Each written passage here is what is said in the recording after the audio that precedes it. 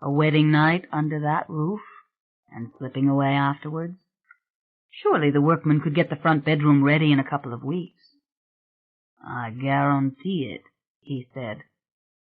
In that big antique bed in the front room. He could almost hear the ghost of Belle say, "How lovely for both of you." 37. Uneasy sleep. She shifted, turned and put her arm over his back, drawing her knees under his, warm and snug again. The air conditioning was almost as good as the Florida Gulf breeze. But what was it tugging at her neck, tangling in her hair and hurting her? She moved to brush it away, to free her hair. Something cold pressed against her breast. She didn't like it. She turned over on her back, half dreaming once again that she was in the operating room, and this was a most difficult procedure. She had to envision carefully what she meant to do, to guide her hands every step with her mind, commanding the blood not to flow, commanding the tissues to come together. And the man lay split open all the way from his crotch to the top of his head, all his tiny organs exposed, quivering, red, impossible for his size, waiting for her somehow to make them grow. "Too much. I can't do this," she said. "I'm a neurosurgeon, not a witch." She could see every vessel now in his legs and arms, as if he were one of those clear plastic dummies threaded through and through with red to teach children about circulation. His feet quivered. They too were small, and he was wriggling his toes trying to make them grow. How blank was the expression on his face, but he was looking at her. And that tugging in her hair again, something pulling at her hair. Again she pushed it away, and this time her finger caught it. What was it, a chain?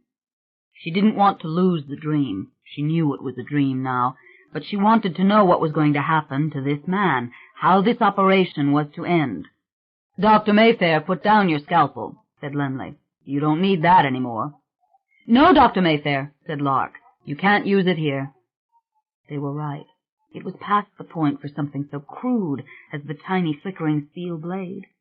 This was not a matter of cutting, but of construction. She was staring at the long open wound, at the tender organs shivering like plants, like the monstrous iris in the garden. Her mind raced with the proper specifications as she guided the cells, explaining as she went along so that the young doctors would understand. "There are sufficient cells there, you see. In fact, they exist in profusion.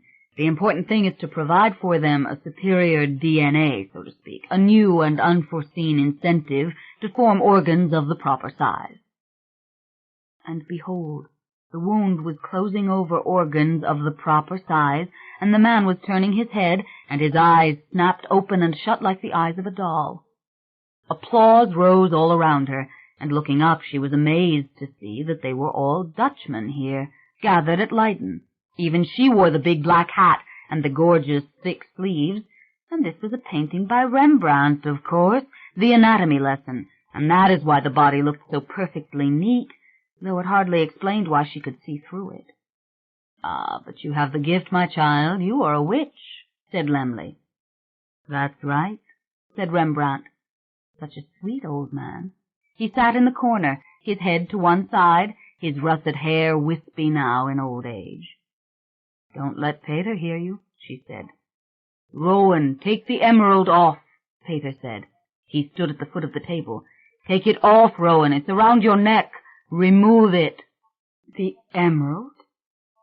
She opened her eyes. The dream lost its vibrancy, like a taut veil of silk suddenly torn free and furling. The darkness was alive around her. Very slowly the familiar objects came to light. The closet doors, the table by the bed, Michael, her beloved Michael, sleeping beside her. She felt the coldness against her naked breast. She felt the thing caught in her hair, and she knew what it was. "Oh, God!" She covered her mouth with her left hand, but not before that little scream had escaped, her right hand snatching the thing off her neck as if it had been a loathsome insect. She sat up, hunched over, staring at it in the palm of her hand, like a clot of green blood. Her breath caught in her throat, and she saw that she had broken the old chain, and her hand was shaking uncontrollably. Had Michael heard her cry out? He didn't move, even as she leaned against him. "Lasher," she whispered, her eyes moving up as if she could find him in the shadows. "Do you want to make me hate you?" Her words were a hiss. For 1 second, the fabric of the dream was clear again, as if the veil had once more been lowered. All the doctors were leaving the table. "Done, Rowan! Magnificent, Rowan! A new era, Rowan!" "Very simply miraculous, my dear," said Lemley. "Cast it away, Rowan," said Pater. She flung the emerald over the foot of the bed. Somewhere in the small hallway it struck the carpet, with a dull, impotent little sound. She put her hands to her face, and then, feverishly, she felt of her neck, felt of her breasts, as if the damnable thing had left some layer of dust or grime on her. "Hate you for this?" she whispered again in the dark. "Is that what you want?" Far off, it seemed, she heard a sigh, a rustling. Through the far hallway door she could just barely make out the curtains in the living room against the light of the street, and they moved as if ruffled by a low draught. And that was the sound she heard, wasn't it? That and the slow measured song of Michael's breathing. She felt foolish for having flung the stone away. She sat with her hands over her mouth, knees up, staring into the shadows. "Well, didn't you believe the old tales? Why are you shaking like this? Just one of his tricks, and no more difficult for him than making the dance of the wind in the trees, or making that iris move in the garden." Move. It did more than move, though, didn't it? It actually... And then she remembered those roses, those strange, large roses on the hall table. She had never asked Pierce where they had come from, never asked Gerald. "Why are you so frightened?" She got up, put on her robe, and walked barefoot into the hall, Michael sleeping on undisturbed in the bed behind her. She picked up the jewel and wound the 2 strands of broken chain around it carefully. Seemed dreadful to have broken those fragile antique links. "But you were stupid to do this," she whispered. "I'll never put it on now, not of my own free will." With a low creak of the springs, Michael turned over in the bed. Had he whispered something? Her name, maybe? She crept silently back into the bedroom, and dropping to her knees, found her purse in the corner of the closet, and put the necklace into the side zipper pocket. She wasn't shaking now, but her fear had alchemized perfectly to rage, and she knew she couldn't sleep any more. Sitting alone in the living room as the sun rose, she thought of all the old portraits at the house, the ones she'd been going through and wiping clean and preparing to hang, the very old ones she could identify which no one else in the family could. Charlotte with her blonde hair, so deeply faded beneath the lacquer that she seemed a ghost, and Jeanne-Louise with her twin brothers standing behind her, and gray-haired Marie Claudette with the little painting of Riverbend on the wall above her. All of them wore the emerald. So many paintings of that one jewel. She closed her eyes and dozed on the velvet couch, wishing for coffee, yet too sleepy to make it. She'd been dreaming before this happened. But what was it all about? Something to do with the hospital and an operation, and now she couldn't remember. Lemley there. Lemley whom she hated so much. And that dark-mouthed iris that Lasher had made. Yes, I know your trick. You made it swell and break from its stem, didn't you? Oh, nobody really understands how much power you have. To make whole leaves sprout from the stem of a dead rose. Where do you get your handsome form when you appear? And why won't you do it for me? Are you afraid I'll scatter you to the four winds, and you'll never have the strength to gather yourself together? She was dreaming again, wasn't she? Imagine a flower changing like that iris, altering before her eyes, the cells actually multiplying and mutating. Unless it was just a trick like putting the necklace on her in her sleep. But wasn't everything a trick? "Well, boys and girls," said Lark once as they stood over the bed of a comatose and dying man, "we've done all our tricks, haven't we?" What would have happened if she had tried a couple of her own? Like telling the cells of that dying man to multiply, to mutate, to restructure and seal off the bruised tissue. But she hadn't known. She still didn't know how far she could go. Yes, dreaming. Everyone walking through the halls at Leyden. You know what they did to Michael Servetus in Calvinist Geneva when he accurately described the circulation of the blood in 1553. They burnt him at the stake and all his heretical book with him. Be careful, Dr. Van Abel. I am not a witch. Of course, none of us are. It's a matter of constantly reevaluating our concept of natural principles. Nothing natural about those roses. And now the air in here, moving the way it was, catching the curtains and making them dance, stirring the papers on the coffee table in front of her, even lifting the tendrils of her hair and cooling her.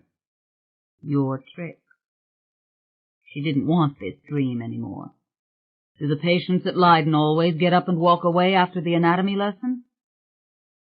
But you won't dare show yourself, will you? She met Ryan at 10 o'clock and told him all about the plans for the marriage, trying to make it matter-of-fact and definite so as to invite as few questions as possible. "And one thing I wish you could do for me," she said. She took the emerald necklace out of her purse. "Could you put this in some sort of vault? Just lock it away where no one can possibly get at it." "Of course I can keep it here at the office," he said. "But, Rowan, there are several things I ought to explain to you. This legacy is very old. You have to have a little patience now. The rules and rubrics, so to speak, are quaint and bizarre, but nevertheless explicit. I'm afraid you're required to wear the emerald at the wedding." "You don't mean this." "You understand, of course, these small requirements are probably quite vulnerable to contest or revision in a court of law, but the point of following them to the letter is, and has always been, to avoid even the remotest possibility of anyone ever challenging the inheritance at any point in its history, and with a personal fortune of this size and this—" and on he went in familiar lawyerly fashion. But she understood. Lasher had won this round. Lasher knew the terms of the legacy, didn't he? He had simply given her the appropriate wedding present. Her anger was cold and dark and isolating, just as it had always been at its worst. She gazed off, out the office window, not even seeing the soft, cloud-filled sky or the deep winding gash of the river below it. "I'll have this gold chain repaired," Ryan said. "Seems to be broken." It was 1 o'clock when she reached First Street with lunch in a little brown sack, 2 sandwiches and a couple of bottles of Dutch beer. Michael was all excited. They'd found a treasure trove of old New Orleans red bricks under the earth on the back lot. Beautiful bricks, the kind they couldn't make any more. They could now build the new gateposts with the perfect material. And they'd also found a stash of old blueprints in the attic. "They look like the original plans," he said. "They may have been drawn by Darcy himself. Come on, I left them up there. They're so fragile." She went with him up the stairs. How fresh it all looked with the new paint. Even Deirdre's room was lovely now, the way it should have always been. "Nothing's the matter, is it?" he asked. Wouldn't he know? She thought. Wouldn't he have to sense it? And to think she had to wear the damned thing at the wedding. Her great dream of the Mayfair Medical Center and everything else would go right out the window if she didn't. He'd go crazy when she told him, and she couldn't bear to see the scared look in his eyes again. She couldn't bear to see him agitated and weak, that was the truth of it. "No, nothing's wrong," she said. "I was just downtown all morning with the lawyers again, and I missed you." She threw her arms around him, nuzzling her head under his chin. "I really, really missed you." 38. No one seemed the least surprised at the news. Aaron drank a toast with them over breakfast, and then went back to work in the library at First Street, where, at Rowan's invitation, he was cataloguing the rare books. Smooth-talking Ryan of the cold blue eyes came by Tuesday afternoon to shake Michael's hand. In a few words of pleasant conversation, he made it clear that he was impressed with Michael's accomplishments, which could only mean, of course, that Michael had been investigated through the regular financial channels, just as if he were bidding on a job. "It's all sort of annoying, I'm sure," Ryan admitted finally, "investigating the fiancé of the designee of the Mayfair legacy, but you see, I don't have much choice in the matter." "I don't mind," Michael said with a little laugh. "Anything you couldn't find out and you want to know, just ask." "Well, for starters, how did you ever do so well without committing a crime?" Michael laughed off the flattery. "When you see this house in a couple of months," he said, "you'll understand." But he wasn't fool enough to think his modest fortune had impressed this man. What were a couple of million in blue-chip securities compared to the Mayfair legacy? No, this was a little talk about the geography of New Orleans, that he had come from the other side of Magazine Street, and that he still had the Irish Channel in his voice. But Michael had been too long out west to worry about something like that. They walked together over the newly clipped grass. The new boxwood, small and trim, was now in place throughout the garden. It was possible to see the flower beds as they had been laid out a century before, to see the little Greek statues placed at the four corners of the yard. Indeed, the entire classical plan was re-emerging. The long octagonal shape of the lawn was the same as the long octagonal shape of the pool. The perfectly square flagstones were set in a diamond pattern against the limestone balustrades which broke the patio into distinct rectangles and marked off paths which met at right angles, framing both garden and house. Old trellises had been righted so that they once again defined the gateways, and as the black paint went up on the cast-iron lace railings, it brought to life their ornate and repetitive design of curlicues and rosettes. Yes, patterns. Everywhere he looked he discerned patterns, struggling against the sprawling crepe myrtle and the glossy-leafed camellias, and the antique rose as it fought its way up the trellis, and against the sweet little 4 o'clocks which fought for light in the brightest patches of unhindered sun. Beatrice, very dramatic in a great pink hat and large square silver-rimmed glasses, met with Rowan at 2 o'clock to discuss the wedding. Rowan had set the date for Saturday a week. "Less than a fortnight," Beatrice declared with alarm.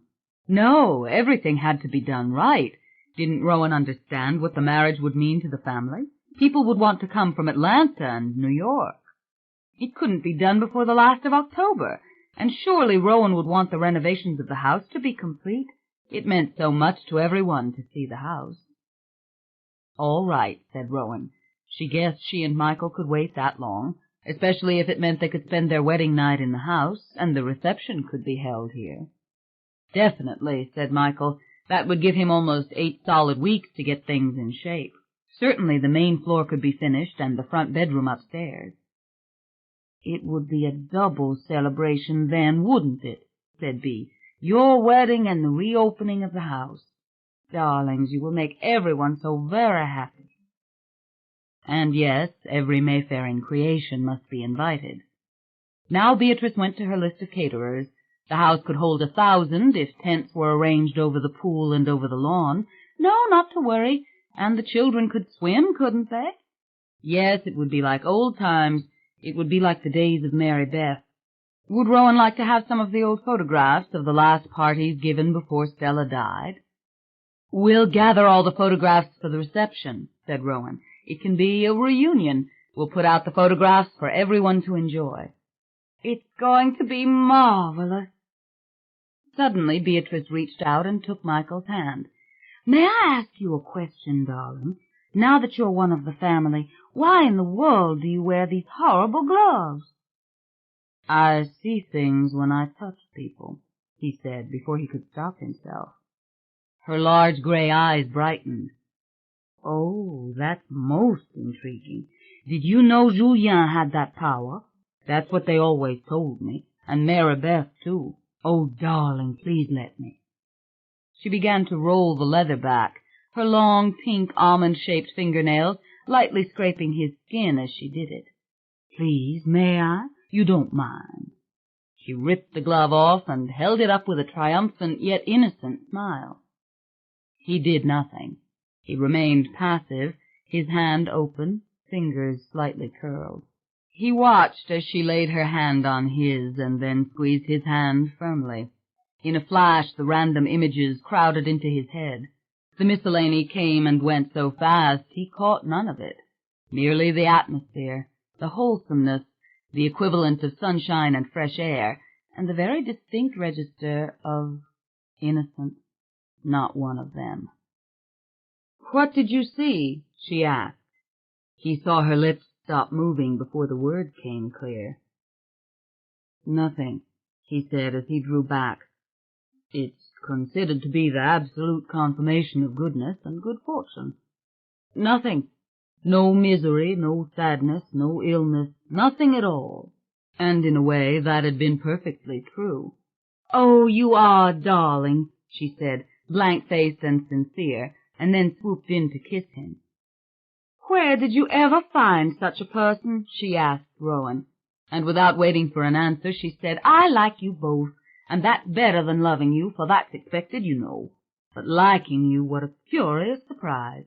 You really are the most adorable couple, you with your blue eyes, Michael, and Rowan with that scrumptious butterscotch voice. I could kiss you on your eyes every time you smile at me. And don't do it now, how dare you?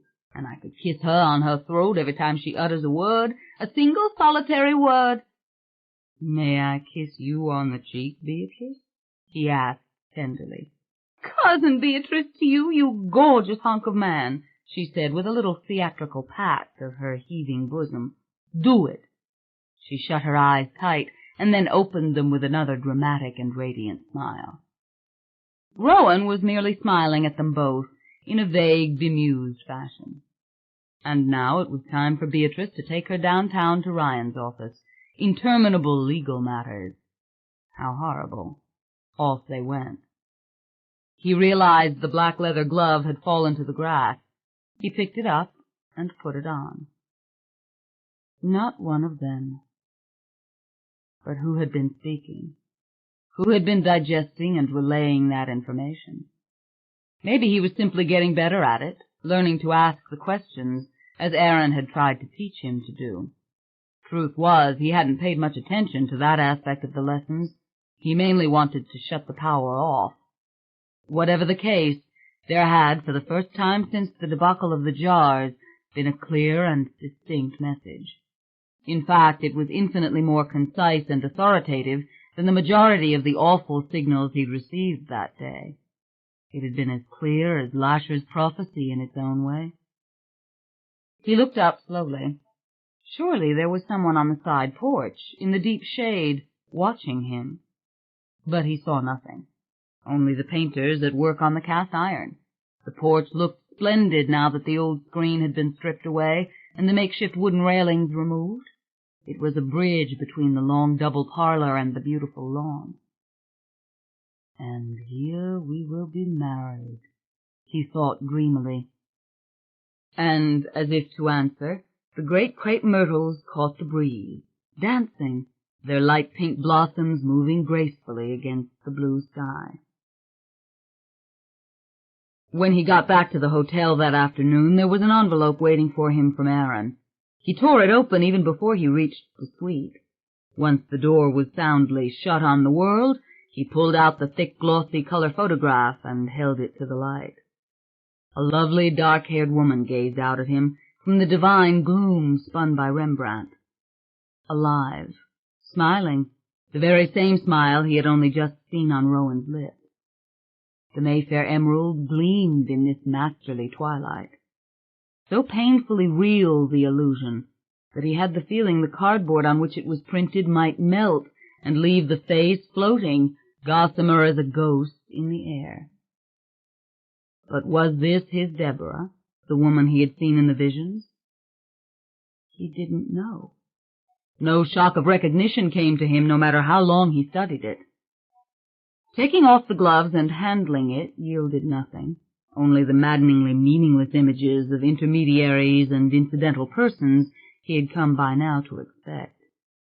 And as he sat on the couch holding the photograph, he knew it would have been the same had he touched the old oil painting itself. "What do you want of me?" he whispered. Out of innocence and out of time, the dark-haired girl smiled back at him. A stranger, caught forever in her brief and desperate girlhood. Fledgling witch and nothing more. But somebody had told him something this afternoon when Beatrice's hand had touched his. Somebody had used the power for some purpose. Or was it simply his own inner voice? He put aside his gloves, as he was accustomed to do now when alone here, and picked up his pen and his notebook and began to write. Yes, it was a small constructive use of the power, I think, because the images were subordinate to the message. I'm not sure that ever happened before, not even the day I touched the jars. The messages were mingled with the images, and Lasher was speaking to me directly, but it was mixed together. This was quite something else. And what if he were to touch Ryan's hand tonight at dinner, when they all gathered around the candle-lighted table in the Caribbean room downstairs? What would the inner voice tell him? For the first time he found himself eager to use the power, perhaps because this little experiment with Beatrice had turned out so well. He had liked Beatrice. He had seen perhaps what he wanted to see. An ordinary human being, a part of the great wave of the real, which meant so much to him and to Rowan. Married by November 1st. God, I have to call Aunt Viv. She'll be so disappointed if I don't call. He put the photograph on Rowan's bedside table for her to see. There was a lovely flower there, a white flower that looked like a familiar lily, yet somehow different.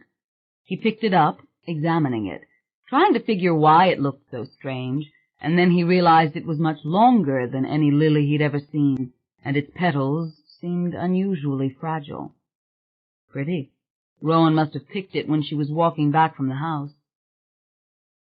He went into the bathroom, filled a glass with water, and put the lily in it, and brought it back to the table. He didn't remember about touching Ryan's hand until the dinner was long over and he was alone upstairs again, with his books. He was glad he hadn't done it. The dinner had been too much fun, what with young Pierce regaling them with old legends of New Orleans, all the lore he remembered but which Rowan had never heard, and entertaining little anecdotes about the various cousins, all of it loosely strung together in a natural and beguiling way. But Pierce's mother, Gifford, a trim, beautifully groomed brunette, and also a Mayfair by birth, had stared at him and Rowan fearfully and silently throughout the meal, and talked almost not at all. And of course the whole dinner was, for him, another one of those secretly satisfying moments, comparing this night to the event of his boyhood, when Aunt Viv had come from San Francisco to visit his mother, and he had dined in a real restaurant, the Caribbean room, for the very first time. And to think Aunt Viv would be here before the end of next week. She was confused, but she was coming. What a load off his mind. He'd sock her away in some nice, comfortable condominium on St. Charles Avenue, one of the new brick townhouses with the pretty mansard roofs and the French windows, something right on the Mardi Gras parade route so she could watch from her balcony. In fact, he ought to be scanning the want ads now.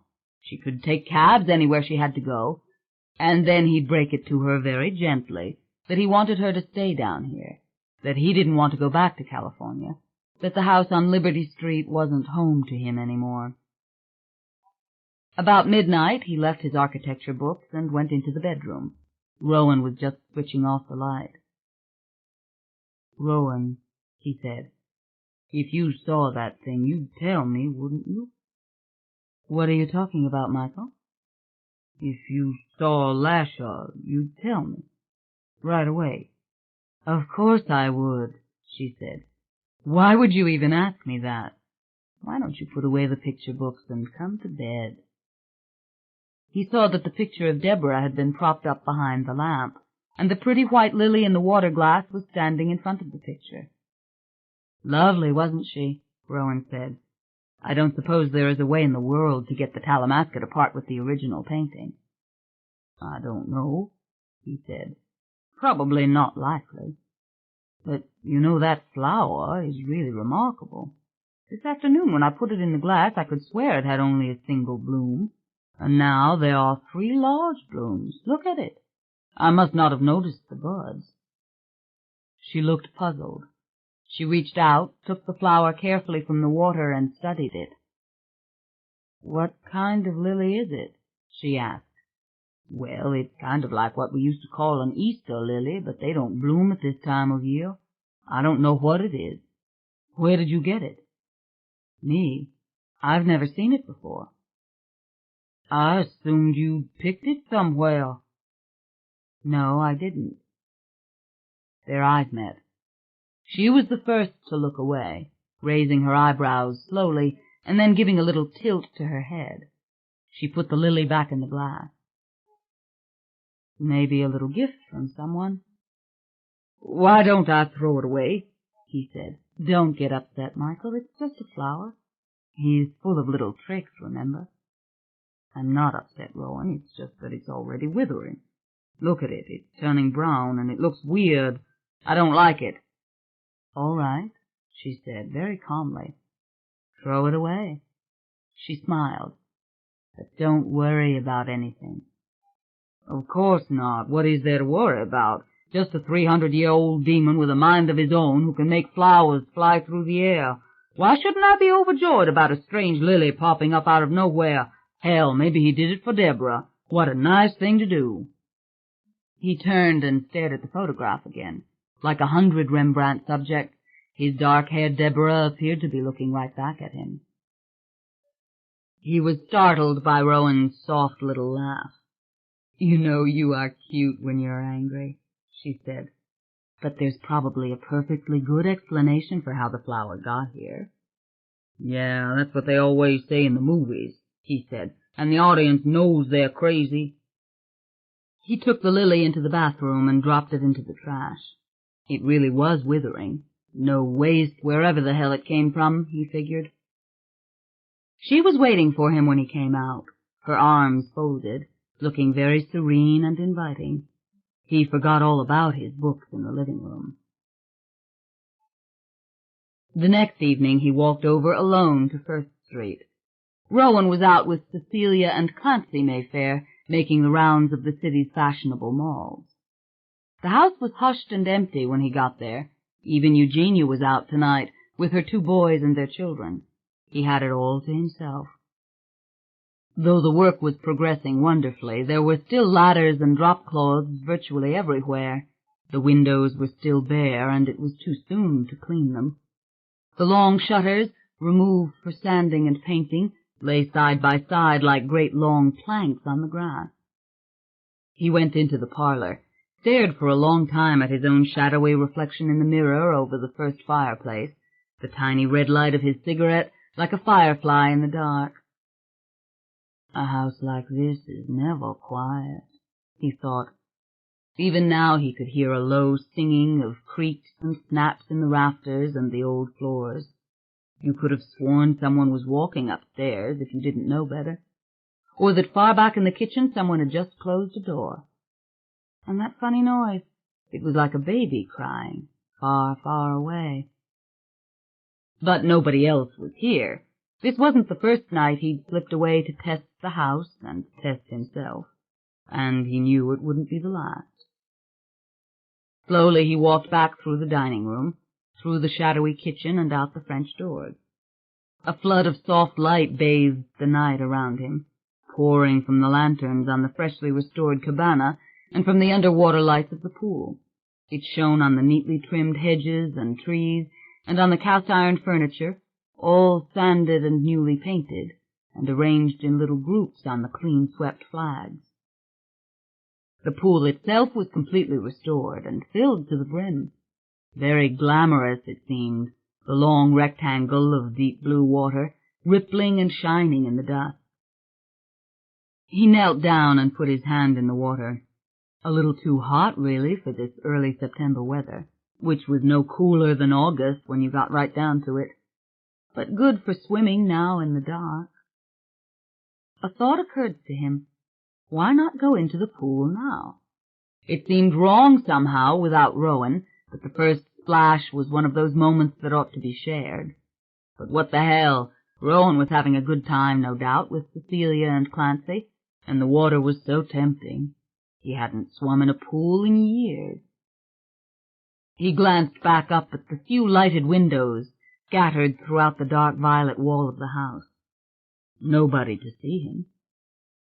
Quickly he peeled off his coat, shirt and trousers, his shoes and his socks. He stripped off his shorts, and walking to the deep end, he dove in without another thought. God, this was living. He plunged down until his hands touched the deep blue bottom, then turned over so that he could see the light glittering on the surface above. Then he shot upward, letting his natural buoyancy carry him right through that surface, shaking his head and treading water as he looked up at the stars. There was noise all around him, laughter, chatter, people talking in loud animated voices to one another, and underneath it all, the fast-paced wail of a Dixieland band. He turned, astonished, and saw the lawn strung with lanterns and filled with people. Everywhere young couples were dancing on the flagstones or even right on the grass. Every window in the house was lighted. A young man in a black dinner jacket suddenly dove into the pool right in front of him, blinding him with a violent splash of water. The water suddenly filled his mouth. The noise was now deafening. At the far end of the pool stood an old man in a tailcoat and white tie, beckoning to him. "Michael!" he shouted. "Come away at once, man, before it's too late." A British accent. It was Arthur Langtry. He broke into a rapid swim for the far end, but before he'd taken 3 strokes he lost his wind. A sharp pain caught him in the ribs, and he veered for the side. As he caught hold of the lip of the pool and pulled himself up again, the night around him was empty and quiet. For a second he did nothing. He remained there, panting, trying to control the beating of his heart and waiting for the pain in his lungs to go away. His eyes moved all the while over the empty patio, over the barren windows, over the emptiness of the lawn. Then he tried to climb up and out of the pool. His body felt impossibly heavy, and even in the heat he was cold. He stood there shivering for a moment. Then he went into the cabana and picked up one of the soiled towels he used in the day when he came in here to wash his hands. He toweled dry with it, and went back out and looked again at the empty garden and the darkened house. The freshly painted violet walls were now exactly the color of the twilight sky. His own noisy breathing was the only sound in the quiet, but the pain was gone from his chest, and slowly he forced himself to breathe deeply several times. Was he frightened? Was he angry? He honestly didn't know. He was in a state of shock, maybe. He wasn't sure on that score either. He felt he'd run the 4-minute mile again, that was certain, and his head was beginning to hurt. He picked up his clothes and dressed, refusing to hurry, refusing to be driven away. Then for a long moment he sat on the curved iron bench, smoking a cigarette and studying things around him, trying to remember exactly what he'd seen. Stella's last party. Arthur Langtry. Another one of Lasher's tricks? Far away over the lawn, all the way at the front fence, among the camellias, he thought he saw someone moving. He heard steps echoing, but it was only an evening stroller, someone peeping perhaps through the leaves. He listened until he could no longer hear the distant footsteps, and he realized he was hearing the click of the riverfront train passing, just the way he'd heard it on Annunciation Street when he was a boy.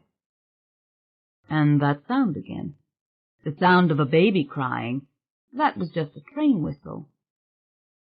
He rose to his feet, stubbed out the cigarette, and went back into the house. "You don't scare me," he said offhandedly, "and I don't believe it was Arthur Langtry." Had someone sighed in the darkness? He turned around. Nothing but the empty dining room around him. Nothing but the high keyhole door to the hallway. He walked on, not bothering to soften his footfalls, letting them echo loudly and obtrusively. There was a faint clicking, a door closing, and the sound a window makes when it is raised, a vibration of wood and panes of glass. He turned and went up the stairway. He went to the front and then through every empty room. He didn't bother with the lights. He knew his way around the old furniture, ghostly under its plastic drapery. The pale light from the street lamp floating through the doorways was plenty enough for him.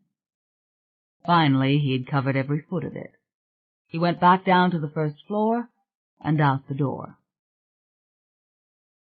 When he got back to the hotel, he called Aaron from the lobby and asked him to come down to the bar for a drink. It was a pleasant little place, right in the front, small, with a few cozy tables in a dim light, and seldom crowded. They took a table in the corner. Swallowing half a beer in record time, he told Aaron what had happened. He described the gray-haired man. "You know, I don't even want to tell Rowan," he said. "Why not?" Aaron asked. "Because she doesn't want to know. She doesn't want to see me upset again. It drives her nuts. She tries to be understanding, but things just don't affect her the same way. I go crazy, she gets angry. I think you must tell her. She'll tell me to ignore it and to go on doing what makes me happy. And sometimes I wonder if we shouldn't get the hell out of here, Aaron. If somebody shouldn't—" He stopped. "What, Michael?" "It's crazy. I'd kill anybody who tried to hurt that house." "Tell her. Just tell her simply and quietly what happened. Don't give her the reaction which will upset her, unless, of course, she asks for it. But don't keep any secrets, Michael, especially not a secret like that." He was quiet for a long time. Aaron had almost finished his drink. "Aaron, the power she has, is there any way to test it, or work with it, or learn what it can do?" Aaron nodded. "Yes, but she feels she's worked with it all her life in her healing, and she's right. As for the negative potential, she doesn't want to develop it. She wants to rein it in completely." "Yes, but you'd think she'd want to play with it once in a while, in a laboratory situation. In time, perhaps. Right now, I think she's focused completely upon the idea of the medical center. As you said, she wants to be with the family and realize these plans. And I have to admit this Mayfair Medical is a magnificent conception. I think Mayfair and Mayfair are impressed, though they're reluctant to say so." Aaron finished his wine. "What about you?" Aaron gestured to Michael's hand. "Oh, it's getting better. I take the gloves off more and more often. I don't know." "And when you were swimming?" "Well, I took them off, I guess. God, I didn't even think about it. You don't think it had to do with that, do you?" "No, I don't think so. But I think you're very right to assume it might not have been Langtry. It's no more than a feeling, perhaps, but I don't think Langtry would try to come through in that way. But do tell Rowan. You want Rowan to be perfectly honest with you in return, don't you? Tell her the whole thing." He knew Aaron was right. He was dressed for dinner and waiting in the living room of the suite when Rowan came in. He fixed her a club soda with ice and explained the whole incident as briefly and concisely as he could.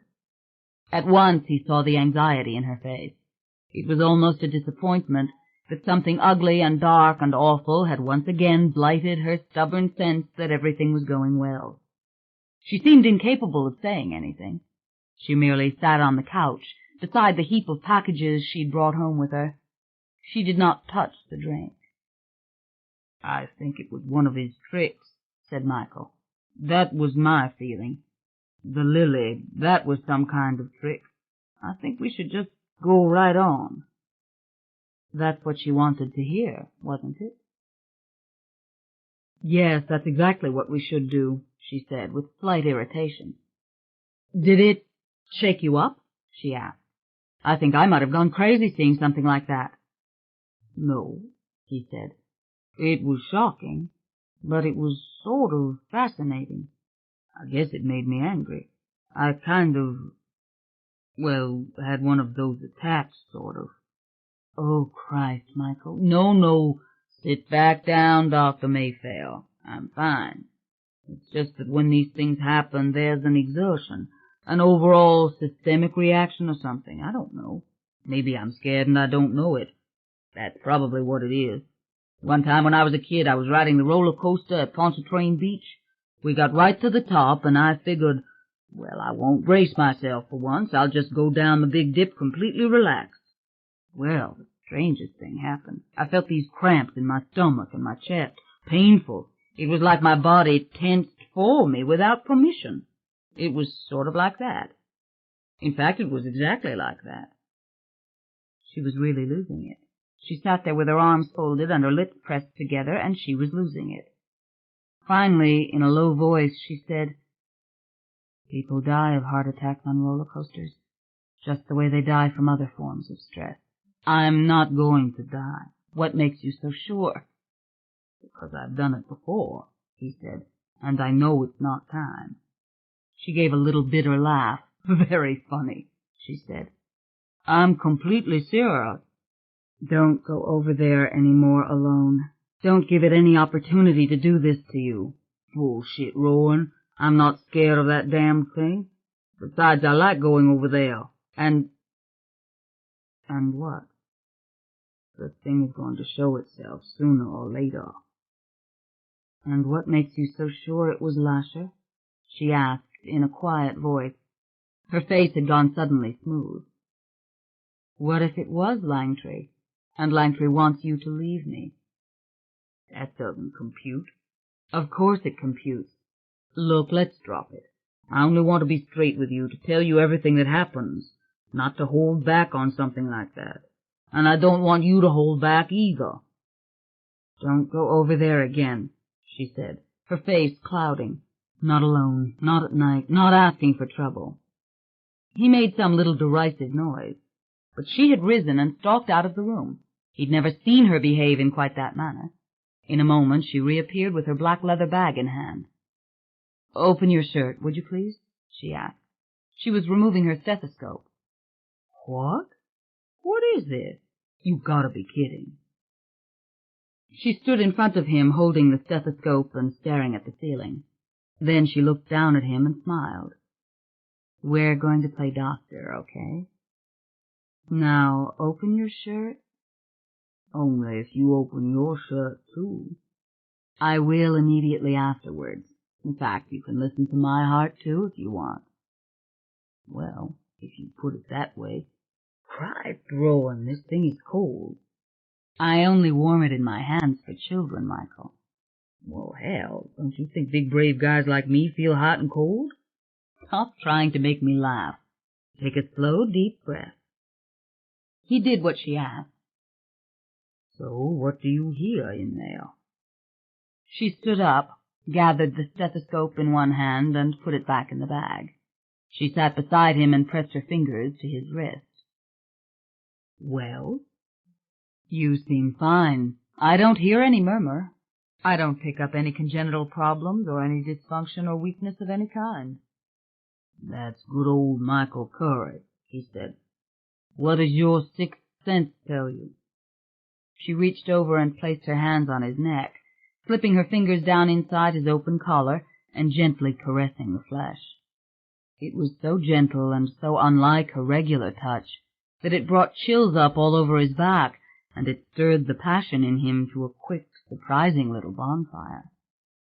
He was one step from being a pure animal now as he sat there, and surely she must have felt it. But her face was like a mask. Her eyes were glassy, and she was so still, staring at him, her hands still holding him, that he almost became alarmed. Rowan? He whispered. Slowly she withdrew her hands. She seemed to be herself again, and she let her fingers drop playfully and with maddening gentleness into his lap. She scratched at the bulge in his jeans. "So what does the sixth sense tell you?" he asked again, resisting the urge to rip her clothing to pieces on the spot. "That you're the most handsome, seductive man I've ever been in bed with," she said languidly. "That falling in love with you was an amazingly intelligent idea. That our first child will be incredibly handsome and beautiful and strong. Are you teasing me? You didn't really see that." "No, but it's going to happen," she said. She laid her head on his shoulder. "Wonderful things are going to happen," she said, as he folded her against him. "Because we're going to make them happen. Let's go in there now and make something wonderful happen between the sheets." By the end of the week, Mayfair and Mayfair held its first serious conference devoted entirely to the creation of the medical center. In consultation with Rowan, it was decided to authorize several coordinated studies as to the feasibility, the optimum size of the center, and the best possible New Orleans location. Ryan scheduled fact-gathering trips for Anne-Marie and Pierce to several major hospitals in Houston, New York, and Cambridge. Meetings were being arranged at the local level to discuss the possibility of affiliation with universities or existing institutions in town. Rowan was hard at work, reading technical histories of the American hospital. For hours she talked long distance to Larkin, her old boss, and other doctors around the country, asking for suggestions and ideas. It was becoming obvious to her that her most grandiose dream could be realized with only a fraction of her capital, if capital was even involved at all. At least, that is how Lauren and Ryan Mayfair interpreted her dreams, and it was best to allow things to proceed on that basis. "But what if someday every penny of that money could be flowing into medicine?" said Rowan privately to Michael. "Going into the creation of vaccines and antibiotics, operating rooms and hospital beds." The renovations were going so smoothly that Michael had time to look at a couple of other properties. By mid-September, he'd acquired a big, deep, dusty shop on Magazine Street for the new Great Expectations, just a few blocks from First Street and from where he'd been born. It was in a vintage building with a flat above and an iron gallery that covered the sidewalk. Another one of those perfect moments. Yes, it was all going beautifully, and it was so much fun. The parlor was almost finished. Several of Julien's Chinese rugs and fine French armchairs had been returned to it, and the grandfather clock was working once again. Of course, the family besieged them to leave their digs at the Pontchartrain and come to this or that house until the wedding. But they were too comfortable there in the big suite over St. Charles Avenue. They loved the Caribbean room and the staff of the small, elegant hotel. They even loved the paneled elevator with the flowers painted on the ceiling and the little coffee shop where they sometimes had breakfast. Also, Aaron was still occupying the suite upstairs, and they had both become extremely fond of him. A day wasn't a day without coffee or a drink or at least a chat with Aaron. And if he was suffering any more of those accidents now, he didn't say so. The last weeks of September were cooler, and many an evening they remained at First Street after the workers had gone, having their wine at the iron table and watching the sunset beyond the trees. The very last light caught in the high attic windows which faced south, turning the panes to gold. So quietly grand. The bougainvillea gave forth its purple blooms in dazzling profusion, and each newly finished room or bit of painted ironwork excited them and filled them with dreams of what was to come. Meantime, Beatrice and Lily Mayfair had talked Rowan into a white dress wedding at St. Mary's Assumption Church. Apparently, the legacy stipulated a Catholic ceremony, and the trappings were considered to be absolutely indispensable for the happiness and satisfaction of the whole clan. Rowan seemed pleased when she finally gave in. And Michael was secretly elated. It thrilled him more than he dared to admit. He had never hoped for anything so graceful or traditional in his life. And, of course, it was the woman's decision, and he hadn't wanted to pressure Rowan in any way. But to think of it, a formal white-dress wedding in the old church where he'd served Mass. As the days grew even cooler, as they moved into a beautiful and balmy October, Michael suddenly realized how close they were to their first Christmas together, and that they would spend it in the new house. Think of the tree they could have in that enormous parlor. It would be marvelous, and Aunt Viv was finally settling in at the new condominium. She was still fussing for her personal things, and he was promising to fly to San Francisco any day now to get them, but he knew she liked it here. And she liked the Mayfairs. Yes, Christmas, the way he had always imagined it ought to be, in a magnificent house with a splendid tree and a fire going in the marble fireplace. Christmas. Inevitably, the memory of Lasher in the church came back to him. Lasher's unmistakable presence, mingled with the smell of the pine needles and the candles, and the vision of the plaster baby Jesus smiling in the manger. Why had Lasher looked so lovingly at Michael on that long-ago day when he'd appeared in the sanctuary by the crib? Why all of it? That was the question, finally. And maybe Michael would never know. Maybe, just maybe, he had somehow completed the purpose for which his life had been given back to him. Maybe it had never been anything more than to return here, to love Rowan, and that they should be happy together in the house. But he knew it couldn't be that simple. Just didn't make sense that way. It would be a miracle if this lasted forever. Just a miracle, the way the creation of Mayfair Medical was a miracle, and that Rowan wanted a baby was a miracle, and that the house would soon be theirs was a miracle. And like seeing a ghost was a miracle. A ghost beaming at you from the sanctuary of a church, or from under a bare crepe myrtle tree on a cold night. 39. All right, here we go again, thought Rowan. It was what, the 5th gathering in honor of the engaged couple? There had been Lily's tea, and Beatrice's lunch, and Cecilia's little dinner at Antoine's, and Lauren's little party downtown in that lovely old house on Esplanade Avenue.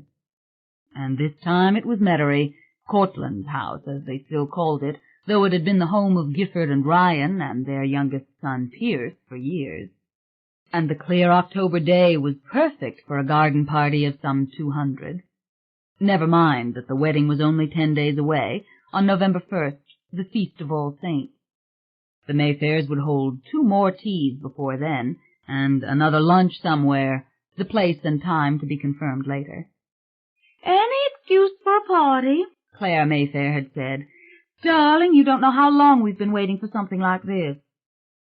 They were milling on the open lawn now, beneath the small, neatly clipped magnolia trees, and through the spacious, low-ceilinged rooms of the trim brick Williamsburg house.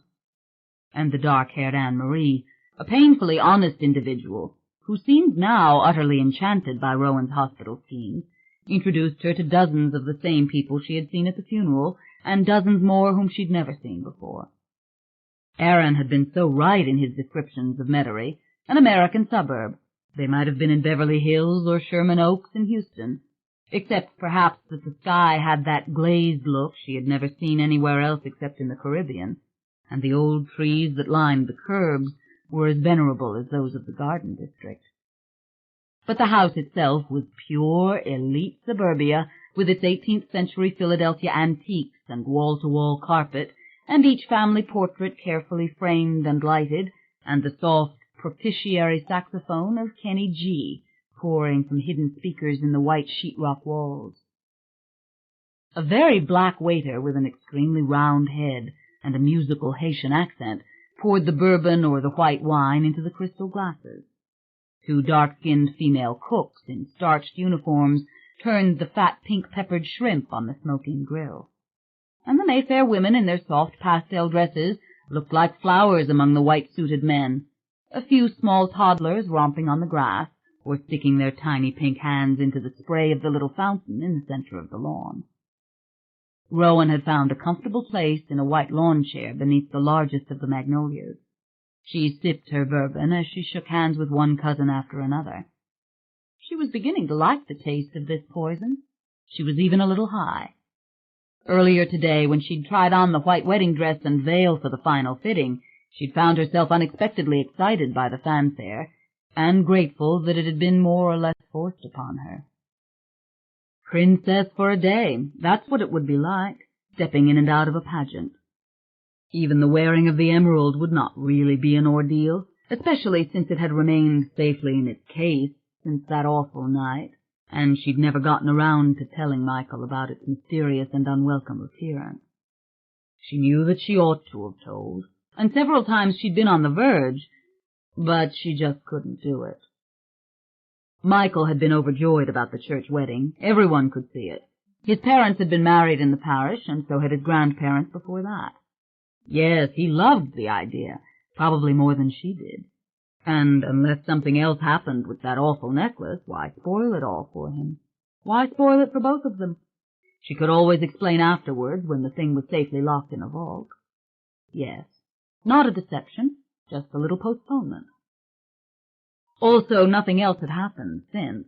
No more deformed flowers on her bedside table. Indeed, the time had flown, with the renovations in full swing, and the house in Florida furnished and ready for their official honeymoon. Another good stroke of luck was that Aaron had been completely accepted by the family, and was now routinely included in every gathering. Beatrice had fallen in love with him, to hear her tell it, and teased him mercilessly about his British bachelor ways, and all the eligible widows among the Mayfairs. She had even gone so far as to take him to the symphony with Agnes Mayfair, a very beautiful older cousin, whose husband had died the year before. How was he going to handle that one? Rowan wondered. But she knew by now that Aaron could ingratiate himself with God in heaven or the devil in hell. Even Lauren, the iceberg lawyer, seemed fond of Aaron. At lunch the other day, Lauren had talked to him steadily about New Orleans history. Ryan liked him, Isaac and Wheatfield liked him, and Pierce questioned him relentlessly about his travels in Europe and the East. Aaron was also an unfailingly faithful companion to Michael's Aunt Vivian. Everybody ought to have an Aunt Vivian, the way Rowan figured it, a fragile little doll-like person, brimming with love and sweetness, who doted on Michael's every word. She reminded Rowan of Aaron's descriptions in the history of Millie Dear and Aunt Belle. But the move had not been easy for Aunt Vivian, and though the Mayfairs had wined and dined her with great affection, she could not keep up with their frenetic pace and their energetic chatter. This afternoon she had begged to remain at home, sorting through the few items she'd brought with her. She was beseeching Michael to go out and pack up everything in the Liberty Street house, and he was putting it off, though he and Rowan both knew such a trip was inevitable. But to see Michael with Aunt Viv was to love him for a whole set of new reasons. For nobody could have been kinder or more patient. "She's my only family, Rowan," he'd remarked once. "Everybody else is gone. You know, if things hadn't worked out with you and me, I'd be in the Talamasco now. They would have become my family." How well she understood. With a shock she had been carried back by those words into her own bitter loneliness of months before. God, how she wanted things to work here. And the ghost of First Street was keeping his counsel as if he too wanted them to work out. Or had her anger driven him back?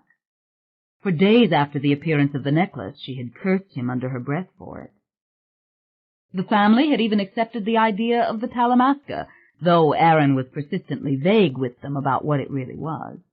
They understood no more, perhaps, than that Aaron was a scholar and a world traveler, that he had always been interested in the Mayfair history, because they were an old and distinguished Southern family. And any scholar who could unearth a breathtakingly beautiful ancestor named Deborah, immortalized by none other than the great Rembrandt, and authenticated beyond doubt by the appearance of the unmistakable Mayfair emerald on her breast, was their kind of historian. They were dazzled by the bits and pieces of her story as Aaron revealed them. Good Lord, they'd thought Julien made up all that foolishness about ancestors coming from Scotland. Meantime, Bea was having the photograph of the Rembrandt Deborah reproduced in oil so that it would be hanging on the wall at First Street on the day of the reception. She was furious with Ryan for not recommending the purchase of the original, but then the Talamasca wouldn't part with the original. Thank God that after Ryan's guess as to the inevitable price, the subject had been dropped altogether. Yes, they loved Aaron, and they loved Michael, and they loved Rowan. And they loved Deborah. If they knew anything of what had happened between Aaron and Cortland or Carlotta years ago, they said not one word. They did not know that Stuart Townsend had been a member of the Talamasca. Indeed, they were utterly confused about the discovery of that mysterious body, and it was becoming increasingly obvious that they thought Stella had been responsible for its presence. Probably died up there from opium or drink at one of those wild parties, and she simply wrapped him up in the carpet and forgot about him. Or maybe she strangled him. Remember those parties she used to give? It amused Rowan to listen to them talk, to hear their easy bursts of laughter. Never the slightest telepathic vibration of malice reached her. She could feel their good intentions now, their celebratory gaiety. But they had their secrets, some of them, especially the old ones. With each new gathering, she detected stronger indications. In fact, as the date of the wedding grew closer, she felt certain that something was building. The old ones hadn't been stopping at First Street merely to extend their best wishes or to marvel at the renovations. They were curious. They were fearful. There were secrets they wanted to confide, or warnings perhaps which they wanted to offer, or questions they wanted to ask. And maybe they were testing her powers, because they indeed had powers of their own. Never had she been around people so loving and so skilled at concealing their negative emotions. It was a curious thing. But maybe this would be the day when something unusual would happen. So many of the old ones were here, and the liquor was flowing, and after a series of cool October days, the weather was pleasantly warm again. The sky was a perfect china blue, and the great curling clouds were moving swiftly by, like graceful galleons in the thrust of a trade wind. She took another deep drink of the bourbon, loving the burning sensation in her chest, and looked around for Michael. There he was, still trapped as he'd been for an hour by the overwhelming Beatrice and the strikingly handsome Gifford, whose mother had been descended from Lestat Mayfair, and whose father had been descended from Clay Mayfair, and who had married, of course, Cortland's grandson Ryan. Seems there were some other Mayfair lines tangled up in it, too, but Rowan had been drawn away from them at that point in the conversation, her blood simmering at the sight of Gifford's pale fingers wound, for no good reason, around Michael's arm. So what did they find so fascinating about her heart-throb that they wouldn't let him out of their clutches? And why was Gifford such a nervous woman to begin with? Poor Michael. He didn't know what was going on. He sat there with his gloved hands shoved in his pockets, nodding and smiling at their little jokes. He didn't detect the flirtatious edge to their gestures, the flaming light in their eyes, the high seductive ring to their laughter. Get used to it. The son of a bitch is irresistible to refined women. They're all on to him now, that he's the bodyguard who reads Dickens. Yesterday he'd climbed the long, thin ladder up the side of the house like a pirate climbing the rope ladder of a ship. And then the sight of him, bare-chested, with his foot on the parapet, his hair blowing, one hand raised to wave as if he had no idea in the world that this series of unselfconscious gestures was driving her slowly out of her mind. Cecilia had looked up and said, "My, but he is a good-looking man, you know."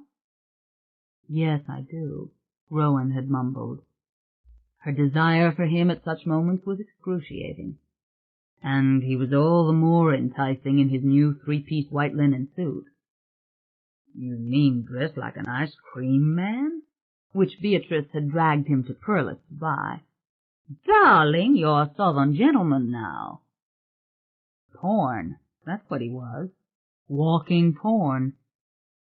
Take the times when he rolled up his sleeves and tucked his Camel cigarettes in the right arm fold, and put a pencil behind his ear and stood arguing with one of the carpenters or painters, and then put one foot forward and raised his hand sharply like he was going to push the guy's chin through the top of his head. And then there were the skinny dips in the pool after everybody was off the property. No ghosts since the first time. And the one weekend they'd gotten away to Florida to claim the new house, and the sight of him sleeping naked on the deck, with nothing on but the gold wristwatch and that little chain around his neck. Pure nakedness couldn't have been more enticing. And he was so supremely happy. He was the only one in the world, perhaps, who loved that house more than the Mayfairs did.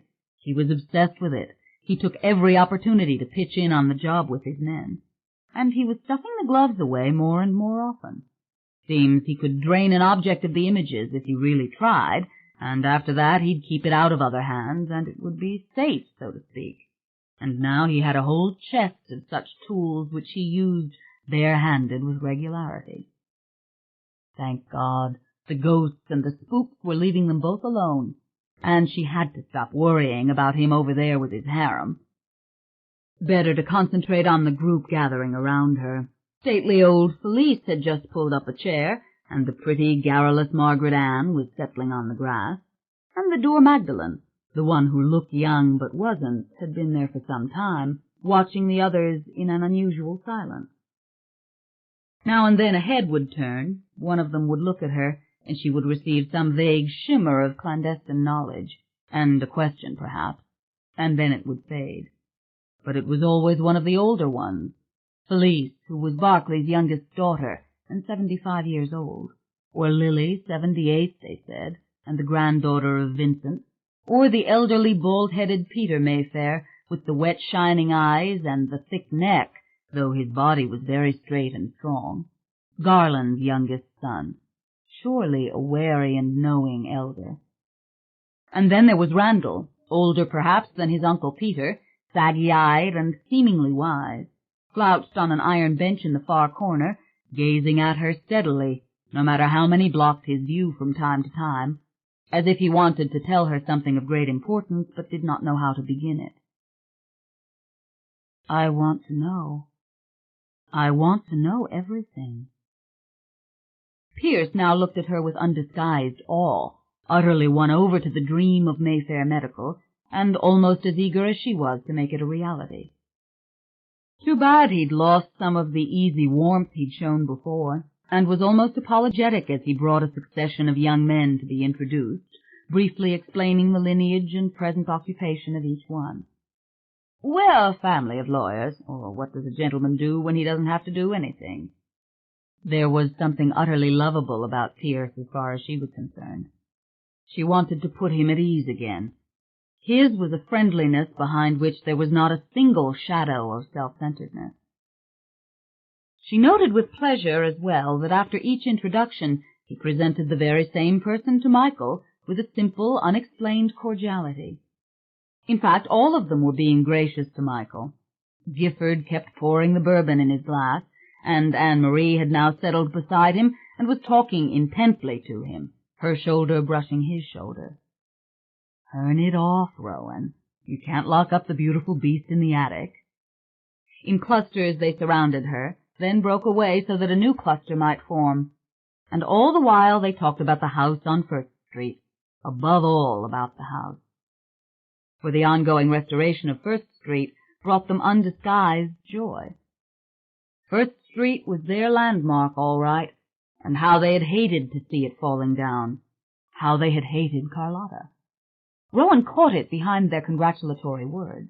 She tasted it when she looked into their eyes.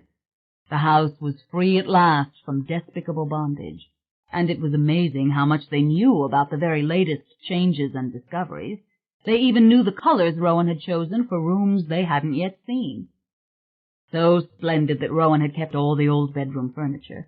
Did she know that Stella had once slept in Carlotta's bed, and the bed in Millie's room had belonged to Grand-Mère Catherine, and Great-Oncle Julien had been born in the bed in the front room, which was to be Rowan and Michael's bed? What did they think about her plan for the great hospital? In her few brief conversations outside the firm, she'd found them amazingly receptive. The name Mayfair Medical delighted them. It was crucial to her that the center break new ground, she'd explained last week to Bea and Cecilia, that it fulfill needs which others had not addressed. The ideal environment for research, yes, that was mandatory, but this was to be no ivory tower institute. It was to be a true hospital, with a large proportion of its beds committed to non-paying patients. If it could draw together the top neurologists and neurosurgeons in the nation and become the most innovative, effective, and complete center for the treatment of neurological problems in unparalleled comfort and with the very latest equipment. It would be her dream come true. "Sounds quite terrific, if you ask me," Cecilia had said. "It's about time, I think," said Carmen Mayfair over lunch. "You know Mayfair and Mayfair has always given away millions, but this is the first time anyone has shown this sort of initiative." And of course that was only the beginning. No need to explain yet that she foresaw experiments in the structure and arrangement of intensive care units and critical care wards, that she wanted to devise revolutionary housing for the families of patients, with special educational programs for spouses and children who must participate in the ongoing rehabilitation of those with incurable diseases or disabilities. But each day her vision gained new momentum. She dreamed of a humanizing teaching program designed to correct all the horrors and abuses which had become the clichés of modern medicine. She planned a nursing school in which a new type of super nurse, capable of a whole range of new responsibilities, could be created. The word Mayfair Medical could become synonymous with the finest and most humane and sensitive practitioners in the profession. Yes, they would all be proud. How could they not be? "Another drink?" "Yes, thank you. Bourbon will be fine. Too fine." Laughter. She took another sip as she nodded now to young Timmy Mayfair, who had come to shake hands. Yes, and hello again to Bernadette Mayfair, whom she'd met briefly at the funeral, and to the beautiful little red-haired girl with the hair ribbon, who was named Mona Mayfair, daughter of Cece, yes, and the tomboyish Jennifer Mayfair, Mona's best friend and fourth cousin, yes, met you before, of course. Jen had a voice like her own, she thought, deep and husky. Bourbon was better when it was very cold, but it was also sneaky when it was cold, and she knew she was drinking just a little too much of it. She took another sip, acknowledging a little toast from across the garden. One toast after another was being made to the house and to the marriage. Was anybody here talking about anything else? "Rowan, I have photographs that go all the way back, and my mother saved all the articles from the papers. You know it's in the books on New Orleans. Oh, yes, I have some of the very old books. I can drop them all for you at the hotel. You understand we are not going to be knocking on the door day and night, but just to know. Rowan, our great-grandfathers were born in that house. All the people you see here were—" "Oh, poor Millie dear never lived to see the day." "A package of daguerreotypes. Catherine and Darcy and Julien. You know Julien was always photographed at the front door. I have 7 different pictures of him at the front door." The front door? More and more Mayfairs streamed in, and there at last was the elderly Fielding, Clay's son, utterly bald, and with his fine translucent skin and red-rimmed eyes, and they were bringing him here to sit beside her. No sooner had he eased down in the chair than the young ones began to appear to pay court to him as they had to her. Hercules, the Haitian servant, put the tumbler of bourbon in the old man's hand. "You got that now, Mr. Fielding?" "Yes, Hercules. No food.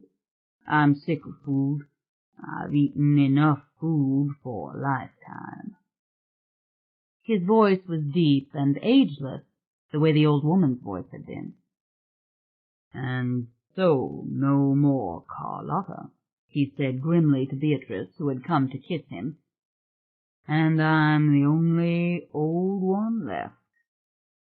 "Don't talk about it. You're going to be with us forever," said Bee, her perfume swirling about them, sweet and floral and expensive like her brilliant red silk dress.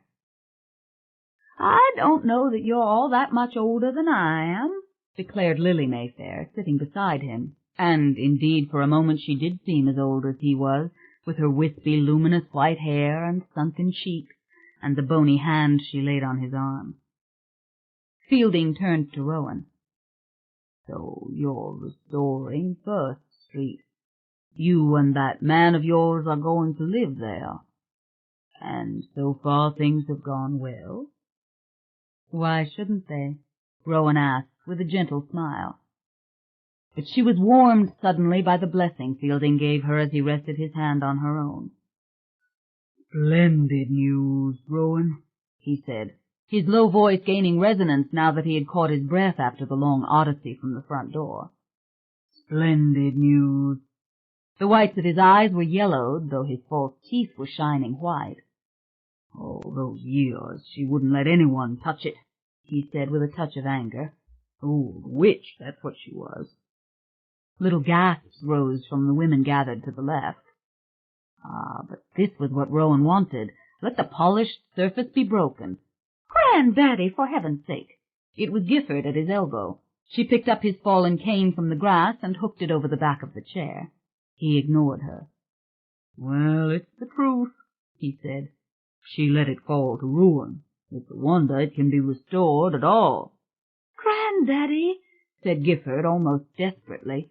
"Oh, let him talk, darling," said Lily, with a little palsy to her small head, eyes flickering over Rowan, her thin hand knotted around her drink. "You think anyone could shut me up?" said the old man. "She said he was the one who wouldn't let her. She blamed it all on him. She believed in him, and used him when she had her reasons." A hush was falling over those around them. It seemed the light died a little as the others pressed in. Rowan was vaguely aware that the dark gray figure of Randall was moving in the corner of her eye. "Granddaddy, I wish you wouldn't," said Gifford. "Oh, but I wish you would." "She was the one," Fielding said. "She wanted it to fall down around her. I wonder sometimes why she didn't burn it, like that wicked housekeeper in Rebecca. I used to worry that she'd do it, that she'd burn all the old pictures. You see the pictures? You see Julien and his sons standing in front of the doorway?" "The doorway? You mean the keyhole door at the front of the house?" Had Michael heard him? Yes, he was coming towards them, obviously trying to silence Cecilia, who whispered nonstop in his ear, oblivious to the dazed expression on his face, and Aaron, not very far away, under the magnolia, unnoticed, eyes fixed on the group. If only she could put a spell on them so that they didn't see Aaron. But they weren't noticing anything except each other, Fielding nodding and Felice speaking up, her silver bracelets jangling as she pointed at Fielding. "Tell her about it," said Felice. "I say you should. You want my opinion? Carlotta wanted that house. She wanted to rule in that house. She was mistress of it till the day she died, wasn't she?" "She didn't want anything," grumbled Fielding, with a flopping, dismissive gesture of his left hand. "That was her curse. She only wanted to destroy." "What about the doorway?" asked Rowan. "Granddaddy, I'm going to take you—" "You're not going to take me anywhere, Gifford," he said, his voice almost youthful in its determination. "Rowan's moving back into that house. I have things to say to Rowan." "In private," Gifford declared. "Let him talk, darling, what's the harm?" said Lily. "And this is private. We're all Mayfairs here." "It's a beautiful house. She'll love it," said Magdalene sharply. "What are you all trying to do, scare her?" Randall stood behind Magdalene, eyebrows raised, lips slightly pursed, all the wrinkles of his saggy old face drawn long and deep as he looked down at Fielding.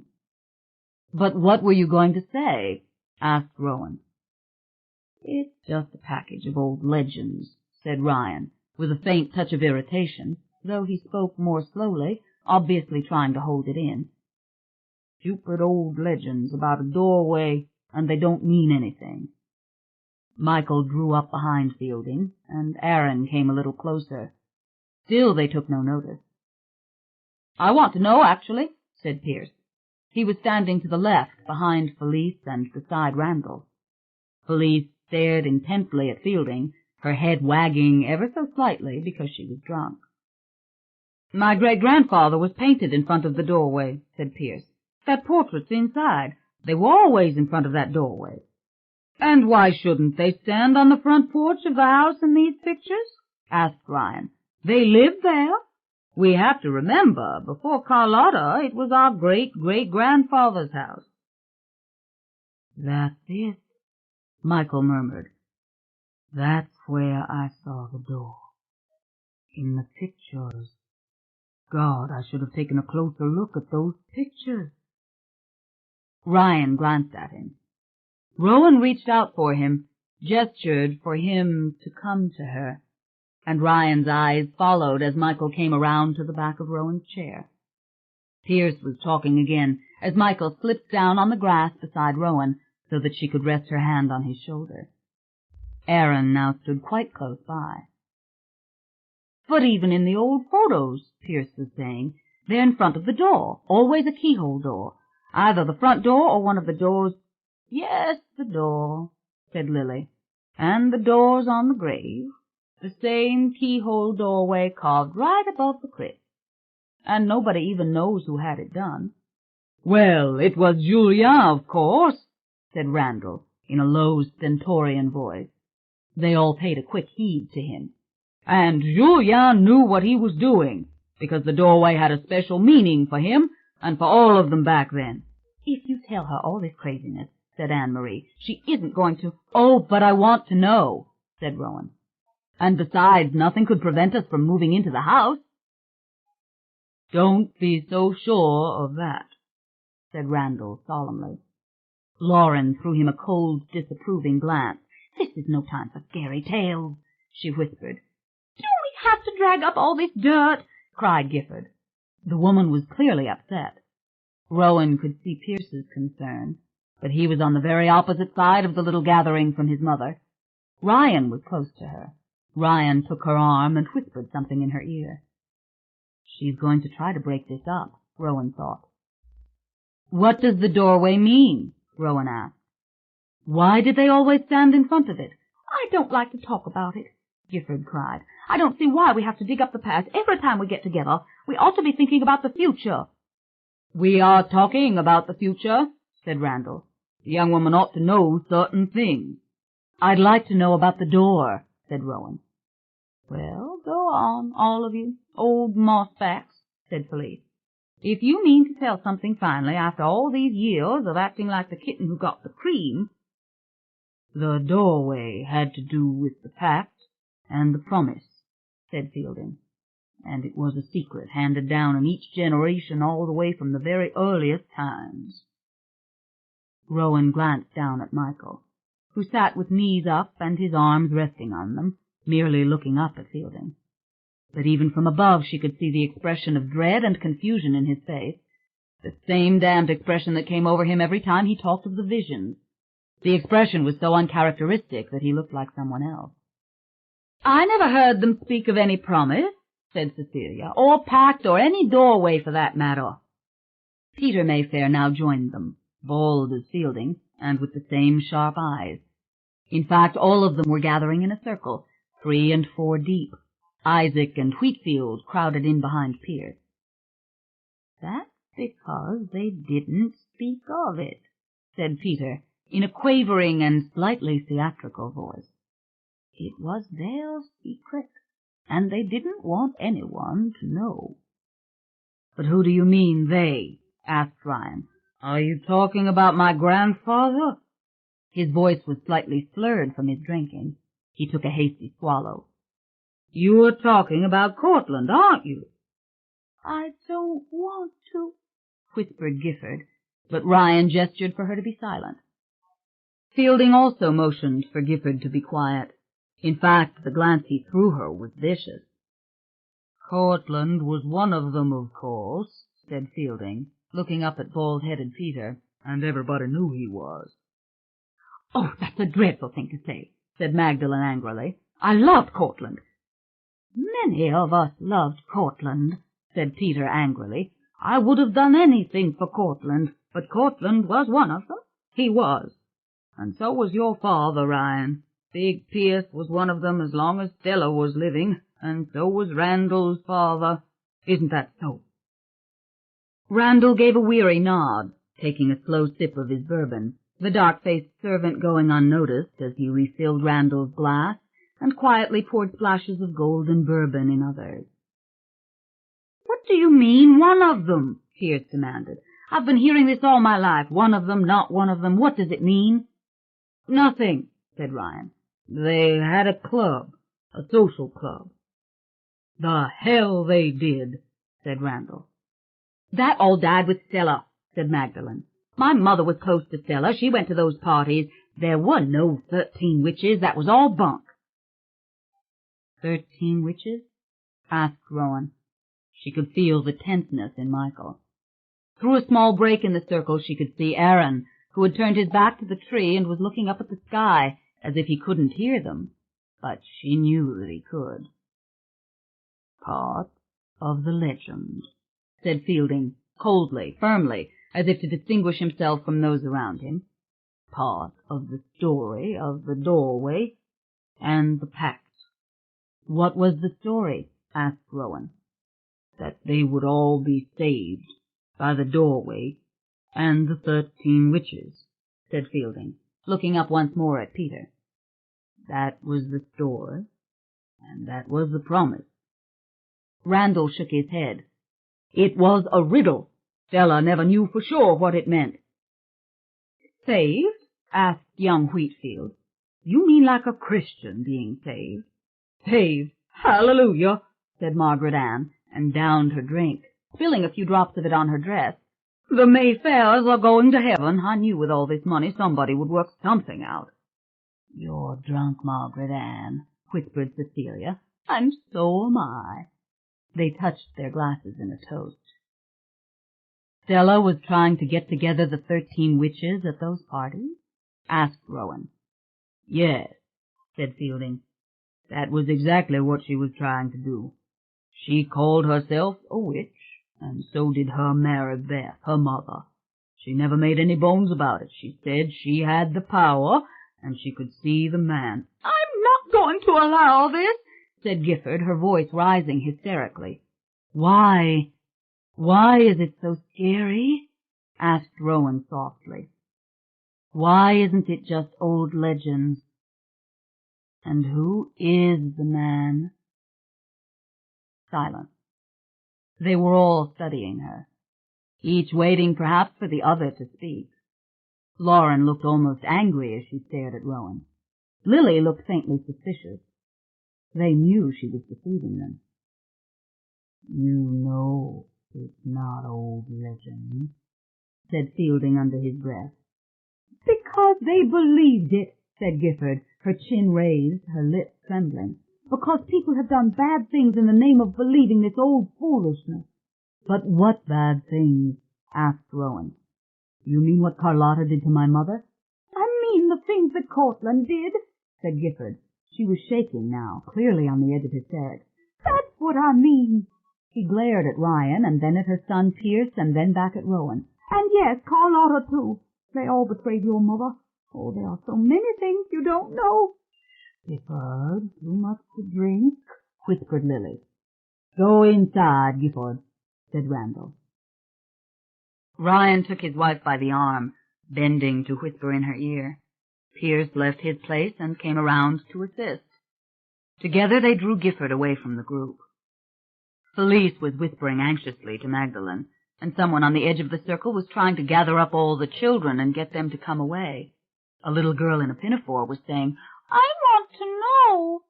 I want to know, said Rowan. What did they do?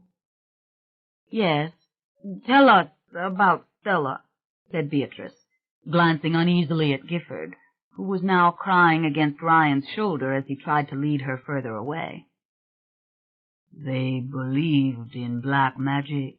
That's what they did, said Fielding. And they believed in the 13 witches and the doorway, but they never figured out how to make it all work. Well, what did they think it meant? Asked Beatrice. I think all this is fascinating. Do tell. And you'll tell it to the whole country club, said Randall, just the way you always have. And why shouldn't I? Said Beatrice. Is somebody going to come burn one of us at the stake? Gifford was being forced into the house by Ryan. Pierce closed the French doors behind them.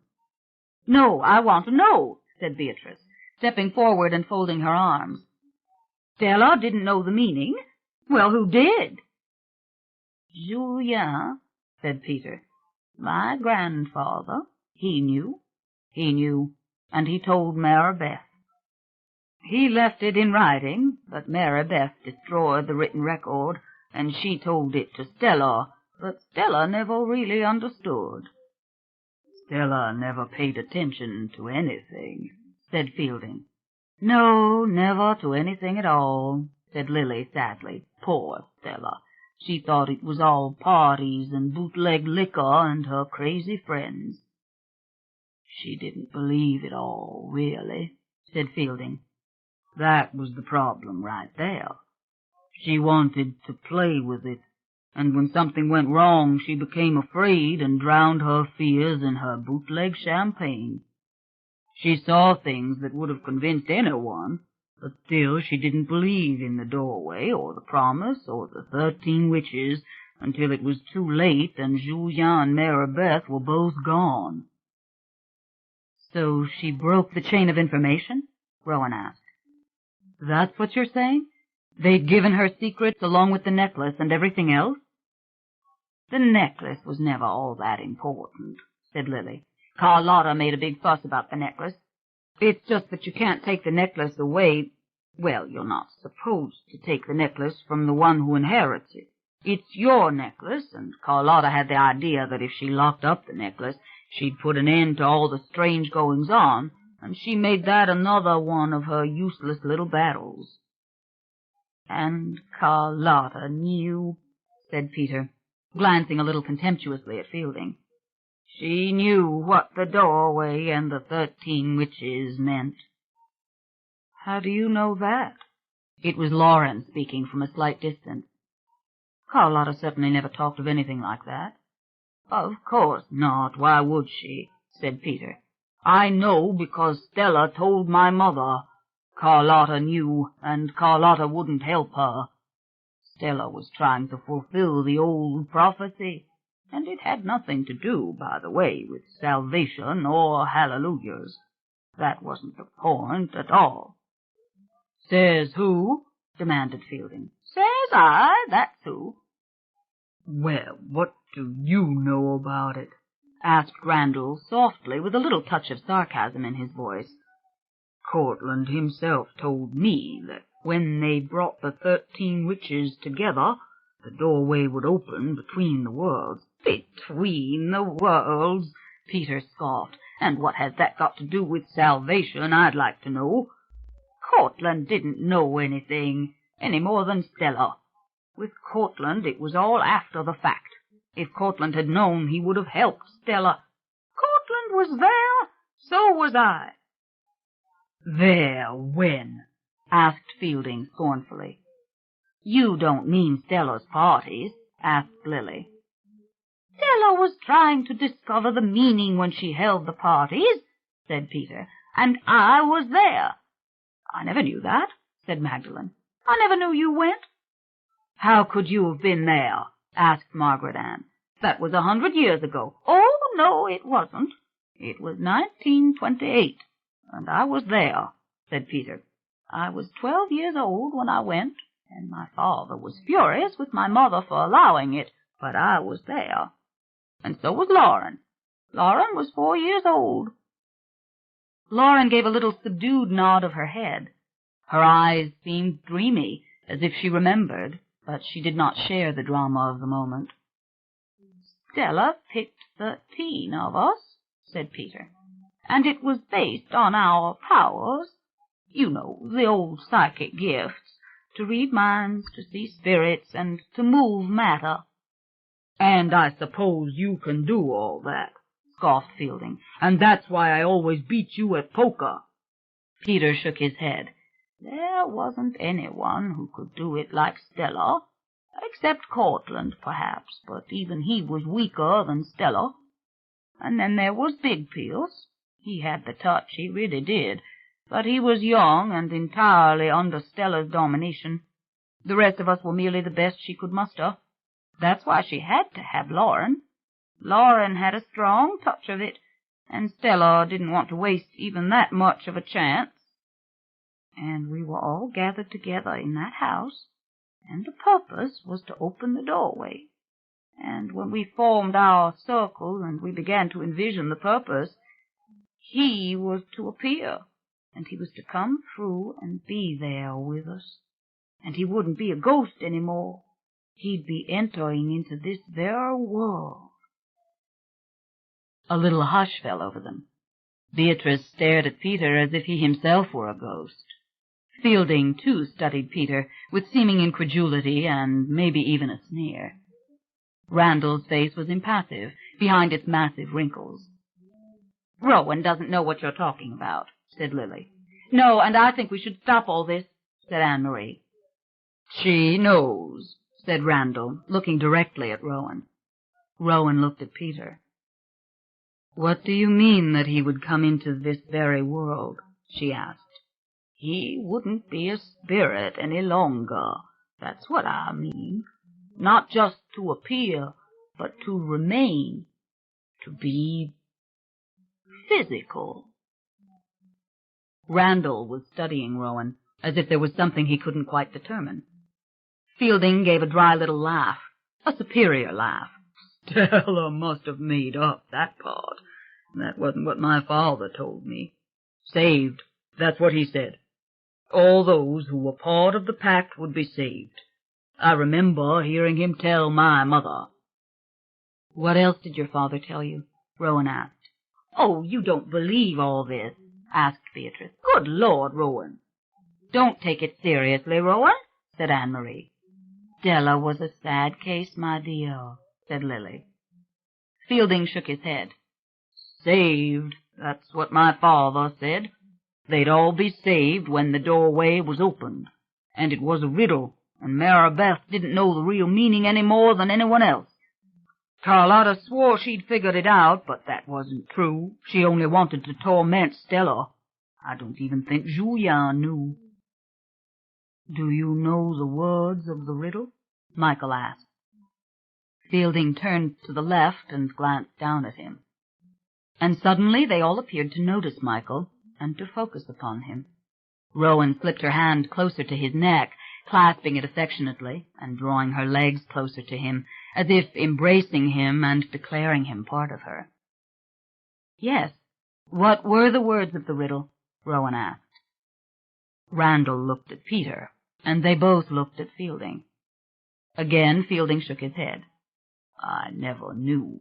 I never heard there were any special words. It was just that when there were 13 witches, the doorway would be opened at last. And the night that Julien died, my father said, 'They'll never get the 13 now, not without Julien.'" "And who told them the riddle?" asked Rowan. "Was it the man?" They were all staring at her again. Even Anne-Marie appeared apprehensive, and Beatrice at a loss, as if someone had made a fearful breach of etiquette. Lauren was gazing at her in the strangest way. "She doesn't even know what this is all about," declared Beatrice. "I think we should forget it," said Felice. Why should we forget it?" asked Fielding. "You don't think the man will come to her as he came to all the others? What's changed?"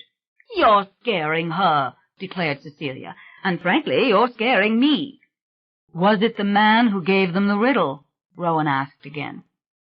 No one spoke.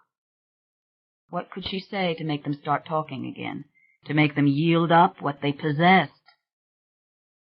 "Carlotta told me about the man," Rowan said. "I'm not afraid of him." How still the garden seemed. Every single one of them was gathered into the circle, except for Ryan, who had taken Gifford away. Even Pierce had returned and stood just behind Peter. It was almost twilight, and the servants had vanished, as if they knew they were not wanted. Anne-Marie picked up a bottle from the nearby table, and with a loud gurgling noise filled her glass. Someone else reached for a bottle, and then another. But the eyes all remained fixed upon Rowan. "Do you all want me to be afraid?" Rowan asked. "No, of course not," said Lauren. "Indeed not," said Cecilia. "I think this sort of talk could ruin everything. In a big, shadowy old house like that. Nonsense, if you ask me." Randall shook his head, Peter murmured no, but Fielding merely looked at her. Again the silence came, blanketing the group as if it were snow.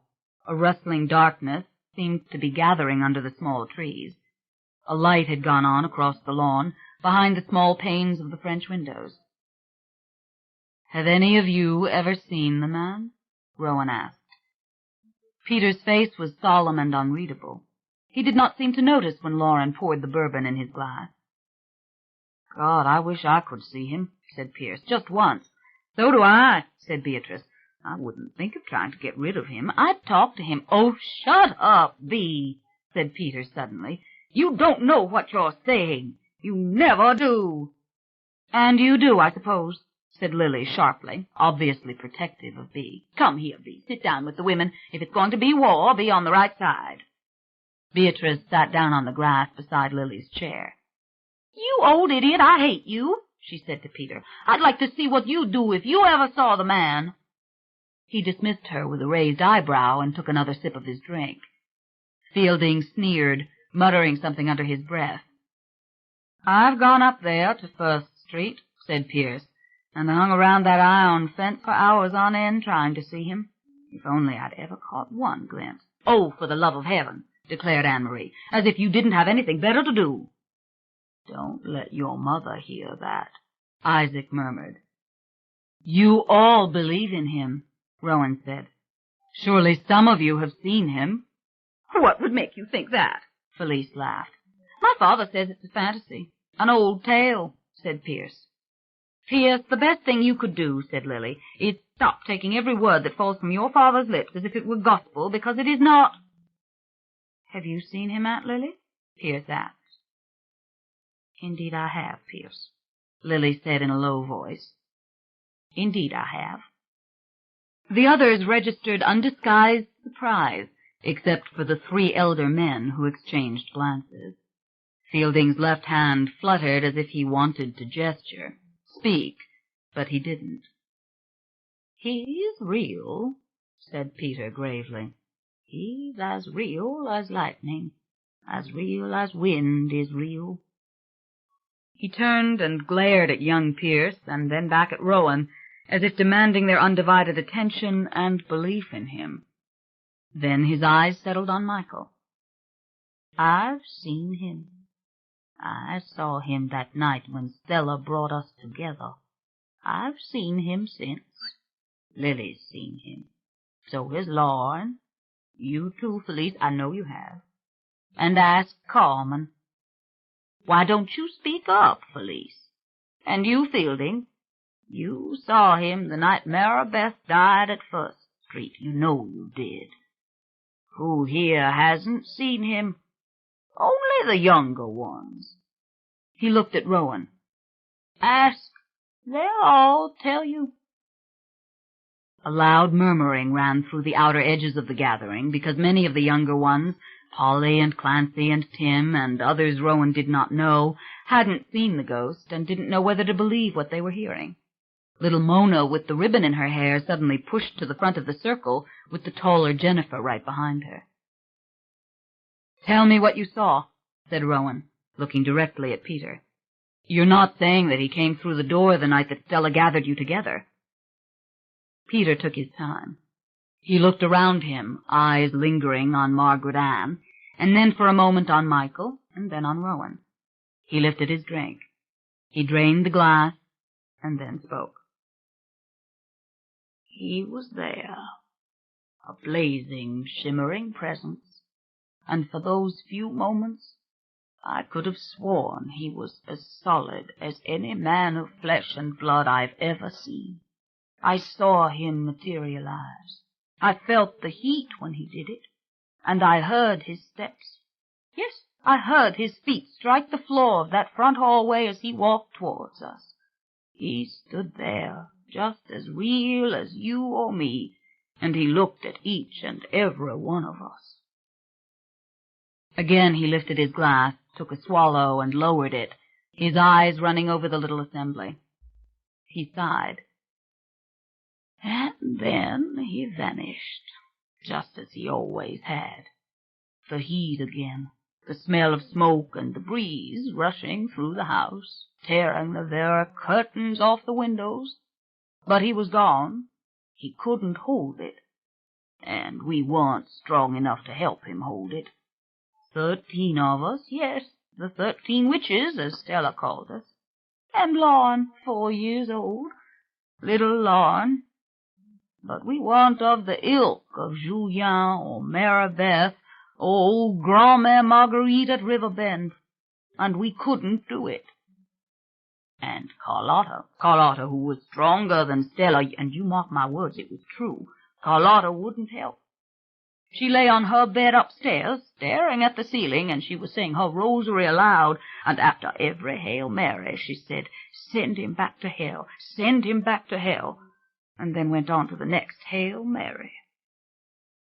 He pursed his lips and scowled down into the empty glass, shaking it soundlessly so that the ice cubes revolved. Then again his eyes ran over the circle, taking in everyone, even little red-haired Mona. "For the record, Peter Mayfair saw him," Peter declared, pulling himself up, eyebrows raised again. "Lorne and Lily can speak for themselves. So can Randall. But for the record, I saw him, and that you may tell to your grandchildren." A pause again. The darkness was growing dense, and from far away came the grinding cry of the cicadas. No breeze touched the yard.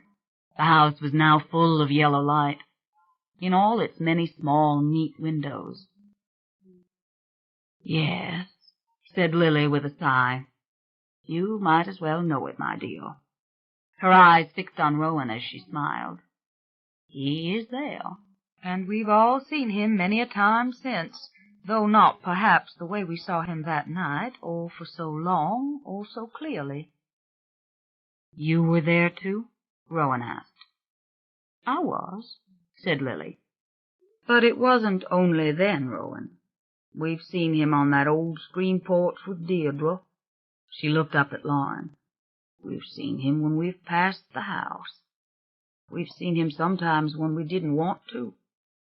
"Don't be frightened of him, Rowan," said Lorne contemptuously.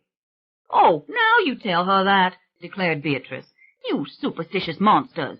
"Don't let them drive you out of the house," said Magdalen quickly. "No, don't let us do that," said Felice.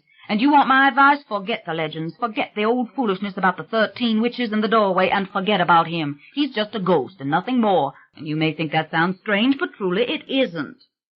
"He can't do anything to you," said Lauren with a sneer. "No, he can't," said Felice. "He's like the breeze." "He's a ghost," said Lily. "That's all he is and all he'll ever be." "And who knows?" asked Cecilia. "Maybe he's no longer even there." They all stared at her. "Well, nobody's seen him since Deirdre died." A door slammed. There was a tinkling sound of glass falling and a commotion on the edge of the circle. People shifted, stepped aside. Gifford pushed her way to the center, her face wet and stained, her hands shaking. "Can't do anything! Can't hurt anyone! Is that what you're telling her? Can't do anything! He killed Cortland, that's what he did, after Cortland raped your mother. Did you know that, Rowan?" "Hush, Gifford!" Fielding roared. "Cortland was your father!" Gifford screamed. "The hell, he can't do anything! Drive him out, Rowan! Turn your strength on him and drive him out! Exorcise the house! Burn it down if you have to! Burn it down!" A roar of protest came from all directions, and vague expressions of scorn or outrage. Ryan had appeared and was trying once more to restrain Gifford. She turned and slapped his face. Gasps came from all around. Pierce was obviously mortified and helpless. Lily rose and left the group, and so did Felice, who almost fell in her haste. Anne-Marie struggled to her feet and helped Felice to get away.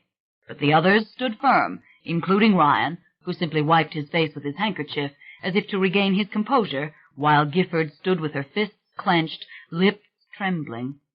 Beatrice was clearly desperate to help, but didn't know what to do. Rowan rose and went towards Gifford.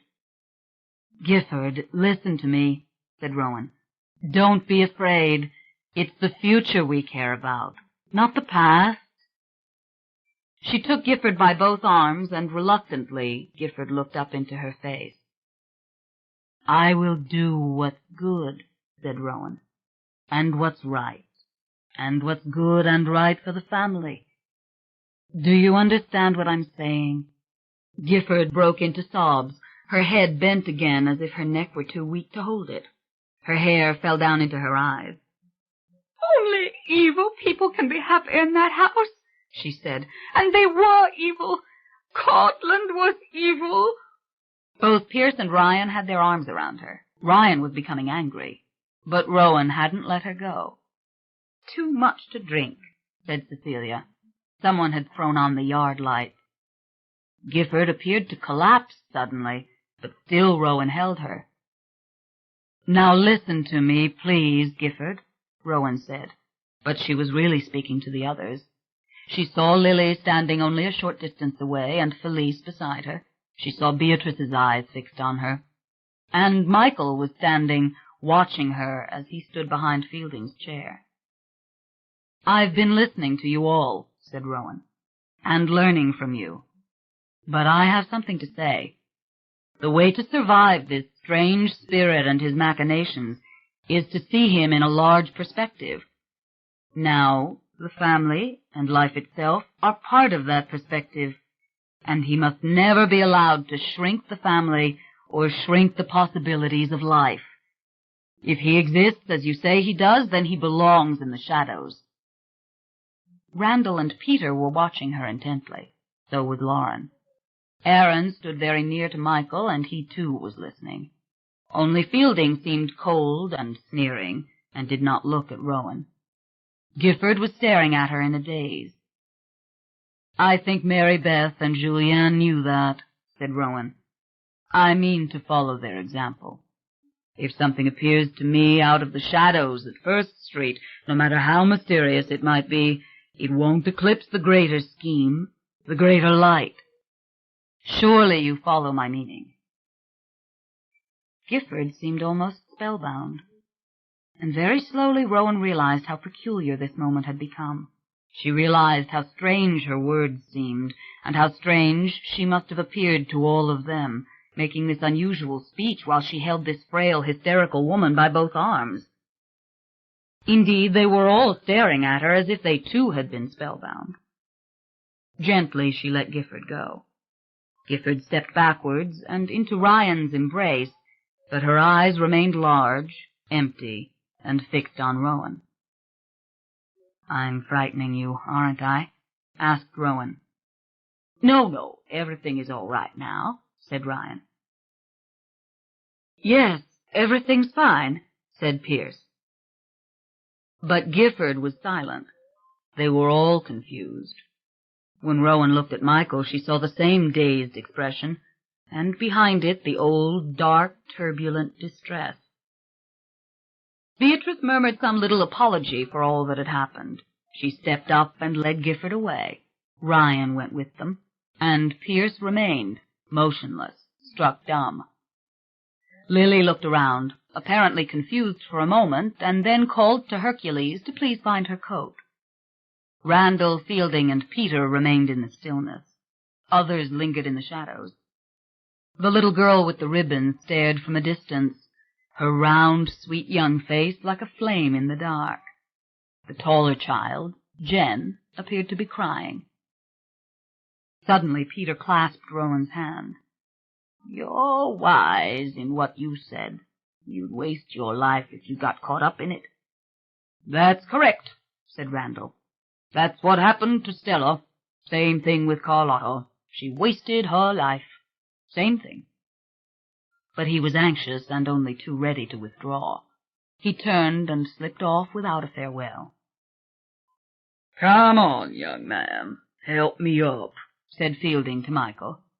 "The party's over. And, by the way, my congratulations on the marriage. Maybe I'll live long enough to see the wedding. And please don't invite the ghost." Michael looked disoriented.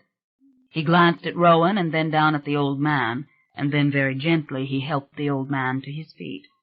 Then he looked at Rowan again.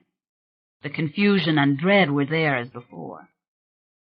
Several of the young ones approached to tell Rowan not to be discouraged by all this Mayfair madness. Anne-Marie begged her to go on with her plans. A light breeze came at last, with just a touch of coolness to it. "Everybody will be heartbroken if you don't move into the house," said Margaret Ann. "You're not giving it up?" demanded Clancy. "Of course not," said Rowan with a smile. "What an absurd idea." Aaron stood watching Rowan impassively, and Beatrice came back now with a flood of apologies on behalf of Gifford, begging Rowan not to be upset. The others were coming back. They had their raincoats, purses, whatever they had gone to gather. It was full dark now, and the air was cool, deliciously cool, and the party was over. For 30 minutes the cousins said their goodbyes, all issuing the same warnings: stay, don't go, restore the house, forget all the old talk. And Ryan apologized for Gifford and for the awful things she'd said. Surely Rowan must not take Gifford's words as truth. Rowan waved it away. Thank you very much for everything," said Rowan. "And don't worry, I wanted to know the old stories. I wanted to know what the family was saying. And now I do." "There's no ghost up there," said Ryan, looking her directly in the eye. Rowan didn't bother to answer. "You're going to be happy at First Street," said Ryan. "You'll change the image." As Michael appeared at her side, he shook Michael's hand. Turning to take her leave, Rowan saw that Aaron was at the front gate, talking with Gifford, of all people, and Beatrice. Gifford seemed entirely comforted. Ryan waited patiently, a silhouette in the front door.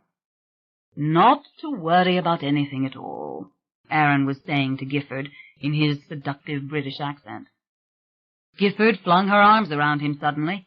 Graciously he returned her embrace and kissed her hand as he withdrew. Beatrice was only slightly less effusive.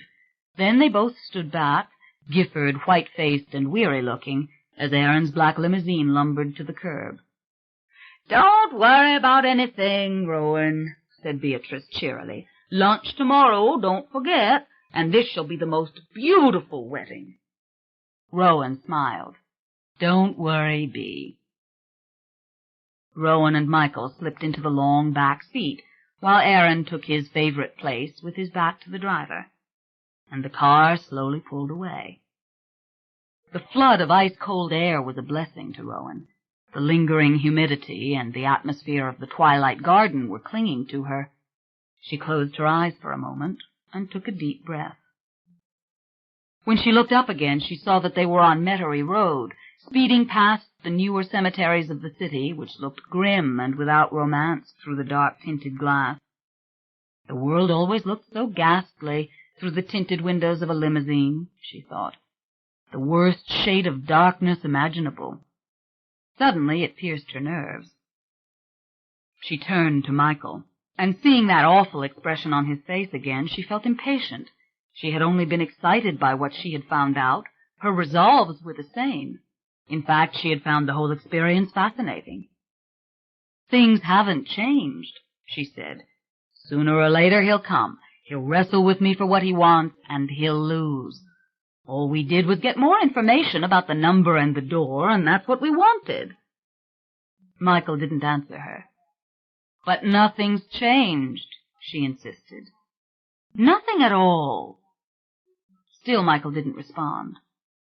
"Don't brood on it," Rowan said sharply.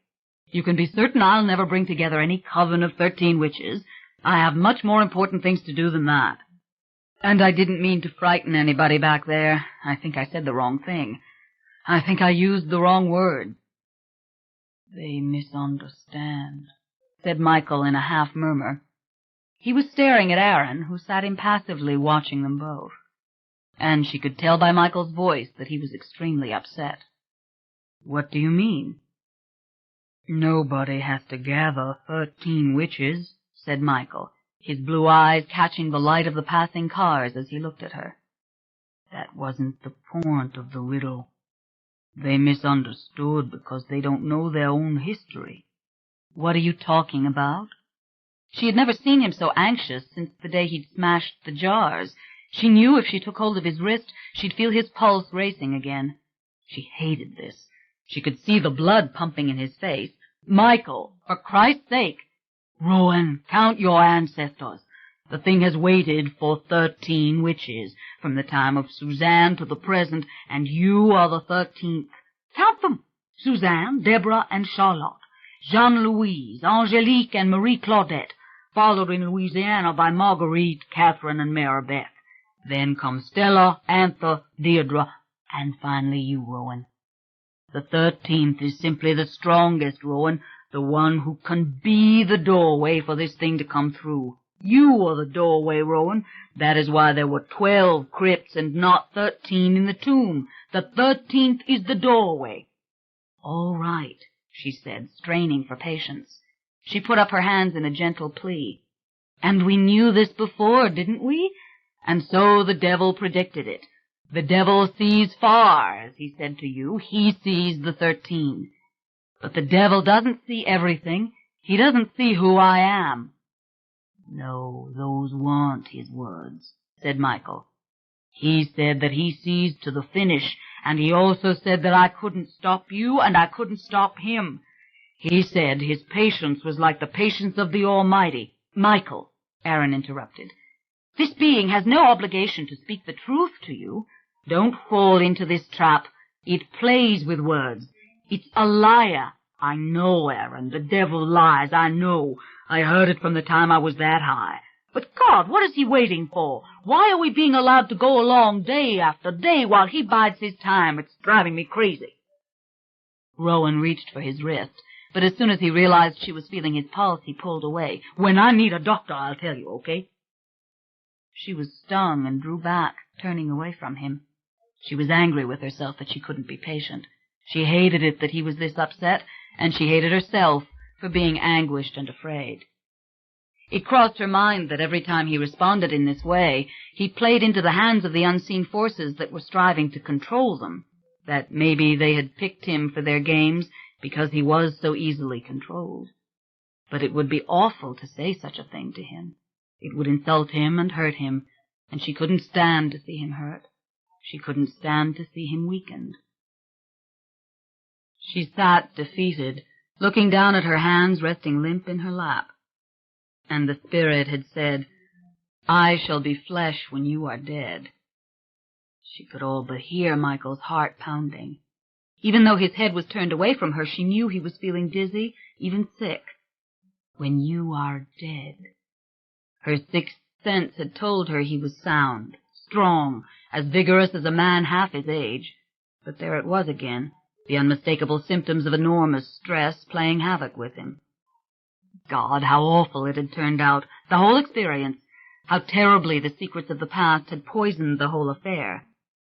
Not what she wanted. No, the very opposite. Maybe it would have been better if they had said nothing at all, if Gifford had had her way and they had gone on in their airy, sunlighted dream, talking of the house and the wedding. "Michael," said Aaron in his characteristically calm voice, "he taunts and he lies. What right has he to prophesy? And what purpose could he have other than to try through his lies to make his prophecies come true?" "Where the hell is he?" demanded Michael. "Aaron, maybe I'm grasping at straws, but that first night when I went to the house, would he have spoken to me if you hadn't been there? Why did he show himself only to vanish like so much smoke? Michael, I could give you several explanations for every single appearance he has made, but I don't know that I'm right. The important thing is to maintain a sane course, to realize he's a trickster." "Exactly," said Rowan. "God, what kind of a game is it?" whispered Michael. "They give me everything I ever wanted, the woman I love, my home again, the house I dreamed of when I was a little boy. We want to have a child, me and Rowan. What kind of a game is it? He speaks, and the others who came to me are silent. God, if only I could lose the feeling that it's all planned. Like Townsend said in your dream, all planned. But who's planning it? Michael, you've got to get a grip on yourself, Rowan said. Everything is going beautifully, and we are the ones who made it that way. It has gone beautifully since the day after the old woman died. You know, there are times when I think I'm doing what my mother would have wanted. Does that sound crazy? I think I'm doing what Deirdre dreamed of all those years. No answer. Michael, didn't you hear what I said to the others? She asked. Don't you believe in me? Just promise me this, Rowan, he said. He grabbed her hand and slipped his fingers between hers. Promise me if you see that thing, you won't keep it secret. You'll tell me. You won't keep it back. God, Michael, you're acting like a jealous husband. Do you know what that old man said? Michael asked. When I helped him to the car. You're talking about Fielding? Yeah. This is what he said. Be careful, young man. What the hell did he mean by that? The hell with him for saying that, she whispered. She was suddenly in a rage. She pulled her hand free from Michael. Who the hell does he think he is, the old bastard? How dare he say that to you? He doesn't come to our wedding. He doesn't come through the front gate. She stopped, choking on the words. The anger was too bitter. Her trust in the family had been so total. She'd been just lapping it all up, the love, and now she felt as if Fielding had stabbed her, and she was crying again. God damn it, and she didn't have a handkerchief. She felt like slapping Michael. But it was that old man she'd like to belt. How dare he? Michael tried to take her hand again. She pushed him away. For a moment she was so angry she couldn't think at all, and she was furious that she was crying. Here, Rowan, please, Aaron said. He put his handkerchief into her hand. She was barely able to whisper thank you. She used the handkerchief to cover her eyes. I'm sorry, Rowan, Michael whispered. The hell with you too, Michael, she said. You'd better stand up to them. You'd better stop spinning like a goddamned top every time another piece of the puzzle falls into place. It wasn't the Blessed Virgin Mary you saw out there in your visions. It was just them and all their tricks. No, that's not true. He sounded sad and contrite and really raw. It broke her heart to hear it, but she wouldn't give in. She was afraid to say what she really thought. Listen, I love you, but did it ever occur to you that your role in this was only to see that I returned, that I remained, and that I have a child to inherit the legacy? This spirit could have staged your drowning, your rescue, the visions, the whole thing, and that was why Arthur Langtry came to you. That was why he warned you to get away before it was too late. She sat there holding it in, poisoned by it, and hoping it wasn't true, and afraid. Please don't go on with this, Aaron said gently. The old man was a little bit of a fool, Rowan. His voice was like soothing music, drawing the tension out of her. Fielding wanted to feel important. It was a boasting match among the three of them, Randall, Peter, and Fielding. Don't be harsh with him. He's simply too old. Believe me, I know. I'm almost there myself. She wiped her nose and looked up at Aaron. He was smiling, and she smiled too.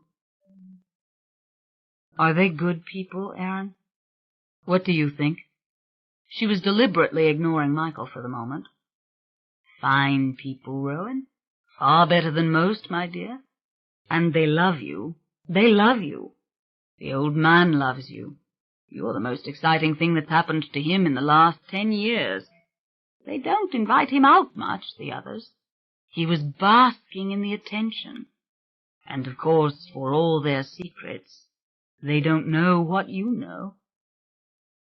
You're right, she whispered. She felt drained now and miserable. Emotional outbursts for her were never cathartic. They always left her shaky and unhappy. All right, she said. I'd ask him to give me away at the wedding, damn it. Except I have another very dear friend in mind. She wiped her eyes again with the folded handkerchief and blotted her lips. I'm talking about you, Aaron. I know it's late notice, but will you walk up the aisle with me? Darling, I'd be honored, he said. Nothing would give me greater happiness. He clasped her hand tightly. Now, please, please don't think about that old fool any more. Thank you, Aaron, she said. She sat back and took a deep breath before she turned to Michael. In fact, she had been deliberately leaving him out, and suddenly she felt terribly sorry. He looked so dejected and so gentle. She said, Well, have you calmed down, or have you had a heart attack? You were awfully quiet. He laughed under his breath, warming at once. His eyes were so brilliantly blue when he smiled. You know, when I was a kid, he said, taking her hand again, I used to think that having a family ghost would be wonderful. I used to wish I could see a ghost. I used to think, to live in a haunted house, wouldn't that be great? He was his old self again, cheerful and strong, even if he was a little ragged at the edges. She leaned over and pressed her lips against his roughened cheek. I'm sorry I got angry. I'm sorry, too, honey. I'm really sorry. That old man didn't mean any harm. He's just crazy. They all have a little craziness. I guess it's the Irish blood. I haven't been around lace-cutting Irish very much. I guess they're as crazy as all the others. There was a little smile on Aaron's lips as he watched them, but they were all shaken now, and tired, and this conversation had sapped their last bit of vigor. It seemed to Rowan that the gloom was descending again. If only this glass were not so dark. She slumped back, letting her head rest against the leather, and watched the glum, shabby city roll by, the outlying streets of wooden double-shotgun cottages with their fretwork and long wooden shutters, and the low, sagging stucco buildings that seemed somehow not to belong among the ragged oaks and high weeds. Beautiful, all beautiful. The veneer of her perfect California world had cracked, and she'd been thrown into the real, true texture of life at last. How could she let them both know that it was all going to work, that she knew in the end she would triumph, that no temptation conceivable could lure her away from her love and her dreams and her plans? The thing would come, and the thing would work its charm, like the devil and the old women of the village, and she would be expected to succumb, but she would not, and the power within her, nurtured through 12 witches, would be sufficient to destroy him. 13 is bad luck, you devil, and the door is the door to hell. Ah, yes, that was it exactly. The door was the door to hell. But only when it was over would Michael believe. She said no more. She remembered those roses again in the vase on the hall table. Awful things. And that iris with the dark, black, shivering mouth. Horrid. And worse than all the rest, the emerald around her neck in the dark, cold and heavy against her naked skin. No, don't ever tell him about that. Don't talk any more about any of it. He was as brave and good as anyone she'd ever known, but she had to protect him now, because he couldn't protect her, that was plain. And she realized for the first time that when things really did start to happen, she'd probably be completely alone in it. But hadn't that always been inevitable? Part 4. The Devil's Bride. 40. Would she remember this afterwards, she wondered, as one of the happiest days of her life?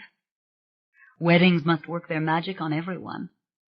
But she was more susceptible than most, she figured, because it was so very exotic, because it was old world, and old-fashioned, and old-fangled, and coming as she did from the world of the cold and the alone, she wanted it so much. The night before, she'd come here to church to pray alone. Michael had been surprised. Was she really praying to someone? I don't know, she said. She wanted to sit in the dark church, which was readied for the wedding with the white ribbons and bows and the red carpet down the aisle, and talk to Ellie, to try to explain to Ellie why she had broken her vow, why she was doing this, and how it was all going to work out. She explained about the white wedding dress and how the family had wanted it, and so she had given in happily to the yards and yards of white silk lace and the full shimmering veil. And she explained about the bridesmaids, Mayfair's all, of course, and Beatrice, the matron of honor, and how Aaron was going to give her away. She explained and she explained. She even explained about the emerald. Be with me, Ellie, she said. Extend to me your forgiveness. I want this so much. Then she had talked to her mother. She had talked simply and without words, feeling close to her mother, and she had tried to blot all memory of the old woman out of her mind. She had thought of her old friends from California, whom she had called in the last few weeks, and with whom she had had wonderful conversations. They were so happy for her, though they did not fully grasp how rich and vital this old-fashioned world here really was. Barbara wanted to come, but the term had already begun at Princeton, and Janey was leaving for Europe, and Mattie was going to have a baby any day. They had sent such exquisite presents, though, of course, she had forbidden it. And she had the feeling they would see each other in the future, at least before her real work on the dream of the Mayfair Medical Center began. Finally, she had ended her prayers in a strange way. She had lighted candles for her two mothers, and a candle for Antha, and even one for Stella. It was such a soothing ritual to see the little wicks ignite, to see the fire dance before the statue of the Virgin. No wonder they did such things, these wise old Catholics. You could almost believe that the graceful flame was a living prayer. Then she'd gone out to find Michael, who was having a wonderful time in the sacristy, reminiscing about the parish with the kindly old priest. Now, at 1 o'clock, the wedding was at last beginning. Stiff and still in her white raiment, she stood waiting, dreaming. The emerald lay against the lace that covered her breast, its burning glint of green the only color touching her. Even her ashen hair and gray eyes had looked pale in the mirror, and the jewel had reminded her, strangely, of the Catholic statues of Jesus and Mary with the exposed hearts, like the one she'd smashed so angrily in her mother's bedroom. But all those ugly thoughts were very far away from her now. The huge nave of St. Mary's Assumption was packed. Mayfairs from New York and Los Angeles and Atlanta and Dallas had come. There were over 2,000 of them, and one by one, to the heavy strains of the organ, the bridesmaids, Clancy, Cecilia, Mary Ann, Polly, and Regina Mayfair, were moving up the aisle. Beatrice looked more splendid even than the younger ones. And the ushers, all Mayfairs too, of course, and what a comely crew they were, stood ready to take the arms of the maids one by one. But now had come the moment. It seemed to her that she would forget how to put one foot before the other, but she didn't. Quickly she adjusted the long, full white veil. She smiled at Mona, her little flower girl, lovely as always, with the usual ribbon in her red hair. She took Aaron's arm, and together they followed Mona, in time with the stately music, Rowan's eyes moving dimly over the hundreds of faces on either side of her, and dazzled through the haze of whiteness by the tiers of lights and candles at the altar ahead. Would she remember this always? The bouquet of white flowers in her hand, Aaron's soft, radiant smile as he looked at her, and her own feeling of being beautiful the way brides must always be beautiful. When at last she saw Michael, so perfectly adorable in his gray cutaway and ascot, she felt the tears rise to her eyes. How truly splendid he was, her lover, her angel, beaming at her from his place beside the altar, his hands, without the awful gloves, clasped before him, his head bowed slightly, as if he had to shelter his soul from the bright light that shone on him, though his own blue eyes were the most brilliant light of all to her. He stepped up beside her. A lovely calm descended on her as she turned towards Aaron, and he lifted her veil and gracefully threw it back over her shoulders, bringing it softly down behind her arms. A shiver ran through her. Her life had never included any such time-honored gesture. And it was not the veil of her virginity or her modesty, but the veil of her loneliness that had been lifted away. He took her hand. He placed it in Michael's. "Be good to her always, Michael," he whispered. She closed her eyes, wanting this pure sensation to endure forever, and then slowly looked up at the resplendent altar with its row after row of exquisite wooden saints. As the priest began the traditional words, she saw that Michael's eyes were glazed with tears also. She could feel him trembling as his grip tightened on her hand. She feared that her voice might fail her. She had been faintly sick that morning, perhaps with worry, and she experienced a touch of dizziness again. But what struck her in a moment of quiet and detachment was that this ceremony itself conveyed immense power, that it wrapped about them some invisible protective force. How her old friends had scoffed at such things, how she herself had once found them unimaginable. And now, in the very center of it, she savored it, and opened her heart to receive all the grace that it could give. Finally, the language of the old Mayfair legacy, imposed upon the ceremony and reshaping it, was now being recited. "Now and forever, in public and in private, before your family and all others without exception, and in all capacities, to be known only by the name of Rowan Mayfair, daughter of Deirdre Mayfair, daughter of Antha Mayfair, though your lawful husband shall be called by his own name." "I do." "Nevertheless, and with a pure heart, do you take this man, Michael James Timothy Curry?" "I do." At last it was done. The final utterances had echoed under the high arched ceiling. Michael turned and took her in his arms, as he'd done 1,000 times in the secret darkness of their hotel bedroom. Yet how exquisite now was this public and ceremonial kiss. She yielded to it completely, her eyes lowered. The church dissolved into silence. And then she heard him whisper, "I love you, Rowan Mayfair." She answered, "I love you, Michael Curry, my archangel." And pressing close to him in all his stiff finery, she kissed him again. The first notes of the wedding march sounded, loud and sharp and full of triumph. A great rustling noise swept through the church. She turned, facing the enormous assembly, and the sun pouring through the stained glass windows, and taking Michael's arm, she commenced the long, quick walk down the aisle.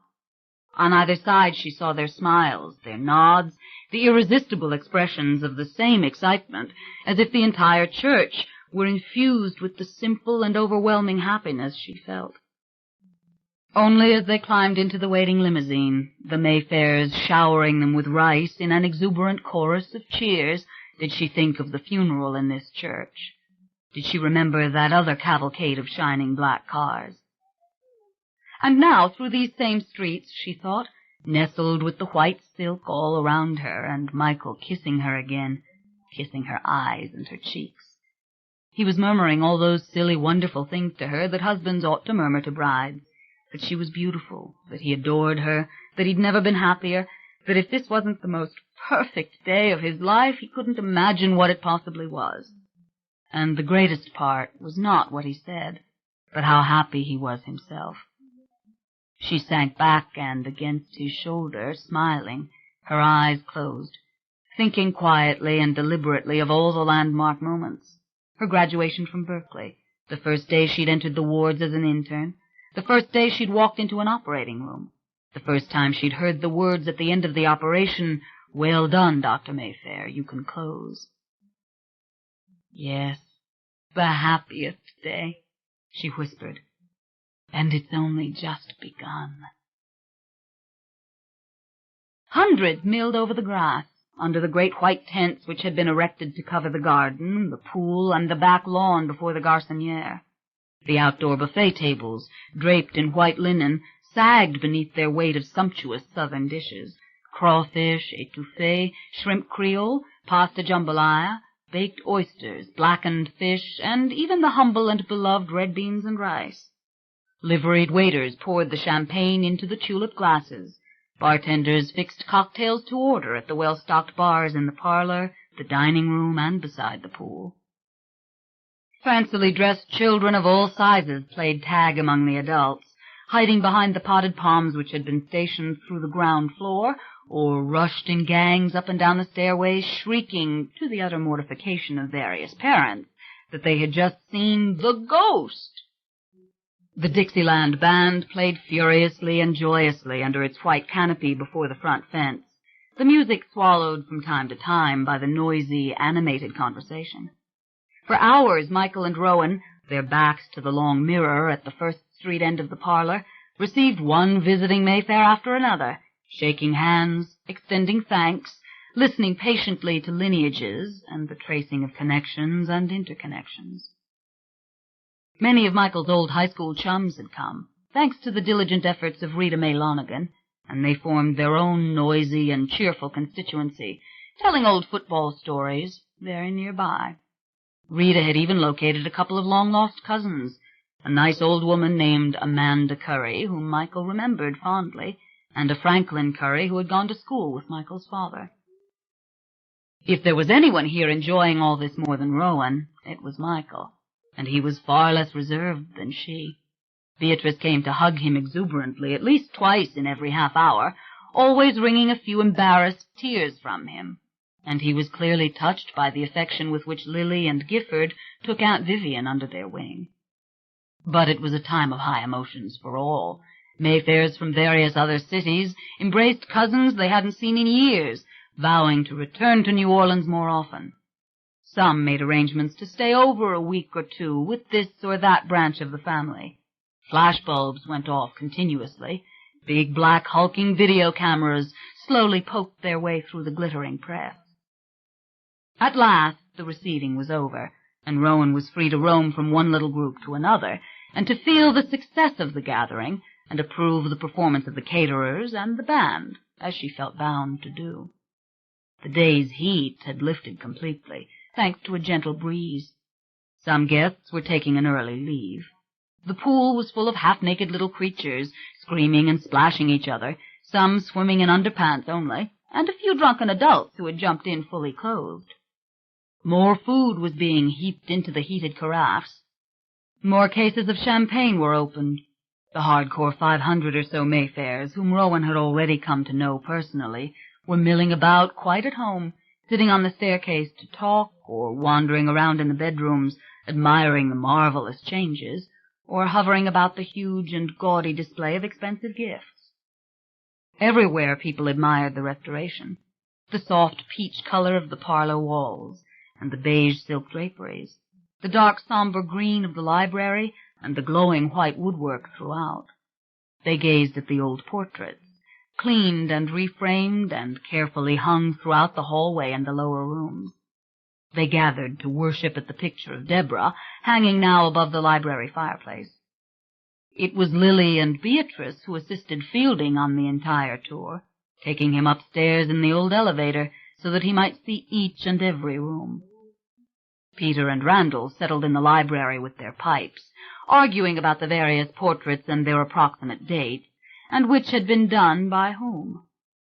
And what would the cost be if Ryan were to try to acquire this alleged Rembrandt? With the first gust of rain, the band moved indoors to the back end of the parlor, and the Chinese carpets were rolled back as the young couples, some kicking off their shoes in the mayhem, began to dance. It was the Charleston, and the very mirrors rattled with the stormy din of the trumpets and the constant thunder of stomping feet. Surrounded again and again by groups of eager and enthusiastic faces, Rowan lost track of Michael. There was a moment when she fled to the small powder room off the library with a passing wave to Peter, who now remained alone and seeming half asleep. She stood there silent, the door locked, her heart pounding, merely staring at herself in the glass. She seemed faded now, crushed, rather like the bouquet which she would have to toss later from the railing of the stairs. Her lipstick was gone, her cheeks looked pallid, but her eyes were shining like the emerald. Tentatively she touched it, adjusted it against the lace. She closed her eyes and thought of the picture of Deborah.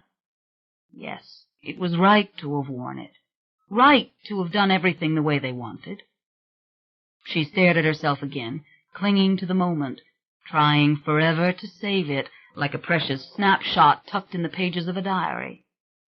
This day, among them, everyone here.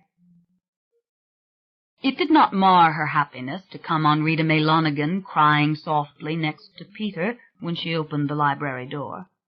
She was more than content to press Rita's hand and say, "Yes, I have thought of Deirdre often today myself," because that was true, and she had liked thinking of Deirdre and Ellie and even Antha, and extracting them from the tragedies that ensnared them and holding them to her heart.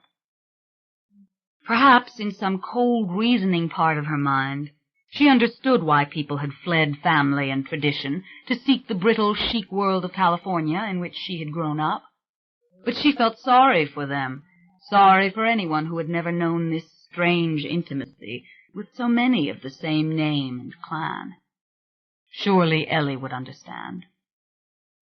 Drifting back into the parlor, and back into the din of the band and the dancers, she searched for Michael, and suddenly saw him quite alone against the second fireplace, staring all the way down the length of the crowded room. She knew that look on his face, the flush and the agitation. She understood the way that his eyes had locked on some distant, seemingly unimportant point. He barely noticed her as she came up beside him. He didn't hear her as she whispered his name. She followed the line of his gaze. All she saw were the dancing couples and the glittering sprinkle of rain on the front windows. "Michael, what is it?" He didn't move. She tugged on his arm. Then, lifting her right hand, she very gently turned his face towards her and stared at him, repeating his name clearly again.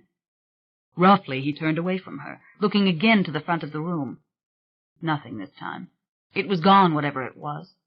Thank God. She could see the droplets of sweat on his forehead and his upper lip. His hair was moist as though he'd been outside, when of course he hadn't. She drew close to him, leaning her head against his chest. "What was it?" she said. "Nothing, really," he murmured. He couldn't quite catch his breath. "I thought I saw... It doesn't matter. It's gone." "But what was it?" "Nothing." He took her by the shoulders, kissing her a little roughly. "Nothing's going to spoil this day for us, Rowan." His voice caught in his throat as he went on. "Nothing crazy and strange on this day." "Stay with me," she said. "Don't leave me again." She drew him after her out of the parlor and back into the library and into the powder room where they could be alone. His heart was still speeding as she held him quietly, her arms locked around him, the noise and the music muffled and far away. "It's okay, darling," he said finally, his breathing easier now. "Honestly, it is. The things I'm seeing, they don't mean anything. Don't worry, Rowan. Please. It's like the images. I'm catching impressions of things that happened long ago, that's all. Come on, honey, look at me. Kiss me. I love you, and this is our day." The party moved on vigorously and madly into the evening. The couple finally cut the wedding cake in a tempest of flashing cameras and drunken laughter. Trays of sweets were passed. Urns of coffee were brewing. Mayfairs, in long, heartfelt conversations with one another, had settled in various corners and onto couches and gathered in clusters around tables. The rain came down hard outside. The thunder came and went with occasional booming violence, and the bars stayed open, for most of the gathering continued to drink. Finally, because Rowan and Michael weren't going to Florida for their honeymoon until the following day, it was decided that Rowan should throw her bouquet from the stairway now. Climbing halfway and staring down at a sea of upturned faces, ranging in both directions and back into the parlor, Rowan closed her eyes and threw the bouquet up in the air. There was a great deal of cordial screaming, and even pushing and scuffling. And suddenly, beautiful young Clancy Mayfair held up the bouquet amid shouts of approbation, and Pierce threw his arms around her, obviously declaring to the whole world his particular and selfish delight in her good luck. "Ah, so it's Pierce and Clancy, is it?" thought Rowan quietly, coming back down. And she had not seen it before. She had not even guessed. But there seemed little doubt of it as she watched them slip away. Far off against the second fireplace, Peter stood smiling on, while Randall argued heatedly, it seemed, with Fielding, who had been planted there some time ago in a tapestried chair. The new band of the evening had just arrived. It began to play a waltz. Everyone cheered at the sound of the sweet, old-fashioned music, and someone dimmed the chandeliers until they gave off a soft, rosy light. Older couples rose to dance. Michael at once took Rowan and led her to the middle of the parlor. It was another flawless moment, as rich and tender as the music that carried them along. Soon the room around them was crowded with dancing couples. Beatrice was dancing with Randall, and Aunt Vivian with Aaron. All of the old ones were dancing, and then even the young ones were drawn into it, little Mona with the elderly Peter, and Clancy with Pierce. If Michael had seen any other awful, unwelcome thing, he gave no sign of it. Indeed, his eyes were fixed steadily and devotedly on Rowan. As 9 o'clock sounded, certain Mayfairs were crying, having reached some point of crucial confession or understanding in a conversation with a long-lost cousin, or simply because everybody had drunk too much and danced too long, and some people felt they ought to cry. Rowan didn't exactly know. It just seemed a natural thing for Beatrice as she sat bawling on the couch with Aaron hugging her, and for Gifford, who for hours had been explaining something of seeming importance to a patient and wide-eyed Aunt Viv.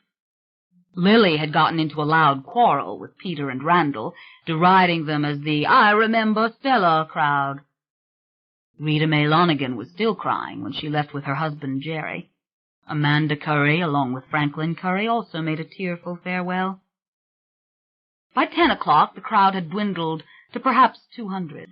Rowan had taken off her white satin high heels. She sat in a wing chair by the first fireplace of the parlor, her long sleeves pushed up, smoking a cigarette with her feet curled under her, listening to Pierce talk about his last trip to Europe. She could not even recall when or where she had taken off her veil. Maybe Bea had taken it when she and Lily had gone to prepare the wedding chamber, whatever that meant. Her feet hurt worse than they did after an 8-hour operation. She was hungry, and only the desserts were left. And the cigarette was making her sick. She stubbed it out. Michael and the old gray-haired priest from the parish were in fast conversation before the mantel at the other end of the room. The band had moved from Strauss to more recent sentimental favorites. Here and there voices broke out in time with the strains of Blue Moon or the Tennessee Waltz. The wedding cake, except for a piece to be saved for sentimental reasons, had been devoured down to the last crumb. A group of Gradys, connections of Cortland, delayed on their journey from New York, flooded through the front door full of apologies and exclamations. Others rushed to greet them. Rowan apologized for being shoeless and disheveled as she received their kisses. And in the back dining room, a large party which had come together for a series of photographs began to sing My Wild Irish Rose. At 11, Aaron kissed Rowan goodbye as he left to take Aunt Vivian home. He would be at the hotel if needed, and he wished them a safe trip to Destin in the morning. Michael walked with Aaron and his aunt to the front door. Michael's old friends went off at last to continue their drinking at Parasol's bar in the Irish Channel, after extracting the promise from Michael that he would meet with them for dinner in a couple of weeks. But the stairway was still blocked with couples in fast conversation, and the caterers were rustling up something in the kitchen for the New York Grady's. At last Ryan rose to his feet, demanded silence, and declared that this party was over. Everyone was to find his or her shoes, coat, purse, or what have you, and get out and leave the wedding couple alone. Taking a fresh glass of champagne from a passing tray, he turned to Rowan. "To the wedding couple," he announced, his voice easily carrying over the hubbub, "to their first night in this house." Cheers once more, everyone reaching for a last drink, and there were 100 repeats of the toast as glasses clinked together. "God bless all in this house," declared the priest, who just happened to be going out the door, and a dozen different voices repeated the prayer. "To Darcy Monahan and Catherine," someone cried. "To Julia and Mary Beth. To Stella." The leave-taking, as was the fashion in this family, took over a half-hour, what with the kissing and the promises to get together, and the renewed conversations halfway out of the powder-room and halfway off the porch and halfway out the gate. Meantime, the caterers swept through the rooms, silently retrieving every last glass and napkin, writing pillows and snuffing candles, and scattering the arrangements of flowers which had been grouped on the banquet tables, and wiping up the last spills. At last it was over. Ryan was the last one to go, having paid the caterers and seen to it that everything was perfect. The house was almost empty. "Good night, my dears," he said, and the high front door slowly closed. For a long moment Rowan and Michael looked at each other. Then they broke into laughter, and Michael picked her up and swung her around in a circle before he set her gently back on her feet. She fell against him, hugging him the way she'd come to love, with her head against his chest. She was weak from laughing. "We did it, Rowan," he said. "The way everybody wanted it, we did it. It's over. It's done." She was still laughing silently, deliciously exhausted and pleasantly excited at the same time. But the clock was striking. "Listen," she whispered. "Michael, it's midnight." He took her by the hand, hit the wall button to shut off the light, and together they hurried up the darkened stairs. Only one room on the second floor gave a light into the hallway, and it was their bedroom. They moved silently to the threshold. "Rowan, look what they've done," Michael said. The room had been exquisitely prepared by Bee and Lily. A huge fragrant bouquet of pink roses stood on the mantel between the 2 silver candelabra. On the dressing-table the champagne waited in its bucket of ice, with 2 glasses beside it on a silver tray. The bed itself was ready, the lace coverlet turned down, the pillows fluffed, and the soft white bed curtains brought back and tied to the massive posts at the head. A pretty nightgown and peignoir of white silk lay folded on one side of the bed, and a pair of white cotton pajamas on the other. A single rose lay against the pillows, with a bit of ribbon tied to it, and another single candle stood on the small table to the right of the bed. "How sweet of them to think of it," Rowan said. "And so it's our wedding night, Rowan," Michael said. "And the clock's just stopped chiming. It's the witching hour, darling, and we have it all to ourselves." Again they looked at each other, and both began to laugh softly, feeding each other's laughter, and quite unable to stop. They were too tired to do more than fall into bed beneath the covers, and they both knew it. "Well, we ought to drink the champagne at least," Rowan said, "before we collapse." He nodded, throwing aside the cutaway coat and tugging at the ascot. "I'll tell you, Rowan, you have to love somebody to dress up in a suit like this."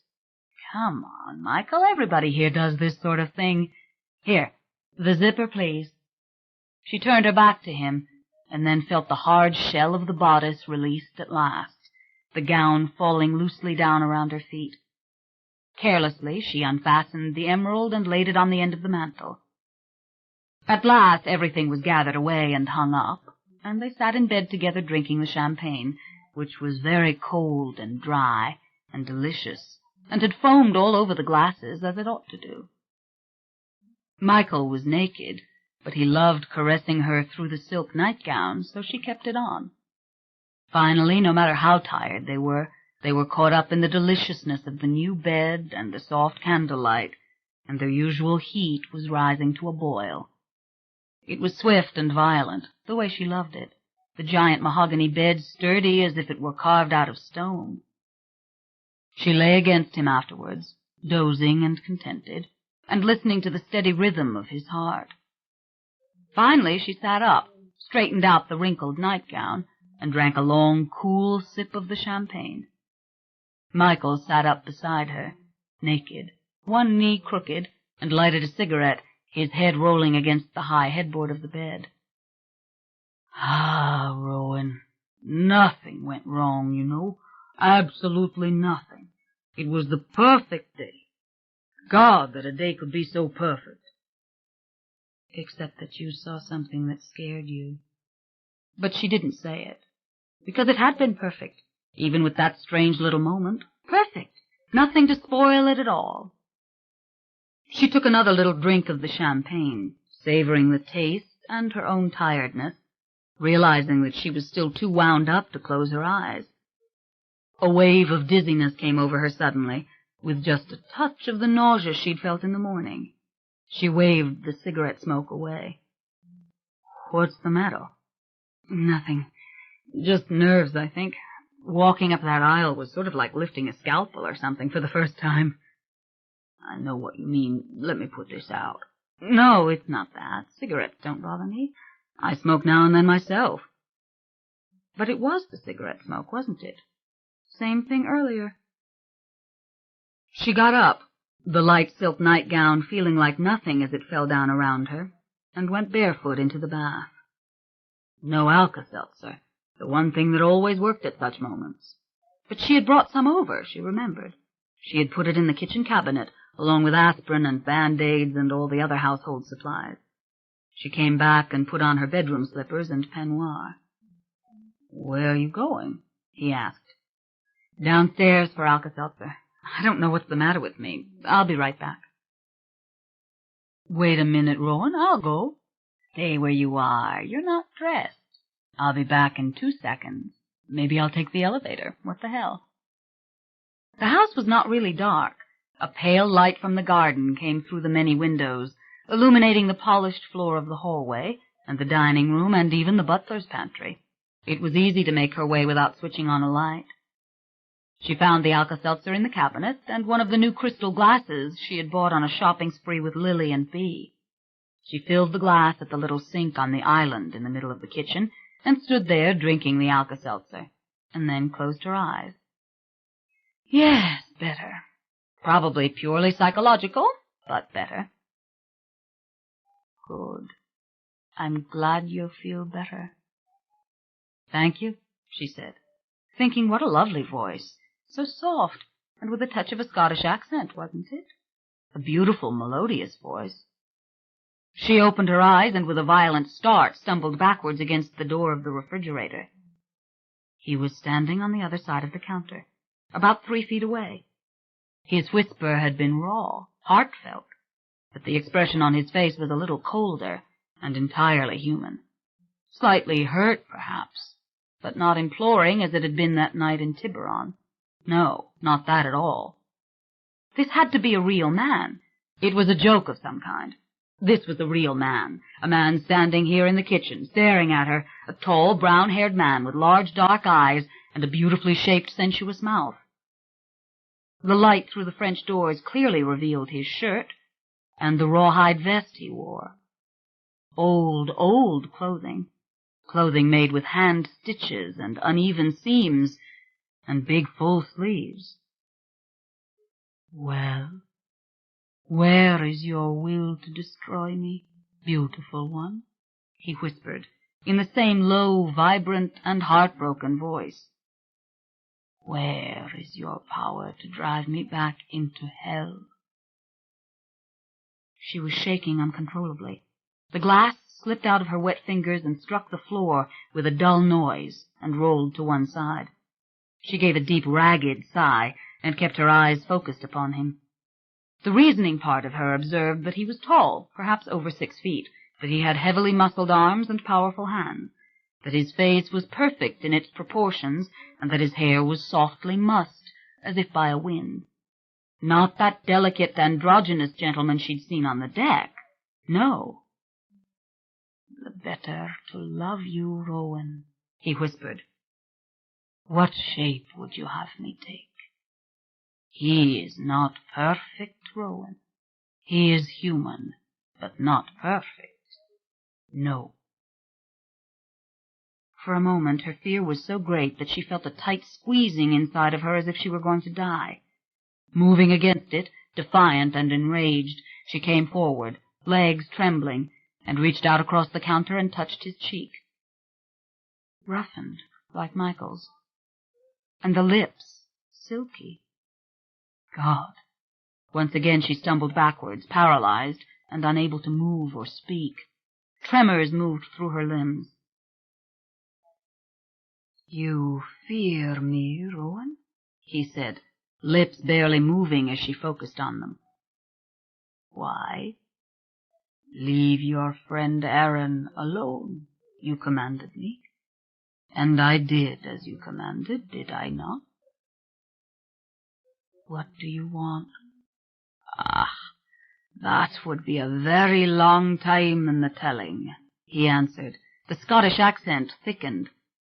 "And he waits for you, your lover, and your husband, on this your wedding night. And he grows anxious that you do not come." The face softened, torn suddenly with pain. How could an illusion be this vital? "Go, Rowan, go back to him," he said sadly. "And if you tell him I am here, you will make him more miserable than even you know. And I shall hide from you again, and the fear and the suspicion will eat at him, and I will come only when I want to come." "All right, I won't tell him," she whispered. "But don't you harm him. Don't you bring the slightest fear or worry to him. And the other tricks, stop them. Don't plague him with tricks. Or I swear to you I will never speak to you, and I will drive you away." The beautiful face looked tragic, and the brown eyes grew soft and infinitely sad. "And Aaron, you're never to harm Aaron. Never. Never to harm anyone. Do you hear me?" "As you say, Rowan," he said, the words flowing like music, full of sorrow and quiet strength. "What is there in all the world for me but pleasing Rowan? Come to me when he sleeps. Tonight, tomorrow, come when you will. There is no time for me. I am here when you say my name. But keep faith with me, Rowan. Come alone to me and in secret, or I will not answer. I love you, my beautiful Rowan. But I have a will. I do." The figure suddenly shimmered as if a sourceless light had struck it. It brightened, and 1,000 tiny details of it were suddenly visible. Then it became transparent, and a gust of warm air struck her, frightening her, and then leaving her alone in the darkness, with nothing there. She put her hand to her mouth.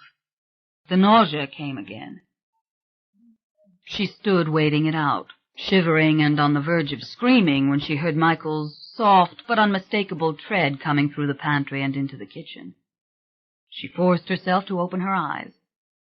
He had slipped into his jeans, and his chest and his feet were bare.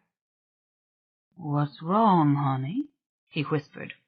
He saw the glass gleaming in the dark against the bottom of the refrigerator. He bent down past her and picked it up and put it in the sink. "Rowan, what's wrong?" "Nothing, Michael," she said thickly, trying to control the trembling, the tears springing to her eyes. "I'm sick. Just a little sick. It happened this morning, and this afternoon, and yesterday, too, actually. I don't know what it is. It was the cigarette just now. I'll be okay, Michael, honestly. I'll be fine. You don't know what it is? He asked her. No, I guess it's... Cigarettes never did that to me before. Dr. Mayfair, he said. You sure you don't know? She felt his hands on her shoulders. She felt his hair brush her cheek gently as he bent to kiss the tops of her breasts. She started to cry, her hands clasping his head, feeling the silkiness of his hair. Dr. Mayfair, he said. Even I know what it is. What are you talking about? She whispered. I just need to sleep, to go upstairs. You're pregnant, honey. Go look at yourself in the mirror. And very gently he touched her breasts again, and she herself felt the plumpness, the slight soreness, and she knew absolutely from all the other little unnoticed signs that he was right, absolutely right. She dissolved into tears. She let him pick her up and tumble her against him and carry her slowly through the house. Her body ached from the tension of the awful moments in the kitchen, and her sobs were coming dry and painfully from her throat.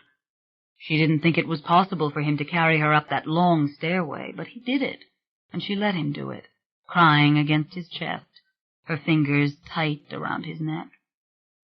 He set her down on the bed and kissed her. In a daze, she watched him blow out the candles and come back to her.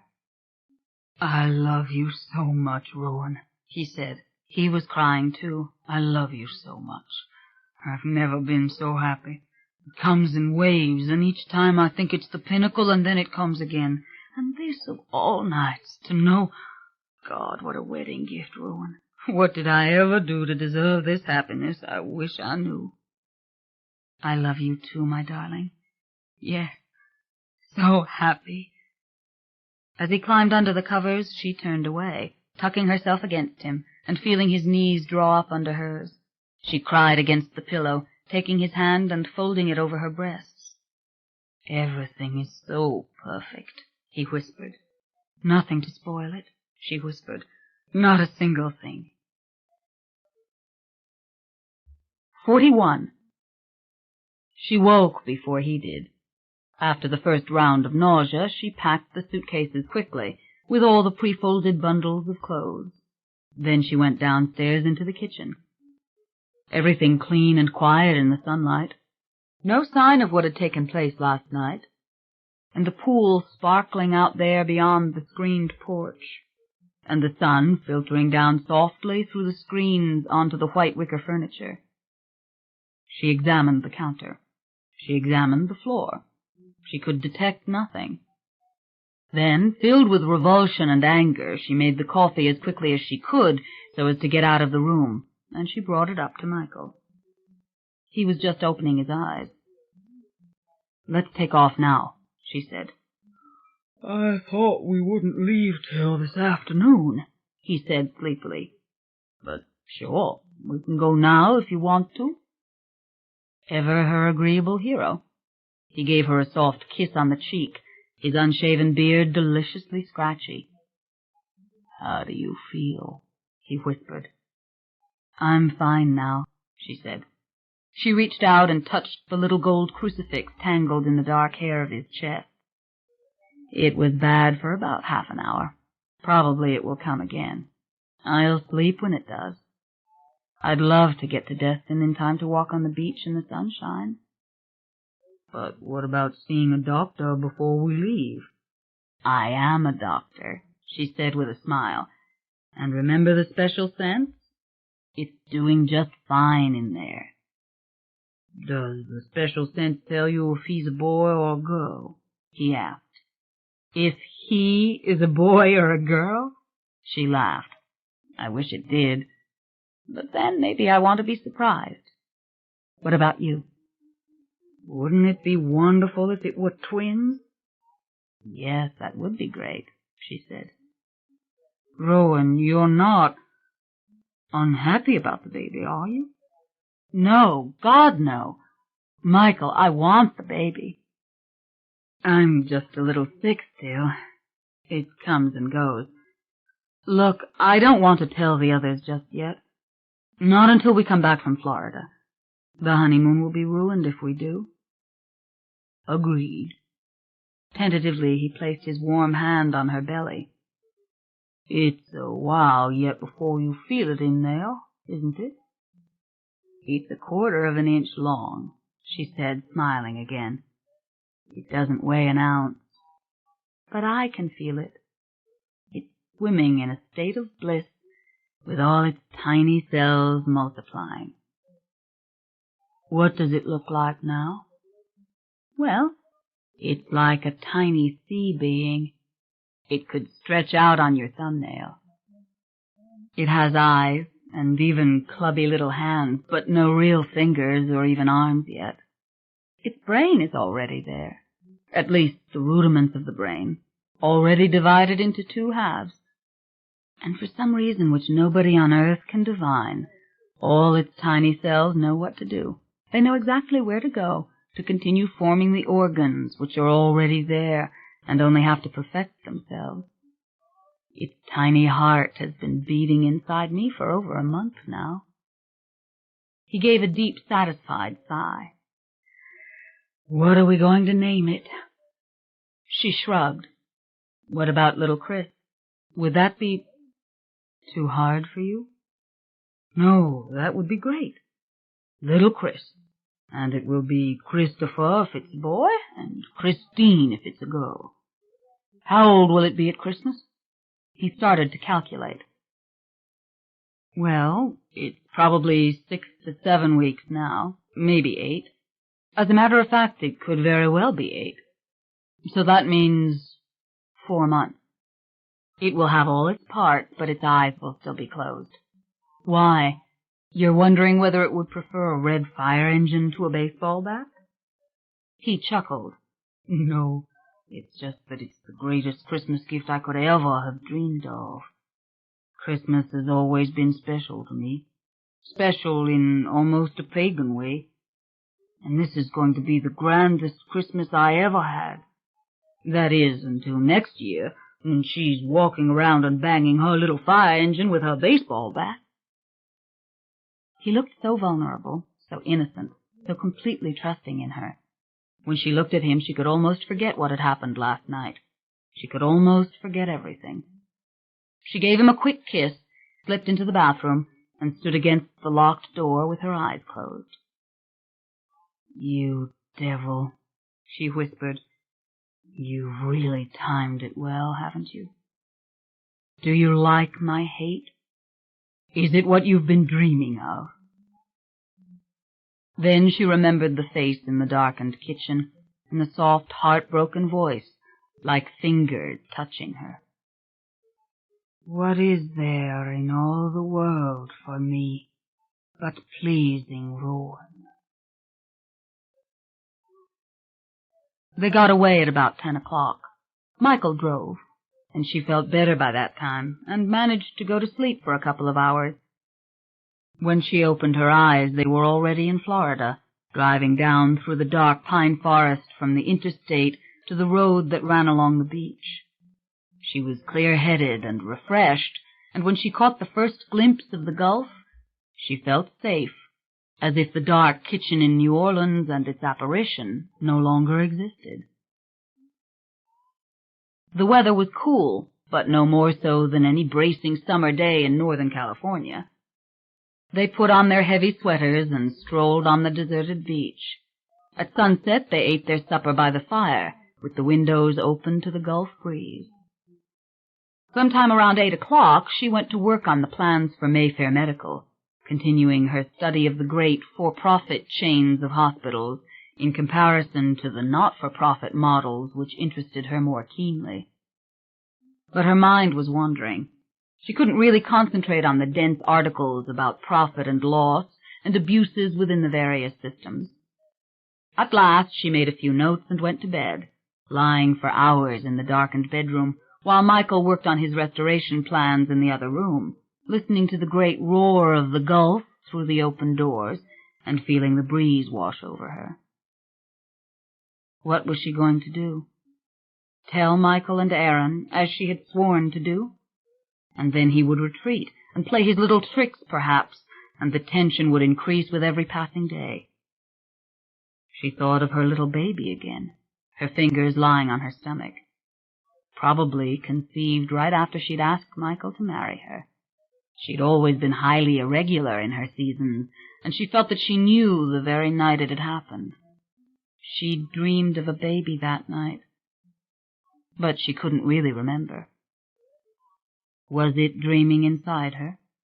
She pictured the tiny circuitry of its developing brain, no longer embryo by now, but an entire fetus. She closed her eyes, listening, feeling. All right. And then her own strong telepathic sense began to frighten her. Had she the power within her to hurt this child? The thought was so terrifying that she couldn't bear it, and when she thought of Lasher again, he too seemed a menace to this frail and busy little being because he was a threat to her, and she was her baby's entire world. How could she protect it from her own dark powers and from the dark history that sought to ensnare it? Little Chris, you will not grow up with curses and spirits and things that go bump in the night. She cleared her mind of dark and turbulent thoughts. She envisioned the sea outside, crashing endlessly on the beach, no one wave like another, yet all part of the same great monotonous force, full of sweet and lulling noise and incalculable variation. Destroy Lasher. Seduce him, yes, as he is trying to seduce you. Discover what he is, and destroy him, and you're the only one who can do it. Tell Michael or Aaron, and he will retreat. You've got to deceive with a purpose, and do it. 4 a.m. She must have slept. The irresistible hunk was lying there against her, his big heavy arm cradling her, his hand hugging her breast.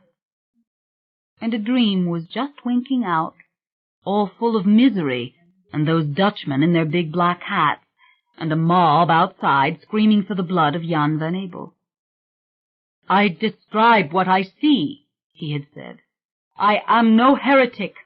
How are we to learn if we do not throw out the dogmas of Aristotle and Galen? Right you are. But it was gone now, along with that body on the table with all the tiny organs inside like flowers.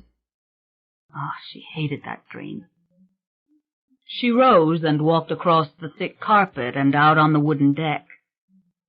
Oh, was ever a sky more vast and clear, and full of tiny twinkling stars, pure white the foam of the black waves, as white as the sand which glowed in the moonlight. But far down on the beach stood a lone figure, a lean, tall man, looking towards her. Damn you! She saw the figure slowly thin and then vanish. Bowing her head, she stood trembling with her hands on the wooden rail. You'll come when I call you. I love you, Rowan. With horror she realized the voice came from no direction. It was a whisper inside of her, all around her, intimate and audible only to her. I wait only for you, Rowan. Leave me then. Don't speak another word or show yourself again, or I'll never call for you. Angry, bitter, she turned and went back into the darkened bedroom, the warm carpet soft under her feet, and climbed into the low bed beside Michael. She clung to him in the darkness, her fingers tight around his arm. Desperately she wanted to wake him, to tell him what had happened. But this she had to do alone. She knew it. She'd always known. and an awful fatality gripped her.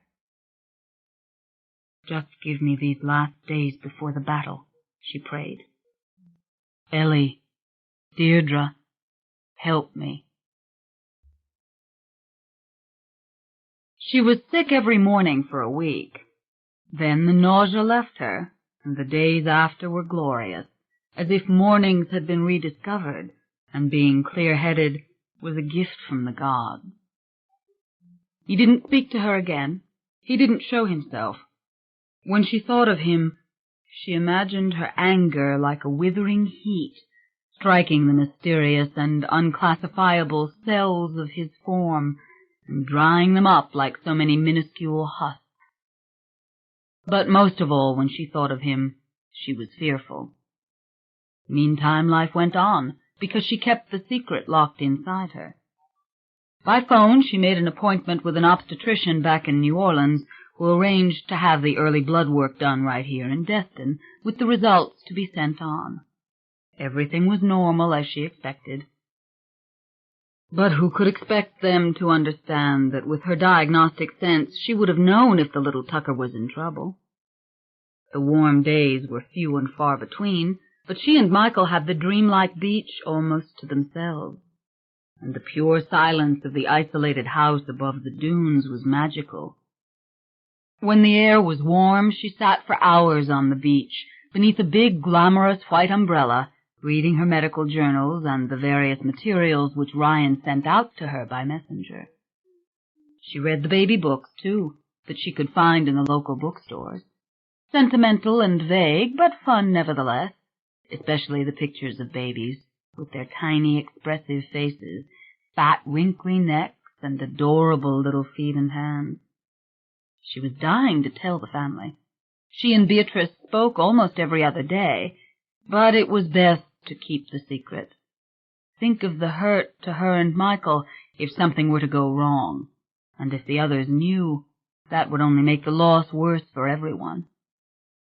They walked on the beach for hours, on those days when it was too cold to swim. They shopped and bought little things for the house. They loved its bare white walls and sparse furnishings. It was like a place to play after the seriousness of First Street, said Michael. He liked doing the cooking with Rowan, chopping, shredding, stir-frying, barbecuing steaks. It was all easy and fun. They dined at all the fine restaurants, and took drives into the pine woods, and explored the big resorts with their tennis courts and golf courses. But mostly they were happy in the house, with the endless sea so very near them. Michael was pretty anxious about his business. He had a team working on the shotgun cottage on Annunciation Street, and he had opened up his new Great Expectations on magazine, and he was having to handle all the little emergencies by phone. And, of course, there was the painting still going on at home, up in Julien's old room, and the roof repairs in the back.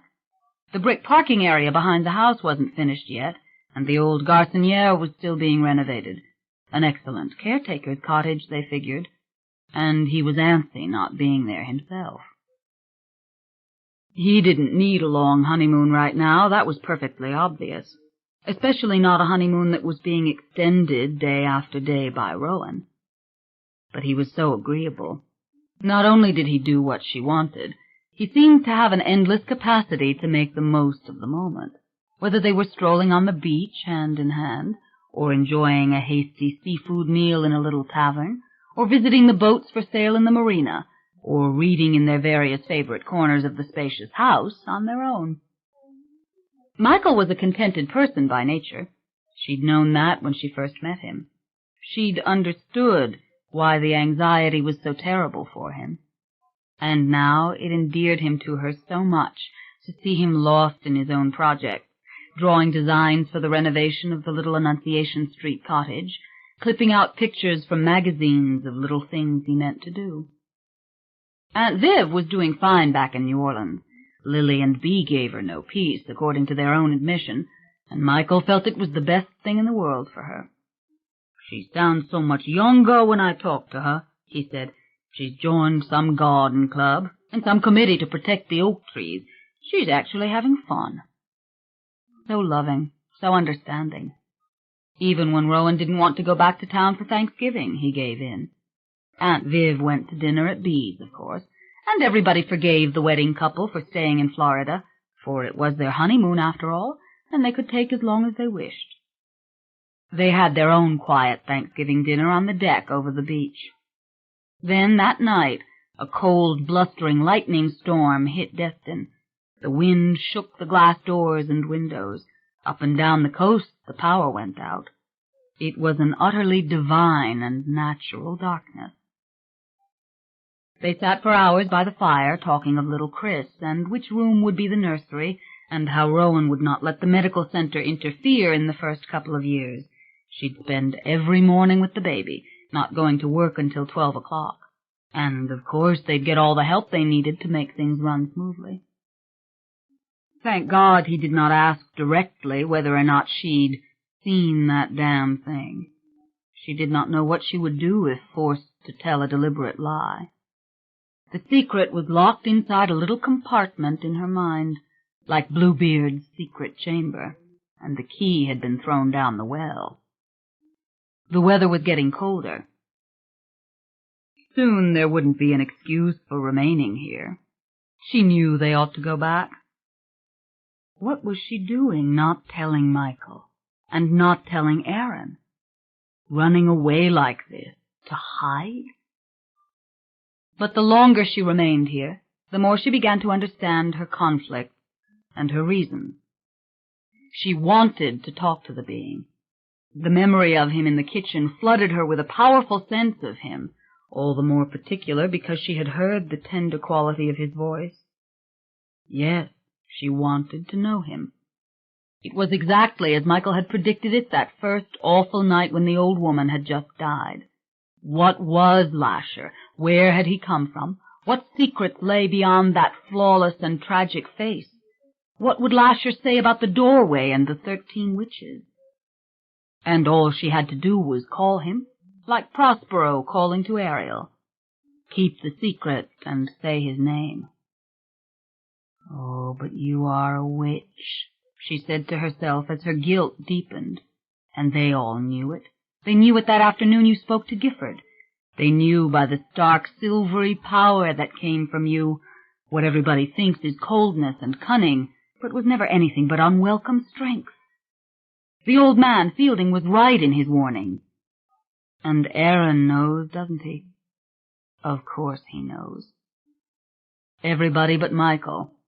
And Michael is so easy to deceive. But what if she decided that she wouldn't deceive anyone, that she wouldn't play along? Maybe she was searching for the courage to make that decision. Or maybe she was simply resisting.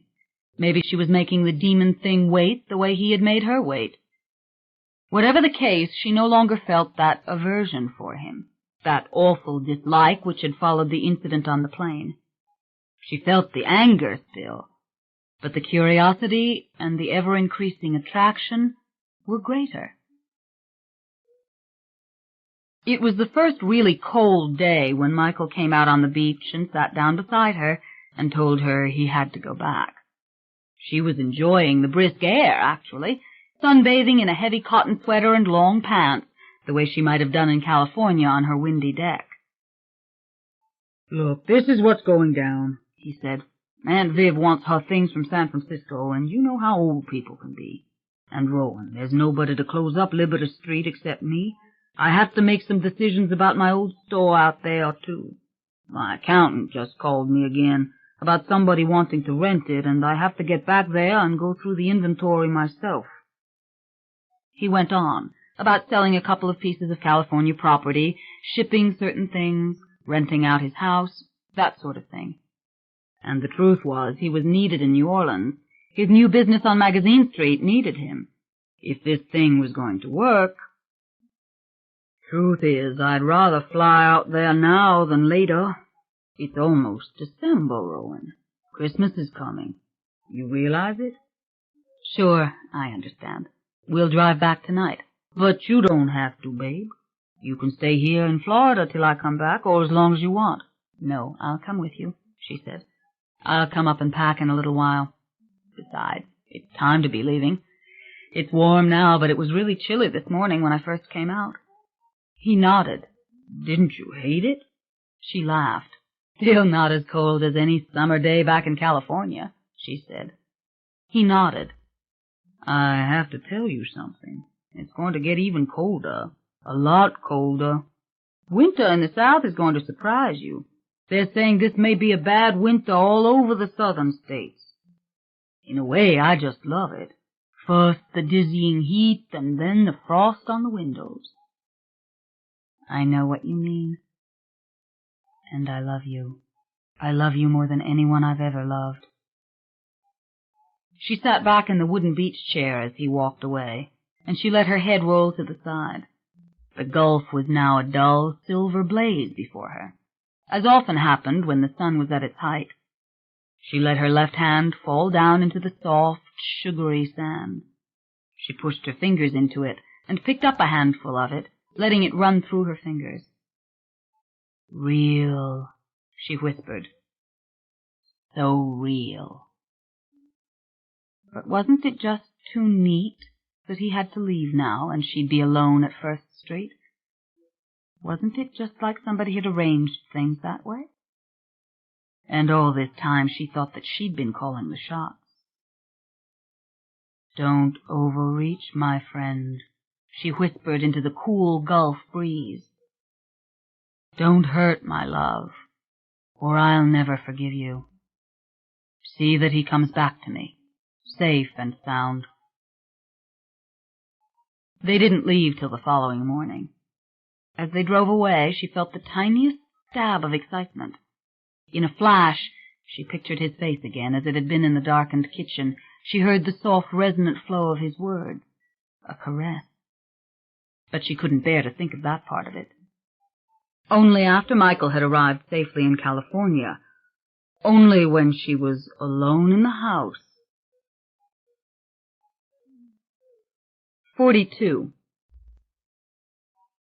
12 o'clock. Why did that seem the right time? Maybe because Pierce and Clancy had stayed so late and she had needed this hour of quiet. It was only 10 o'clock in California, but Michael had already called, and worn out after the long flight, he had probably already fallen asleep. He'd sounded so excited about the fact that everything looked so unappetizing and he was so eager to come home. Excruciating to miss him so much already, to be lying alone in this large and empty bed. But the other waited. As the soft chimes of the clock died away, she got up, put on the silk peignoir over her nightgown and the satin bedroom slippers, and went out and down the long stairs. And where do we meet, my demon lover? In the parlor, amid the giant mirrors, with the draperies drawn over the light from the street. Seemed a better place than most. She walked softly over the polished pine floor, her feet sinking into the Chinese carpet as she moved towards the first fireplace. Michael's cigarettes on the table, a half-drunk glass of beer, ashes from the fire she had made earlier, on this, her first bitter cold night in the South. Yes, the 1st of December, and the baby has its little eyelids now inside her, and its ears have started to form. No problems at all, said the doctor. Strong, healthy parents, disease-free, and her body in excellent condition. Eat sensibly, and by the way, what do you do for a living? Tell lies. Today she'd overheard Michael talking to Aaron on the phone. Just fine. I mean, surprisingly well, I guess. Completely peaceful. Except, of course, for seeing that awful vision of Stella the day of the wedding. But I could have imagined that. I was drunk on all that champagne. Pause. No, nothing at all. Aaron could see through the lie, couldn't he? Aaron knew. But the trouble with these dark, inhuman powers was that you never knew when they were working. They failed you when you most counted upon them.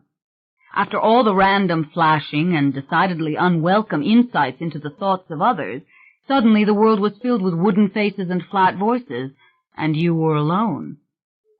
Maybe Aaron was alone. He had found nothing helpful in the old notebooks of Julien's, nothing in the ledgers in the library, except the predictable economic records of a plantation.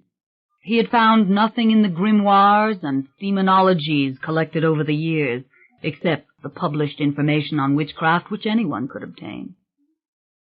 And now the house was beautifully finished, without dark or unexplored corners. Even the attics were shining clean. She and Michael had gone up to approve the last work before he left for the airport. Everything in order. Julien's room just a pretty workroom now for Michael, with a drawing table and files for blueprints and the shelves full of his many books.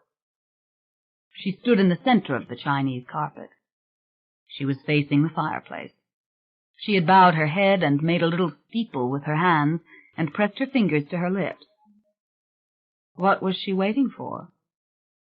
Why didn't she say it? Lasher. Slowly she looked up and into the mirror over the mantel. Behind her, in the keyhole doorway, watching her, the light from the street all she needed to see him as it shone through the glass on either side of the front door. Her heart was pounding, but she didn't move to turn around.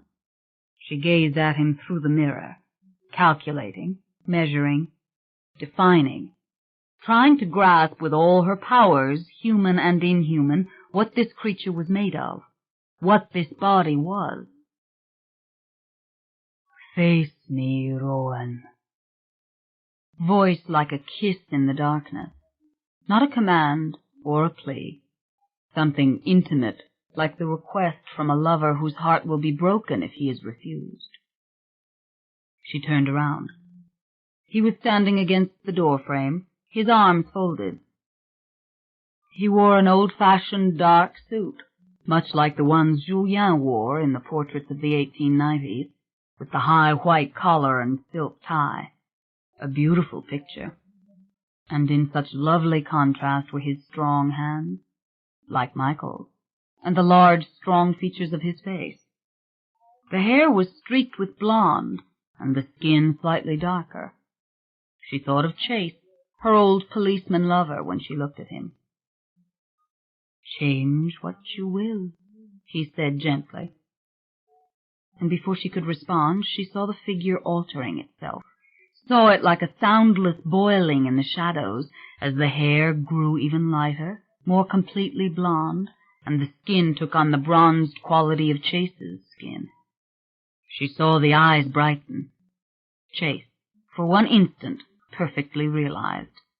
Then another strain of human characteristics infused it, altering it again, until it was the same man who had appeared to her in the kitchen, possibly the same man who had appeared to all of them over the centuries, except that he was taller and still had Chase's high dramatic coloring. She realized she had moved closer. She was standing only a few feet away. She was not afraid so much as powerfully excited. Her heart was still pounding, but she wasn't trembling. She reached out as she had that night in the kitchen and felt his face. Stubble of beard. Skin. But it wasn't skin. The keen diagnostic sense told her it was not, and there were no bones inside this body, no internal organs. This was a shell for an energy field. But in time there will be bones, Rowan. In time all miracles can be performed. The lips had barely moved with the words, and the creature was already losing its shape. It had exhausted itself. She stared hard at it, striving to hold it, and she saw it grow solid again. "Help me smile, beautiful one," said the voice, with no movement of the lips this time. "I would smile on you and your power if I could." Now she was trembling. With every fiber of her body she concentrated upon it, upon infusing the facial features with life. She could almost feel the energy flowing from her, feel it gathering the strange material substance and shaping it. It was purer and finer than her conception of electricity, and a great warmth enveloped her as she saw the lips begin to smile. Serene, subtle, like the smile of Julien in the photographs. The large green eyes were filled with light. The hands rose, and they reached out for her now, and she felt a delicious warmth as they came closer, almost touching the sides of her face. Then the image shimmered and suddenly disintegrated, and the blast of heat was so great she stepped backwards, her arm up to shield her eyes as she turned away. The room was seemingly empty. The draperies had moved, and they were still dancing soundlessly, and only very gradually did the room grow cold again. She felt cold all over suddenly. She felt exhausted, and when she looked at her hand, she realized it was still shaking. She went over to the fireplace and sank down on her knees. Her mind was swimming. For a moment she was almost dizzy and unable to locate herself in relation to what had just happened. Then gradually her head cleared. She laid some kindling into the small grate and put a few sticks and a small log on top of it, then struck a long match and lighted the fire. In a second, the kindling was popping and snapping. She stared down into the flames. "You're here, aren't you?" she whispered, staring into the fire as it grew stronger and brighter, tongues of flame licking at the dried bark of the log. "Yes, I'm here." "Where?" "Near you. Around you." "Where is your voice coming from?" "Anyone could hear you now. You're actually speaking." "You will understand how this is done better than I." "Is that what you want of me?" He gave a long sigh. She listened. No sound of breathing, merely the sound of a presence. Think of all the times you've known someone else was near you, and it's not because you heard a heartbeat or a footfall or a breath. You heard something softer, more subtle. This is the sound. "I love you," he said. "Why?" "Because you are beautiful to me. Because you can see me. Because you are all the things in a human being which I myself desire. Because you are human and warm and soft, and I know you, and have known the others before you." She said nothing. He went on. "Because you are Deborah's child, and the child of Suzanne and Charlotte, and all the others whose names you know. Even if you will not take the emerald which I gave to my Deborah, I love you. I love you without it. I have loved you since the first time I knew of your coming. I see far. I saw you coming from afar. I loved you in probability." The fire was blazing strongly now, the delicious aroma comforting her, as the big, thick log was engulfed in bright orange flames. But she was in a form of delirium. Even her own breathing seemed slow to her and strange, and she wasn't sure now that the voice was audible or would be to others if they were here. It was clear to her, however, and richly seductive. Slowly she sat down on the warm floor beside the hearth and leaned against the marble, which was also warming, and she peered into the shadows beneath the arch in the very center of the room. "Your voice is soothing to me. It's beautiful," she sighed. "I want it to be beautiful for you. I want to give you pleasure. That you hated me made me sad." "When?" "When I touched you."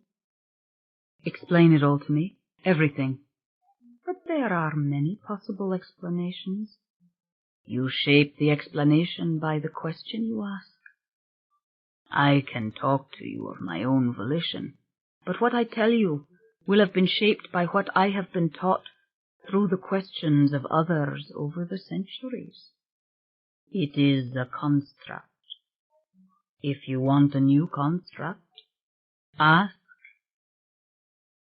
"When did you begin?" "I don't know." "Who first called you Lasher?" Suzanne. Did you love her? I love Suzanne. She still exists. She is gone. I'm beginning to see, she said. There is no physical necessity in your world, and consequently no time. A mind without a body. Precisely. Clever. Smart. One of those words will do. Yes, he said agreeably. But which one? You're playing with me. No, I don't play. I want to get to the bottom of this, to understand you, your motives, what you want. I know. I knew before you spoke, he said, in the same kind, seductive manner. But you are clever enough to know that in the realm in which I exist there is no bottom. He paused, and then went on slowly as before. If you prod me to speak to you in complete and sophisticated sentences, and to allow for your persistent misconceptions, mistakes, or crude distinctions, I can do it. But what I say may not be as near to truth as you might like. But how will you do it? Through what I've learned of human thinking from other humans, of course. What I am saying is, choose. Begin at the beginning with me if you want pure truth. You will receive enigmatic and cryptic answers, and they may be useless, but they will be true. Or begin in the middle, and you will receive educated and sophisticated answers. Either way, you will know of me what I learn of myself from you. You're a spirit. What you call a spirit, I am. What would you call yourself? I do not. I see. In your realm you have no need of a name. No understanding even of a name. But, in truth, just no name. But you have wants. You want to be human. I do. Something like a sigh followed, eloquent of sadness. Why? Wouldn't you want to be human if you were me, Rowan? I don't know, Lasher. I might want to be free. I crave it in pain, said the voice, speaking slowly and sorrowfully. To feel heat and cold. To know pleasure. To laugh. Ah, what would it be to laugh? To dance and sing, and to see clearly through human eyes, to feel things, to exist in necessity and in emotions and in time, to have the satisfaction of ambition, to have distinct dreams and ideas. Ah, yes, I'm understanding it all right. Don't be too sure. You don't see clearly? Not the same. When you looked through the eyes of the dead man, did you see clearly? Better, but not clear. And death was on me, hanging on me, around me, and moving fast. Finally I went blind inside. I can imagine. You went in to Charlotte's father-in-law while he lived. Yes, he knew I was there. He was weak, but happy to walk and to lift things with his hands again. Interesting. What we call possession. Correct. I saw distinct things through his eyes. I saw brilliant colors and smelled flowers and saw birds. I heard birds. I touched Charlotte with a hand. I knew Charlotte. You can't hear things now? You can't see the light of this fire? I know all about it. But I do not see or hear or feel it the way you do, Rowan. Though when I draw near to you, I can see what you see. I know you and your thoughts. She felt a sharp throb of fear. I'm getting the hang of it. You think you are, but it's bigger and longer. I know. I really do. We know. We are. But from you we have learned to think in a line, and we have learned time. We have also learned ambition. For ambition one must know concepts of past and present and future. One must plan. And I speak only of those of us who want. Those of us who do not want, do not learn, for why should they? But to say us is to approximate. There is no us for me, because I am alone, and turned away from the others of me, and see only you and your kind. I understand. When you were in the dead bodies, the heads in the attic, yes? Did you change the tissues of those heads? I did. I changed the eyes to brown. I changed the hair in streaks. This took great heat from me, and concentration. Concentration is the key to all I do. I draw together. And in your natural state? Large, infinite. How did you change the pigment? Went into the particles of flesh, altered the particles. But your understanding of this is greater than mine. You would use the word mutation. I know no better words. You know scientific words. Concept. What stopped you from taking over the entire organism? It was dead. It gradually finished, and was heavy, and I was blind and dumb. I could not bring the spark of life back to it. I see. In Charlotte's father-in-law, did you change his body? That I could not do. I did not know to try to do it. And I cannot do it now if I were there then. You see? Yes, I do. You're constant, yet where in time. I see. But you are saying that you cannot change living tissue? Not of that man. Not of Aaron when I am in him. When are you in Aaron? When he sleeps. That is the only time I can get in. Why do you do it? To be human. To be alive. But Aaron is too strong for me. Aaron organizes and commands the tissues of Aaron. Same with Michael. Same with almost all. Even the flowers. Ah, yes, the flowers. You mutated the roses. I did. For you, Rowan. To show you my love and my power. And to show me your ambition? Yes. I don't want you ever to go into Aaron. I don't want you ever to hurt him or Michael. I will obey you. But I would like to kill Aaron. Why? Because Aaron is finished, and Aaron has much knowledge, and Aaron lies to you. How so finished?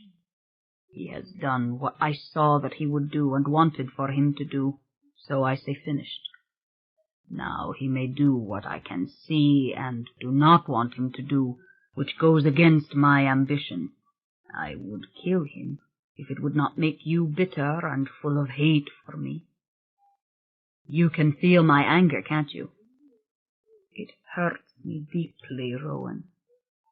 I would be in a rage of pain and anger if you hurt Aaron. But let's talk further about Aaron. I want you to spell this out for me.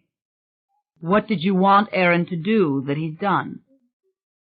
Give you his knowledge. his words written in a straight line of time. You're speaking of the Mayfair chronology? Yes. The history. You said spell it out, so I didn't use the word chronology.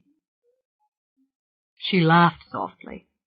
You don't have to spell it out that much, she said. Go on. I wanted you to read this history from him. Peter saw my Deborah burn, my beloved Deborah.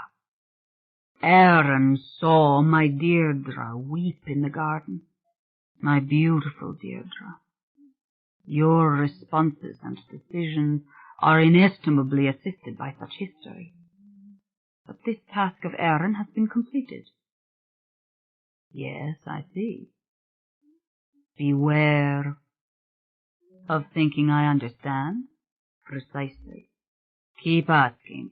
Words like responses and inestimably are vague. I would keep nothing from you, Rowan. She heard him sighing again, but it was long and soft and became slowly a different sound. It was like the wind sighs. She continued to rest against the fireplace, basking in the heat of the fire, her eyes wide as she stared into the shadows. It seemed she had been here forever, speaking to him, this disembodied yet softly resonant voice. The sound of the sigh had almost touched her all over like the wind. She gave a little soft laugh of delight. She could see him in the room if she tried, see a rippling in the air, something swelling and filling the room. Yes, he said, I love your laughter. I cannot laugh. I can help you learn to do it. I know. Am I the doorway? You are. Am I the 13th witch? You are. Then Michael was correct in his interpretation. Michael is seldom ever wrong. Michael sees clearly. Do you want to kill Michael? No. I love Michael. I would walk and talk with Michael. Why? Why Michael of all people? I do not know. Oh, you must know. To love is to love. Why do you love Michael? Is the answer the truth? To love is to love. Michael is bright and beautiful. Michael laughs. Michael has much of the invisible spirit in him, infusing his limbs and his eyes and voice.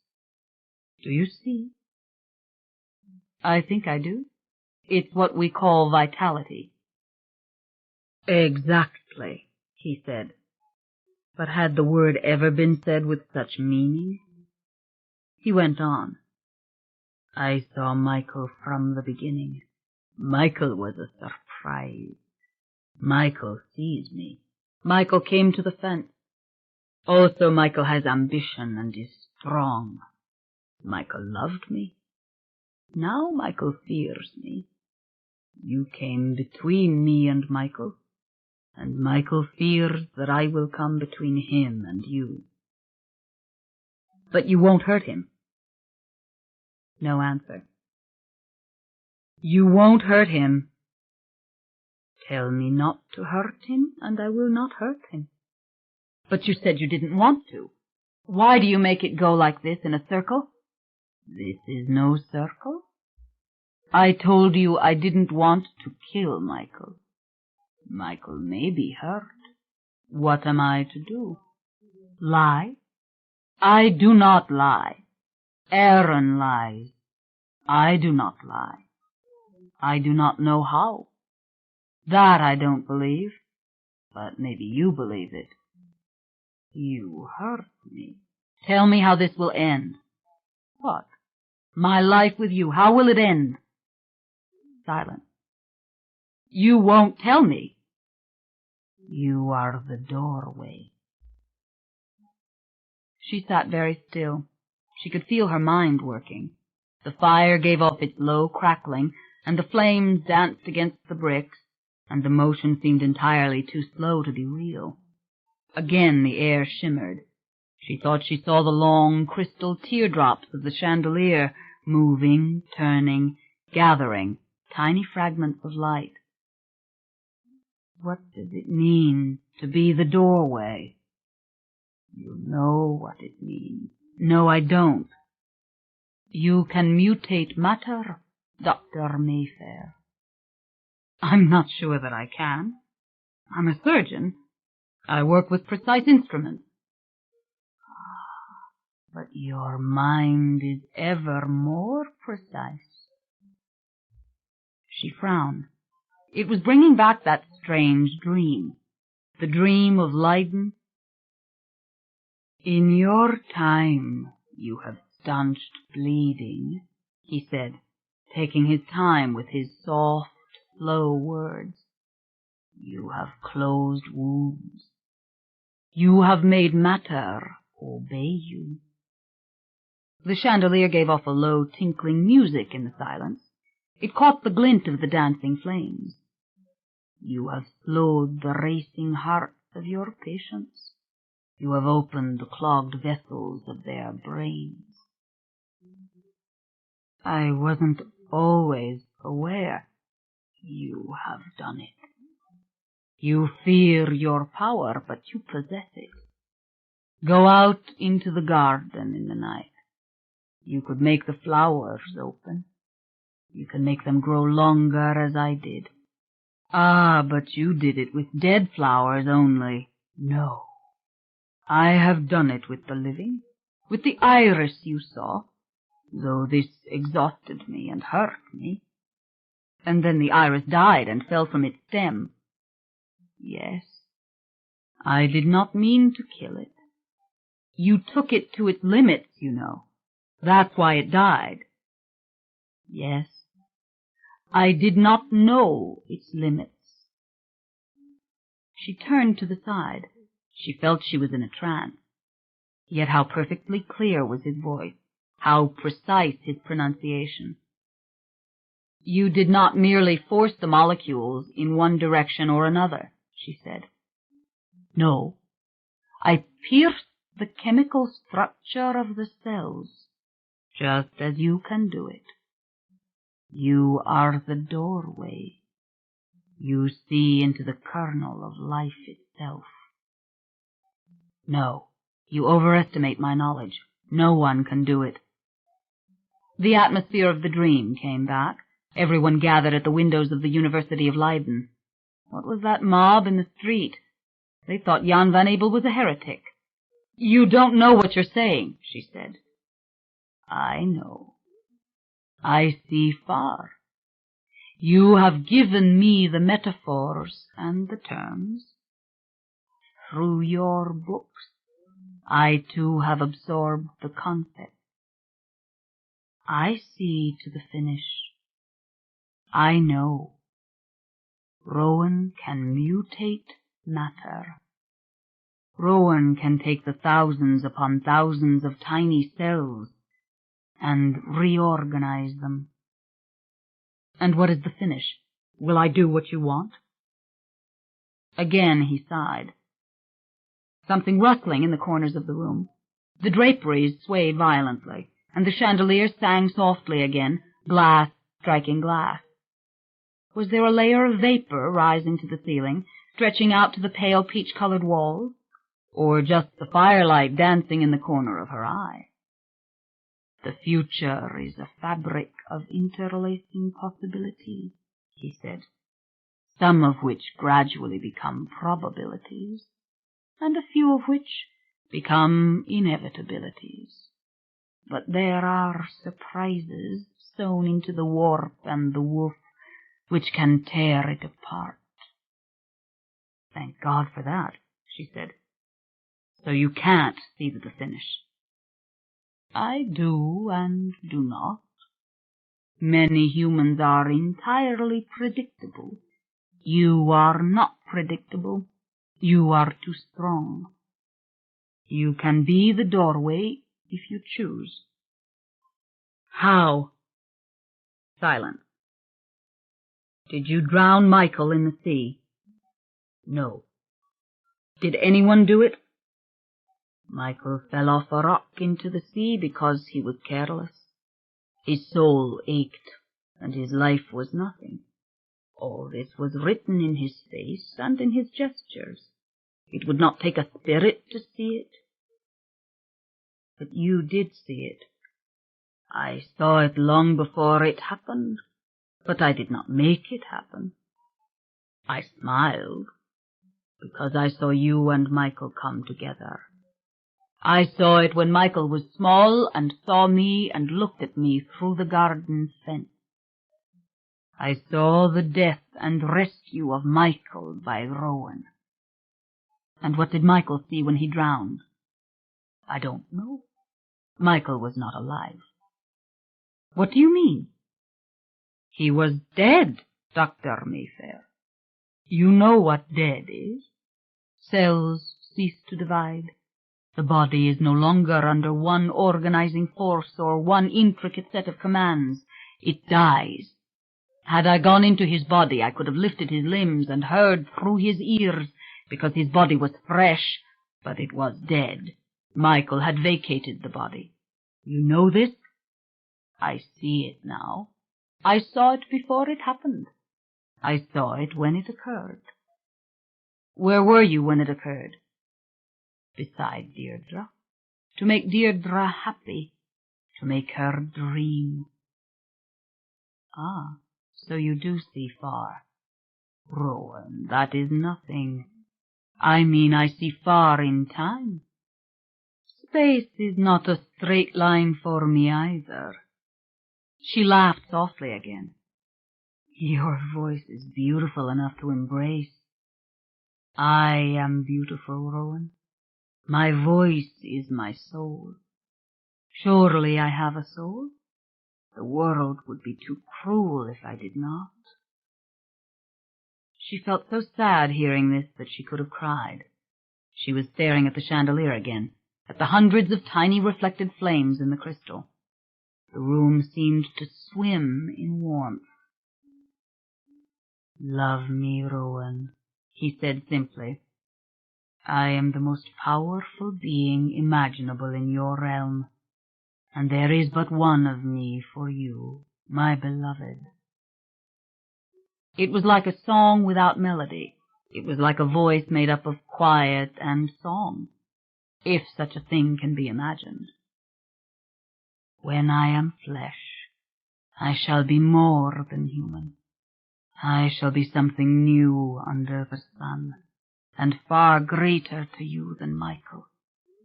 I am infinite mystery. Michael has given you all that he can. There will be no great mystery any longer with your Michael. No, that can't be true, she whispered. She realized that she'd closed her eyes. She was so drowsy. She forced herself to look at the chandelier again. There is the infinite mystery of love. Love must be fed, Rowan.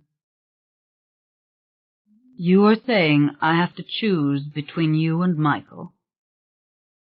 Silence. Did you make the others choose? She thought of Mary Beth in particular, and Mary Beth's men. I see far, as I told you. When Michael stood at the gate years ago in your time, I saw that you would make a choice. Don't tell me any more of what you saw. Very well, he said.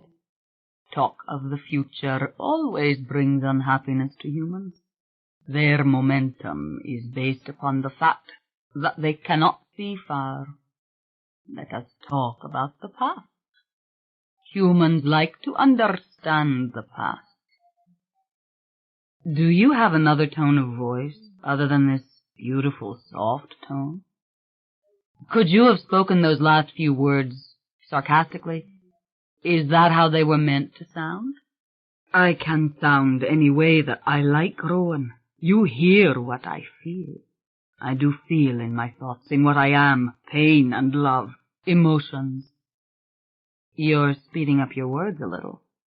I am in pain. Why? To end your misunderstandings. You want me to make you human? I want to have flesh. And I can give you flesh? You have the power, and once such a thing is achieved, other such things may be achieved. You are the 13th. You are the door. What do you mean, other such things? Rowan, we are talking of fusion, of chemical change, the structural reinvention of cells, of matter and energy in a new relationship. I know what you mean. Then you know, as with fission, if it is achieved once, it can be achieved again. Why couldn't anyone else do it before me? Julien was powerful. Knowledge, Rowan. Julien was born too soon. Allow me once more to use the word fusion, and in a slightly different fashion. We have spoken so far of fusion within cells. Let me now talk of a fusion between your knowledge of life, Rowan, and your innate power. That is the key. That is what enables you to be the doorway. The knowledge of your era was unimaginable even to Julien, who saw in his time inventions that seemed purely magical. Could Julien have foreseen a heart opened on an operating table? A child conceived in a test tube? No. And there will come after you those whose knowledge is great enough even to define what I am. Can you define yourself to me? No, but I am certainly definable, and when I am defined by mortals, then I shall be able to define myself. I learn all things from you which have to do with such understanding. Ah, but you know something of yourself which you can tell me now in precise language, that I am immense, that I must concentrate to feel my strength, that I can exert force, that I can feel pain in the thinking part of me. Ah, yes, and what is that thinking part? And whence comes the force you exert? Those are the pertinent questions. I do not know. When Suzanne called to me, I came together. I drew myself up small as if to pass through a tunnel. I felt my shape, and spread out like the 5-pointed star of the pentagram which she drew, and each one of these points I elongated. I made the trees shiver and the leaves fall, and Suzanne called me her lasher. And you liked what you did? Yes, that Suzanne saw it, and that Suzanne liked it, or else I would never have done it again, and not even remembered it. What is there in you that is physical, apart from energy? I do not know. The voice was soft, yet full of despair. Tell me, Rowan. Know me. End my loneliness. The fire was dying in the grate, but the warmth had spread all through the room, and it surrounded her and held her like a blanket. She felt drowsy, but sharply alert. Let's return to Julien. Julien had as much power as I have. Almost, my beloved, but not quite. And there was in Julien a playful and blasphemous soul that danced back and forth in the world, and liked to destroy as much as to build. You are more logical, Rowan. That is a virtue. You have an indomitable will, Rowan. I see. Not broken with humor, as Julien's will could be broken. Precisely, Rowan. She laughed again under her breath. Then she fell quiet, staring at the shimmering air. Is there a God, Lasher? I do not know, Rowan. In time I have formed an opinion, and it is yes. but it fills me with rage. Why? Because I am in pain, and if there is a God, he made this pain. Yes, that I understand perfectly, Lasher. But he made love, too, if he exists. Yes, love. Love is the source of my pain, he said. It is the source of all my moving into time and ambition and plans. All my desires spring from love. You might say that what I was, when I was only what I am, that I was poisoned by love. That in the call of Suzanne I was awakened to love and to the nightmare of want. But I saw, and I loved, and I came. You make me sad, she said suddenly. Love mutated me, Rowan. It created my first dissatisfaction. Yes. And now I seek to mutate into flesh, and that shall be the consummation of my love. I have waited so long for you. I have seen such suffering before you, and if I had had tears to shed, they would have been shed.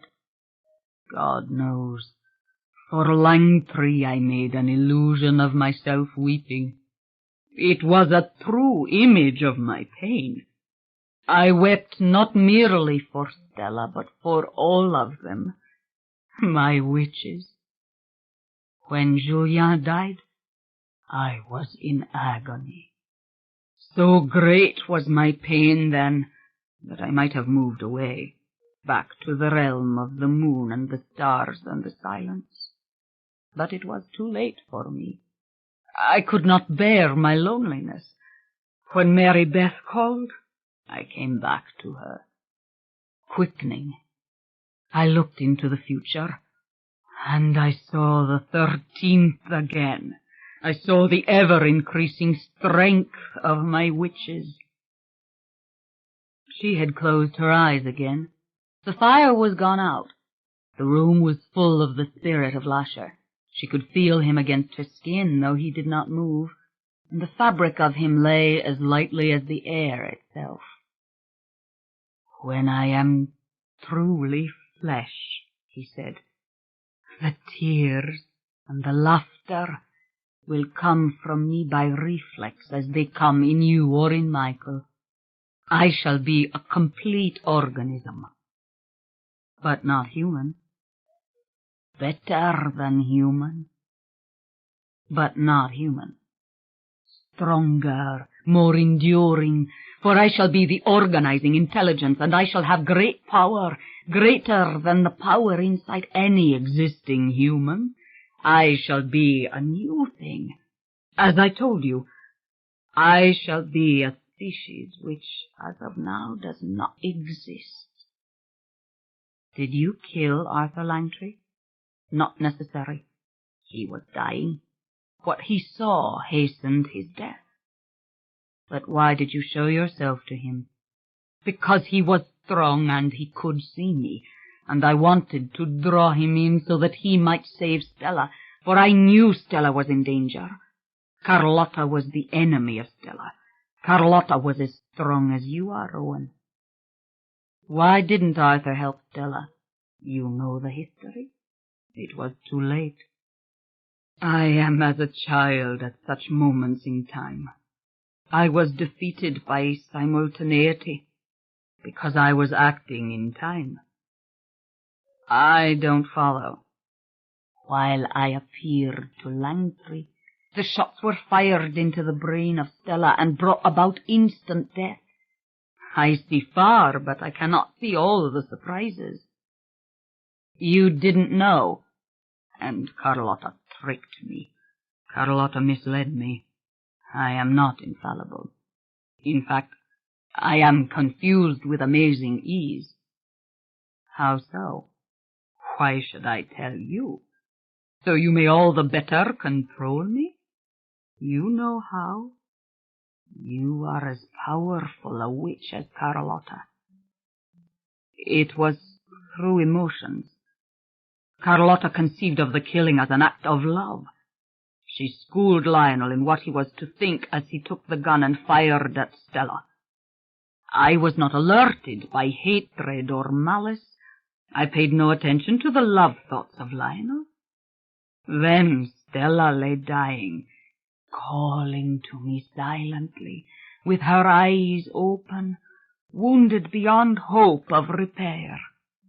And Lionel fired the second shot, which drove the spirit of Stella up and out of the body forever. But you killed Lionel. You drove him to his death. I did. And Cortland? You killed Cortland? No. I fought with Cortland. I struggled with him, and he sought to use his strength against me, and he failed and fell in his struggle. I did not kill your father. Why did you fight? I warned him. He believed he could command me. He was not my witch. Deirdre was my witch. You are my witch, not Cortland. But Deirdre didn't want to give me up, and Cortland was defending her wishes for his own aims. Which were what? That is old now, unimportant. You went to freedom so that you could be strong when you returned.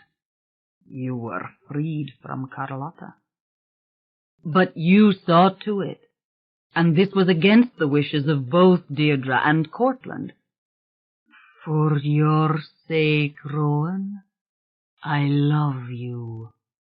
Ah, but you see there's a pattern here, isn't there?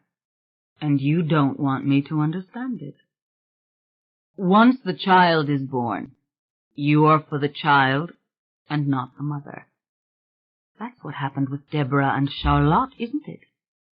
You misjudge me. When I act in time, sometimes I do what is wrong. You went against the wishes of Deirdre. You saw to it I was taken away. You advanced the plan of the 13 witches, and that was for your own aims. You have always worked for your own aims, haven't you? You are the 13th and the strongest. You have been my aim, and I will serve you. Your aims and my aims are identical. I think not. She could feel his pain now, feel the turbulence in the air, feel the emotion as if it were the low strum of a harp string playing upon her unconscious ear. Song of pain. The draperies swayed again in a warm draught, and both of the chandeliers of the double parlors danced in the shadows, full of splinters of white light, now that the fire had died and taken with it the colors. Were you ever a living human being? I don't know. Do you remember the first time you ever saw human beings? Yes. What did you think? That it was not possible for spirit to come from matter. That it was a joke. What you would call preposterous or a blunder. It came from matter. It did indeed. It came out of the matter when the organization reached the appropriate point for it to emerge, and we were surprised by this mutation. You and the others who were already there. In timelessness, already there. Did it draw your attention? Yes, because it was a mutation, and entirely new. And also because we were called to observe. How? The newly emerging intelligences of man, locked in matter, nevertheless perceived us, and thereby caused us to perceive ourselves. Again, this is a sophisticated sentence and therefore partially inaccurate. For millennia, these human spiritual intelligences developed. They grew stronger and stronger. They developed telepathic powers. They sensed our existence. They named us, and talked to us, and seduced us. If we took notice, we were changed. We thought of ourselves. So you learned self-consciousness from us. All things from you. Self-consciousness, desire, ambition. You are dangerous teachers, and we are discontent. Then there are others of you with ambition.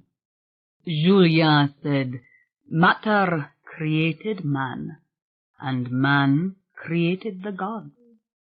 That is partially correct. Did you ever speak to a human being before Suzanne? No. Why? I don't know. I saw and heard Suzanne. I loved Suzanne. I want to go back to Aaron. Why do you say Aaron tells lies? Aaron does not reveal the whole purpose of the Talamasca. Are you certain of this? Of course. How can Aaron lie to me? I knew of Aaron's coming before there was Aaron. Arthur Langtry's warnings were for Aaron, when he did not even know about Aaron. But how does Aaron lie? When and in regard to what did he lie? Aaron has a mission. So do all the brothers of the Talamasca. They keep it secret. They keep much knowledge secret. They are an occult order, to use words you would understand. What is this secret knowledge, this mission? To protect man from us, to make sure there are no more doorways. You mean there have been doorways before now? There have. There have been mutations. But you are the greatest of all doorways. What you can achieve with me shall be unparalleled. Wait a minute. You mean other discarnate entities have come into the realm of the material? Yes. But who? What are they? Laughter. They conceal themselves very well. Laughter. Why did you say that? Because I am laughing at your question, but I don't know how to make the sound of laughter. So I say it. I laugh at you that you don't think this would have happened before. You, a mortal with all the stories of ghosts and monsters of the night and other such horrors, did you think there was not even a kernel of truth to these old tales? But it is not important. Our fusion shall be more nearly perfect than any in the past. Aaron knows this. That's what you're saying. That others have come through. Yes. And why does he want to stop me from being the doorway? Why do you think? Because he believes you're evil. Unnatural, that is what he would say, which is foolish. For I am as natural as electricity, as natural as the stars, as natural as fire. Unnatural. He fears your power. Yes, but he is a fool. Why? Rowan, as I have told you before, if this fusion can be achieved once, it can be achieved again. Do you not understand me? Yes, I understand you. There are 12 crypts in the graveyard, and 1 door. Aye, Rowan. Now you are thinking. When you first read your books of neurology, when you first stepped into the laboratory, what was your sense? That man had only begun to realize the possibilities of the present science, that new beings might be created by means of transplants, grafts, in vitro experimentation with genes and cells. You saw the scope of the possibilities. Your mind was young, your imagination enormous. You were what men fear, the doctor with the vision of a poet. And you turned your back on your visions, Rowan. In the laboratory of Lemley, you could have created new beings from the parts of existent beings. You reached for brutal tools because you feared what you could do. You hid behind the surgical microscope and substituted for your power the crude micro-tools of steel with which you severed tissues rather than creating them. Even now you act from fear. You will build hospitals where people are to be cured, when you could create new beings, Rowan. She sat still and quiet. No one had ever spoken to her about her innermost thoughts with greater accuracy. She felt the heat and size of her own ambition. She felt the amoral child in her who had dreamed of brain grafts and synthetic beings before the adult put out the light. Haven't you a heart to understand why, Lasher? I see far, Rowan. I see great suffering in the world. I see the way of accident and blundering and what it has created. I am not blinded by illusions. I hear the cries everywhere of pain, and I know my own loneliness. I know my own desire. But what will you give up when you become flesh and blood? What's the price for you? I do not shrink from the price. A fleshly pain could be no worse than what I have suffered these 3 centuries. Would you be what I am, Rowan? Drifting, timeless and alone, listening to the carnal voices of the world, apart, and thirsting for love and understanding? She couldn't answer. I have waited for all eternity to be incarnate. I have waited beyond the scope of memory. I have waited until the fragile spirit of man has finally attained the knowledge so that the barrier can come down, and I shall be made flesh, and it shall be perfect. Silence. I see why Aaron is afraid of you, she said. Aaron is small. The Talamasca is small. They are nothing. The voice grew thin with anger. The air in the room was warm, and moving like the water in a pot moves before it boils. The chandeliers moved, yet they made no sound, as if the sound were carried away by the currents in the air. The Talamasca has knowledge, he said. They have power to open doorways, but they refuse to do so for us. They are the enemy of us. They would keep the world's destiny in the hands of the suffering and the blind, and they lie. All of them lie. They have maintained the history of the Mayfair witches because it is the history of Lasher, and they fight Lasher. That is their avowed purpose. And they trick you with their attention to the witches. It is Lasher whose name should be emblazoned on the covers of their precious leather-bound files. The file is in a code. It is the history of the growing power of Lasher. Can you not see through the code? Don't harm Aaron. You love unwisely, Rowan. You don't like my goodness, do you? You like the evil. What is evil, Rowan? Is your curiosity evil? That you would study me as you have studied the brains of human beings? That you would learn from my cells all that you could to advance the great cause of medicine? I am not the enemy of the world, Rowan. I merely wish to enter into it. You're angry now. I am in pain. I love you, Rowan. To want is not to love, Lasher. To use is not to love. No, don't speak these words to me. You hurt me. You wound me. If you kill Aaron, I will never be your doorway. Such a small thing to affect so much. Lasher, kill him, and I will not be the doorway. Rowan, I am at your command. I would have killed him already were I not. Same with Michael. Very well, Rowan. Why did you tell Michael that he couldn't stop me? Because I hoped that he could not, and I wanted to frighten him. He is under the spell of Aaron. Lasher, how am I to help you come through? I will know when you know, Rowan. And you know. Aaron knows.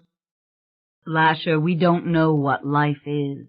Not with all our science and all our definitions do we know what life is, or how it began. The moment when it sprang into existence from inert materials is a complete mystery. I am already alive, Rowan. And how can I make you flesh? You've gone into the bodies of the living and the dead. You can't anchor there. It can be done, Rowan. His voice had become as soft as a whisper. With my power, and your power, and with my faith, for I must yield to achieve the bond, and only in your hands is the full merging possible. She narrowed her eyes, trying to see shapes, patterns in the airy dark. I love you, Rowan, he said. You are weary now. Let me soothe you, Rowan. Let me touch you. The resonance of the voice deepened. I want a happy life with Michael and our child. Turbulence in the air, something collecting, intensifying. She felt the air grow warmer. I have infinite patience. I see far. I can wait. But you will lose your taste for others, now that you have seen and spoken to me. Don't be so certain, Lasher. I'm stronger than the others. I know much more. Yes, Rowan. The shadowy turbulence was growing denser, like a great wreath of smoke, only there was no smoke, circling the chandelier, moving out, like cobwebs caught in a draught.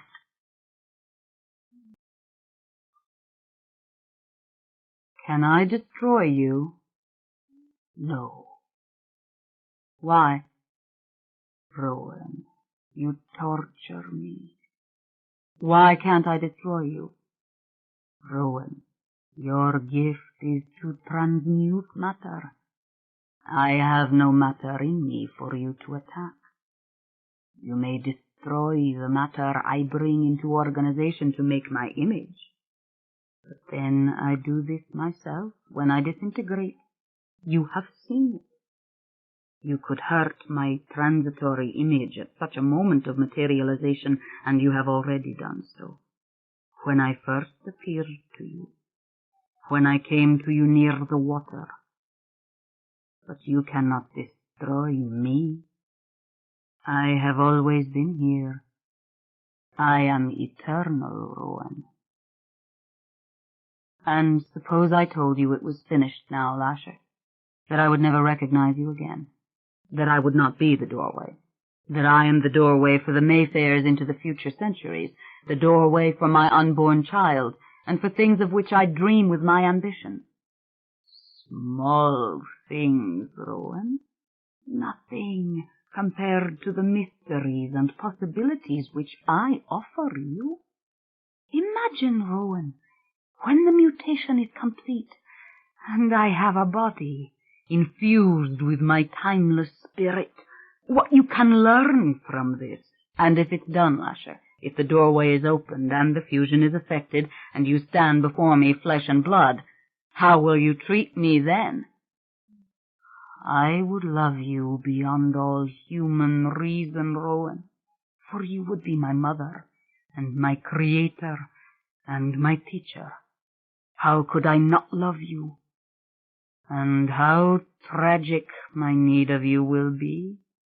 I will cleave to you to learn how to move with my new limbs, how to see, how to speak and laugh. I will be as a helpless infant in your hands. Can't you see? I would worship you, my beloved Rowan. I would be your instrument in anything that you wished, and 20 times as strong as I am now. Why do you cry? Why are there tears in your eyes? It's a trick. It's a trick of sound and light, the spell you induce. No, I am what I am, Rowan. It's your reason which weakens you. You see far. You always have. 12 crypts and 1 doorway, Rowan. I don't understand. You play with me. You confuse me. I can't follow any more. Silence, and that sound again, as if the whole air were sighing. Sadness. Sadness enveloping her like a cloud, and the undulating layers of smoky shadow moving the length of the room, weaving through and around the chandeliers, filling the mirrors with darkness. You're all around me, aren't you?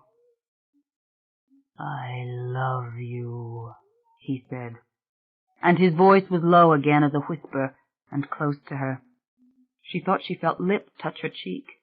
She stiffened, but she had become so drowsy. Move away from me, she said. I want to be left alone now. I have no obligation to love you. Rowan, what can I give you? What gift can I bring?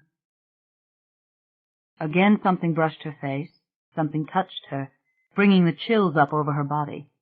Her nipples were hard beneath the silk of the nightgown, and a low throbbing had started inside her. A hunger she could feel all through her throat and her chest. She tried to clear her vision. It was dark in here now. The fire had burnt down, but only moments ago it had been ablaze. You're playing tricks on me. The air seemed to be touching her all over. You've played tricks on Michael. No. It was a soft kiss against her ear. When he was drowned, the visions, you made them. No, Rowan. He was not here. I could not follow him to where he went. I am of the living only. Did you make the ghosts he saw when he was alone here that night? When he went alone into the pool? No. She shivered all over, her hands up to brush away the sensations as if she'd been caught in cobwebs. Did you see the ghosts Michael saw?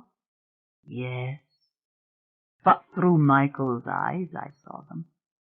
What were they? I don't know. Why don't you know? They were images of the dead, Rowan. I am of this earth. I do not know the dead. Do not talk to me of the dead. I do not know of God or of anything which is not of the earth. God! But what is this earth? Something touching the back of her neck, gently lifting the tendrils of her hair. Here, Rowan, the realm in which you exist, and the realm in which I exist, parallel and intermingled, yet separate in the physical world. I am physical, Rowan, natural as anything else which is of the earth. I burn for you, Rowan, in a purity in which fire has no end in this our world. The ghosts Michael saw on our wedding night, she said, in this very room.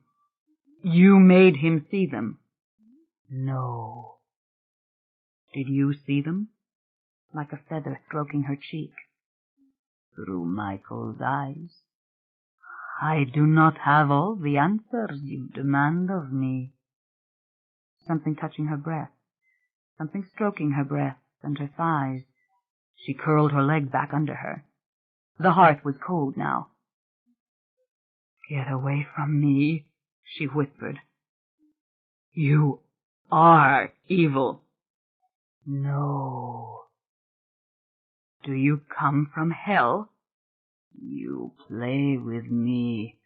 I am in hell, desiring to give you pleasure. Stop. I want to get up now. I'm sleepy. I don't want to stay here. She turned and looked at the blackened fireplace. There were no embers any more. Her eyes were heavy, and so were her limbs. She struggled to her feet, clinging to the mantel, but she knew she could not possibly reach the steps. She turned and sank down again on her knees and stretched out on the soft Chinese rug, like silk beneath her, and the hardness and the cool air felt so good to her. She felt she was dreaming when she looked up into the chandelier. The white plaster medallion appeared to be moving, its acanthus leaves curling and writhing. All the words she'd heard were suddenly swimming in her brain. Something touching her face. Her nipples throbbed, and her sex throbbed. She thought of Michael, miles and miles away from her, and she felt anguish. She had been so wrong to underestimate this being. "I love you, Rowan." "You're above me, aren't you?" She stared up into the shadows, thankful for the coolness because she was burning as if she'd absorbed all the heat of the fire.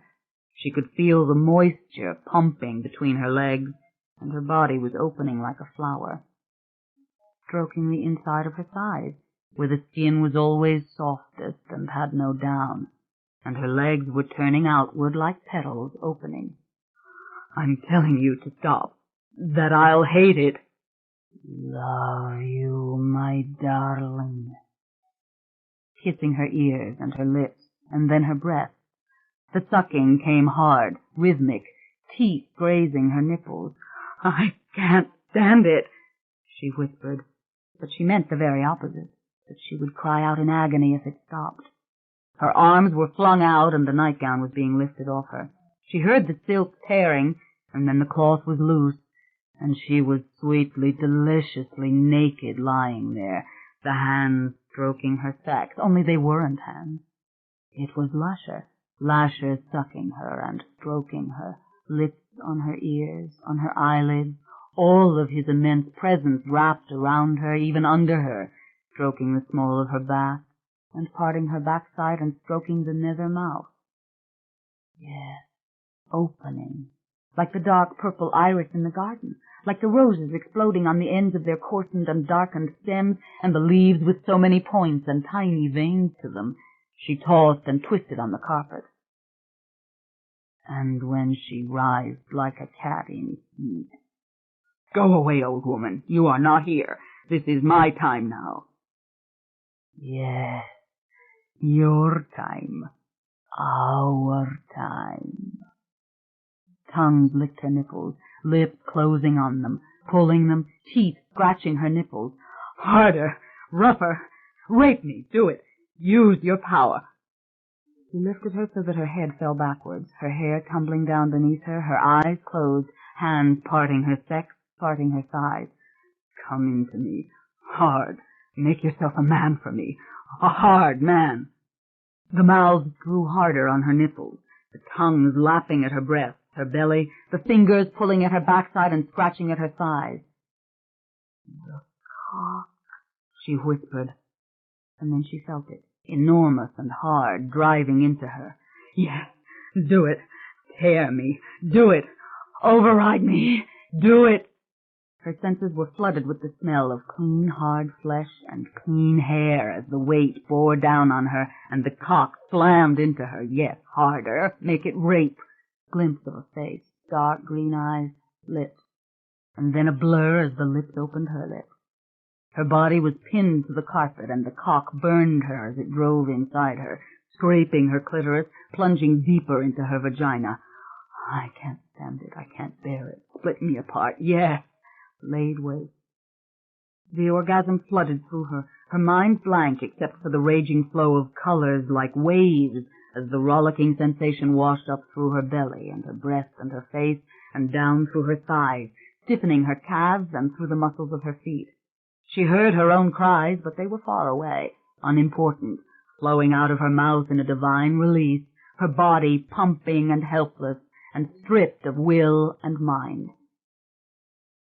Again and again it exploded in her, scalding her, over and over, until all time, all guilt, all thought was burnt away.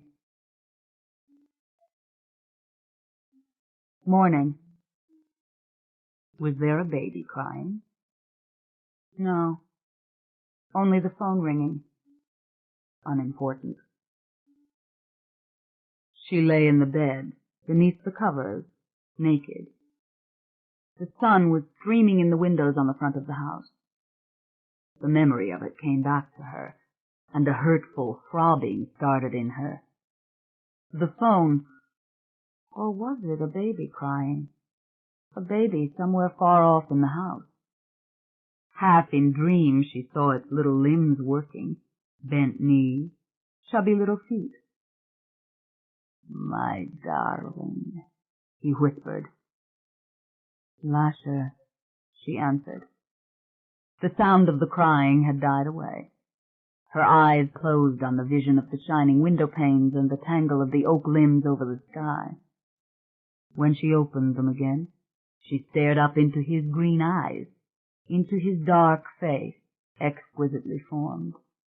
She touched the silk of his lip with her finger, all his hard weight pressed down on her, his cock between her legs. God, yes, God, you are so strong. With you, my beauty. The lips revealed the barest glint of white teeth as the words were formed. With you, my divine one. Then came the blast of heat, the hot wind blowing her hair back, and the whirlwind scorching her. And in the clean silence of the morning, in the light of the sun pouring through the glass, it was happening all over again. At noon she sat outside by the pool. Steam was rising from the water into the cold sunlight. Time to turn off the heater.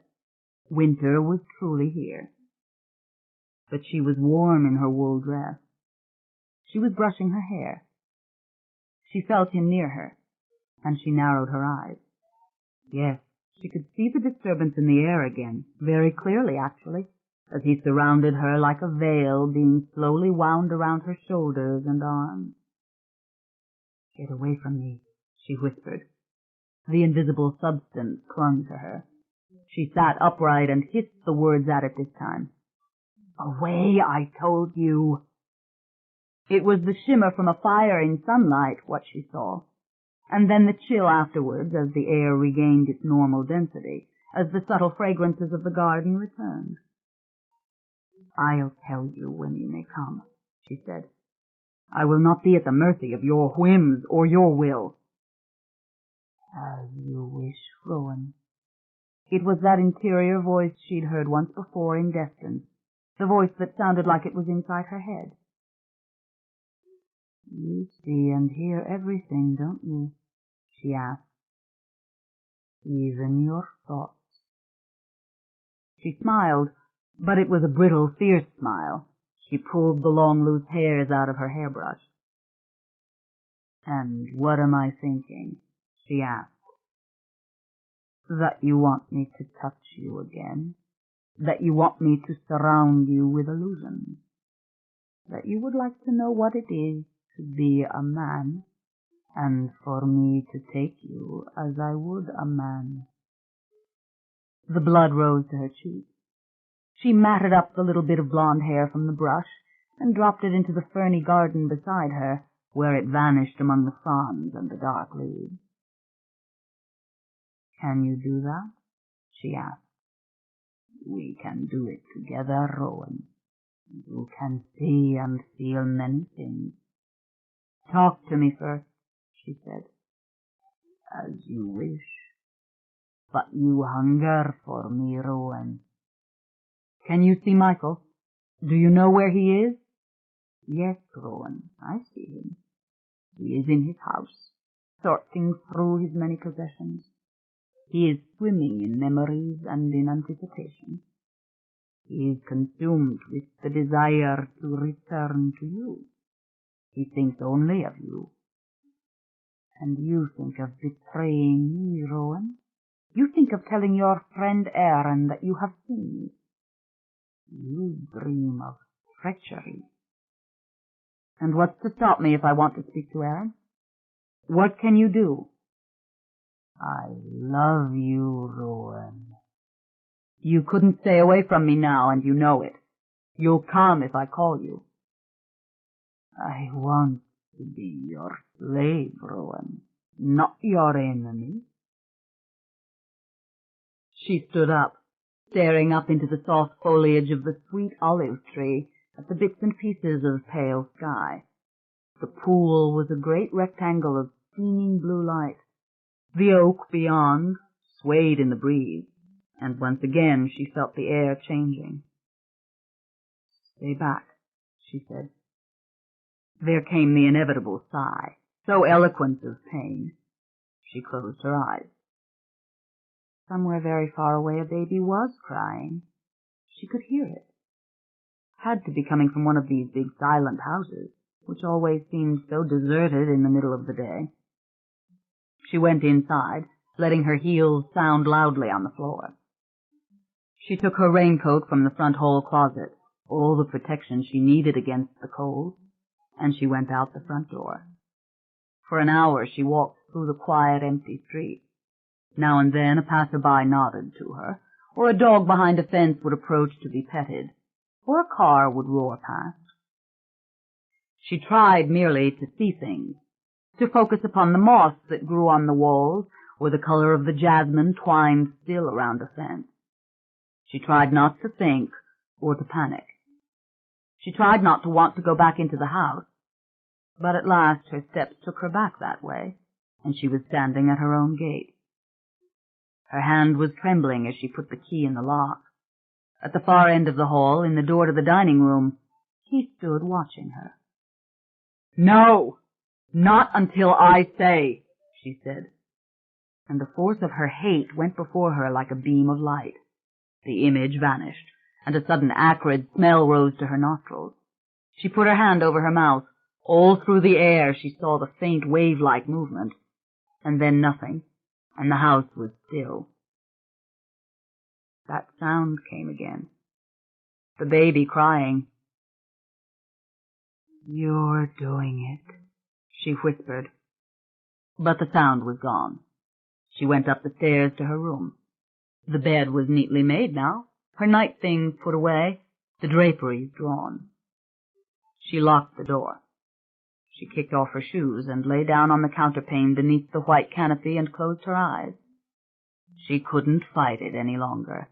The thought of last night's pleasure brought a deep, charring heat to her, an ache, and she pressed her face into the pillow, trying to remember and not to remember, her muscles flexing and then letting go.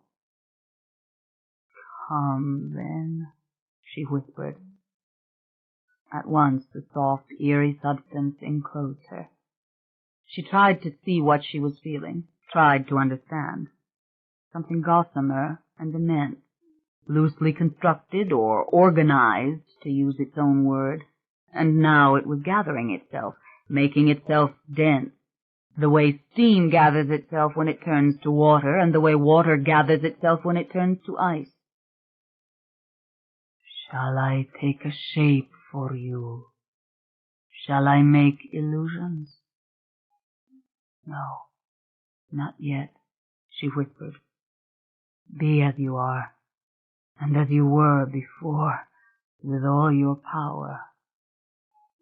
She could already feel the stroking on her insteps and on the undersides of her knees, delicate fingers sliding down into the tender spaces between her toes, and then the nylon of her hose snapping and torn loose, pulled off her, and the skin breathing and tingling all over on her naked legs. She felt her dress opening. She felt the buttons slipped out of the holes. "Yes, make it rape again," she said. "Make it rough and hard and slow."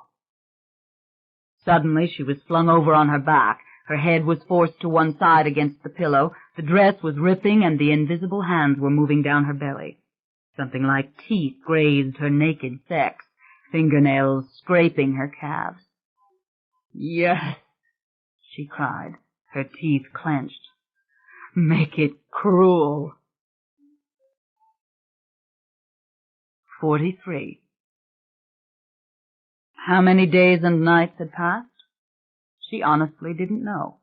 Unopened mail stacked on the hall table. The phone now and then ringing. To no avail. Yes, but who are you?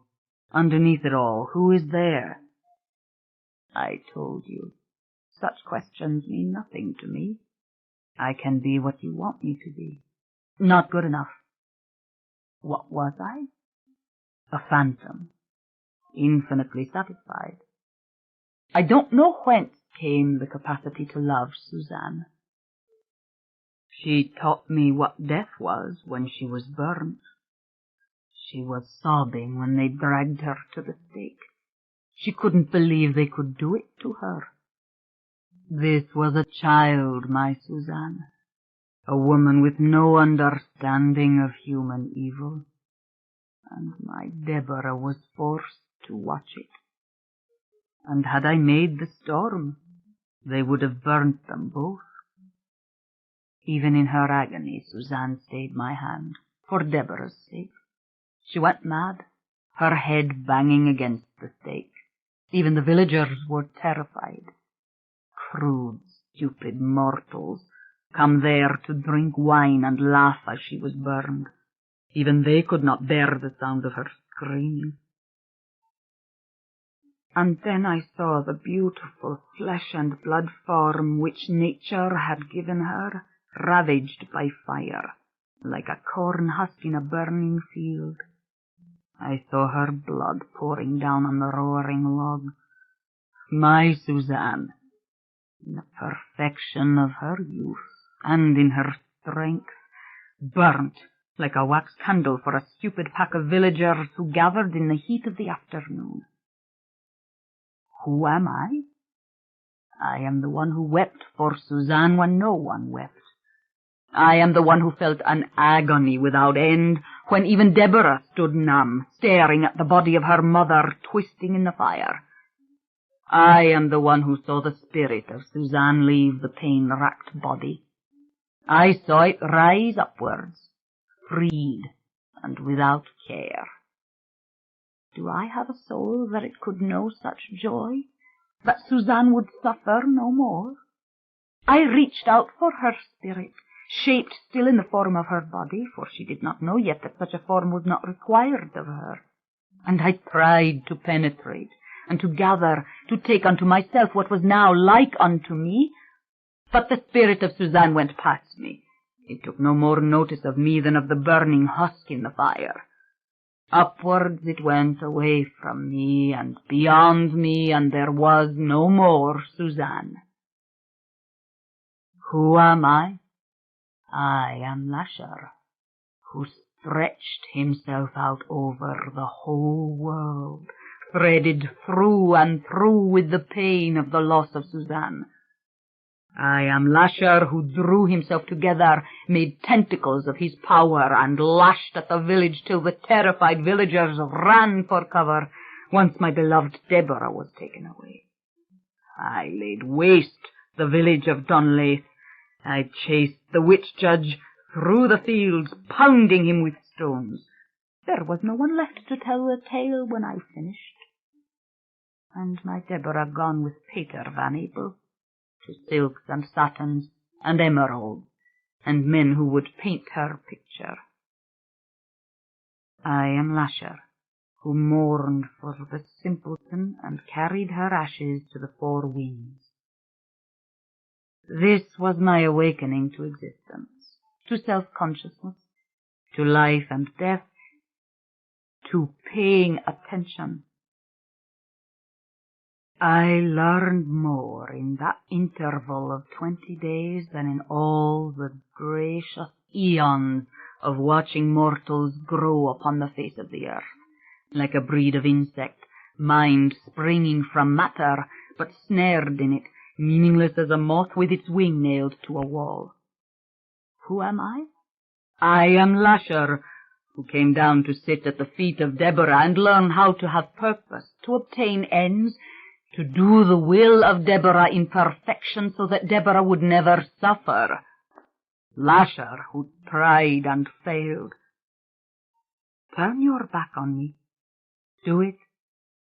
Time is nothing. I shall wait for another to come who is as strong as you are.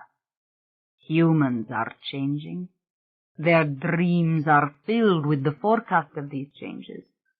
Listen to the words of Michael. Michael knows. Mortals dream ceaselessly of immortality as their lives grow longer. They dream of unimpeded flight. There will come another who will break down the barriers between the carnate and discarnate. I shall pass through. I want this too much, you see, for it to fail, and I am too patient, too cunning in my learning, and too strong. The knowledge is here now. The full explanation for the origin of material life is at hand. Replication is possible. Look back with me, if you will, to Marguerite's bedroom on the night that I took her in the body of a dead man and willed my hair to grow the color that I would have for myself. Look back on that experiment. It is closer in time to the painted savages who lived in caves and hunted with spears than it is to you in your hospital and in your laboratory. It is your knowledge which sharpens your power. You understand the nucleus and the protoplasm. You know what are chromosomes, what are genes, what is DNA. Julien was strong. Charlotte was strong. Peter Van Abel was a giant among men. And there is another kind of strength in you. A daring and a hunger and aloneness. And that hunger and aloneness I know, and I kiss with the lips I do not have. I hold with the arms I do not have. I press to the heart in me that isn't there to beat with warmth. Stand off from me, fear me, I wait. I will not hurt your precious Michael. But he cannot love you as I can, because he cannot know you as I know you. I know the insides of your body and your brain, Rowan. I would be made flesh, Rowan, fused with the flesh and superhuman in the flesh. And once this is done, what metamorphosis may be yours, Rowan? Think on what I say. I see this, Rowan, as I have always seen it, that the 13th would be the strength to open the door. What I cannot see is how to exist without your love. For I have loved you always. I have loved the part of you that existed in those before you. I have loved you in Peter Van Abel, who of all was most like you. I have loved you even in my sweet, crippled Deirdre, powerless, dreaming of you. Silence. For an hour there had been no sound, no vibrations in the air, only the house again, with the winter cold outside it, crisp and windless and clean. Eugenia was gone. The phone rang again in the emptiness. She sat in the dining room, arms resting on the polished table, watching the bony crepe myrtle, scraping, leafless and shining at the blue sky. At last she stood up. She put on her red wool coat and locked the door behind her, and went out the open gate and up the street. The cold air felt good and cleansing. The leaves of the oaks had darkened with the deepening of winter and shrunken, but they were still green. She turned on St. Charles and walked to the Pontchartrain Hotel. In the little bar, Aaron was already waiting at the table, a glass of wine before him, his leather notebook open, his pen in his hand. She stood in front of him, conscious of the surprise in his face when he looked at her. Was her hair mussed? Did she look tired? He knows everything I think, what I feel, what I have to say. No, that's not possible, said Aaron. Sit down. Tell me. I cannot control him. I can't drive him away. I think I love him, she whispered. He's threatened to go if I speak to you or to Michael. But he won't go. He needs me. He needs me to see him and be near him. He's clever, but not that clever. He needs me to give him purpose and bring him closer to life. She was staring at the long bar and the one small, bald-headed man at the end of it, fleshly being with a slit of a mouth, and at the pale, anemic bartender, polishing something, as bartenders always do. Rows of bottles full of poison. Quiet in here. Dim light. She sat down and turned and looked at Aaron. "Why did you lie to me?" she asked. "Why didn't you tell me that you were sent here to stop him?" "I have not been sent here to stop him." "I've never lied." "You know that he can come through. You know it's his purpose, and you are committed to stopping it. You have always been." "I know what I read in the history, the same as you know it. I gave you everything." "Ah, but you know it's happened before. You know there are things in the world like him that have found a doorway." No answer. "Don't help him," Aaron said. "Why didn't you tell me?" "Would you have believed me if I had? I didn't come to tell you fables. I didn't come to induct you into the Talamasca. I gave you the information I had about your life, your family, what was real to you." She didn't answer. He was telling a form of truth as he knew it, but he was concealing things. Everyone concealed things. The flowers on the table concealed things. That all life was ruthless process. Lasher was process. "This thing is a giant colony of microscopic cells. They feed off the air the way a sponge feeds from the sea, devouring such minuscule particles that the process is continuous and goes utterly unnoticed by the organism or organelle itself or anything in its environment. But all the basic ingredients of life are there. Cellular structure, most certainly, amino acids and DNA, and an organizing force that binds the whole regardless of its size, and which responds now perfectly to the consciousness of the being which can reshape the entire entity at will." She stopped, searching his face to divine whether or not he understood her. But did it matter? She understood now. That was the point. It is not invisible. It is simply impossible to see. It isn't supernatural. It is merely capable of passing through denser matter because its cells are far smaller. But they are eukaryote cells. The same cells that make up your body or mine. How did it acquire intelligence? How does it think? I can't tell you any more than I can tell you how the cells of an embryo know to form eyes and fingers and liver and heart and brain. There isn't a scientist on Earth who knows why a fertilized egg makes a chicken, or why a sponge crushed to powder reassembles itself perfectly, each cell doing exactly what it should over a period of mere days. When we know that, we will know why Lasher has intellect, because his is a similar organizing force without a discernible brain. It is sufficient to say now that he is Precambrian and self-sufficient, and if not immortal, his lifespan could be billions of years. It is conceivable that he absorbed consciousness from mankind, that if consciousness gives off a palpable energy, he has fed upon this energy, and a mutation has created his mind. He continues to feed upon the consciousness of the Mayfair witches and their associates, and from this springs his learning, and his personality, and his will. It is conceivable as well that he has begun a rudimentary process of symbiosis with higher forms of matter, able to attract more complex molecular structures to him when he materializes, which he then effectively dissolves before his own cells are hopelessly bonded with these heavier particles. And this dissolution is accomplished in a state bordering on panic, for he fears an imperfect union from which he can't be freed. But his love of the flesh is so strong he is willing now to risk anything, to be warm-blooded and anthropomorphic. Again she stopped.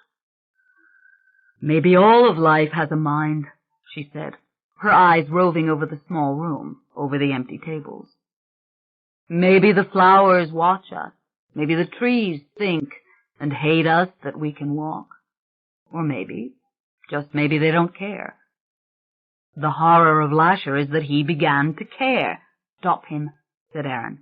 You know what he is now. Stop him. Don't let him assume human form. She said nothing. She looked down at the red wool of her coat, startled suddenly by the color. She did not even remember taking it out of the closet. She had the key in her hand, but no purse.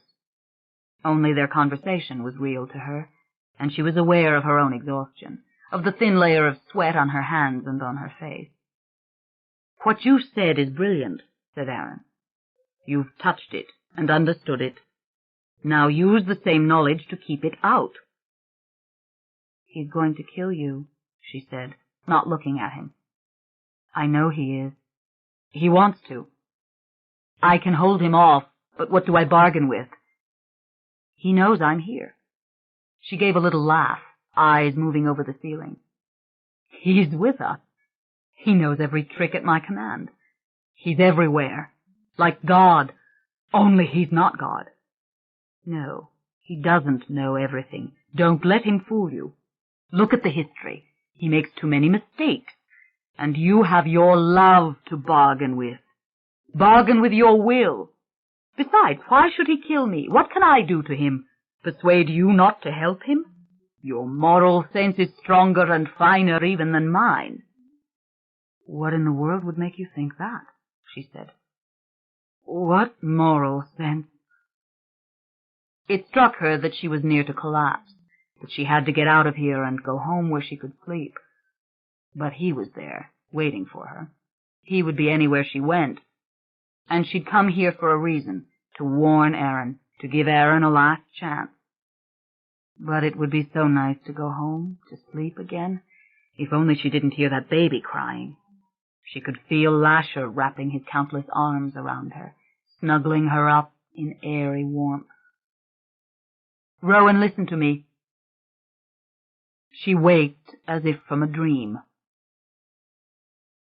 All over the world there are human beings with exceptional powers, Aaron was saying. But you are one of the rarest, because you have found a way to use your power for good. You don't gaze into a crystal ball for dollar bills, Rowan. You heal.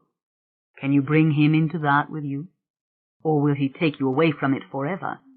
Will he draw your power off into the creation of some mutant monster that the world does not want and cannot abide? Destroy him, Rowan, for your own sake, not for mine. Destroy him for what you know is right. This is why he'll kill you, Aaron. I can't stop him if you provoke him. But why is it so wrong? Why are you against it? Why did you lie to me? I never lied. And you know why it mustn't happen. He would be a thing without a human soul.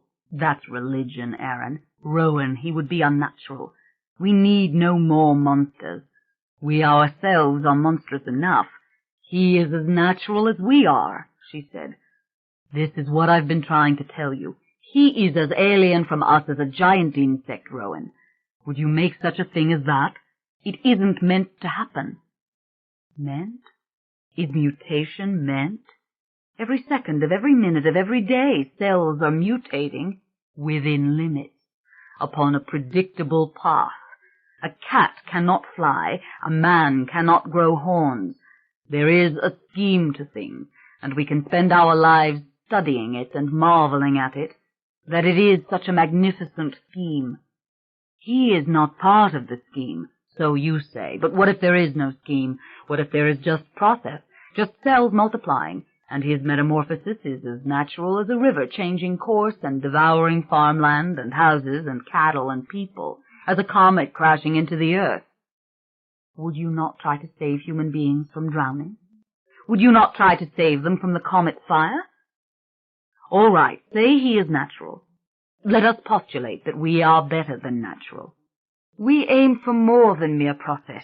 Our morals, our compassion, our capacity to love and to create an orderly society make us better than nature. He has no reverence for that, Rowan.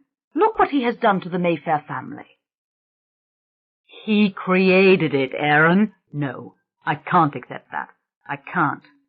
You're still talking religion, Aaron. You're talking an obdurate morality. There is no secure logical ground for condemning him, but there is. There has to be. Pestilence is natural, but you wouldn't let the bacillus out of the tube to destroy millions. Rowan, for the love of God, our consciousness was educated by the flesh from which it evolved. What would we be without the capacity to feel physical pain? And this creature, Lasher, has never bled from the smallest wound. He's never been chastened by hunger or sharpened by the need to survive. He is an immoral intelligence, Rowan, and you know this. You know it. And that is what I call unnatural, for want of a better word. Pretty moral poetry, she said. You disappoint me. I was hoping you would give me arguments in exchange for my warning. I was hoping you would fortify my soul. You don't need my arguments. Look into your own soul. You know what I'm trying to tell you? He's a laser beam with ambition. He's a bomb that can think for itself. Let him in and the world will pay for it. You will be the mother of a disaster. Disaster, she whispered. What a lovely word. How frail he looked.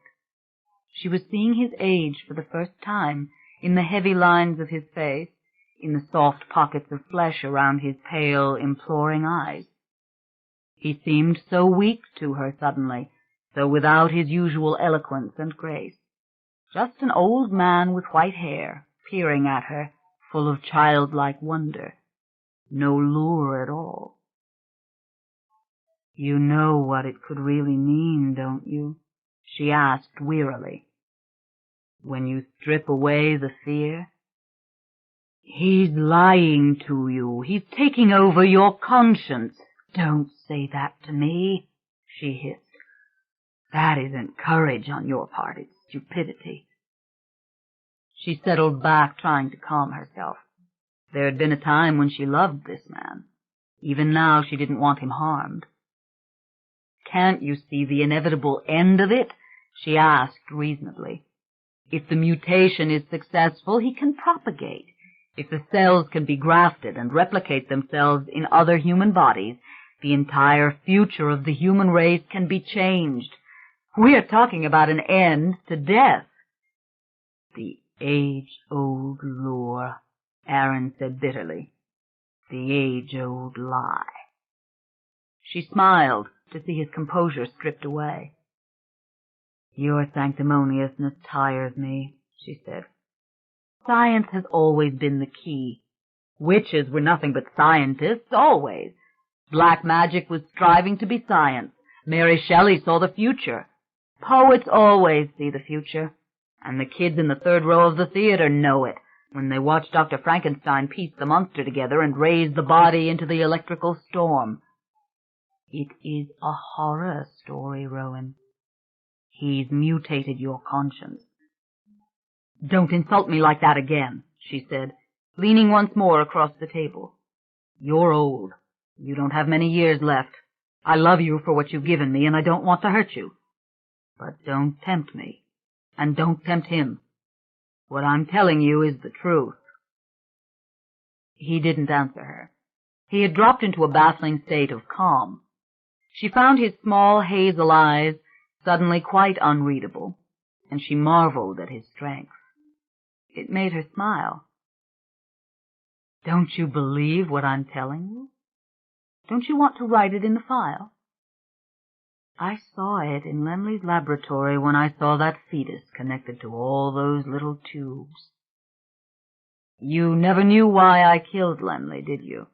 You knew I did it, but you didn't know the cause. Lemley was in control of a project at the Institute. He was harvesting cells from live fetuses and using them in transplants. It's going on in other places. You can see the possibilities, but imagine experiments involving Lasher's cells, cells that have endured and transported consciousness for billions of years. I want you to call Michael, to ask Michael to come home. Michael can't stop him. Only I can stop him. Let Michael be where he's out of danger. Do you want Michael to die, too? Listen to me. You can close your mind to this being. You can veil your thoughts from it by a simple act of will. There are techniques as old as the oldest religions on earth for protecting ourselves from demons. It reads in your mind only what you project towards it. It's not different from telepathy. Try, and you'll see. And why should I do that? To give yourself time. To give yourself a safe place for a moral decision. No, you don't understand how powerful he is. You never did. And you don't know how well he knows me. That's the key, what he knows of me. She shook her head. I don't want to do what he wants, she said. I really don't. But it's irresistible, don't you see? What about Michael? What about your dreams of Mayfair Medical? Ellie was right, she said. She sat back against the wall and gazed off again, the lights of the bar blurring slightly. Ellie knew. She had Cortland's blood in her, and she could see the future. Maybe it was only dim shapes and feelings, but she knew. I should never have come back. He used Michael to see to it that I came back. I knew Michael was in New Orleans, and like a randy bitch, I came back for that reason. You're not talking the truth. I want you to come upstairs and stay with me. You are such a fool. I could kill you here and now, and no one would ever know it. No one but your brotherhood and your friend Michael Curry. And what could they do? It's over, Aaron. I may fight, and I may dance back a few steps, and I may gain an occasional advantage, but it's over. Michael was meant to bring me back and keep me here, and he did. She started to rise, but he caught her hand. She looked down at his fingers. So old. You can always tell age by a person's hands. Were people staring at them? Didn't matter. Nothing mattered in this little room. She started to pull away. What about your child, Rowan? Michael told you? He didn't have to tell me. Michael was sent to love you so that you would drive that thing away, once and forever, so that you wouldn't fight this battle alone. You knew that without being told also? Yes. And so do you. She pulled her hand free. Go away, Aaron. Go far away. Go hide in the mother house in Amsterdam or London. Hide. You're going to die if you don't. And if you call Michael, if you call him back here, I swear I'll kill you myself. 44. Absolutely everything had gone wrong. The roof at Liberty Street had been leaking when he arrived, and somebody had broken into the Castro Street store for a pitiful handful of cash in the drawer. His Diamond Street property had also been vandalized, and it had taken 4 days to clean it out before he could put it up for sale. Add to that a week to crate Aunt Viv's antiques and to pack all her little knickknacks so that nothing would be broken, and he was afraid to trust the movers with these things. Then he'd had to sit down with his accountant for 3 days to put his tax records in order. December 14th already, and there was still so much work to be done. About the only good thing was that Aunt Viv had received the first 2 boxes safely and called to say how delighted she was to have her cherished objects with her at last. Did Michael know she'd joined a sewing circle with Lily, in which they did Petit Point and listened to Bach? She thought it was the most elegant thing. And now that her furniture was on the way, she could invite all the lovely Mayfair ladies over to her place at last. Michael was a darling, just a darling. And I saw Rowan on Sunday. Michael, she was taking a walk in this freezing weather, but do you know she has finally started to put on a little weight? I never wanted to say it before, but she was so thin and so pale. It was wonderful to see her with a real bloom in her cheeks. He had to laugh at that, but he missed Rowan unbearably.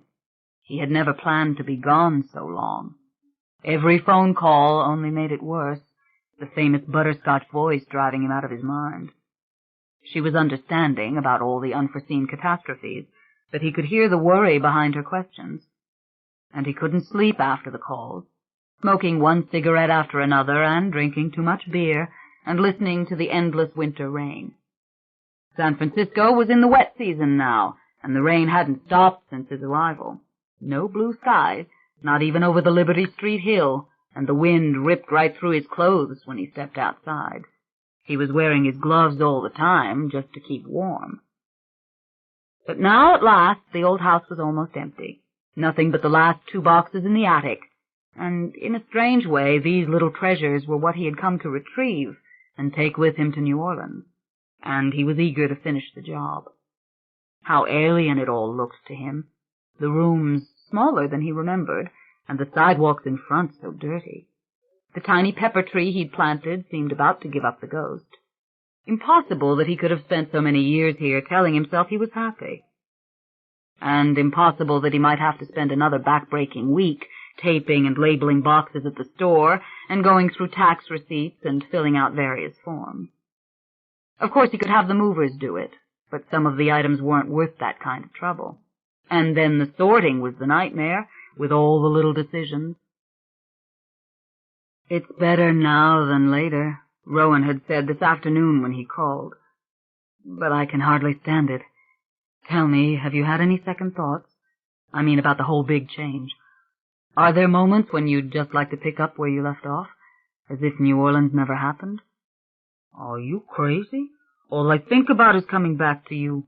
I'm getting out of here before Christmas. I don't care what's going on." "I love you, Michael." She could say it 1,000 times, and it always sounded spontaneous. It was an agony not to be able to hold her. But was there a darker note to her voice? Something he hadn't heard before. "Michael, burn anything that's left. Just make a bonfire in the backyard, for heaven's sakes. Hurry." He'd promised her he'd finish in the house by tonight if it killed him.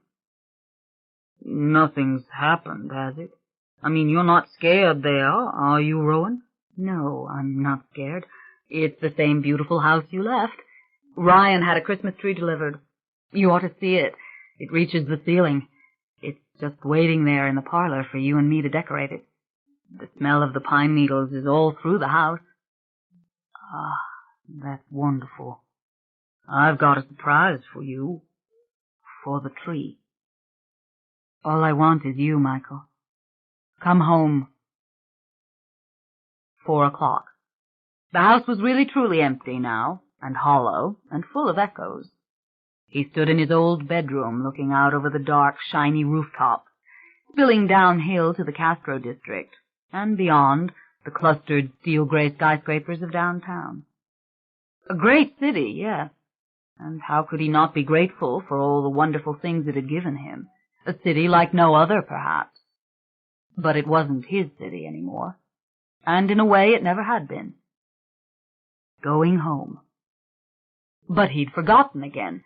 The boxes in the attic, the surprise, the things he wanted most of all. Taking the plastic wrapping material and an empty carton with him, he went up the ladder, stooping under the sloped roof, and snapped on the light. Everything clean and dry now that the leak had been patched, and the sky the color of slate beyond the front window, and the 4 remaining boxes marked Christmas in red ink. The tree lights he'd leave for the guys who were renting the place. Surely they could use them. But the ornaments he would now carefully repack.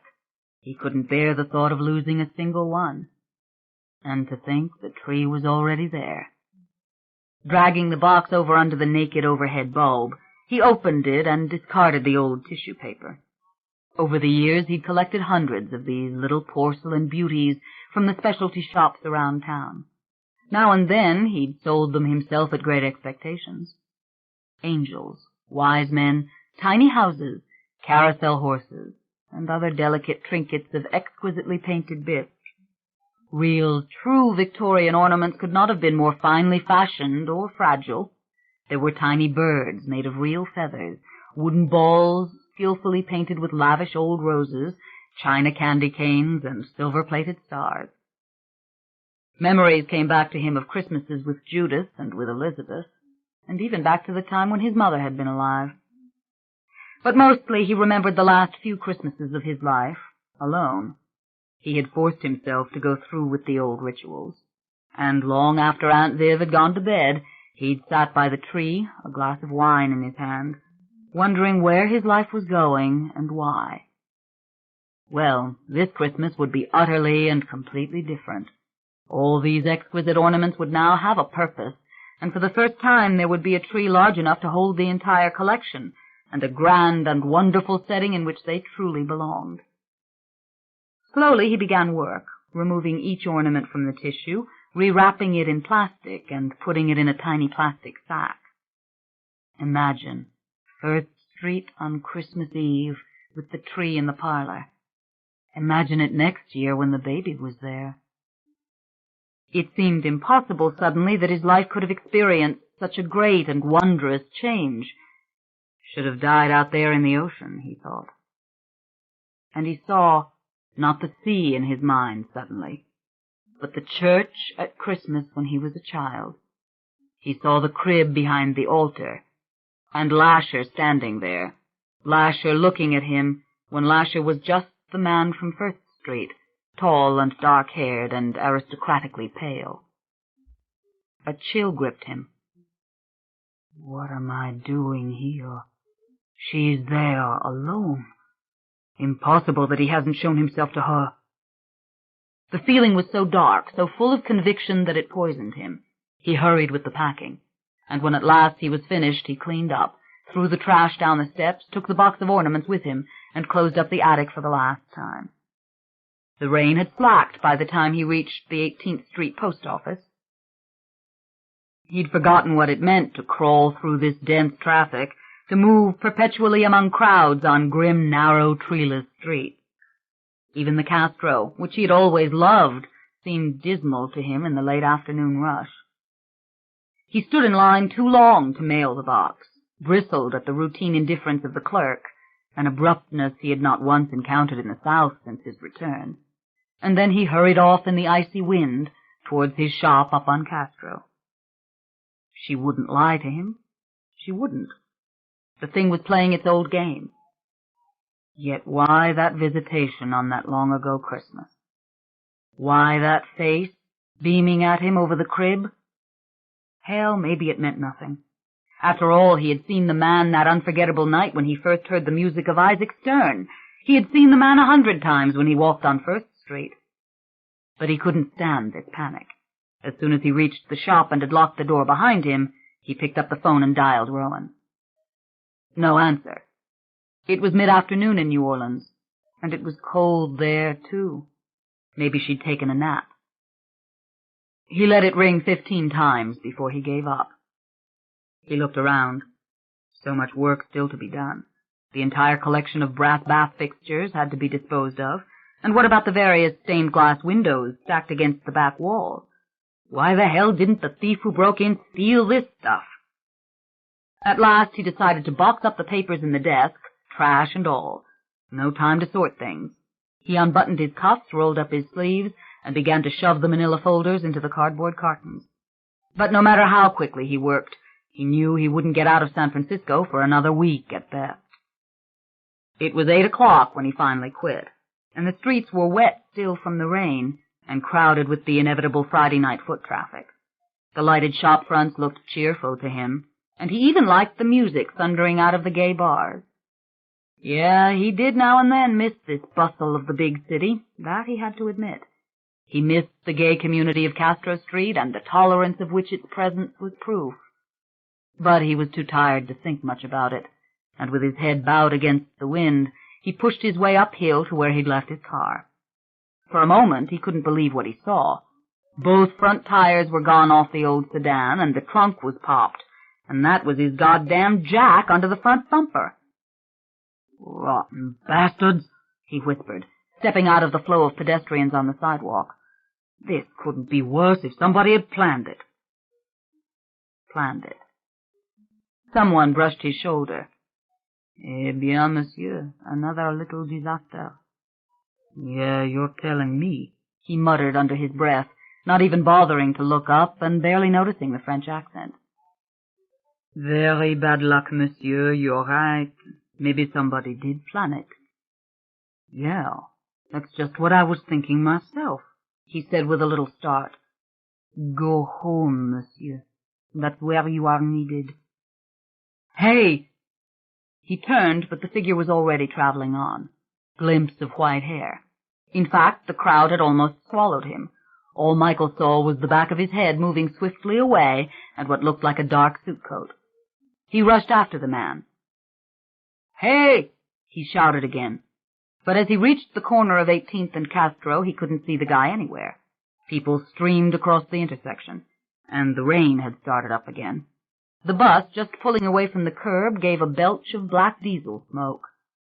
Despairing, Michael's eyes passed indifferently over the bus as he turned to retrace his steps, and only by chance did he see, in a flash through the back window, a familiar face staring back at him. Black eyes, white hair. "With the simplest and the oldest tools at your command, for through these you can win, even when it seems the odds are impossible."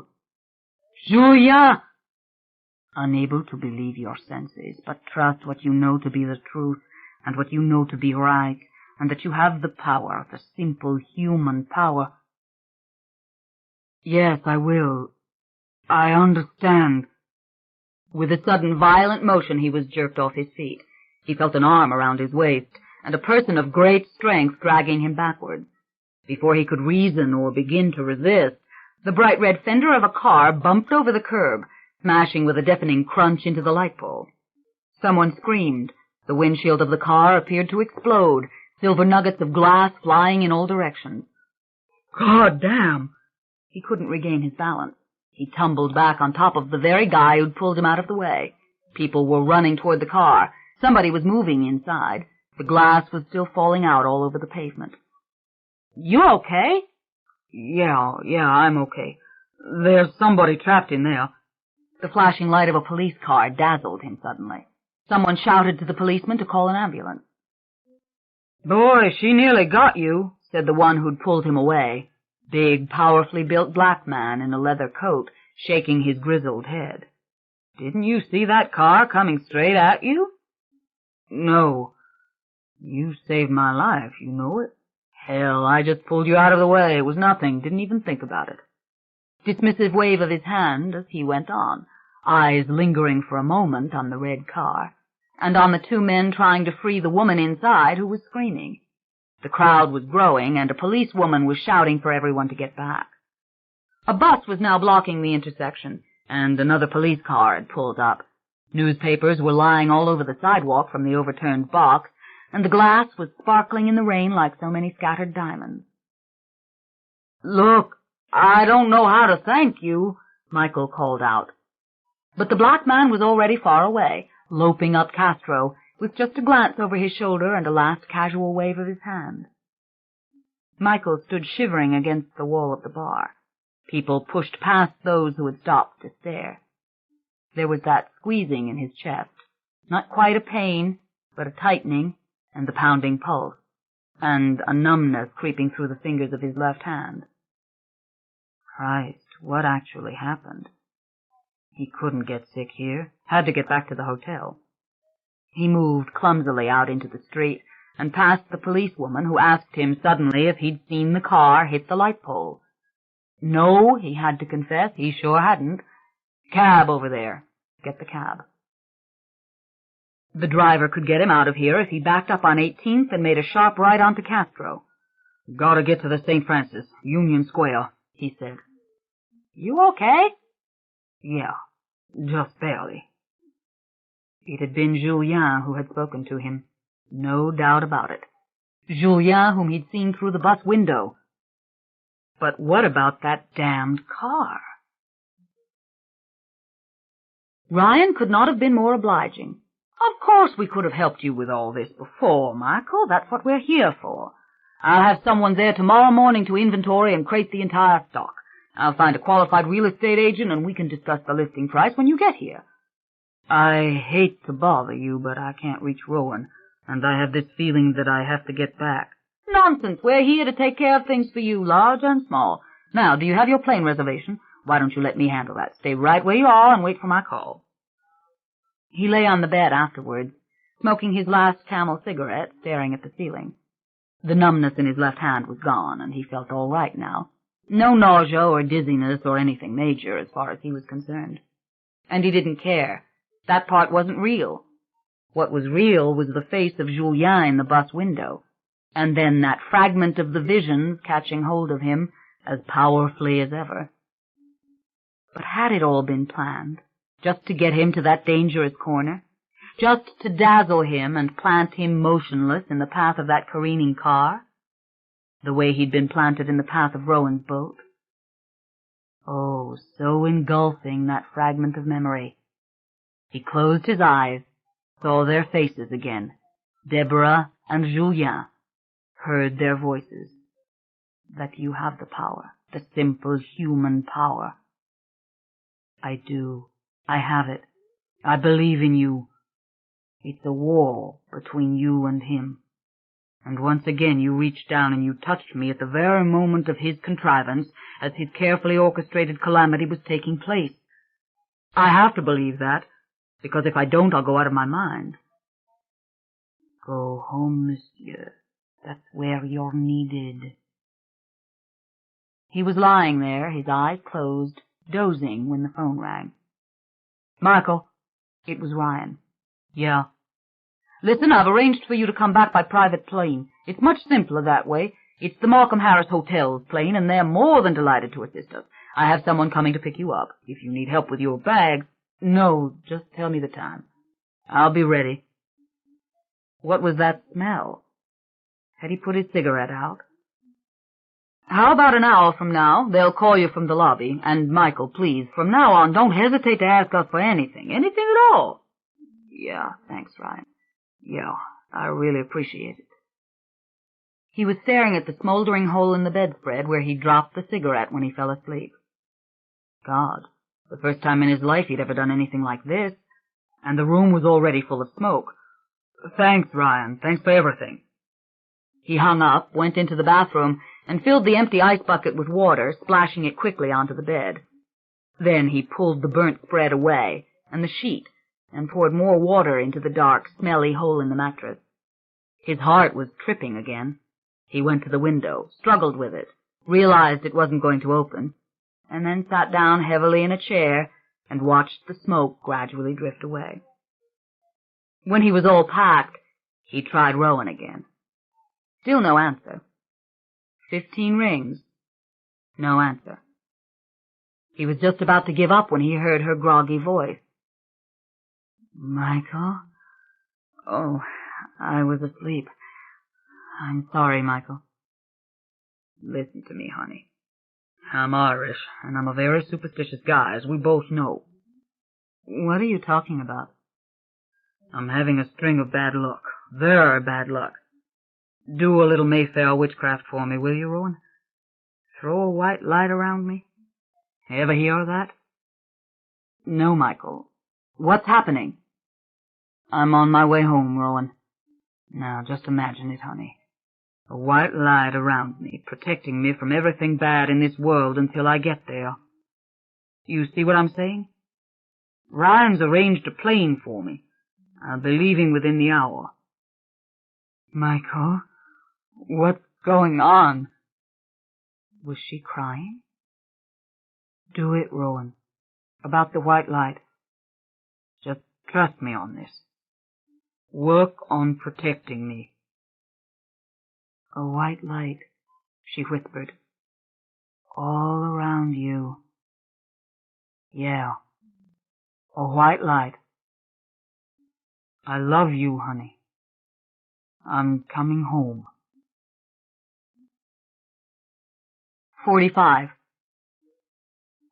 Oh, this is the very worst winter, said Beatrice. You know they're even saying we might have snow? She stood up and put her wine-glass on the cart. Well, darling, you've been very patient, and I was so worried. Now that I see you're all right and that this great big house is so deliciously warm and cheerful, I'll be going. It was nothing, Bee, said Rowan, merely repeating what she had already explained. Just depressed, because Michael has been gone so long. And what time do you expect him? Ryan said before morning. He was supposed to leave an hour ago, but San Francisco International is fogged in. Winter! I hate it, she said. Rowan didn't bother to explain that San Francisco International was often fogged in during the summer. She simply watched Beatrice put on her cashmere cape drawing the graceful hood up over her beautifully groomed gray hair.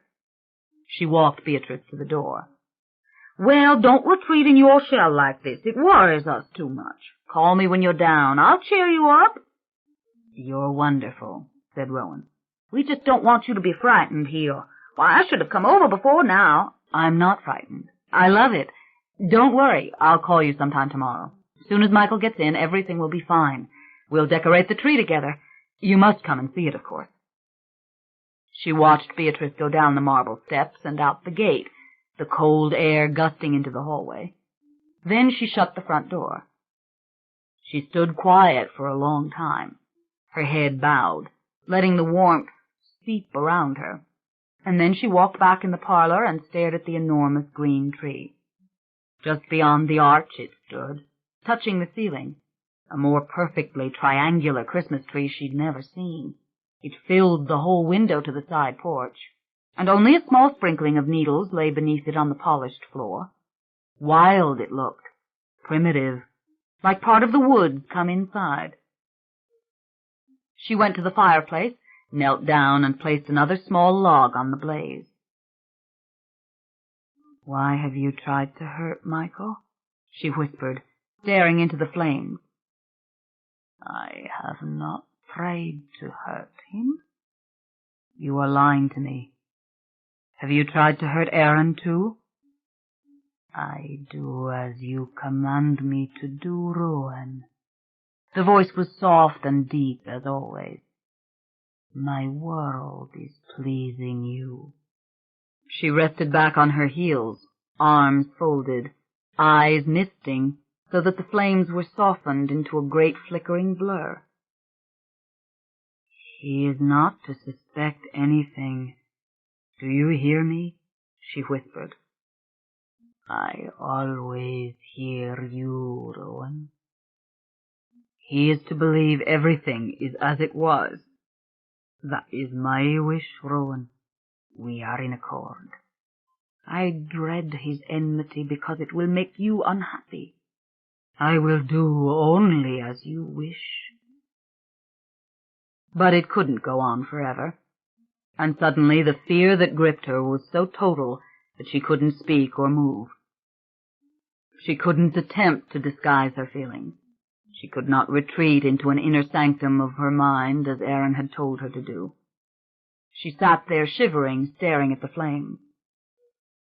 "How will it end, Lasher? I don't know how to do what you want of me." "You know, Rowan." "It will take years of study. Without a deeper understanding of you, I can't hope to begin." "Oh, but you know all about me, Rowan, and you seek to deceive me. You love me, but you do not love me. You would lure me into the flesh if you knew how, in order to destroy me." "Would I?" "Yes. It is an agony to feel your fear and your hatred. When I know what happiness waits for both of us, when I can see so far."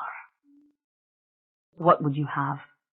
The body of a man already alive, with consciousness knocked out of him through some sort of trauma, so that you could begin your fusion unimpeded by his mind? That's murder, Lasher." Silence. "Is that what you want? For me to commit murder?"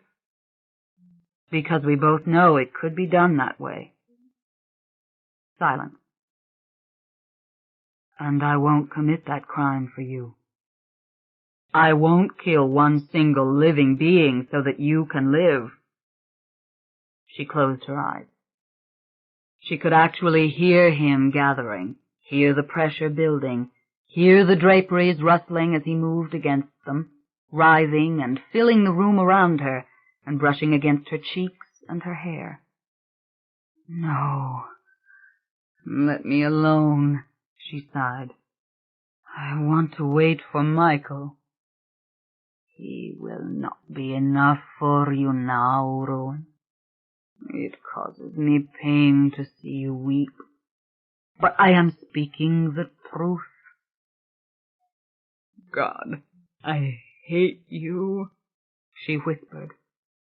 She wiped at her eyes with the back of her hand.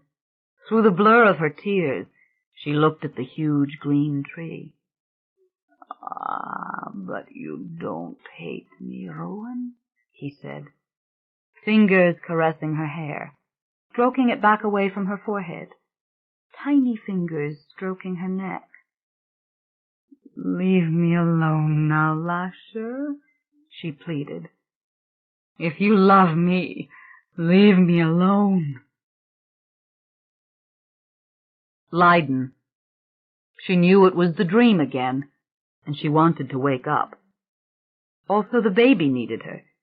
She could hear it crying. "I want to leave the dream." But they were all gathered at the windows, horrified by what was happening to Jan van Abel, the mob tearing him limb from limb. "It wasn't kept secret," said Lemley. "It's impossible for ignorant people to understand the importance of experimentation. What you do when you keep it secret is merely take the responsibility on yourself." "In other words, protecting them," said Larkin. He pointed to the body on the table. How patiently the man lay there, with his eyes open and all the tiny bud-like organs shivering inside. Such little arms and legs. "I can't think with the baby crying."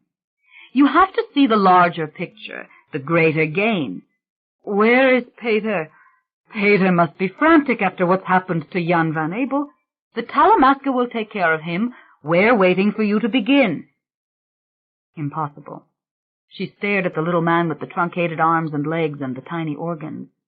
Only the head was normal. That is a normal-sized head. 1/4 of the size of the body, to be exact. Yes, the familiar proportion, she thought. Then the horror seized her as she stared down at it.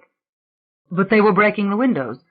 The mob was streaming into the corridors of the University of Leiden, and Peter was running towards her. "No, Rowan, don't do it." She woke up with a start. Footsteps on the stairs. She climbed out of the bed. "Michael?" "I'm here, honey."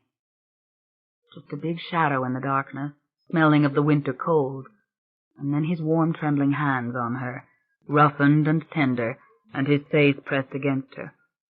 "Oh, God, Michael, it's been forever. Why did you leave me?" "Rowan, honey, why?" She was sobbing. "Don't let me go, Michael, please. Don't let me go." He cradled her in his arms. "You shouldn't have gone, Michael. You shouldn't have." She was crying, and she knew he couldn't even understand what she was saying, and that she shouldn't say it. And finally she just covered him with kisses, savoring the saltiness and roughness of his skin and the clumsy gentleness of his hands. "Tell me what's the matter. What's really the matter?" "That I love you. That when you're not here, it's like you aren't real." She was half awake when he slipped away. She didn't want that dream to come back. She'd been lying next to him, snuggled against his chest, spoon fashion, holding tight to his arm. And now, as he got out of bed, she watched almost furtively as he pulled on his jeans and brought the tight, long-sleeved rugby shirt down over his head. "Stay here," she whispered. "It's the doorbell," he said. "My little surprise. No, don't get up. It's nothing, really, just something that I brought with me from San Francisco. Why don't you go on and sleep?" He bent to kiss her, and she tugged at his hair. She brought him down close to her with insistent fingers until she could smell the warm skin of his forehead and kiss him on that smoothness, the bone underneath like a hard stone. She didn't know why that felt so good to her, his skin so moist and warm and real. She kissed him hard on the mouth.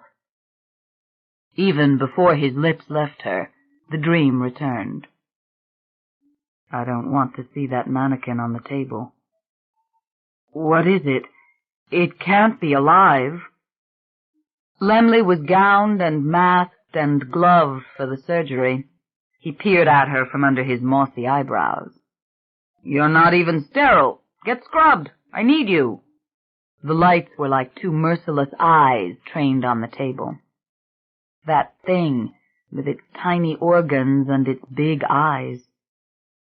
Lemley held something in his tongs, and the little body split open in the steaming incubator beside the table was a fetus, slumbering on with its chest gaping. That was a heart in the tongs, wasn't it? You monster that you would do that. "We're going to have to work fast while the tissue is at its optimum." "It's very hard for us to come through," said the woman. "But who are you?" she asked. Rembrandt was sitting by the window, so tired in his old age, his nose rounded, his hair in wisps.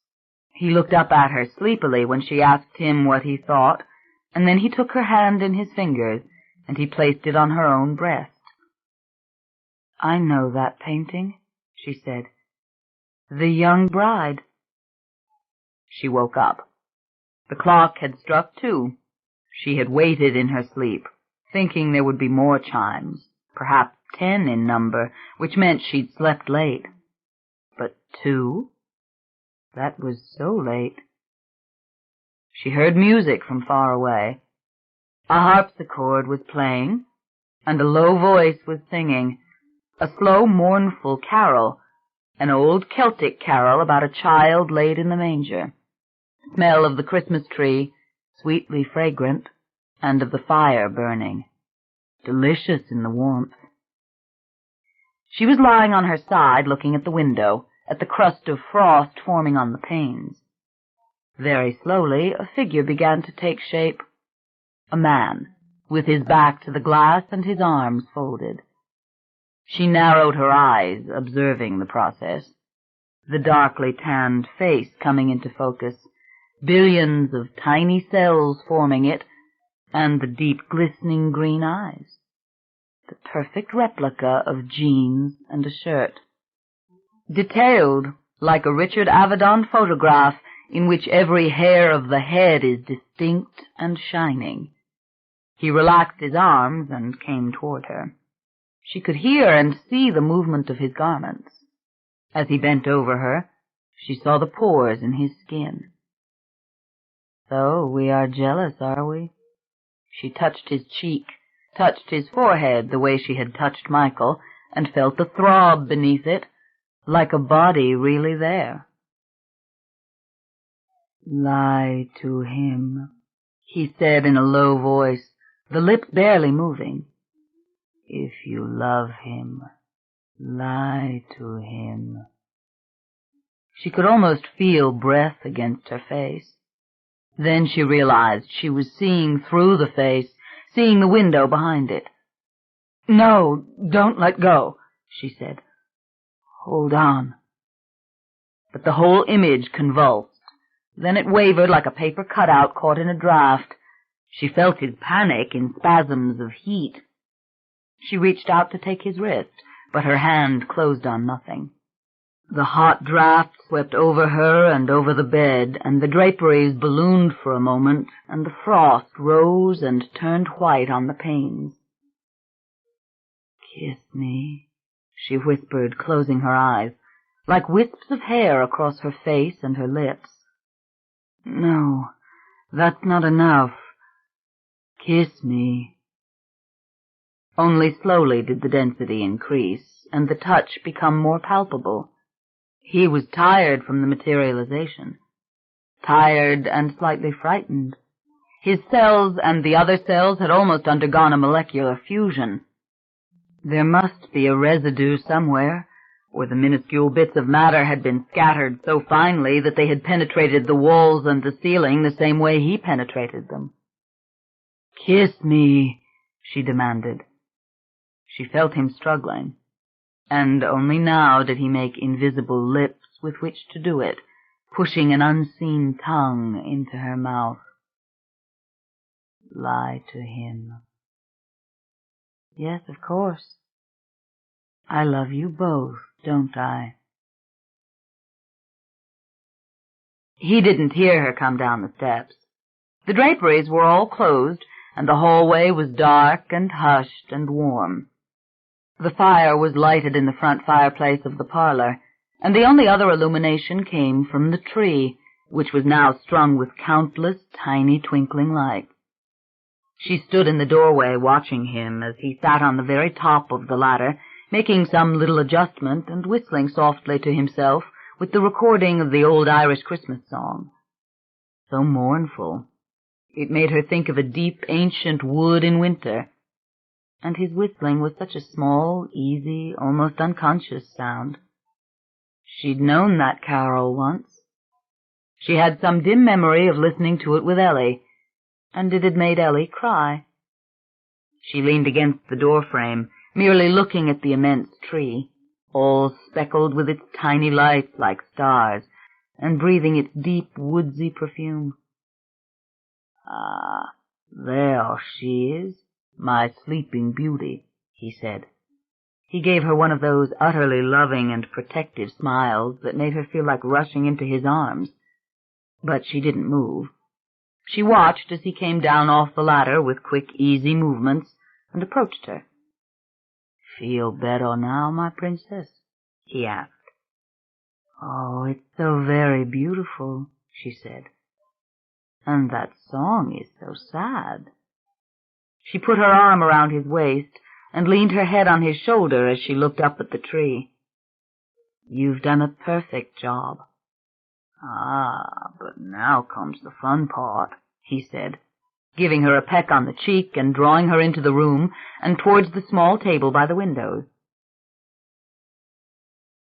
A cardboard box stood open, and he gestured for her to look inside. "Aren't they lovely?" She picked up a small white bisque angel with the faintest blush to its cheeks and gilded wings. And here was the most beautiful, detailed little Father Christmas, a tiny china doll dressed in real red velvet. Oh, they're exquisite. Wherever did they come from? She lifted the golden apple and a lovely 5-pointed star. "Oh, I've had them for years. I was a college kid when I started collecting them. I never knew they were for this tree in this room, but they were. Here, you choose the first one. I've been waiting for you. I thought we'd do it together." "The angel," she said. She lifted it by the hook and brought it close to the tree, the better to see it in the soft light. It held a tiny gilded harp in its hands, and even its little face was correctly painted with a fine reddened mouth and blue eyes. She lifted it as high as she could reach and slipped the curved hook over the thick part of the shivering branch. The angel quivered, the hook nearly invisible in the darkness, and hung suspended as if poised like a hummingbird in flight. "Do you think they do that, angels? They stop in midair like hummingbirds?" she asked in a whisper. "Yeah, probably," he said. "You know angels. They're probably show-offs, and they can do anything they want." He stood behind her, kissing her hair. "What did I ever do without you here?" she said. As his arms went around her waist, she clasped them with her hands, loving the sinewy muscles, the large, strong fingers holding her so tight. For a moment the fullness of the tree and the lovely play of twinkling light in the deep, shadowy green branches utterly filled her vision, and the sad music of the carol filled her ears.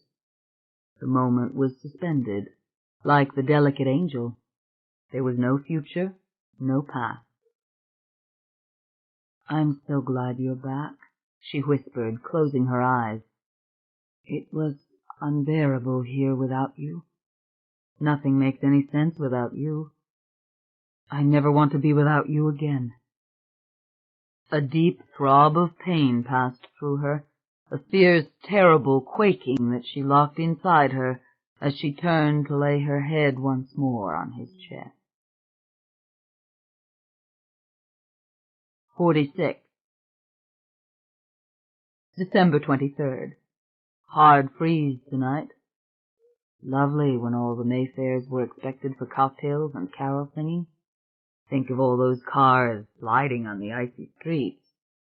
But it was wonderful to have this clean, cold weather for Christmas. And they were predicting snow. "A white Christmas, can you imagine?" he said to her. He was looking out of the front bedroom window as he put on his sweater and his leather jacket. "It might even snow tonight." "That would be wonderful for the party," she said. "Wonderful for Christmas." She was snuggled up in the chair by the gas fire, a quilt over her shoulders, and her cheeks were ruddy, and she was just a little bit softer and rounder all over. You could see it, a woman with a baby inside her, positively radiant, as if she'd absorbed the glow of the fire. She had never seemed more relaxed and cheerful. "It would be another gift to us, Michael," she said. "Yes, another gift," he said, looking out the window.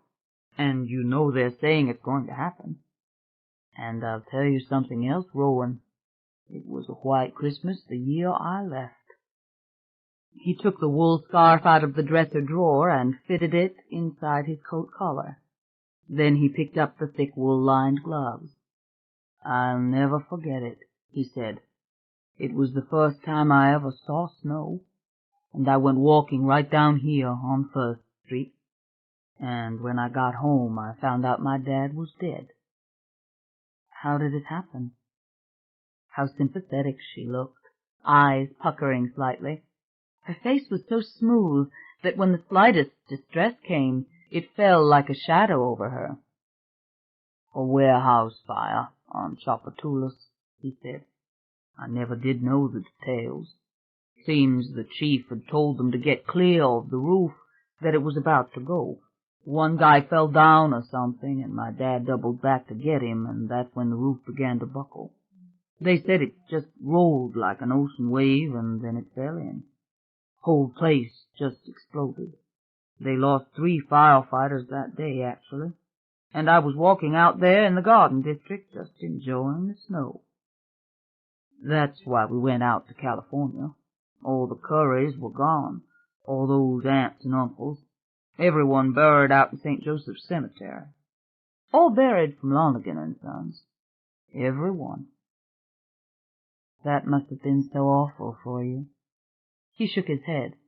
"The awful part was being so glad we were going to California, and knowing that we'd never have been able to go if he hadn't died." "Here, come sit down and drink your chocolate. It's getting cold.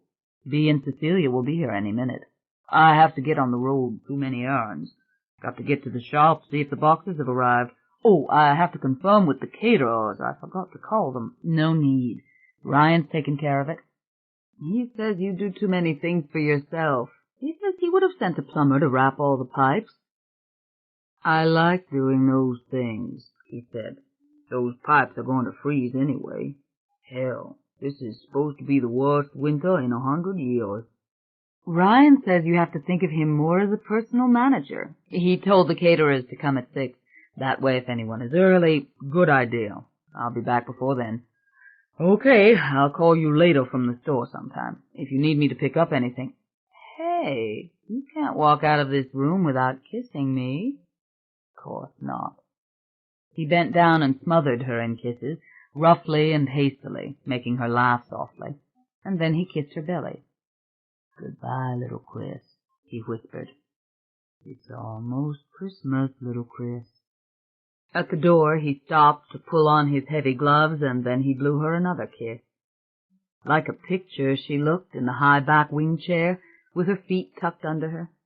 Even her lips had a soft, rich color to them, and when she smiled, he saw the dimples in her cheeks. His breath made steam in the air when he stepped outside.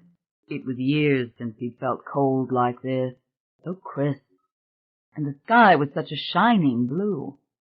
They were going to lose the banana trees, and he hated it, but the beautiful camellias and azaleas were holding their own. The gardeners had put in winter grass, and the lawn looked like velvet. He stared at the barren crepe myrtle for a moment. Was he hearing those Mardi Gras drums again in his ears? He let the van warm up for a couple of minutes before he started. Then he headed straight for the bridge. It would take him 45 minutes to reach Oak Haven if he could make good time on the river road. 47. What was the past and the promise? She asked. She stood in the attic bedroom, so clean and sterile with its white walls, its windows looking out on the rooftops. No trace of Julien anymore, all the old books gone. Those things are not important now, he answered her. The prophecy is on the verge of fulfillment, and you are the door. I want to know, what was the past? These are words passed on from human lips through generation after generation. Yes, but what do they mean?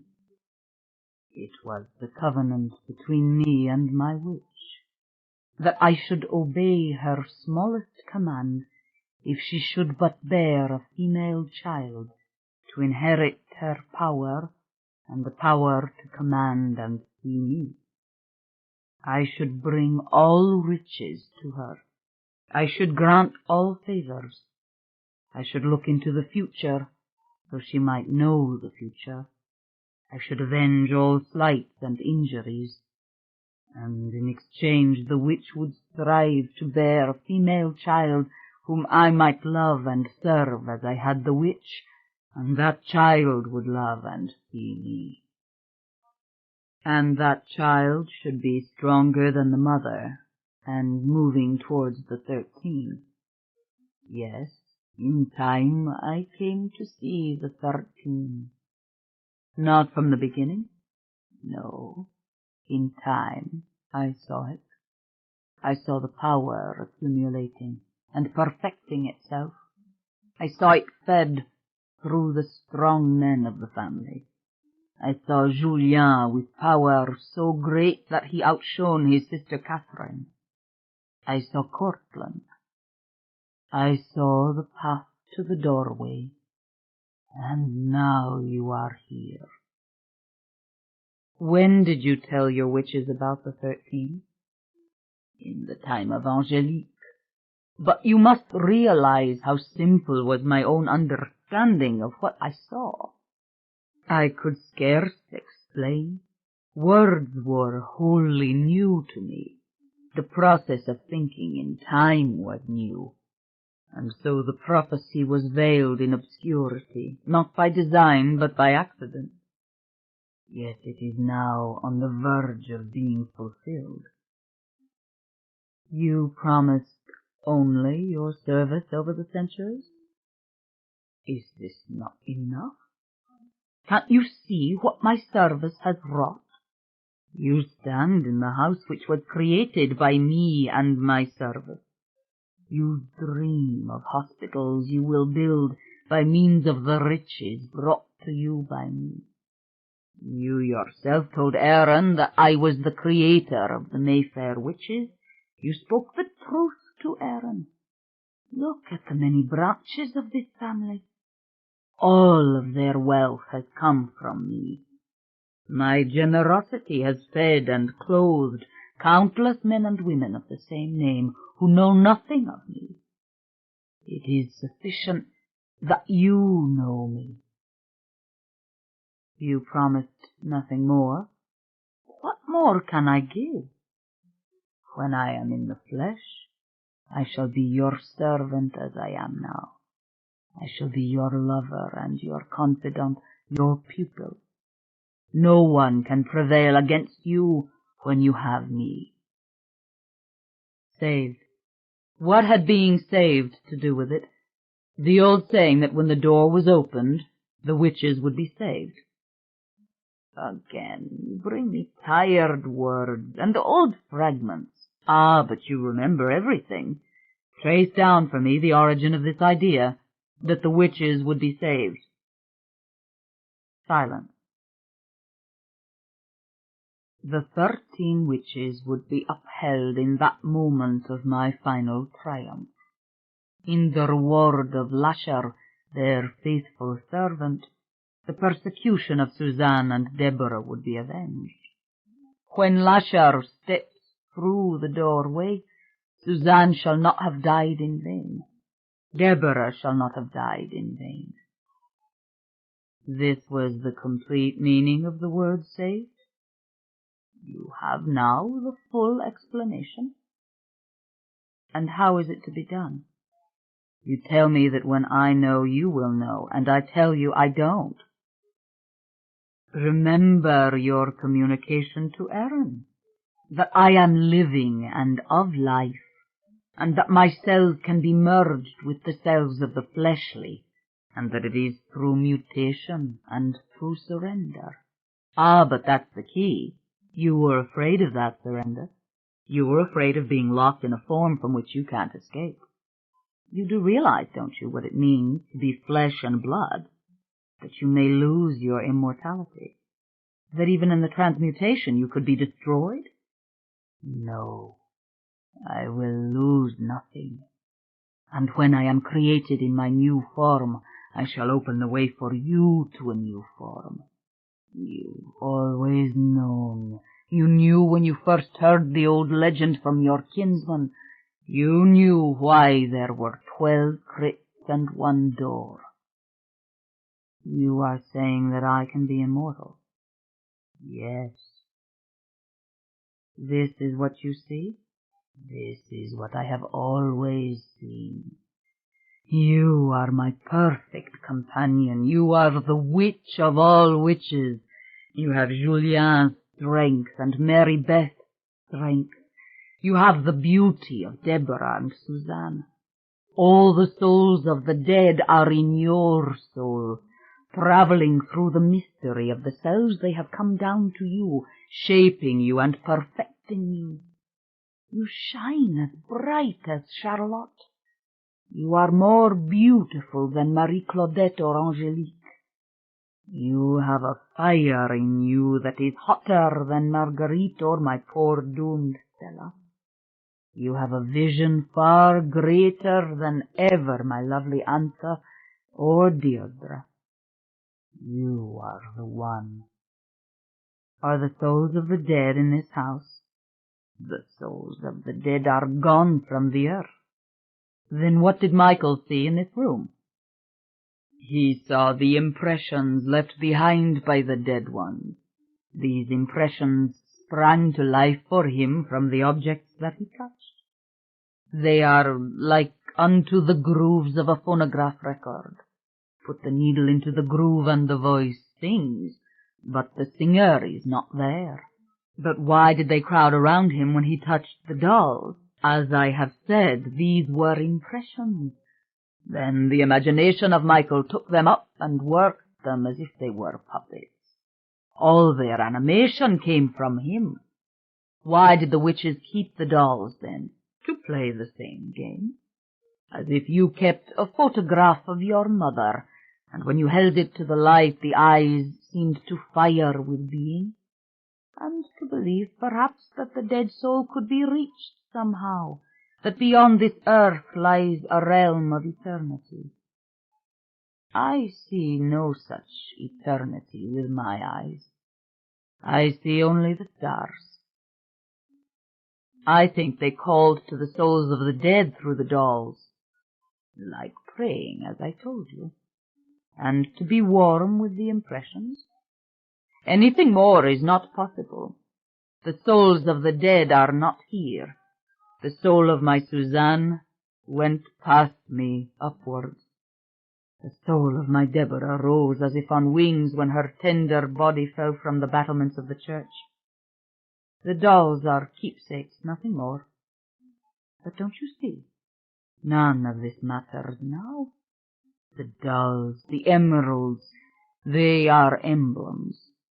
We are passing out of this realm of emblems and keepsakes and prophecies. We go to a new existence. Envision the doorway, if you will. We shall pass through it, out of this house and into the world. And the transmutation can be replicated. That is what you're leading me to believe. That is what you know, Rowan. I read the book of life over your shoulder. All living cells replicate. In manly form I shall replicate, and my cells can be grafted to your cells, Rowan. There are possibilities of which we have not yet begun to dream. And I shall become immortal. Yes, my companion and my lover, immortal like me. When is it to happen? When you know, I shall know. And you will know very soon. You are so sure of me, aren't you? I don't know how to do it. I've told you. What do your dreams tell you? They are nightmares. They're full of images I don't understand. I don't know where the body on the table comes from. I don't know why Lemley is there. I don't understand what they want of me, and I don't want to see Jan Van Abel struck down again. The place is meaningless to me.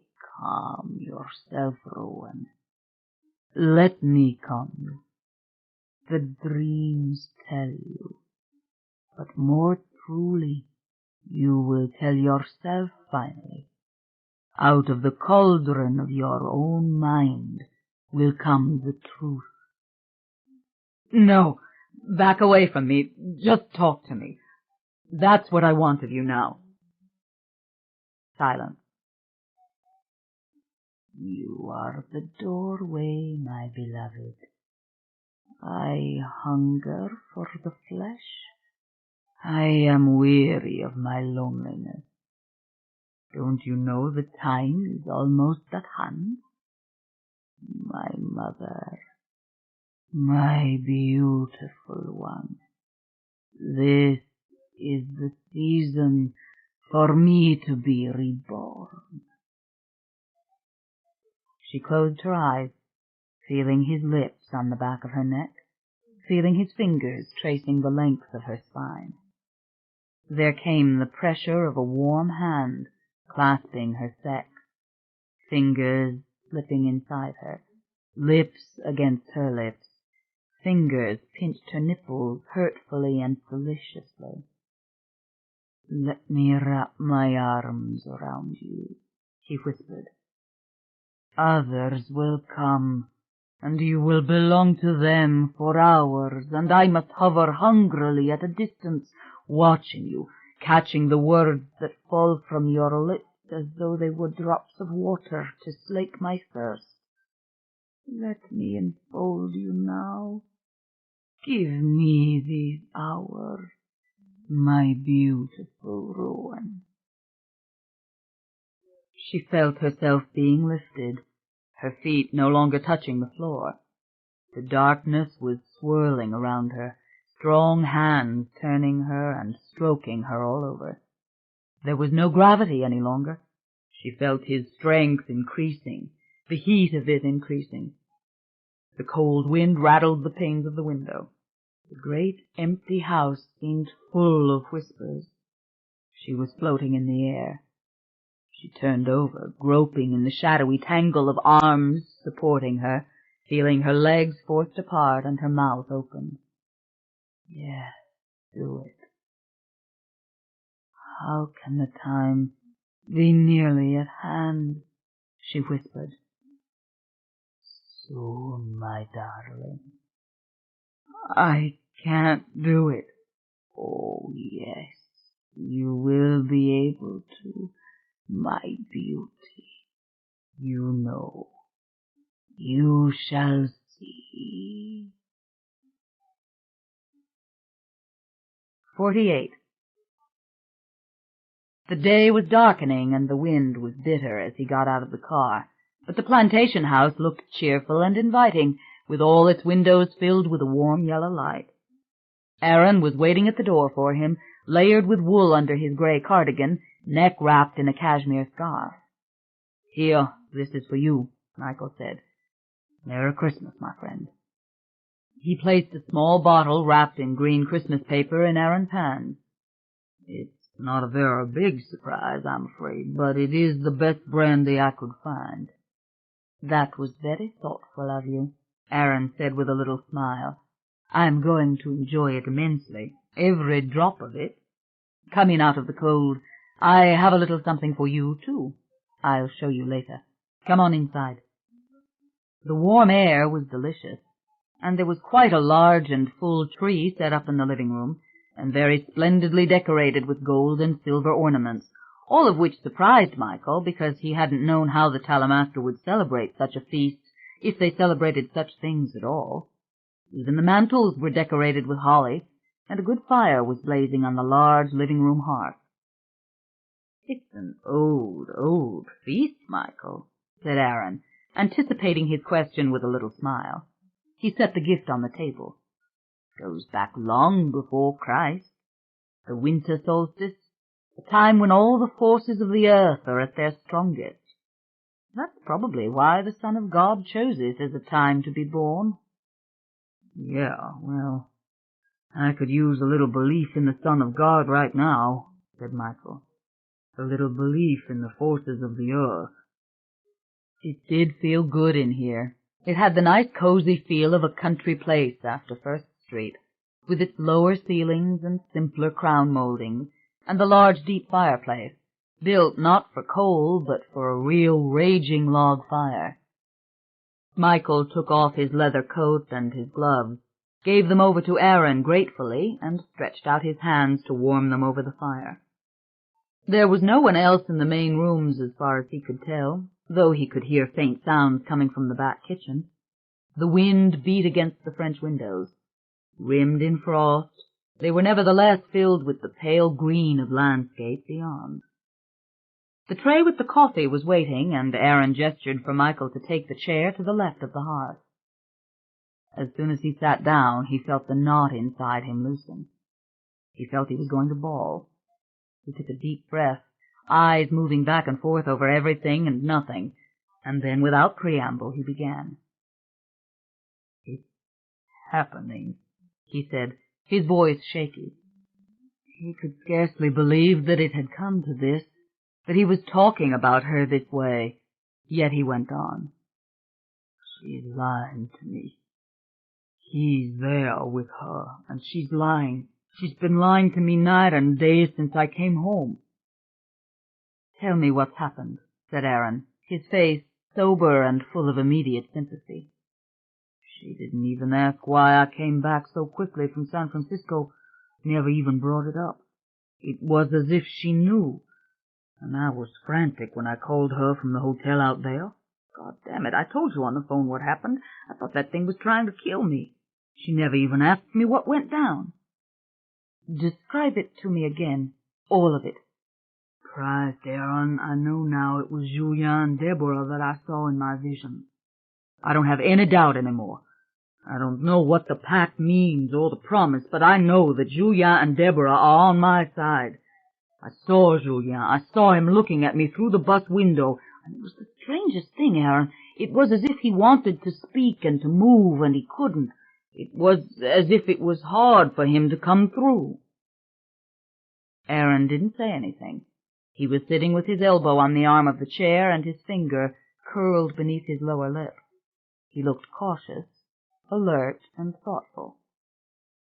"Go on," he said. "But the point is that this particular flash was enough to bring it all back.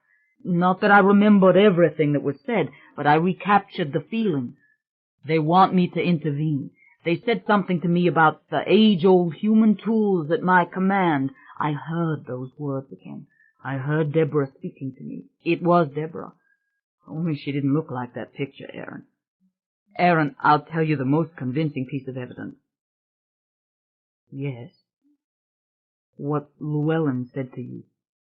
Remember? He said he saw Julien in a dream, and Julien wasn't the same as Julien in life. Remember? Well, you see, that's the key. In the vision, Deborah was a different being, and on that damn street corner in San Francisco I felt both of them, and they were as I remembered them. Wise and good and knowing things, Aaron. Knowing that Rowan was in terrible danger and that I had to intervene. God, when I think of Julien's expression through that window, it was so urgent yet tranquil. I don't have words to describe it. It was concerned and yet so untroubled. I think I know what you're trying to say. Go home, they said.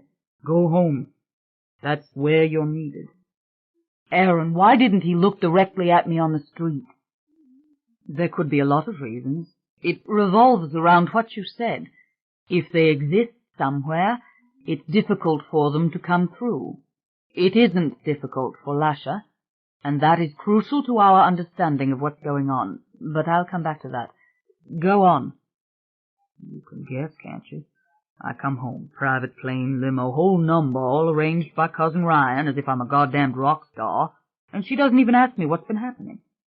Because she's not Rowan. She's Rowan caught in something. Rowan smiling and pretending and staring at me with those great big sad gray eyes. Aaron, the worst part is... Tell me, Michael. She loves me, Aaron. And it's like she's silently pleading with me not to confront her. She knows I can see through the deception. God, when I touch her, I feel it. She knows I can feel it. And silently she's pleading with me not to force her into a corner, not to make her lie. It's like she's begging me, Aaron. She's desperate. I could swear she's even afraid. Yes, she's in the thick of it. She has spoken to me about it. Some sort of communication apparently started when you left. Possibly even before you left. You knew this? Why the hell didn't you tell me?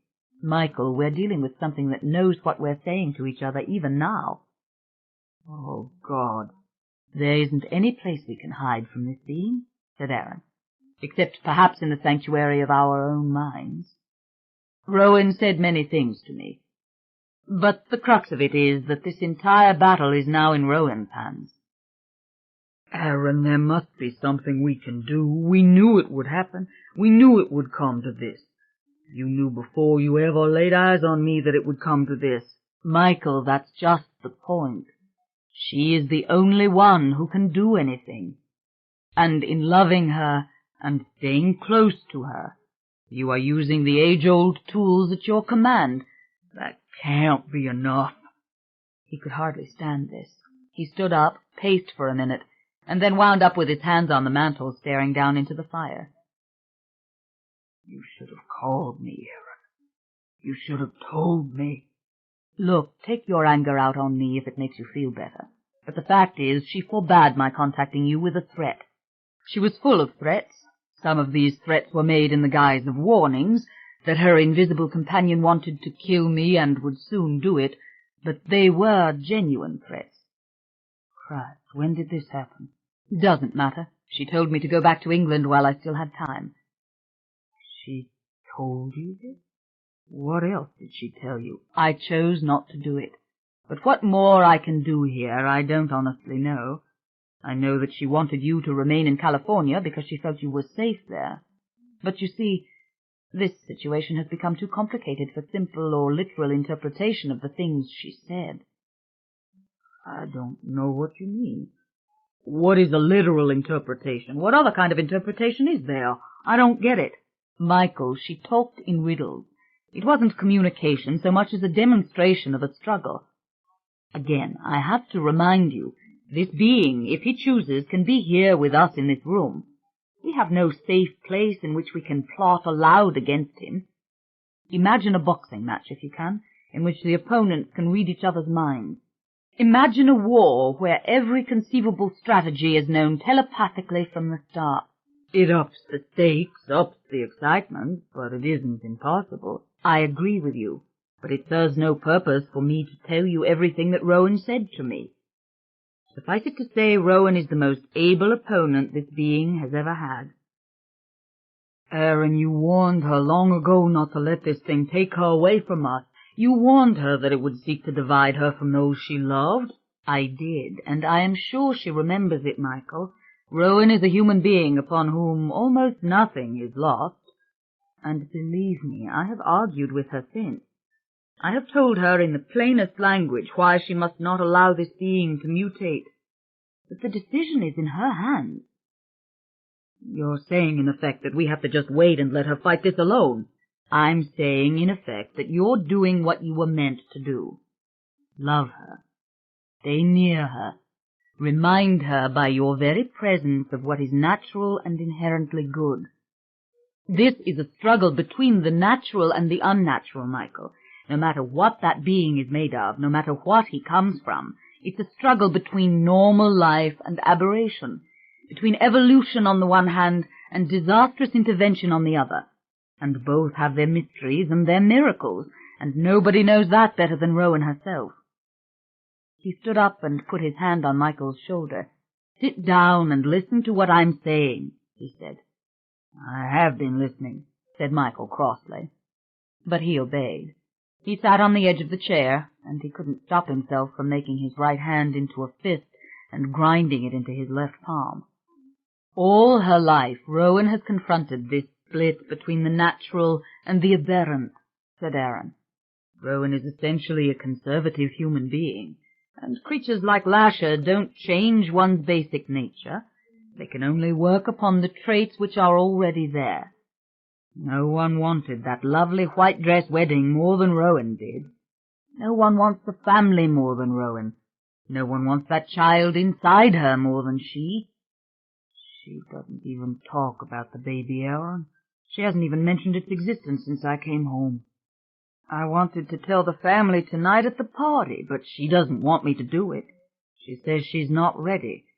And this party, I know it's an agony for her. She's just going through the motions. Beatrice put her up to it. Yes, I know. I talk about the baby all the time.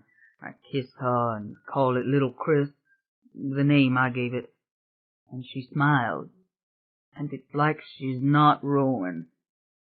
Aaron, I'm going to lose her and the baby if she loses her battle with him. I can't think past that. I don't know anything about mutations and monsters and ghosts that want to be alive. Go home and stay there with her. Stay near her. That's what they told you to do. And don't confront her? That's what you're saying? You'll only force her to lie if you do that. Or worse. What if you and I were to go back there together and try to reason with her, try to get her to turn her back on it? Aaron shook his head. She and I have had our little showdown, Michael. That's why I made my excuses for this evening to be. I'd be challenging her and her sinister companion if I came there. But if I thought it would do any good, I'd come. I'd risk anything if I thought I could help. But I can't. But, Aaron, what makes you so certain? I'm not one of the players now, Michael. I didn't see the visions. You saw them. Julia and Deborah spoke to you. Rowan loves you. I don't know if I can stand this. I think you can. Do what you have to do to stand it, and remain close to her. Tell her in some way, silent or otherwise, that you are there for her. Michael nodded. All right, he said. You know, it's like she's being unfaithful. You mustn't see it like that. You mustn't become angry. I keep telling myself the same thing. There's something else I have to say to you. It probably won't matter in the final analysis, but I want to pass it along. If anything happens to me, well, it's something that I'd like you to know for what it's worth. You don't think anything is going to happen? I don't honestly know. But listen to what I have to say. For centuries we've puzzled over the nature of these seeming discarnate entities. There isn't a culture on Earth which doesn't recognize their existence. But nobody knows what they really are. The Catholic Church sees them as demons. They have elaborate theological explanations for their existence, and they see them all as evil and out to destroy. Now, all that would be easy to dismiss, except the Catholic Church is very wise about the behavior and the weaknesses of these beings. But I'm straying from the point. The point is that we in the Talamasca have always assumed that these beings were very similar to the spirits of the earthbound dead. We believed, or took for granted, that both were essentially bodiless, possessed of intelligence, and locked in some sort of realm around the living. And Lasher could be a ghost, that's what you're saying? Yes, but more significantly, Rowan seems to have made some sort of breakthrough in discovering what these beings are. She claims that Lasher possesses a cellular structure and that the basic components of all organic life are present in him. Then he's just some sort of bizarre creature, that's what you're saying? I don't know. But what has occurred to me is that maybe the so-called spirits of the dead are made of the same components. Maybe the intelligent part of us, when it leaves the body, takes some living portion with it. Maybe we undergo a metamorphosis rather than a physical death. And all the age-old words, etheric body, astral body, spirit, are just terms for this fine cellular structure that persists when the flesh is gone. It's over my head, Aaron. Yes, I am being rather theoretical, aren't I? I suppose the point I'm trying to make is that whatever this being can do, maybe the dead can also do. Or perhaps even more important, even if Lasher possesses this structure, he could still be a malevolent spirit of someone who once lived. That's for your library in London, Aaron. Someday maybe we can sit by the fire in London and talk about it together. Right now, I'm going to go home, and I'm going to stay with her. I'm going to do what you've told me to do and what they've told me to do, because that's the best thing I can do for her. And for you. I can't believe she's going to let that thing hurt you, or hurt me, or hurt anyone. But like you said, the best thing I can do is be near at hand. Yes, you're right, Aaron said. But I can't stop thinking about what those old men said, about being saved. Such a strange legend. They were wrong about that part. She's the doorway. I knew it somehow or other when I saw that family tomb. Aaron only sighed and shook his head. Michael could see that he was dissatisfied, that there were more things he wanted to consider. But what did they matter now? Rowan was alone in that house with that being, and the being was stealing her away from Michael. And Rowan knew all the answers now, didn't she? The being was telling her the meaning of everything, and Michael had to go home to her. He watched anxiously as Aaron rose a little stiffly and went to the closet for Michael's coat and gloves.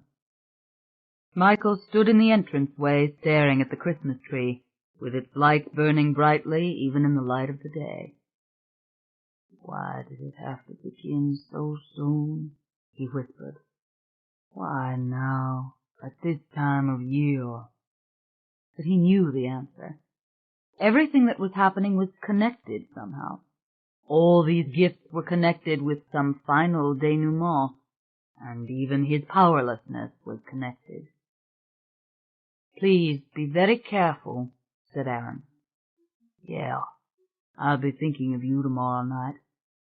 You know, to me, Christmas Eve has always been like New Year's Eve. I don't know why. Must be the Irish blood."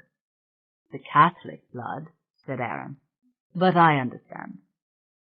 "If you break open that brandy tomorrow night, hoist one for me." "I will. You can count on it. And, Michael, if for any reason under God you and Rowan want to come here, you know that the door is open, night or day. Think of this as your refuge." "Thank you, Aaron." "And one more thing. If you need me, if you really want me to come and believe that I should, well then, I shall." Michael was about to protest, to say that this was the best place for Aaron. But Aaron's eyes had moved away. His expression had brightened, and suddenly Aaron pointed to the fanlight window over the front door. "It's snowing, Michael. Look, it's really snowing. I can't believe it. It isn't even snowing in London. And look, it's snowing here." He opened the door, and they walked out on the deep front veranda together. The snow was falling in large flakes, drifting with impossible slowness and grace down through the windless air towards the earth. It was drifting down onto the black branches of the oaks, coating them with a thick shining layer of whiteness, and making a deep white path between the two rows of trees, all the way to the road. It was falling on the fields, which were already blanketed in the same whiteness, and the sky above was shining and colorless, and seemed to be dissolving into the falling snow. "And the day before Christmas Eve, Aaron," said Michael. He tried to see the entire spectacle, this venerable and famous avenue of old trees, raising their dark knotted arms into the tumbling and gently whirling flakes of snow. What a little miracle that it should come now. Oh, God, it would all be so wonderful if...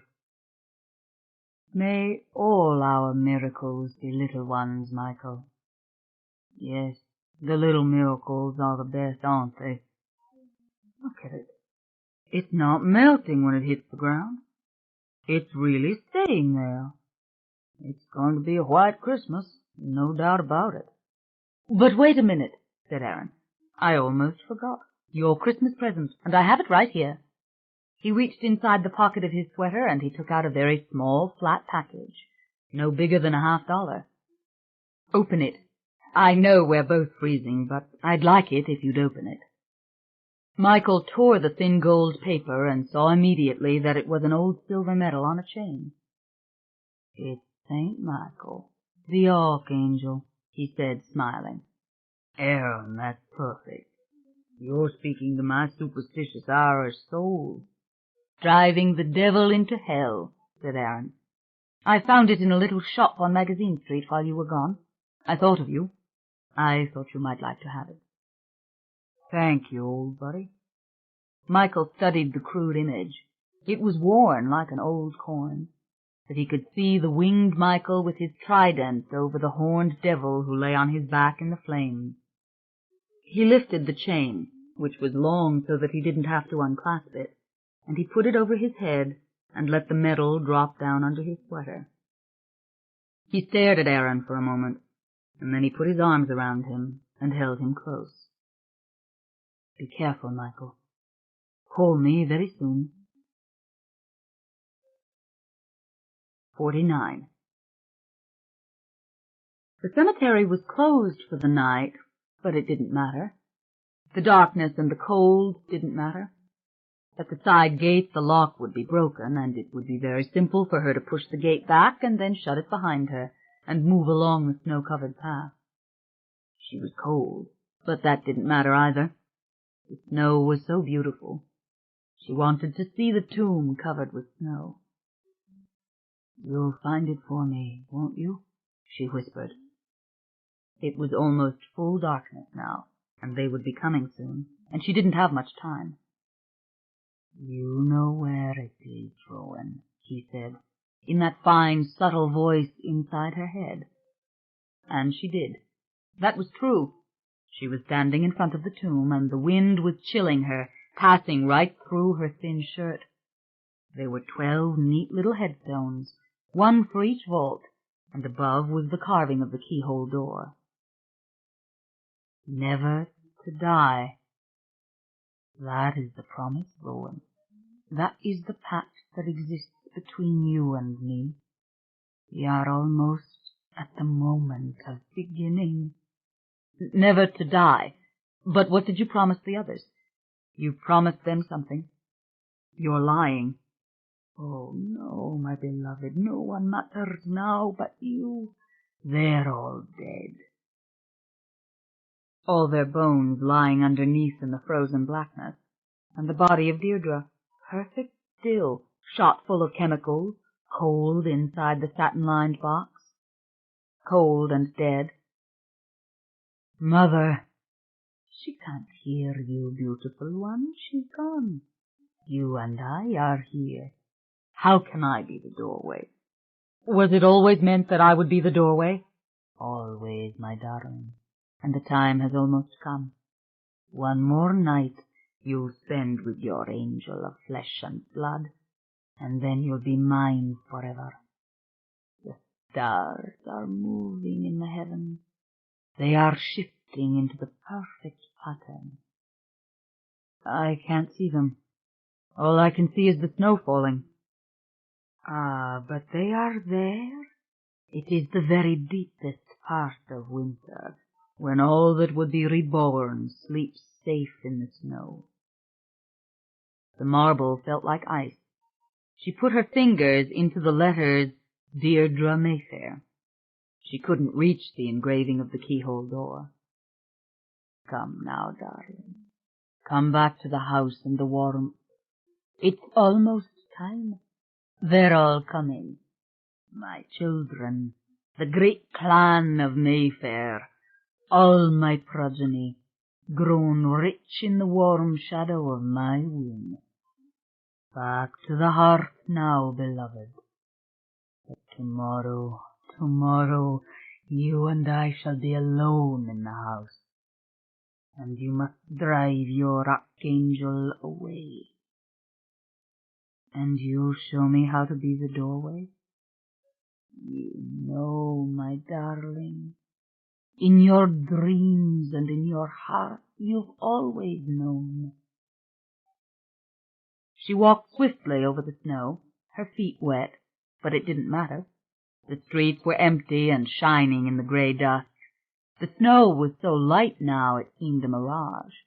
They'd be coming soon. Was the tiny baby inside her cold? Lemley had said, "There are thousands of them, millions, chucked like garbage down the drains of the world, all those tiny brains and organs lost."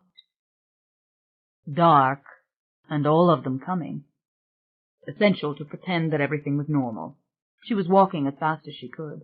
Her throat burned, but the cold air felt so good to her, icing her all over, cooling the fever inside her. And there was the house, dark and waiting. She had come back in time. She had the key in her hand. "What if I can't get him to go tomorrow?" she whispered. She stood at the gate looking up at the empty windows. Like that first night when Carlotta had said, "Come to me." Choose. But you must make him leave. By dark tomorrow, my darling, or I'll kill him. No, you must never, never do that. You mustn't even say it. Do you hear me? Nothing must happen to him, ever. Do you hear me? She stood on the porch, talking aloud to no one, and all round her the snow came down. Snow in paradise, pelting the frozen banana leaves, drifting past the high thick stems of bamboo. But what would paradise have been without the beauty of snow? "You understand me, don't you? You cannot hurt him. You absolutely cannot hurt him. Promise me. Make the pact with me. No harm comes to Michael." "As you wish, my darling. I do love him, but he cannot come between us on the night of all nights. The stars are moving into the perfect configuration. They are my eternal witnesses, old as I am, and I would have them shine down upon me at the perfect moment, the moment of my choosing. If you would save your mortal lover from my wrath, see that he is gone from my sight." 50. It was 2 a.m. before they all left. He had never seen so many happy people completely oblivious to what was really going on. But what was really going on?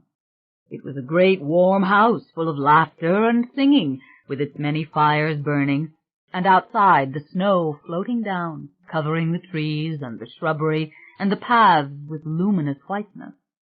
And why shouldn't they all be having a wonderful time? How they'd laughed as they slipped on the snow-covered flags and crunched through the ice in the gutters. There had been enough snow even for the children to make snowballs. In their caps and mittens they had skittered along the frozen crusts that covered the lawn. Even Aunt Viv had loved the snow. She had drunk too much sherry, and in those moments reminded him frighteningly of his mother, though Bee and Lily, who had become her dearest friends, did not seem to care.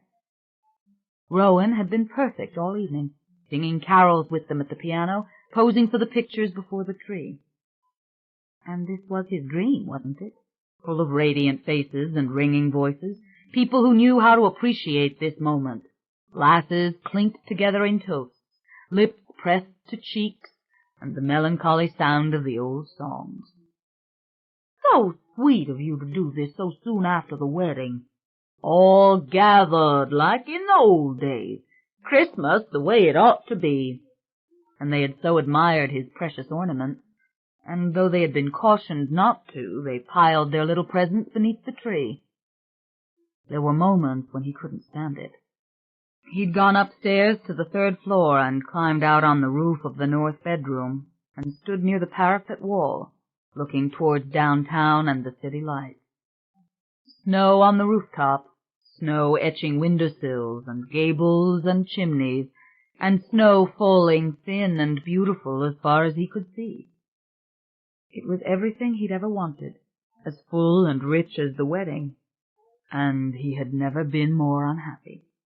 It was as if that thing had its hand around his throat. He could have put his fist through a wall in his anxiety. It was bitter, bitter as grief is bitter. And it seemed, in the pockets of quiet through which he wandered, upstairs, away from them, that he could feel that thing. That when he laid his naked fingers on the door frames and the doorknobs, he caught great raging glimpses of it in the shadows. "You're here, Lasha. I know you're here." Something stepped back for him in the shadows, playing with him, sliding up the dark walls away from him, and then dispersing so that he found himself in the upper hallway, in the dim light, alone. Anyone spying on him would have thought he was a madman. He laughed. Is that how Daniel McIntyre had seemed in his drunken, wandering old age? What about all the other eunuch husbands who sensed the secret? They went off to mistresses, and certain death, it seemed, or drifted into irrelevance. What the hell was going to happen to him? But this wasn't the finish. This was only the beginning, and she had to be playing for time. He had to believe that behind her silent pleas, her love waited to reveal itself in truth again. At last they'd gone. The very last invitations to Christmas dinner had been tactfully refused, and promises had been made for future get-togethers. Aunt Viv would dine with Bea on Christmas Eve, and they weren't to worry about her. They could have this Christmas to themselves. Polaroid pictures had been exchanged, and sleeping children gathered up from couches, and last-minute hugs given, and then out they all went into the clean, bright cold. Weary of the strain and sick with worry, he'd taken his time locking up. No need to smile now. No need to pretend anything. And God, what had the strain been like for her? He dreaded going up the stairs. He went through the house, checking windows, checking the little green tiny pinpoints of light on the alarm panel, and turning on the faucet to save the pipes from the freeze. Finally, he stood in the parlor in front of his beautiful lighted tree. Had there ever been a Christmas as bitter and lonely as this one? He would have been in a rage if it had served any purpose.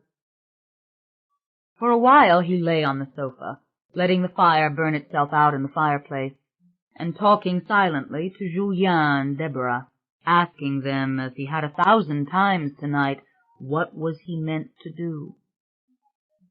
At last he climbed the stairs. The bedroom was hushed and dark. She was covered with blankets, so he saw only her hair against the pillow, her face turned away. How many times this evening had he tried to catch her eye and failed? Had anyone noticed that they spoke not a single syllable to each other? Everyone was too certain of their happiness, just as he'd been so certain. He walked silently to the front window and pulled back the heavy damask drape so that he might look at the falling snow for the last time. It was well after midnight, Christmas Eve already.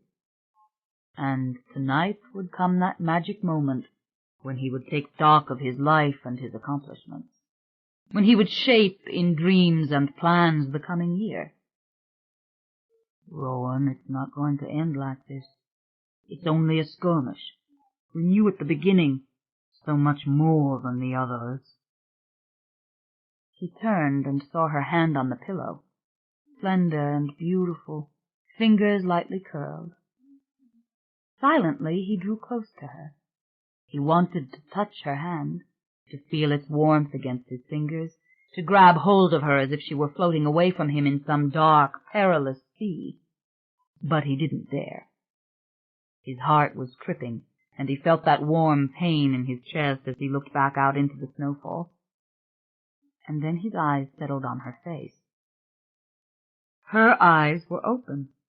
She was staring at him in the darkness, and her lips slowly spread in a long, vicious smile.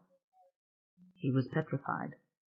Her face was white in the dim light from outside, and hard as marble, and the smile was frozen, and the eyes gleamed like pieces of glass. His heart quickened, and the warm pain spread through his chest. He continued to stare at her, unable to take his eyes off her, and then his hand shot out before he could stop it, and he grabbed her wrist. Her entire body twisted, and the vicious mask of her face crumpled completely, and she sat up suddenly, anxious and confused. "What is it, Michael?" She stared at her wrist, and slowly he let her go. "I'm glad you woke me," she whispered. Her eyes were wide, and her lip trembled. "I was having the most terrible dream." "What did you dream, Rowan?" She sat still, peering before her, and then she clasped her hands as if tearing at one with the other, and he was vaguely aware that he'd once seen her in that desperate gesture before. "I don't know," she whispered. "I don't know what it was. It was this place, centuries ago, and these doctors were gathered together, and the body lying on the table was so small." Her voice was low and full of agony, and suddenly the tears spilled down as she looked up at him. "Rowan." She put up her hand. As he sank down on the side of the bed, she pressed her fingers against his lips. "Don't say it, Michael. Please, don't say it. Don't speak a word." She shook her head frantically, and sick with relief and hurt, he merely slipped his fingers around her neck, and as she bowed her head, he tried not to break down himself. "You know I love you. You know all the things I want to say." When she was calmer, he took both of her hands and squeezed them tightly, and he closed his eyes. "Trust me, Michael." "Okay, honey," he whispered. "Okay." Clumsily he stripped off his clothes, and he climbed in under the covers beside her, catching the warm, clean fragrance of her flesh. And he lay there, eyes open, thinking that he would never rest, feeling her shiver against him. And then gradually, as the hours ticked by, as her body softened and he saw that her eyes were closed, he slipped into uneasy sleep. It was afternoon when he woke. He was alone, and the bedroom was suffocatingly warm. He showered and dressed and went downstairs. He couldn't find her. The lights of the tree were burning, but the house was empty. He went through the rooms one by one. He went outside in the coldness and walked all through the frozen garden, where the snow had become a hard, glistening layer of ice over the walks and the grass. Back around the oak tree he searched for her, but she was nowhere to be found. And finally he put on his heavy coat and he went out for a walk. The sky was a deep, still blue, and the neighborhood was magnificent, all dressed in white, exactly as it had been that long-ago Christmas, the last one that he was ever here. A panic rose in him. It was Christmas Eve, and they had made no preparations. He had his little gift for her, hidden away in the pantry, a silver hand mirror which he'd found in his shop in San Francisco and carefully wrapped long before he left. But what did it matter when she had all those jewels and all that gold and all those riches beyond imagination? And he was alone. His thoughts were going round in circles. Christmas Eve, and the hours were melting away. He went into the market on Washington Avenue, which was jammed with last-minute shoppers, and in a daze he bought the turkey and the other makings, rummaging in his pockets for the bills he needed, like a drunk searching for every last penny for a bottle he couldn't afford. People were laughing and chatting about the snowfall. White Christmas in New Orleans. He found himself staring at them as if they were strange animals, and all their funny noises only made him feel small and alone. He hefted the heavy sack into one arm and started for home. He'd walked only a few steps when he saw the firehouse where his dad had once worked. It was all done over. He scarcely recognized it now, except that it was in the same place, and there was the enormous archway through which the engine had roared out into the street when he was a boy. He and his dad had sat together in straight-back chairs out there on the sidewalk. He must have looked like a drunk now, for sure, stranded there, staring at the firehouse, with all the firefighters having sense enough to be inside where it was warm. All those years ago, at Christmas, his father dying in that fire. When he looked up at the sky, he realized it was the color of slate now, and the daylight was dying. Christmas Eve, and absolutely everything had gone wrong. No one answered his call when he came in the door. Only the tree gave off a soft glow in the parlor. He wiped his feet on the mat and walked back through the long hallway, his hands and face hurting from the cold. He unpacked the bag and put the turkey out, thinking that he would go through with all the steps. He'd do it the way he'd always done it.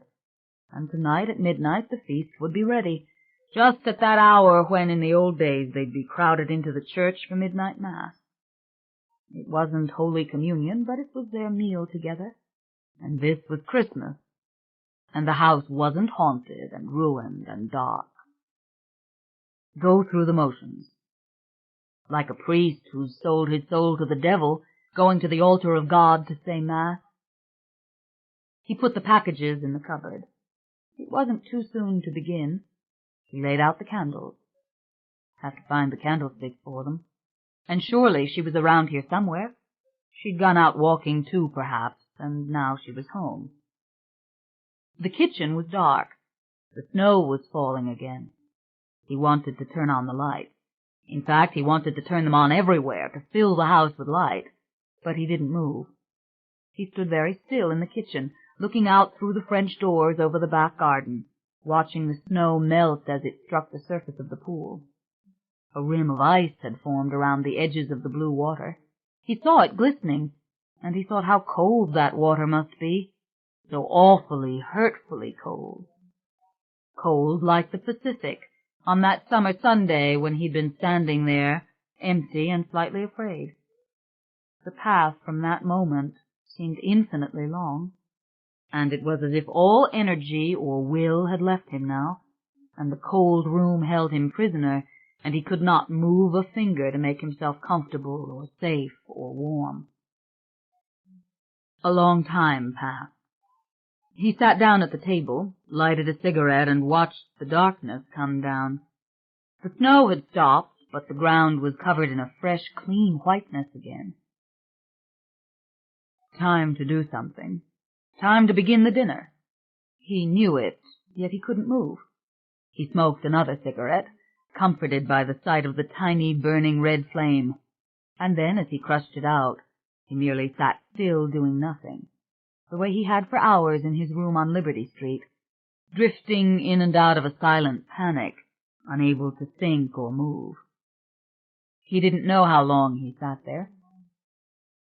But at some time or other the pool lights came on, shining brilliantly up through the blackness of the night, making a great piece of blue glass of the pool.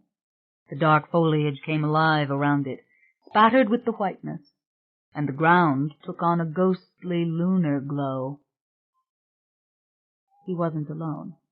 He knew it, and as the knowledge penetrated, he realized he had only to turn his head and see her standing there, in the far doorway to the pantry, with her arms folded, her head and shoulders outlined against the pale cabinets behind her, her breath making only the smallest, the most subtle sound. This was the purest dread he'd ever known.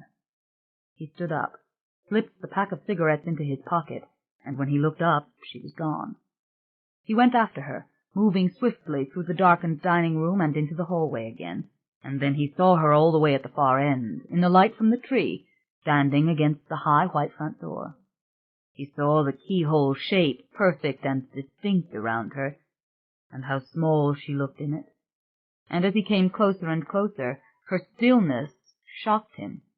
He was terrified of what he'd see when he finally drew close enough to make out the features of her face in the airy dark. But it wasn't that awful marble face he'd seen last night. She was merely looking at him, and the soft colored illumination from the tree filled her eyes with dim reflected light. I was going to fix our supper. I bought everything. It's back there. How uncertain he sounded. How miserable. He tried to pull himself together. He took a deep breath and hooked his thumbs in the pockets of his jeans. Look, I can start it now. It's just a small turkey. It'll be done in a few hours, and I have everything. It's all there. We'll set the table with the pretty china. We've never used any of the china. We've never had a meal on the table. This is Christmas Eve. You have to go, she said. I don't understand you. You have to get out of here now. Rowan? You have to leave, Michael. I have to be alone here now. Honey, I don't understand what you're telling me. Get out, Michael. Her voice dropped lower, becoming harder. I want you to go. It's Christmas Eve, Rowan. I don't want to go. It's my house, Michael. I'm telling you to leave it. I'm telling you to get out. He stared at her for a moment, stared at the way her face was changing, at the twist of her drawn lips, at the way her eyes had narrowed and she had lowered her head slightly and was looking up at him from under her brows. You're not making any sense, Rowan. Do you realize what you're saying? She took several steps towards him. He braced himself, refusing to be frightened. In fact, his fear was alchemizing into anger. Get out, Michael, she hissed at him. Get out of this house and leave me here to do what I must do. Suddenly her hand swung up and forward, and before he realized what was happening, he felt the shocking slap across his face. The pain stung him. The anger crested, but it was more bitter and painful than any anger he'd ever felt. Shocked and in a fury, he stared at her. It's not you, Rowan, he said. He reached out for her, and the hand came up, and as he went to block it, he felt her shove him backwards against the wall. In rage and confusion, he looked at her. She came closer, her eyes firing in the glow from the parlor. Get out of here, she whispered. Do you hear what I'm saying? Stunned, he watched as her fingers dug into his arm. She shoved him to the left, towards the front door. Her strength was shocking to him, but physical strength had nothing to do with it. It was the malice emanating from her. It was the old mask of hate again covering her features. Get out of this house now. I'm ordering you out, she said, her fingers releasing him and grabbing at the doorknob and turning it and opening the door on the cold wind. How can you do this to me? He asked her. Rowan, answer me. How can you do it? In desperation, he reached for her, and this time nothing stopped him. He caught her and shook her, and her head fell to the side for an instant, and then she turned back, merely staring at him, daring him to continue, silently forcing him to let her go. What good are you to me dead, Michael? She whispered. If you love me, leave now. Come back when I call you. I must do this alone. I can't. I won't do it. She turned her back on him and walked down the hall, and he went after her. Rowan, I'm not going. Do you hear me? I don't care what happens. I'm not leaving you. You can't ask me to do that. I knew you wouldn't, she said softly, as he followed her into the dark library. The heavy velvet drapes were closed, and he could barely see her figure as she moved towards the desk. Rowan, we can't go on not talking about it. It's destroying us. Rowan, listen to me. Michael, my beautiful angel, my archangel, she said with her back turned to him, her words muffled. You'd rather die, wouldn't you, than trust in me? Rowan, I'll fight him with my bare hands if I have to. He came towards her. Where were the lamps in this room? He reached out, trying to find the brass lamp beside the chair, and then she wheeled around and bore down on him. He saw the syringe raised. No, Rowan! The needle sank into his arm in the same instant. Christ, what have you done to me? But he was already falling to the side, just as if he had no legs. And then the lamp went over on the floor, and he was lying beside it, staring right at the pale, sharp spike of the broken bulb. He tried to say her name, but his lips wouldn't move. Sleep, my darling, she said. I love you. I love you with my whole soul. Far, far away he heard the sound of buttons on a phone. Her voice was so faint, and the words. What was she saying? She was talking to Aaron. Yes, Aaron. And when they lifted him, he said Aaron's name. You're going to Aaron, Michael, she whispered. He's going to take care of you. Not without you, Rowan, he tried to say. But he was sinking down again, and the car was moving, and he heard a man's voice. You'll be okay, Mr. Curry. We're taking you to your friend. You just lie still back there. Dr. Mayfair said you're going to be fine. Fine. Hirelings, you don't understand. She's a witch, and she's put me under a spell with her poison, the way Charlotte did it to Peter. And she's told you a damnable lie. 51. Only the tree was lighted, and the whole house slumbered in warm darkness, except for that soft wreath of light. The cold tapped at the glass, but couldn't come inside. She sat in the middle of the sofa, her legs crossed, her arms folded, staring down the length of the room at the long mirror, barely able to see the pale glow of the chandelier. The hands of the grandfather clock moved slowly towards midnight. And this was the night that meant so much to you, Michael. The night when you wanted us to be together. You couldn't be farther from me now if you were on the other side of the world. All such simple and graceful things are far from me, and it is like that Christmas Eve when Lemley took me through door after door into his darkened and secret laboratory. What have such horrors to do with you, my darling? All her life, if her life was long or short or almost over, all her life she'd remember Michael's face when she slapped him. She'd remember the sound of his voice when he pleaded with her. She'd remember the look of shock when she'd jabbed the needle into his arm. So why was there no emotion? Why only this emptiness and this shriveling stillness inside her? Her feet were bare, and the soft flannel nightgown hung loose around her, and the silky Chinese rug beneath her feet was warm. Yet she felt naked and isolated, as if nothing of warmth or comfort could ever touch her.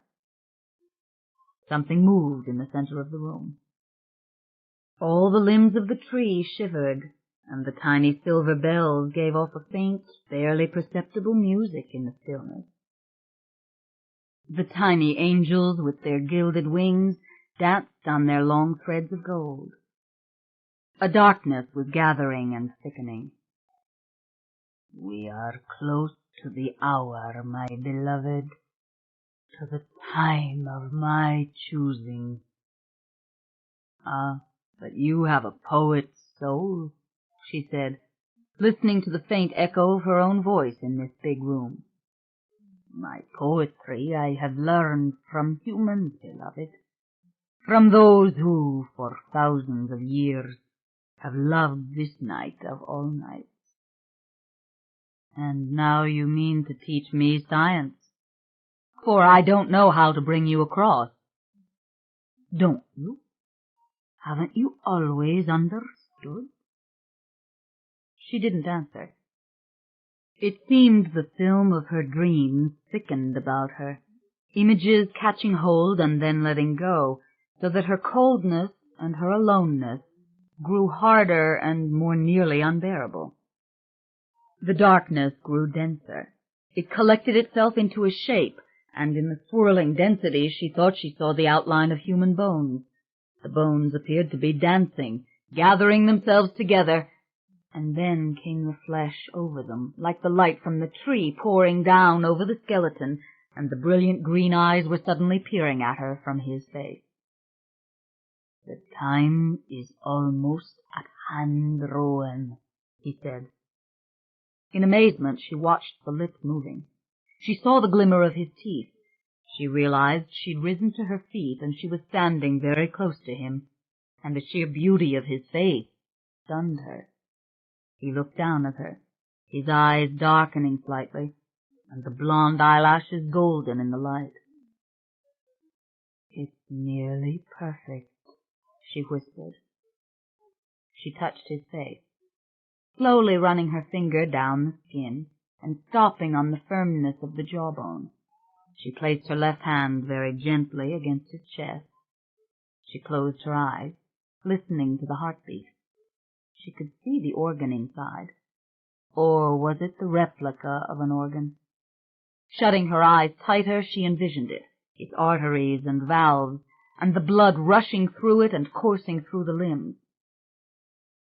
"All you need to do is surrender."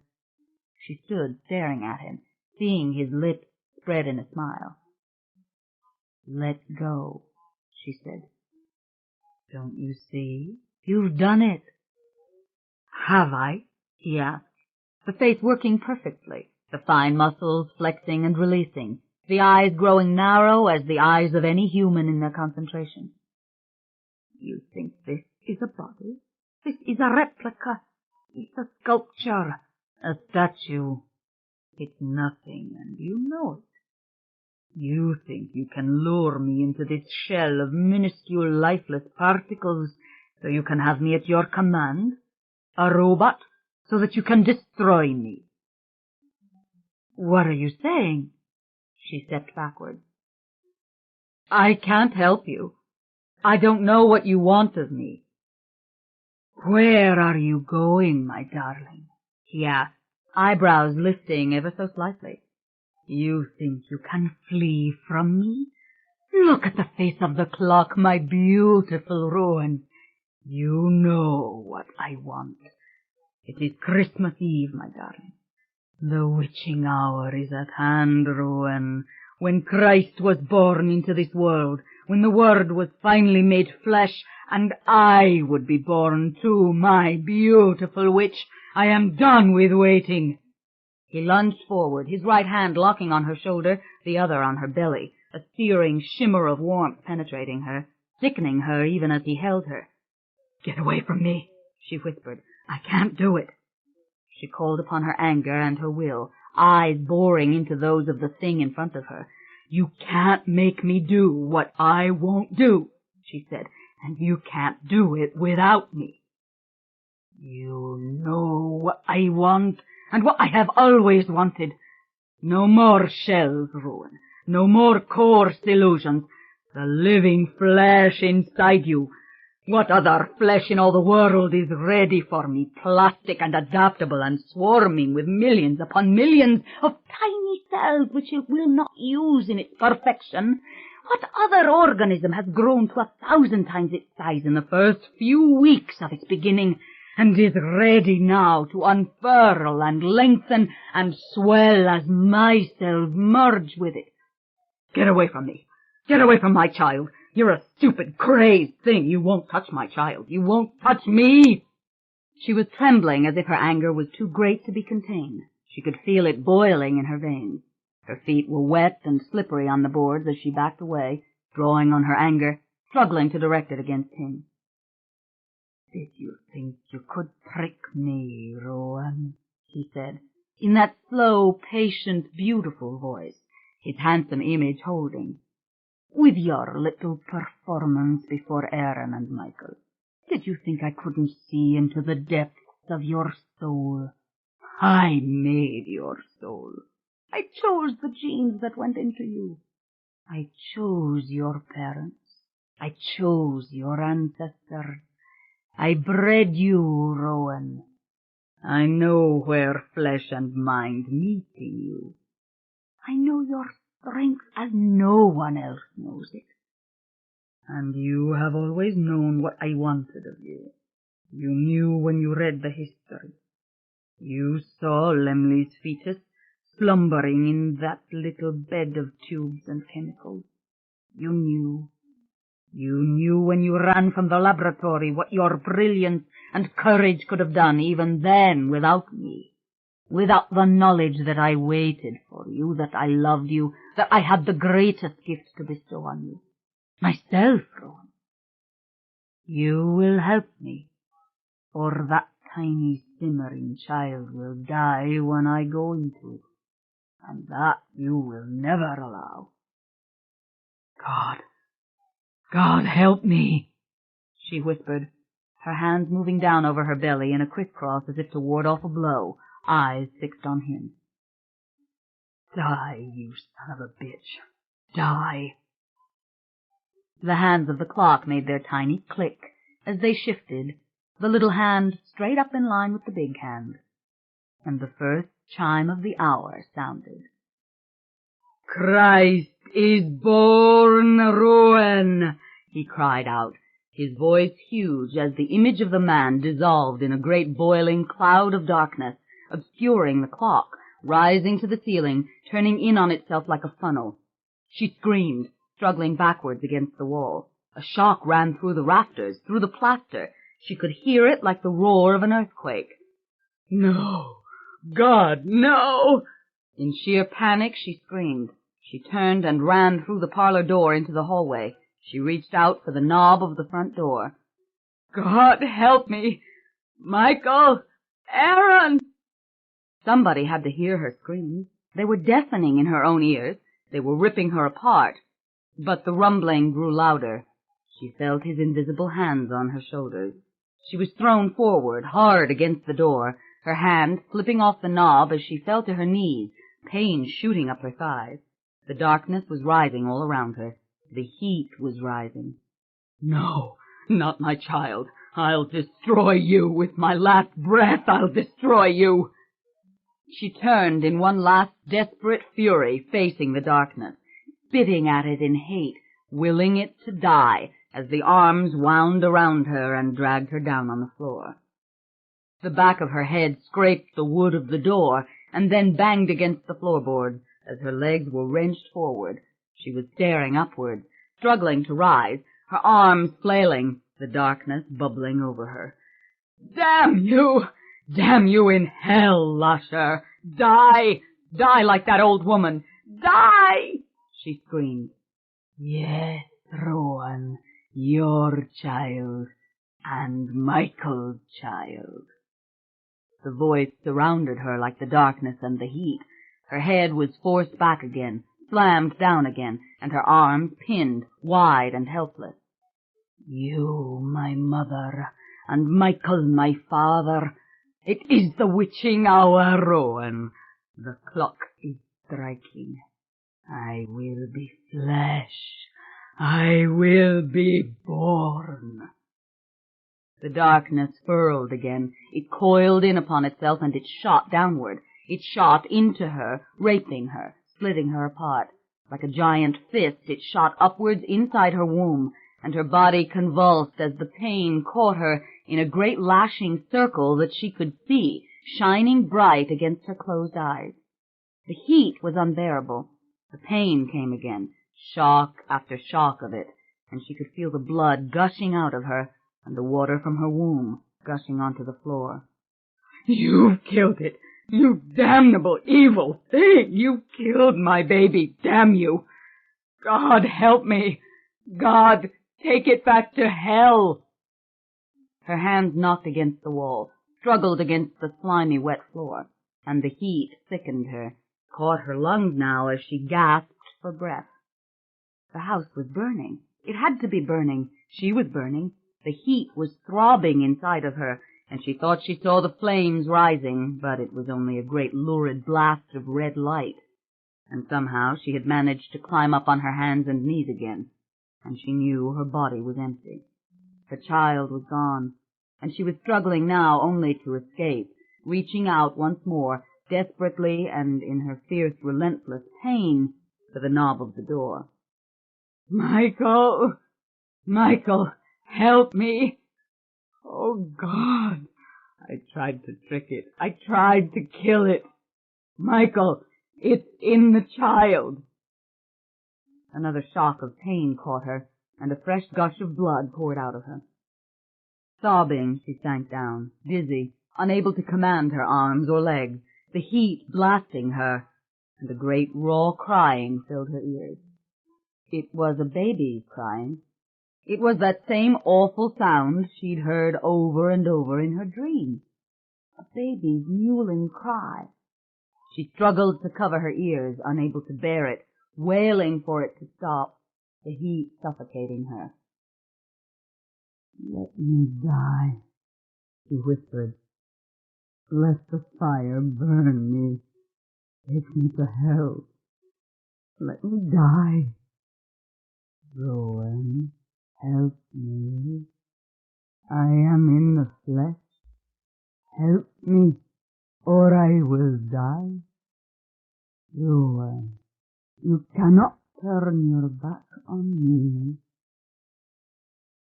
She tightened the grip on her ears, but she couldn't shut out the little telepathic voice that rose and fell with the baby's sobs.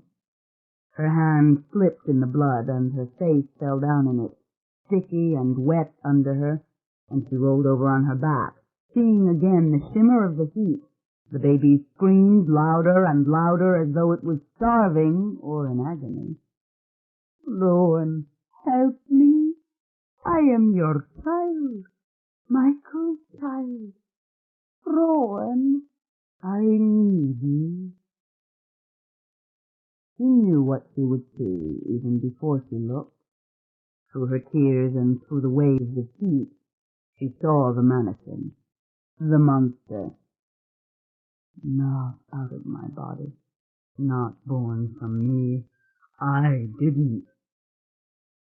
On its back it lay, its man-sized head turning from side to side with its cries, its thin arms elongating even as she watched it, tiny fingers flayed and groping and growing, tiny feet kicking as a baby's feet kick, working the air, the calves stretching, the blood and mucus sliding off it, sliding down its chubby cheeks and off its slick dark hair. All those tiny organs like buds inside, all those millions of cells dividing, merging with his cells, like a nuclear explosion going on inside this flesh and blood thing, this mutant thing, this child that had come out of her. "Rowan, I am alive. Do not let me die. Not let me die, Rowan. Yours is the power of saving life. And I live. Help me." She struggled towards it, her body still throbbing with sharp bursts of pain, her hand out for that tiny, slippery leg, that little foot pumping the air. And then, as her hand closed on that soft, slick baby flesh, the darkness came down on her, and against her closed eyelids, she saw the anatomy, saw the path of the cells, saw the evolving organs and the age-old miracle of the cells coming together, forming corpuscles and subcutaneous tissue and bone tissue, and the fibers of the lungs and the liver and the stomach, and fused with his cells, his power, the DNA merging, and the tiny chains of chromosomes whipping and swimming as the nuclei merged, and all guided by her. All the knowledge inside her, like the knowledge of the symphony inside the composer, note after note and bar after bar, and crescendo following upon crescendo. Its flesh throbbed under her fingers, living, breathing through its pores. Its cries grew hoarser, deeper, echoing as she dropped down out of consciousness and rose up again, her other hand groping in the dark and finding his forehead, finding the thick mass of manly curls, finding his eyes fluttering under her palm, finding his mouth, now half closed with the sobs coming out of it, finding his chest, and the heart beneath it, and the long muscular arms flopping against the boards. Yes, this thing so big now that she could lay her head on its pumping chest, and the cock between his legs, yes, and the thighs, yes. And struggling upwards, she lay on top of him, both hands on him, feeling the rise and fall of his breath beneath her, the lungs enlarging, filling, the heart pumping, and dark, silky hair sprouting around his top. And then it was a web again, a web shining in the darkness, full of chemistry and mystery and certainty, and she sank down into the blackness, into the quiet. A voice was talking to her, intimate and soft. "Stop the blood." She couldn't answer. "You're bleeding. Stop the blood." "I don't want to live," she said. Surely the house is burning. "Come, old woman, with your lamp. Light the grate." Lemley said, "I never said it wasn't possible, you know. The thing is that once an advance has been envisioned, it is inevitable. Millions of cells. The embryo is the key to immortality." "You can still kill him," said Peter. He was standing over her, looking down at her. "They're figments of your imagination, of your conscience." "Am I dying?" "No." He laughed, such a soft, silky laugh. "Can you hear me? I am laughing, Rowan. I can laugh now." "Take me to hell now. Let me die." "No, my darling, my precious, beautiful darling. Stop the bleeding." The sunlight waked her. She lay on the living room floor, on the soft Chinese rug, and her first thought was the house had not burned. The awful heat had not consumed it. Somehow it had been saved. For a moment she didn't understand what she was seeing. A man was sitting beside her, looking down at her, and he had the smooth, unblemished skin of a baby, over the structure of a man's face, but it resembled her face. She had never seen a human being who looked this much like her. But there were definite differences. His eyes were large and blue and fringed with black lashes, and his hair was black like Michael's hair. It was Michael's hair. Michael's hair and Michael's eyes. But he was slender like her. His smooth, hairless chest was narrow as her chest had been in childhood, with two shining pink nipples, and his arms were narrow, though finely muscled, and the delicate fingers of his hand, with which he stroked his lip thoughtfully as he looked at her, were narrow and like her fingers. But he was bigger than she was, as big as a man, and the dried mucus and blood was all over him, like a dark ruby-red mat covering him. She felt a moan coming up out of her throat, pushing against her lips. Her whole body moved with it, and suddenly she screamed. Rising off the boards, she screamed, louder, longer, more wildly than she had ever screamed last night in all her fear.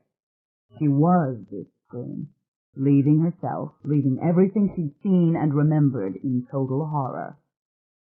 His hand came down over her mouth, pushing her flat against the rug. She couldn't move. The scream was turning around inside, like vomit that could choke her. A deep convulsion of pain moved through her. She lay limp, silent. He leaned over her. "Don't do it," he whispered. The old voice. Of course, his voice, with his unmistakable inflection. His smooth face looked perfectly innocent, a picture of astonishment with its flawless and radiant cheeks, and its smooth, narrow nose, and the great blue eyes blinking at her, snapping open and closed like the eyes of the mannequin on the table in her dreams. He smiled.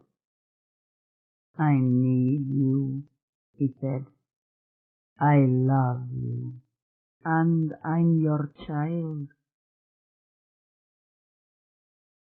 After a while, he took his hand away. She sat up. Her nightgown was soaked with blood, and dry and stiff with it. The smell of blood was everywhere, like the smell of the emergency room. She scooted back on the rug and sat forward, her knee crooked, peering at him. Nipples perfect. Yes, cock perfect. Yes, though the real test would come when it was hard.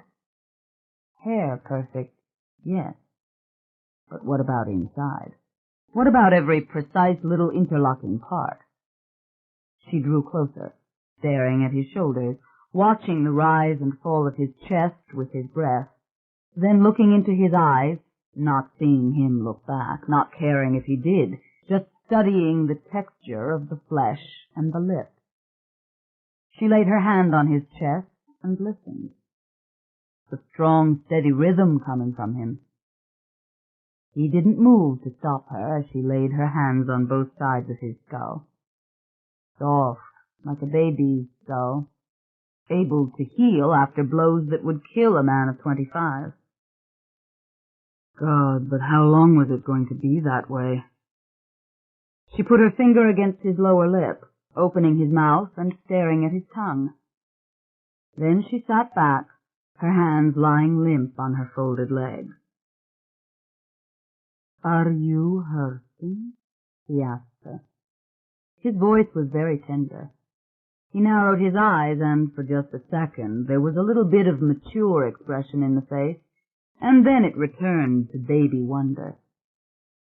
"You lost so much blood." For a long moment she stared at him in silence. He waited, merely watching her. "No, I'm not hurt," she murmured. Again she stared at him for the longest time. "I need things," she said finally. "I need a microscope. I need to take blood samples. I need to see what the tissues really are now. God, I need all these things. I need a fully equipped laboratory. And we've got to leave here." "Yes," he said, nodding. "That should be the very next thing that we do. Leave here." "Can you stand up?" "I don't know." "Well, you're going to try." She climbed to her knees and then, grasping the edge of the marble mantel, climbed to her feet. She took his hand, nice tight grip. "Come on, stand up. Don't think about it. Just do it. Call on your body to know. The musculature is there. That's what differentiates you completely from a newborn. You have the skeleton and musculature of a man." "All right. I'll try," he said. He looked frightened, and also strangely delighted.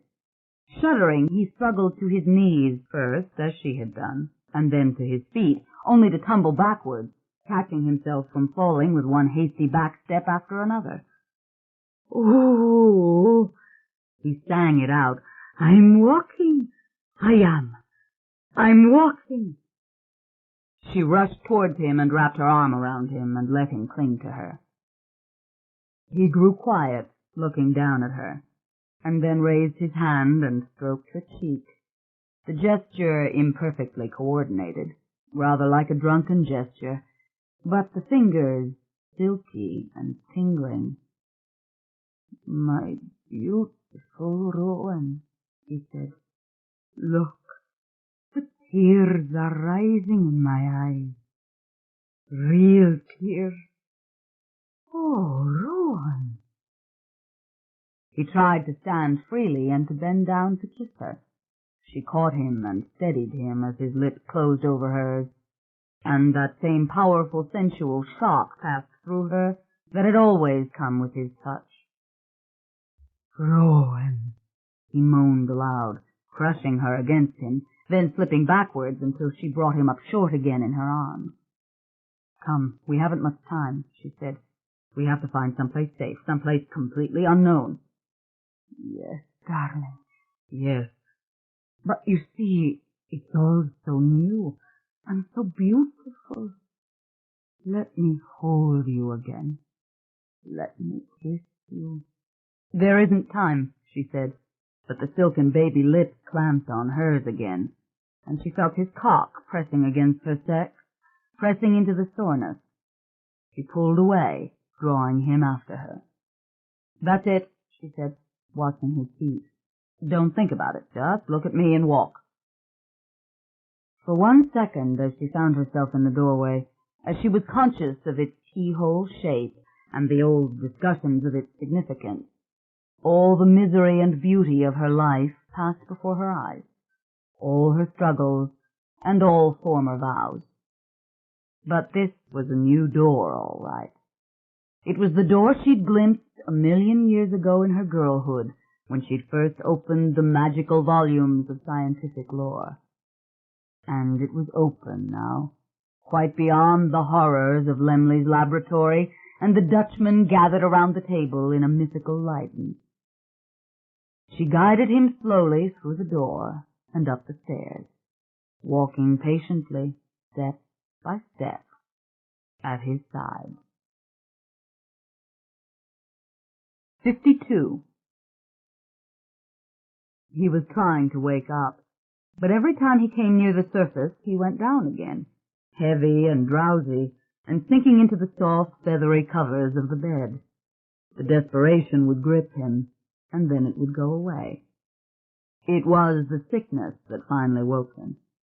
It seemed forever that he sat on the bathroom floor, against the door, vomiting so violently that a pain locked around his ribs each time he retched. Then there was nothing more to heave up, and the nausea just lay on him with no promise of relief. The room was tilting. They had finally got the lock off the door, and they were picking him up. He wanted to say that he was sorry he'd locked it, reflex action, and he had been trying to get to the knob to open the door, but he couldn't make the words come out. Midnight. He saw the dial of the clock on the dresser. Midnight of Christmas Eve. And he struggled to say there was a meaning to it, but it was impossible to do more than think of that thing standing behind the crib in the sanctuary, and he was thinking again as his head hit the pillow. When next he opened his eyes, the doctor was talking to him again, but he couldn't recall just when he'd seen the doctor before. "Mr. Curry, do you have any idea what might have been in the injection?" "No, I thought she was killing me. I thought I was going to die." Just trying to move his lips made him sick. He only shook his head, and that too made him sick. He could see the blackness of night still beyond the frost on the windows. "At least another 8 hours, said the doctor. "Sleep, Michael. Don't worry now. Sleep. Everything else normal. Clear liquids if you should ask for something to drink. If there's the slightest change..." Treacherous witch. Everything destroyed. The man smiling at him from above the crib. Of course it had been the time. The very time. He knew that he had lost her forever. Midnight mass was over. His mother was crying because his father was dead. Nothing will ever be the same now. Just sleep it off. We're here with you. I failed. I didn't stop him. I've lost her forever. How long have I been here? Since yesterday evening. Christmas morning. He was staring out the window, afraid to move for fear of being sick again. It's not snowing any more, is it? He said. He barely heard the answer, that it had stopped some time before daybreak. He forced himself to sit up. Nothing as bad as before. A headache, yes, and a little blur to his vision. Nothing worse than a hangover.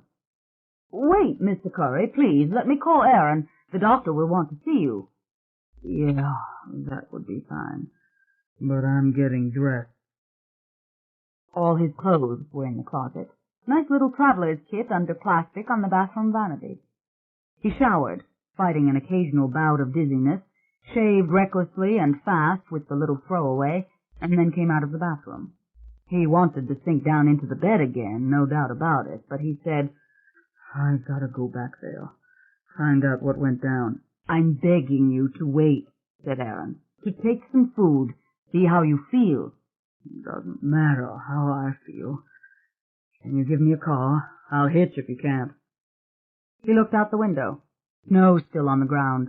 Roads would be dangerous. Had to go now.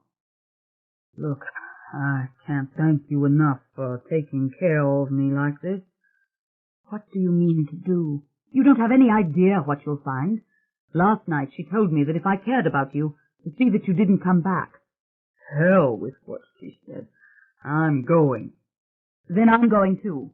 No, you stay here. This is between me and her. Get me a car now. I'm leaving. It was a big, bulky gray Lincoln town car. Hardly his choice, though the soft leather seat felt good, and the thing really cruised when he finally reached the interstate highway. Up until that point, Aaron had been following in the limo, but there was no sight of him now, as Michael passed one car after another. The snow was dirty at the sides of the road, but the ice was gone, and the sky above was that faultless, mocking blue which made everything look clean and wide open. The headache gripped him, throwing a curve of dizziness and nausea at him every 15 minutes. He just shook it off and kept his foot on the gas pedal. He was going 90 when he cruised into New Orleans, going up past the cemeteries of Metairie and through the rooftops, and then past the ludicrous, surreal spectacle of the Superdome Amphitheater, like a space saucer just touching down amid skyscrapers and church steeples. He braked too fast, nearly skidding as he took the St. Charles Avenue turnoff.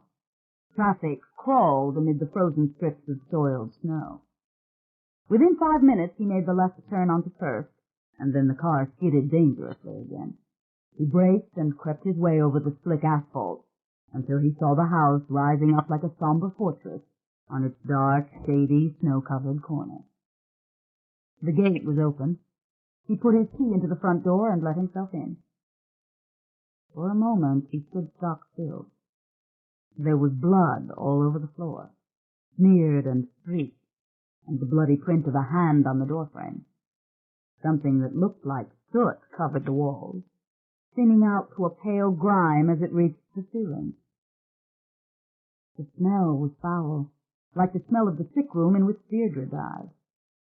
Smears of blood on the doorway to the living room, tracks of bare feet, blood all over the Chinese carpet, and some viscous, mucus-like substance smeared on the boards, and the Christmas tree, with all its lights burning, like an oblivious sentinel at the end of the room, a blind and dumb witness who could testify to nothing. The ache was exploding in his head, but it was nothing compared to the pain in his chest and the rapid knocking in his heart. The adrenaline was flooding his veins, and his right hand was curling convulsively into a fist. He turned around, went out of the parlor and into the hall, and headed towards the dining room. Without a sound, a figure stepped into the high keyhole door, peering at him, one slender hand moving up on the doorframe. It was a strange gesture. Something distinctly unsteady about the figure, as if it too were reeling from shock, as it came forward into the light from the sun porch. Michael stopped, studying it, straining to understand what he was seeing. This was a man, clothed in loose, disheveled pants and shirt, but Michael had never seen a man like him. The man was very tall, maybe 6 feet 2 inches in height, and disproportionately slender. The pants were too large, and apparently cinched tight at the waist, and the shirt was Michael's shirt, an old sweatshirt. It hung like a tunic on the slender frame. He had rich black curly hair and very large blue eyes, but otherwise he resembled Rowan. It was like looking at a male twin of Rowan. The skin was like Rowan's smooth and youthful skin, only even more youthful than that, stretching over Rowan's cheekbones. And this was almost Rowan's mouth, just a little fuller and more sensuous. And the eyes, though large and blue, had Rowan in them, and there was Rowan in the man's sudden, thin, cold smile. He took another step toward Michael, and Michael could see he was unsteady on his feet. A radiance emanated from him, and Michael realized what it was, contradicting reason and experience, but perfectly obvious in a hideous sort of way, that the thing looked newborn, that it had the soft, resilient brilliance of a baby.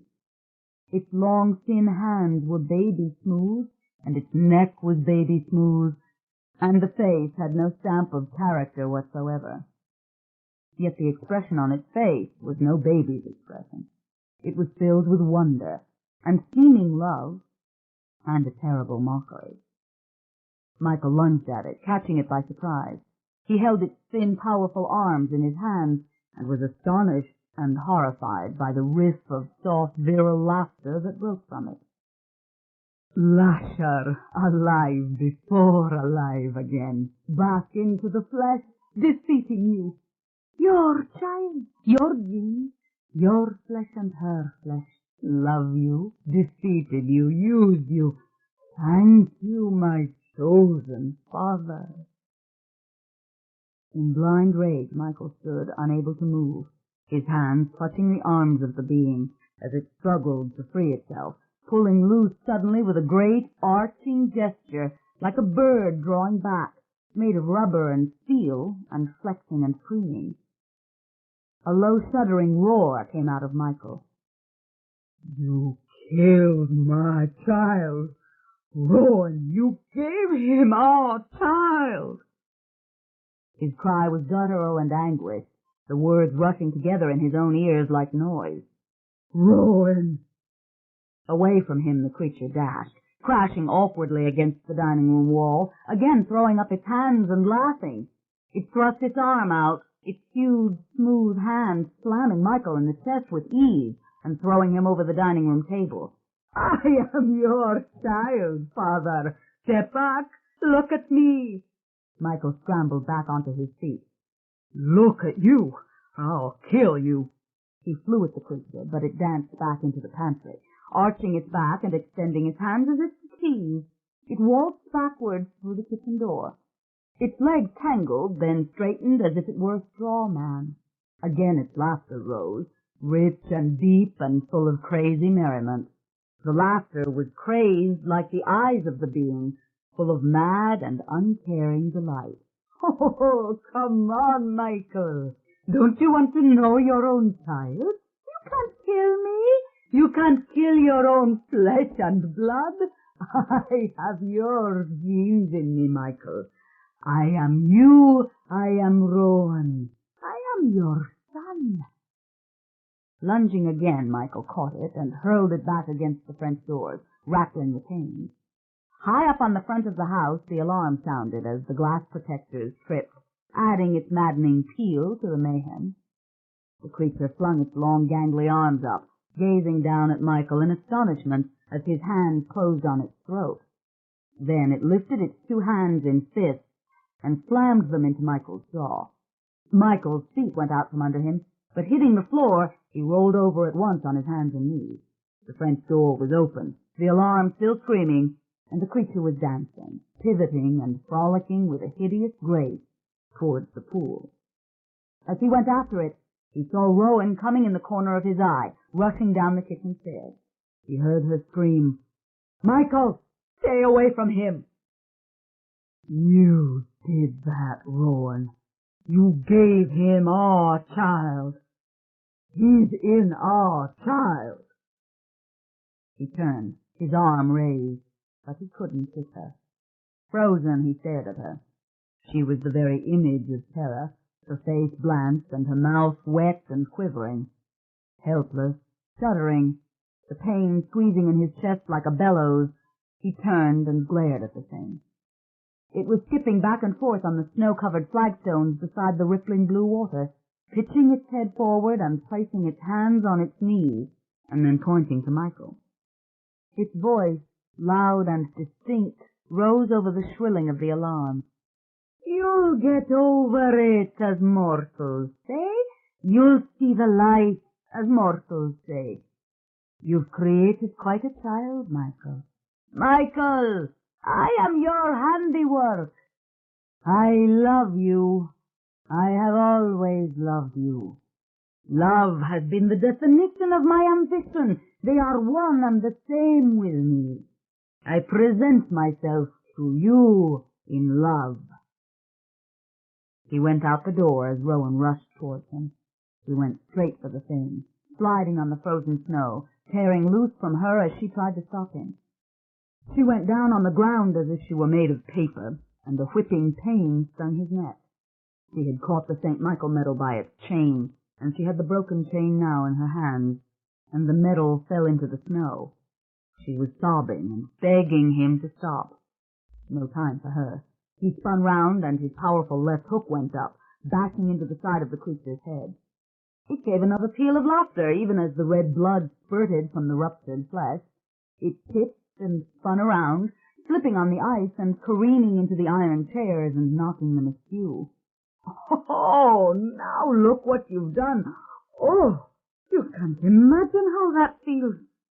Oh, I have lived for this moment, this extraordinary moment." With a sudden pivot, it dove for Michael's right arm, catching it and twisting it painfully back, its eyebrows raised, lips drawn back in a smile, pearly teeth flashing white against its pink tongue. All new, all shining, all pristine, like a baby. Michael drove another left into its chest, feeling the crunch of bones. "Yeah, you like it, you evil thing. You greedy son of a bitch. Die!" He spit at it, driving his left fist into it again, even as it clung to his right wrist, like an unfurling flag tied to him. The blood squirted out of its mouth. "Yeah, you're in the flesh. Now die in it." "I'm losing patience with you," the creature howled, glaring down at the blood dripping from its lip all over its shirt. "Oh, look what you've done, you angry father, you righteous parent." It jerked Michael forward off balance, its grip on his wrist like iron. "You like it?" Michael cried. "You like your bleeding flesh?" he roared. "My child's flesh, my flesh." Wringing his right hand and unable to free it, he closed his left fingers around the thing's smooth throat, jabbing his thumb into its windpipe while his knee rammed into its scrotum.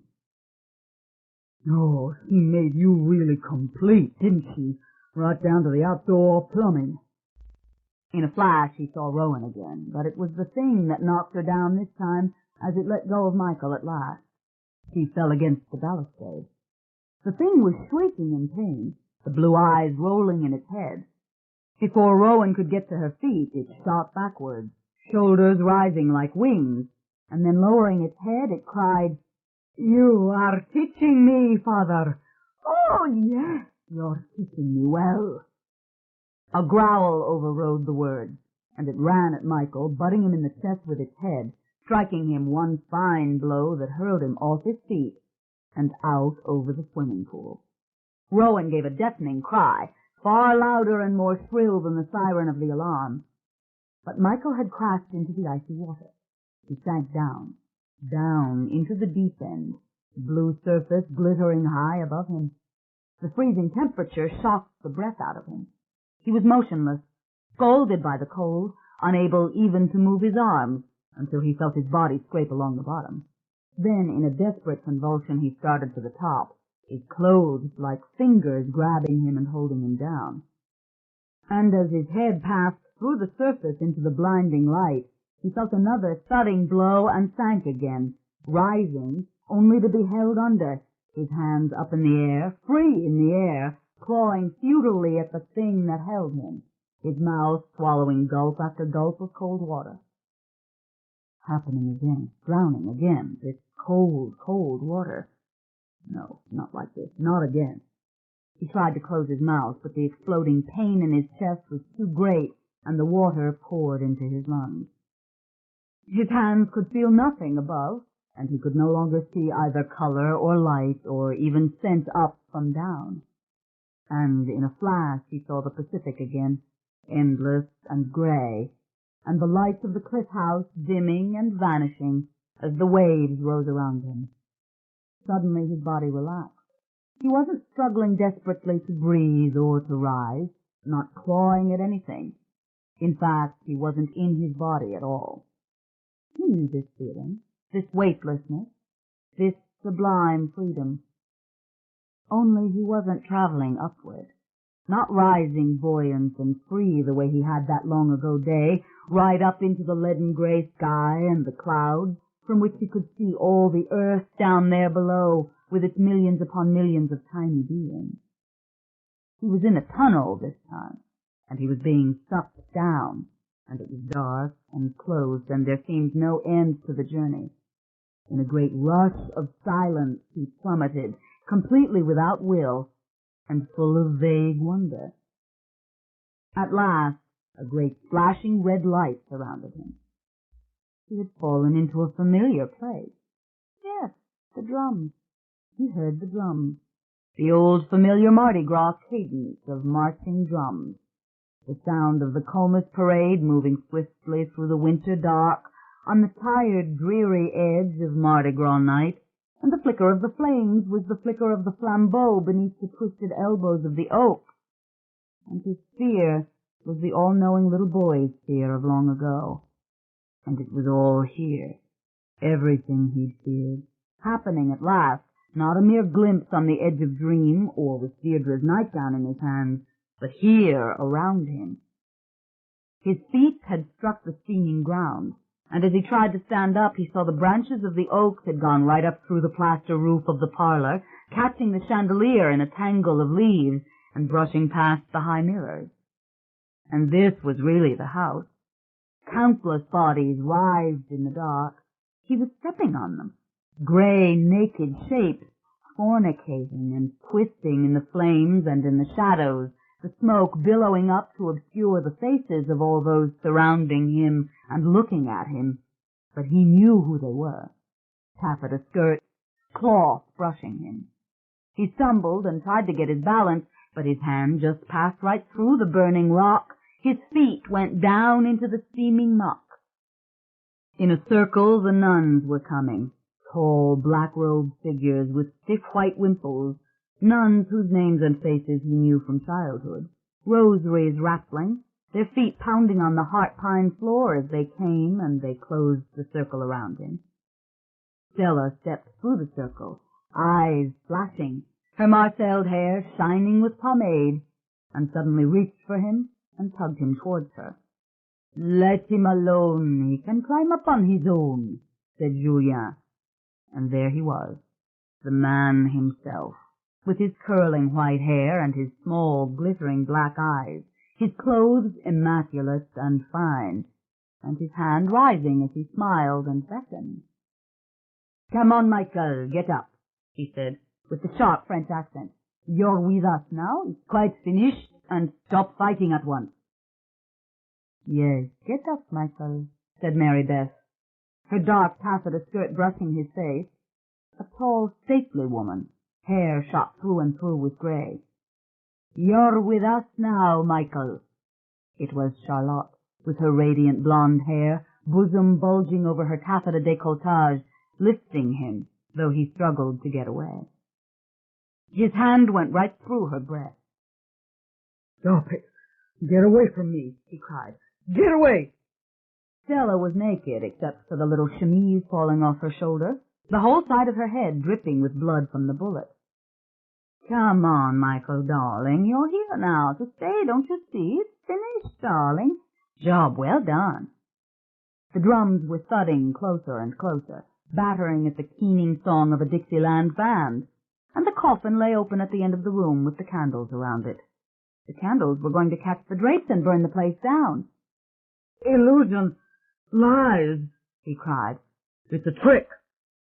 He tried to stand up straight, to find some direction in which to run, but everywhere he looked he saw the 9-paned windows, the keyhole doors, the oak branches piercing the ceiling and the walls, and the whole house like a great monstrous trap reforming around the struggling gnarled trees, flames reflected in the high, narrow mirrors, couches and chairs overgrown with ivy and blossoming camellias. The bougainvillea swept over the ceiling, curling down by the marble mantels, tiny purple petals fluttering into the smoking flames. The nun's hand suddenly came down like a board against the side of his face, the pain shocking him and maddening him. "What do you say, boy? Of course you're here. Stand up." That bellowing, hoarse voice. "Answer me, boy." "Get away from me." He shoved at her in panic, but his hand passed through her. Julien was standing there with his hands clasped behind his back, shaking his head. And behind Julien stood handsome Cortland, with his father's same expression and his father's same mocking smile.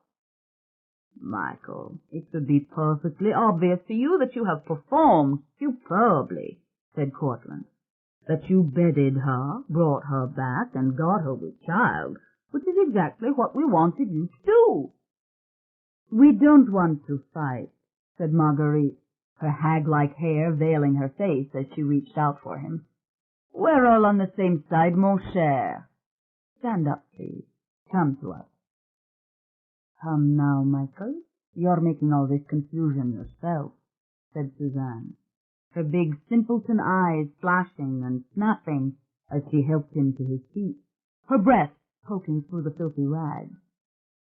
"Yes, you did it, my son," said Julien. "Eh bien, you have been marvelous, both of you, you and Rowan. You have done precisely what you were born to do." "And now you can go back through with us," said Deborah. She raised her hands for the others to step aside, the flames rising behind her, the smoke curling over her head. The emerald glimmered and winked against her dark blue velvet gown. The girl of Rembrandt's painting, so beautiful with her ruddy cheeks and her blue eyes, as beautiful as the emerald. "Don't you see? That was the pact. Now that he's gone through, we're all going to go back through. Rowan knows how to bring us back through, the same way that she brought him through. No, Michael, don't struggle. You want to be with us, earthbound here, to wait your turn. Otherwise you'll simply be dead forever." "We're all saved now, Michael," said fragile Antha, standing like a little girl in her simple flowered dress, blood pouring down her face on both sides from the bashed-in wound on the back of her head. "And you can't imagine how long we've been waiting. One loses track of time here." "Yes, saved," said Marie Claudette. She was sitting in a big four-poster bed with Marguerite beside her, the flames twining around the posts, eating at the canopy. Lestat and Maurice stood behind the bed, looking on with vaguely bored expressions, the light glimmering on their brass buttons, flames licking at the edges of their flared coats.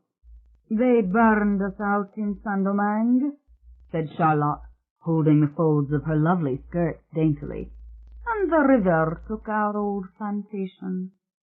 "But this house will stand forever," said Maurice gravely, eyes sweeping the ceiling, the medallions, the lifting chandeliers. "Thanks to your fine efforts at restoration, and we have this safe and marvelous place in which to wait our turn to become flesh again." "We're so glad to have you, darling," said Stella, with the same bored air, shifting her weight suddenly so that her left hip poked out the silk chemise. "Surely you don't want to pass up an opportunity like this." "I don't believe you. You're lies, figments." Michael spun round, head crashing through the peach-colored plaster wall. The potted fern went over on the floor. Couples writhing before him snarled as his foot went through them, through the back of the man and the belly of the woman. Stella giggled and sprinted across the floor, pitching herself back into the satin-lined coffin and reaching out for her glass of champagne. The drums were growing louder and louder. "Why doesn't everything catch fire? Why doesn't it all burn?" "Because this is hell, son," said the nun, who raised her hands to slap him again. "And it just burns and burns." "Stop it. Let me go." He crashed into Julien, falling forward, the flames flashing upward in a heated blast into his face. But the nun had him by his collar. She had the St. Michael medal in her hand. "You dropped this, didn't you? And I told you to take care of it, didn't I? And where did I find it? I found it lying on the ground. That's where I found it." And wham, the slap struck him again, fierce and hurtful, and he seethed with rage. She shook him as he slipped onto his knees, hands struggling to shove her away. "All you can do now is be with us and go back through," said Deborah. "Don't you understand? The doorway is open. It's just a matter of time. Lasher and Rowan will bring us through. Suzanne first, then I shall go, and then—" "No, wait a minute now. I never agreed to any such order," said Charlotte. "Neither did I," said Julien. "Who said anything about order?" roared Marie Claudette, kicking the quilt off her legs as she sat forward in the bed. "Why are you being so foolish?" said Mary Beth, with a bored, matter-of-fact air. "My God, everything has been fulfilled, and there is no limit to how many times the transmutation can be effected. And you can imagine, can't you, the superior quality of the mutated flesh and the mutated genes? This is actually a scientific advance of stunning brilliance.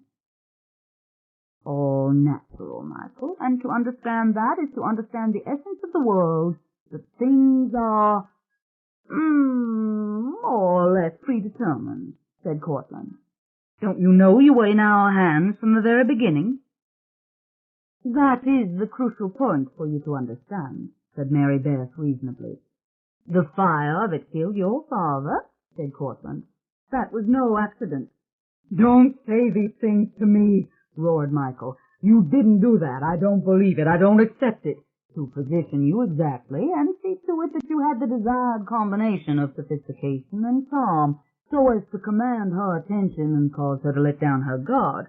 "Don't bother talking to him," the tall nun snapped, her rosary beads jangling together as they hung from her thick leather belt. "He's incorrigible. You just leave him to me. I'll slap the fire out of him." "It isn't true," he said, trying to shield his eyes from the glare of the flames, the drums pounding through his temples. "This is not the explanation," he cried. "This is not the final meaning." He outshouted the drums. "Michael, I warned you," came the piteous little voice of Sister Bridget Marie, who peeped around the side of the mean man. "I told you there were witches in those dark streets."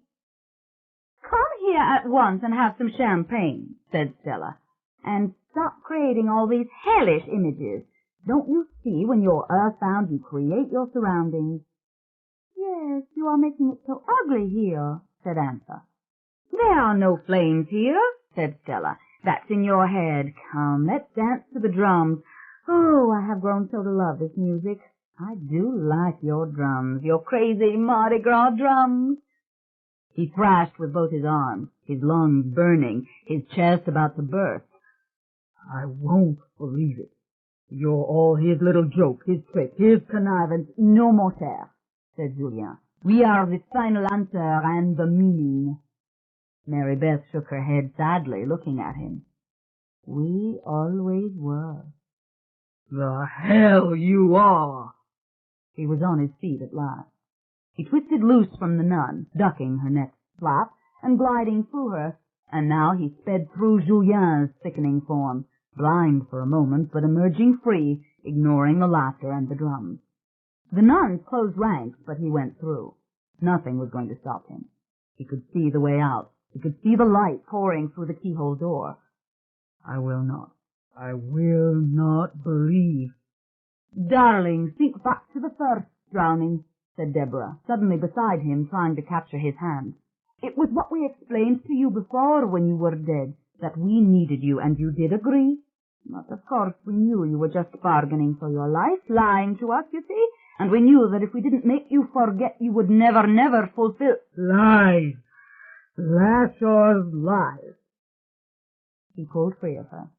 Only a few more feet to the door, and he could make it. He pitched forward, stumbling again over the bodies that littered the floor, stepping on backs and shoulders and heads, smoke stinging his eyes. But he was getting closer to the light. and there was a figure in the doorway. And he knew that helmet, that long mantle. He knew that garb. Yes, knew it. Very familiar to him.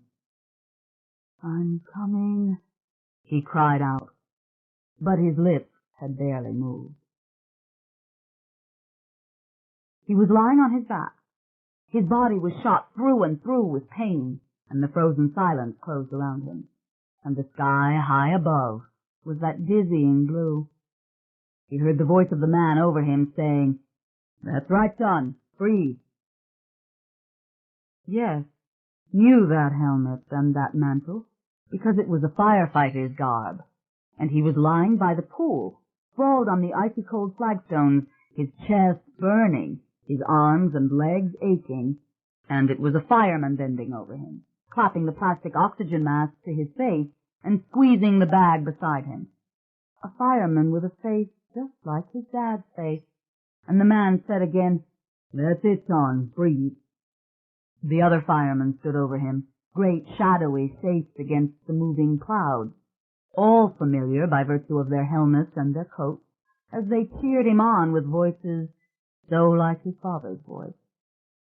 Each breath he took was a raw throb of pain, but he drew the air down into his lungs, and as they lifted him, he closed his eyes. "I'm here, Michael," Aaron said. "I'm at your side." The pain in his chest was enormous and pressing against his lungs, and his arms were numb, but the darkness was clean and quiet, and the stretcher felt as if it were flying as they wheeled him along. Argument, talk, the crackle of those walkie-talkie things. But none of it mattered. He opened his eyes and saw the sky flashing overhead, ice dripping from the frozen withered bougainvillea as they went past, all its blossoms dead. Out the gate, wheels bouncing on the uneven flagstones. Somebody pressed the little mask hard over his face as they lifted him into the ambulance. "Cardiac emergency, coming in now, requesting—" Blankets all around him. Aaron's voice again, and then another. "He's fibrillating again! Damn it, go!" The doors of the ambulance slammed, his body rocking to the side slightly as they pulled away from the curb. The fist came down on his chest, once, twice, again. Oxygen pumping into him through the plastic mask like a cold tongue. The alarm was still going. Or was it their sirens singing like that? A faraway cry, like the cries of those desperate birds in the early morning. Crows cawing in the big oaks, as if scratching at the rosy sky, at the dark, deep, moss-covered silence. Epilogue 53. Some time before nightfall he understood he was in the critical care unit, that his heart had stopped in the pool, and again on the way in, and a third time in the emergency room. They were regulating his pulse now with a powerful drug called lidocaine, which was why he was in a mental fog, unable to hang on to any complete thought. Aaron was allowed in to see him for 5 minutes during every hour. At some point, Aunt Vivian was there too. And then Ryan came. Various faces appeared over his bed. Different voices spoke to him. It was daylight again when the doctor explained that the weakness he felt was to be expected. The good news was that he had sustained relatively little damage to the heart muscle. In fact, he was already recovering. They would keep him on the regulating drugs and the blood thinners and the drugs that dissolved the cholesterol. Rest and heal were the last words he heard as he went under again. It must have been New Year's Eve that they finally explained things to him. By then, the medication had been reduced and he was able to follow what they were saying. There had been no one on the premises when the fire engine arrived, just the alarm screaming. Not only had the glass protectors gone off, but somebody had pushed the auxiliary buttons for fire, police, and medical emergency. Rushing through the gate and back the side path, the firefighters had immediately spotted the broken glass outside the open French doors, the overturned furniture on the veranda, and the blood on the flagstones. Then they spotted the dark shape floating just beneath the surface of the swimming pool. Aaron had arrived about the time they were bringing Michael around, So had the police. They had searched the house but could find no one. There was unexplained blood in the house, and evidence of some sort of fire. Closets and drawers were open upstairs, and a half-packed suitcase was open on the bed. But there was no other evidence of a struggle. It was Ryan who determined later that same afternoon that Rowan's Mercedes convertible was gone, and that her purse and any and all identification were also gone. No one could find her medical bag, though the cousins were sure they had seen such a thing. In the absence of any coherent explanation of what had happened, the family was thrown into a panic. It was too soon to report Rowan as a missing person. Nevertheless, police began an unofficial search. Her car was found in the airport parking garage before midnight, and it was soon confirmed that she had purchased 2 tickets to New York earlier that afternoon, and that her plane had safely landed on schedule. A clerk remembered her, and that she'd been traveling with a tall man.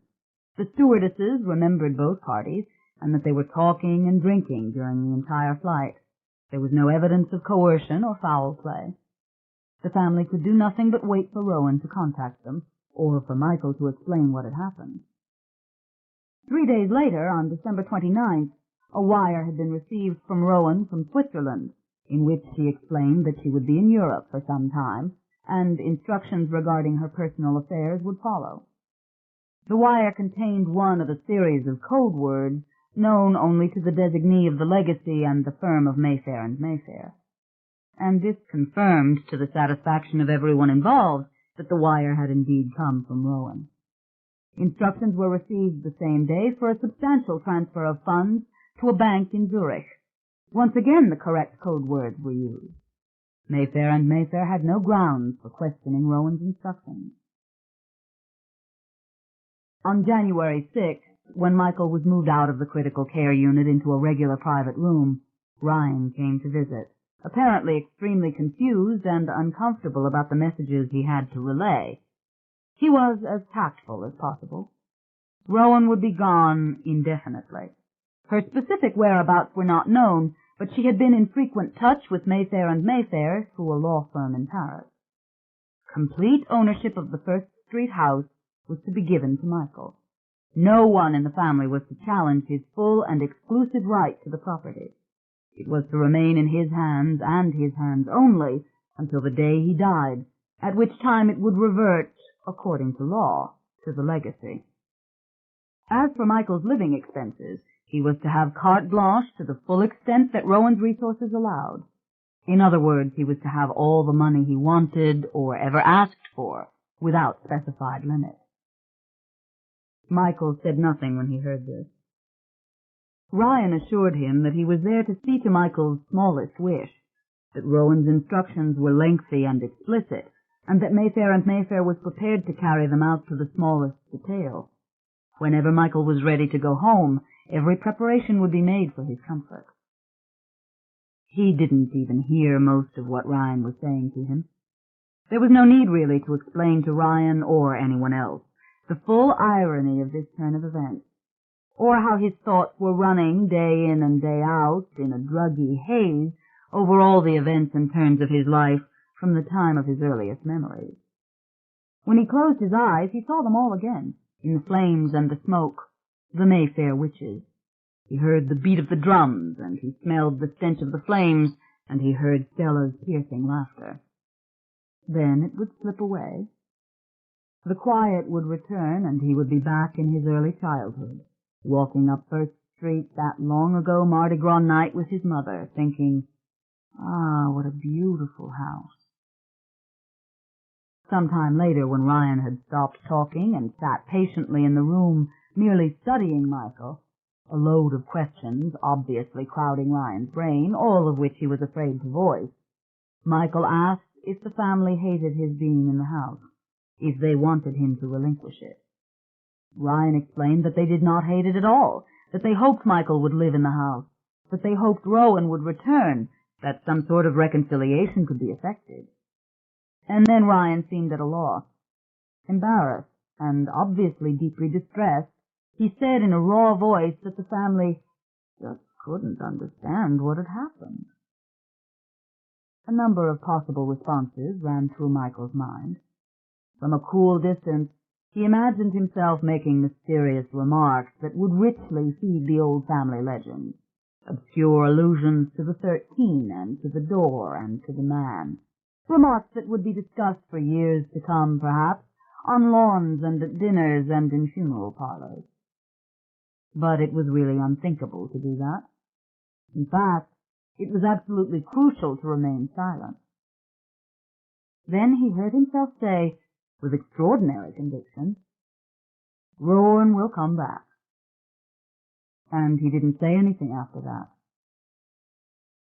Early the next day, when Ryan came again, Michael did make one request, that his Aunt Vivian move into the house, if she wanted to. He didn't see any reason now for her to be alone in her apartment on the avenue. And if Aaron could be his guest at the house, that too would make him happy.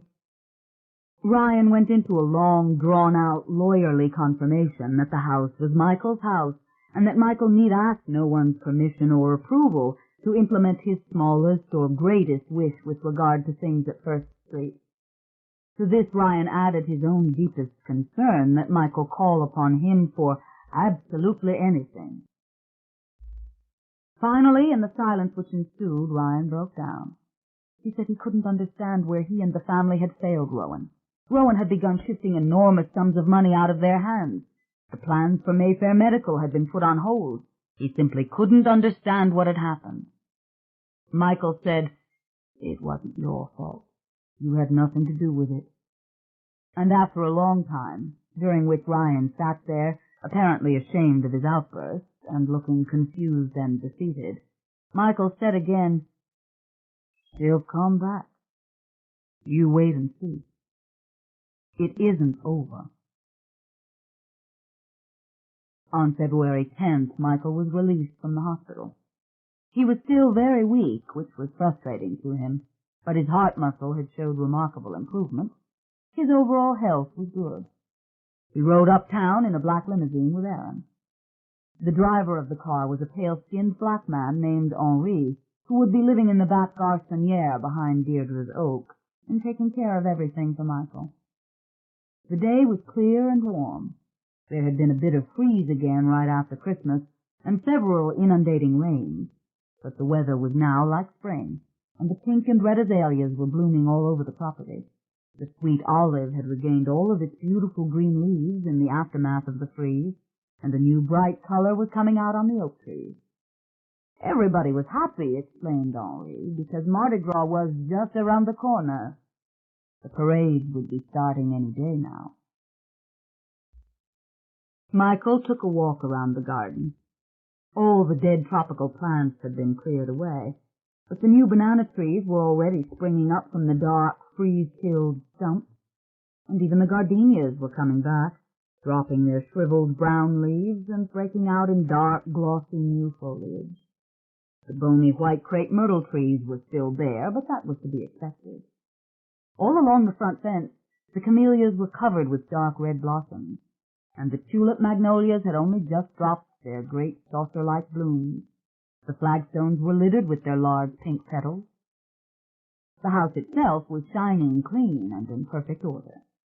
Aunt Vivian had taken the bedroom which had belonged to Carlotta, and Eugenia was still at the very far end of the second floor, near the kitchen stairway. Aaron slept in the second bedroom in the front, the room that had once belonged to Millie dear. Michael did not want to return to the front room, and they had readied the old north side master bedroom for him. It was quite inviting, even with the high-backed wooden bed in which Deirdre had died, now heaped with white down comforters and pillows.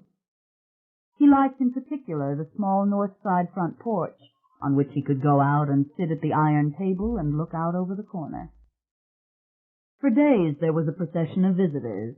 Bee came with Lily, and then Cecilia and Clancy and Fierce, and Randall came by with Ryan, who had various papers to be signed, and others dropped in, whose names he had trouble remembering. Sometimes he talked to them, sometimes he didn't. Aaron was very good at taking care of things for him. Aunt Vivian was very proficient at receiving people as well. But he could see how deeply the cousins were troubled. They were chastened, restrained, and, above all, bewildered They were uneasy in the house, even at times a little jumpy. Not so Michael. The house was empty and clean as far as he was concerned, and he knew every little repair that had been done, every shade of paint that had been used, every bit of restored plaster or woodwork. It was his greatest accomplishment, right up to the new copper gutters and down to the heart pine floors he'd stripped and stained himself. He felt just fine here. "I'm glad to see you're not wearing those awful gloves anymore," Beatrice said. It was Sunday, and the second time she had come, and they were sitting in the bedroom. "No, I don't need them now," said Michael. "It's the strangest thing, but after the accident in the pool, my hands went back to normal." "You don't see things anymore?" "No," he said. "Maybe I never used the power right. Maybe I didn't use it in time. And so it was taken away from me." "Sounds like a blessing," said Bea, trying to conceal her confusion. "Doesn't matter now," said Michael. Aaron saw Beatrice to the door. Only by chance did Michael wander past the head of the steps and happened to hear her saying to Aaron, "He looks 10 years older." Bea was crying, actually. She was begging Aaron to tell her how this tragedy had come about. "I couldn't believe it," she said, "but this house is cursed. It's full of evil. They should never have planned to live in this house. We should have stopped them. You should make him get away from here." Michael went back into the bedroom and shut the door behind him.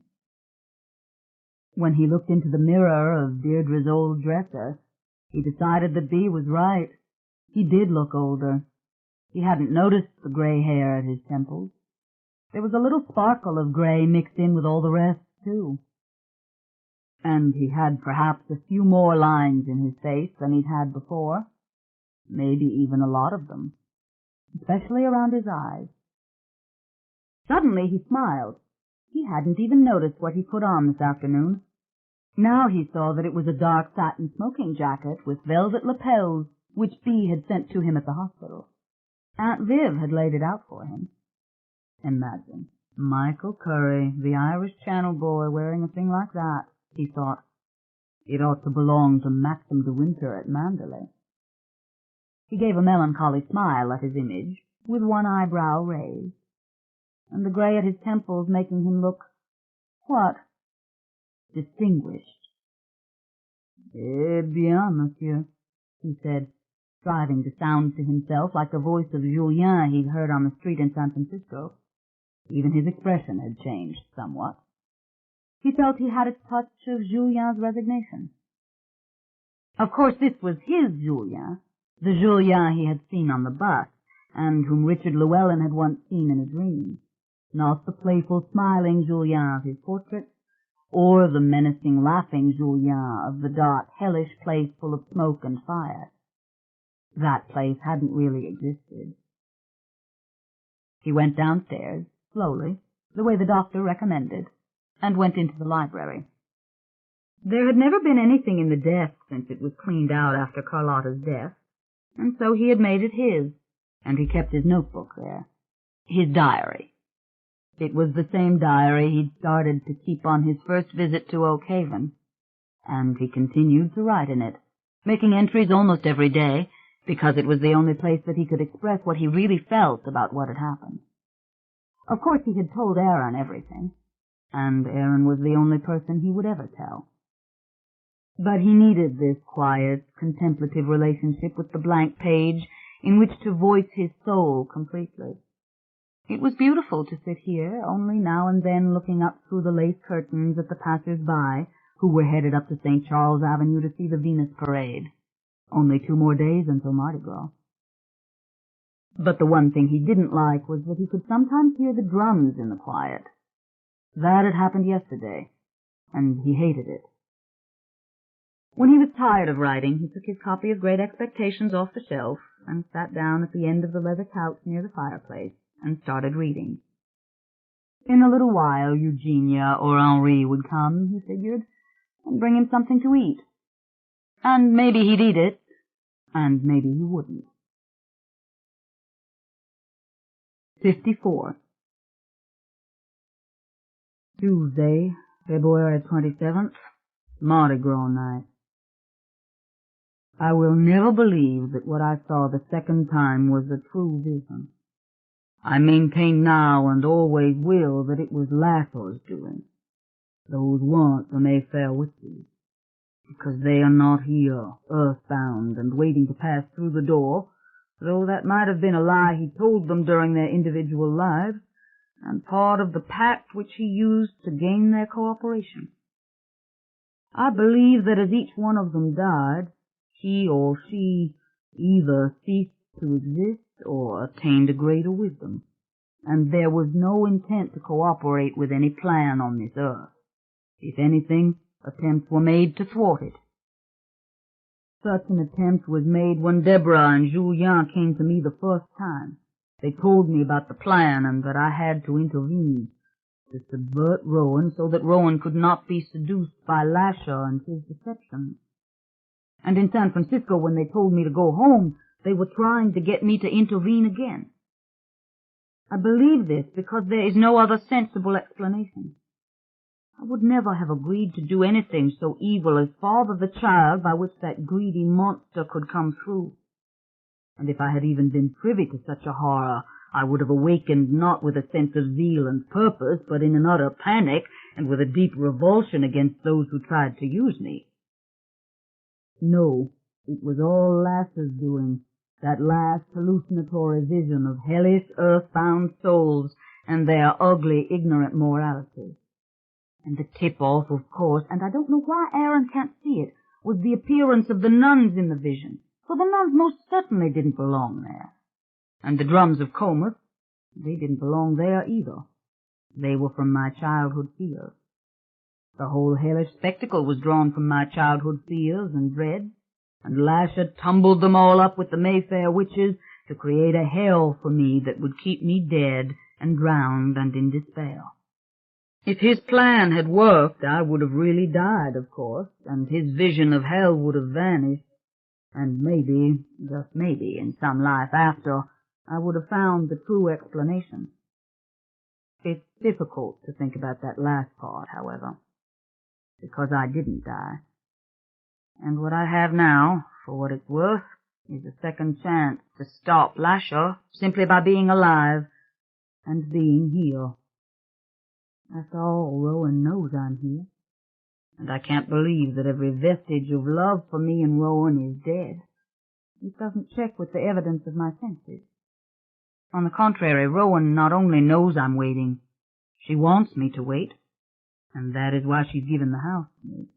In her own way, she has asked me to remain here and continue to believe in her. My worst fear, however, is that now that that greedy thing is in the flesh, it will hurt Rowan. It will reach some point where it doesn't need her anymore, and it will try to get rid of her. I can only hope and pray that she destroys it before that time comes, though the more I think things over, the more I come to realize how hard it will be for her to do that. Rowan always tried to warn me that she had a propensity for evil that I didn't have. Of course, I'm not the innocent that she supposed, and she isn't really evil. But what she is brilliant and purely scientific. She's in love with the cells of that thing. I know she is, from a purely scientific point of view, and she's studying them. She's studying the whole organism, and how it performs, and how it moves through the world, and concentrating on whether or not it is indeed an improved version of a human being, and if so, what that improvement means, and how it can eventually be used for good. Why Aaron can't accept that, I don't know either. He is so sympathetic, but so persistently non-committal. The Talamasca really are a bunch of monks, and though he keeps pleading with me to go to England, it's just not possible. I could never live with them. They are too passive, and much too theoretical. Besides, it is absolutely essential that I wait here for Rowan. After all, only 2 months have passed, and it may be years before Rowan can finally resolve this. Rowan is only 30 years old, and that is really young in this day and age. And knowing her as I do, being the only one who knows her at all, I am convinced that Rowan will move eventually towards true wisdom. So that is my take on what happened. The Mayfair witches as an earthbound coven don't exist and never did, and the pact was a lie. And my initial visions were of good beings who sent me here in the hopes of ending a reign of evil. Are they angry with me now? Have they turned away from me and my failure?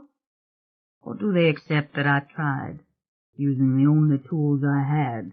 And do they see perhaps what I see, that Rowan will return and that the story isn't finished? I can't know, but I do know that there is no evil lurking in this house, no souls hanging about in its rooms. On the contrary, it feels wonderfully clean and bright, just the way I intended it to be. I've been slowly going through the attic, finding interesting things. I've found all of Answer's short stories, and they are fascinating. I sit upstairs in that third-floor room and read them by the sunlight coming in the windows, and I feel Answer all around me. Not a ghost, but the living presence of the woman who wrote those delicate sentences, trying to voice her agony and her struggle and her joy at being free for such a short time in New York. Who knows what else I'll find up there? Maybe Julien's autobiography is tucked behind a beam. If only I had more energy. If only I didn't have to take things so slowly, and to walk around the place wasn't such a chore. Of course, it is the most exquisite place for walking imaginable. I always knew that. The old rose garden is coming back, gorgeously in these warm days. And just yesterday Aunt Viv told me that she had always dreamed of having roses to tend in her old age, and that she would care for them from now on, that the gardener only needed to give her a little assistance. Seems he remembered old Miss Bell, who had taken care of these roses in the past, and he's been filling her head with the names of the various species. I think it's marvelous that she is so happy here. I myself prefer the wilder, less tended flowers. Last week, after they had put the screens back up on Deirdre's old porch, and I had gotten a new rocking chair for it, I noticed that the honeysuckle was crawling over the new wooden railing in full force, and on up the cast iron, just the way it was when we first came here. And outside in the flower beds, beneath the fancy camellias, the wild 4 o'clocks are coming back. And so is the little lantana that we called bacon and eggs, with its orange and brown flowers. I told the gardeners not to touch those things, to let it have its old wild look again. After all, the patterns are too dominant at the moment. I feel as if I'm moving from diamonds to rectangles to squares when I walk around, and I want it softened, obscured, drenched in green, the way the garden district always was in my memory. Also, it isn't private enough. Today, of all days, when people were trooping through the streets heading for the parade routes on St. Charles to see Rex pass, or just to wander in their carnival costumes, too many heads turned to peer through the fence. It ought to be more secretive. In fact, regarding that there question, the strangest thing happened tonight. But let me briefly review the day, being that it was Mardi Gras and the day of days. The Mayfair 500 were here early, as the Rex parade passes on St. Charles Avenue at about 11 o'clock. Ryan had seen to all the arrangements, with a big buffet breakfast set out at 9, followed by lunch at noon and an open bar with coffee and tea all day. Perfect, especially since I didn't have to do a damn thing but now and then come down in the elevator, take a few hands, kiss a few cheeks, and then plead fatigue, which was no lie, and go back upstairs to rest. My idea of how to run this place exactly, especially with Aaron there to help, and Aunt Vivian enjoying every minute of it. From the upstairs porches, I watched the children running back and forth from here to the avenue, playing on the lawn outside, and even swimming on account of its being just a perfectly lovely day. I wouldn't go near that pool for love nor money, but it's fun to see them splashing in it. It really is. Wonderful to realize that the house makes all this possible, whether Rowan is here or not. whether I am here or not. But around 5 o'clock, when things were winding down, and some of the children were napping, and everyone was waiting for Comus, my lovely peace and quiet came to an end. I looked up from War and Peace to see Aaron and Viv standing there before me, and I knew before they spoke what they were going to say. I ought to put on clothes. I ought to eat something. I ought to at least sample the salt-free dishes Henri had so carefully prepared for me. I ought to come downstairs. And I ought to at least walk up to the avenue to see Comus, said Aunt Viv, for they're our last parade of Mardi Gras night. As if I didn't know. Aaron stood quiet all this time, saying nothing, and then he ventured that maybe it would be good for me to see the parade after all these years, and sort of dispel the mystique which had built up around it, and of course he would be there with me the whole time. I don't know what got into me, but I said yes. I dressed in a dark suit, tie, the work, combed my hair, thrilling at the sight of the grave, and feeling uncomfortable and constrained after weeks of robes and pajamas, I went downstairs. Lots of hugs and kisses and warm greetings from the dozens of Mayfair lolling about everywhere. And didn't I look good? And didn't I look much better? And all those tiresome but well-intentioned remarks. Michael, the cardiac cripple. I was out of breath from simply coming down the stairs. Whatever the case, by 6:30 I started walking slowly towards the avenue with Aaron, Aunt Viv having gone ahead with Bea and Ryan and a legion of others. And there came those drums all right. That fierce, diabolical cadence, as if accompanying a convicted witch in a tumbrel to be burned at the stake. I hated it with all my heart, and I hated the sight of the lights up there, but I knew Aaron was right. I ought to see it. Besides, I wasn't really afraid.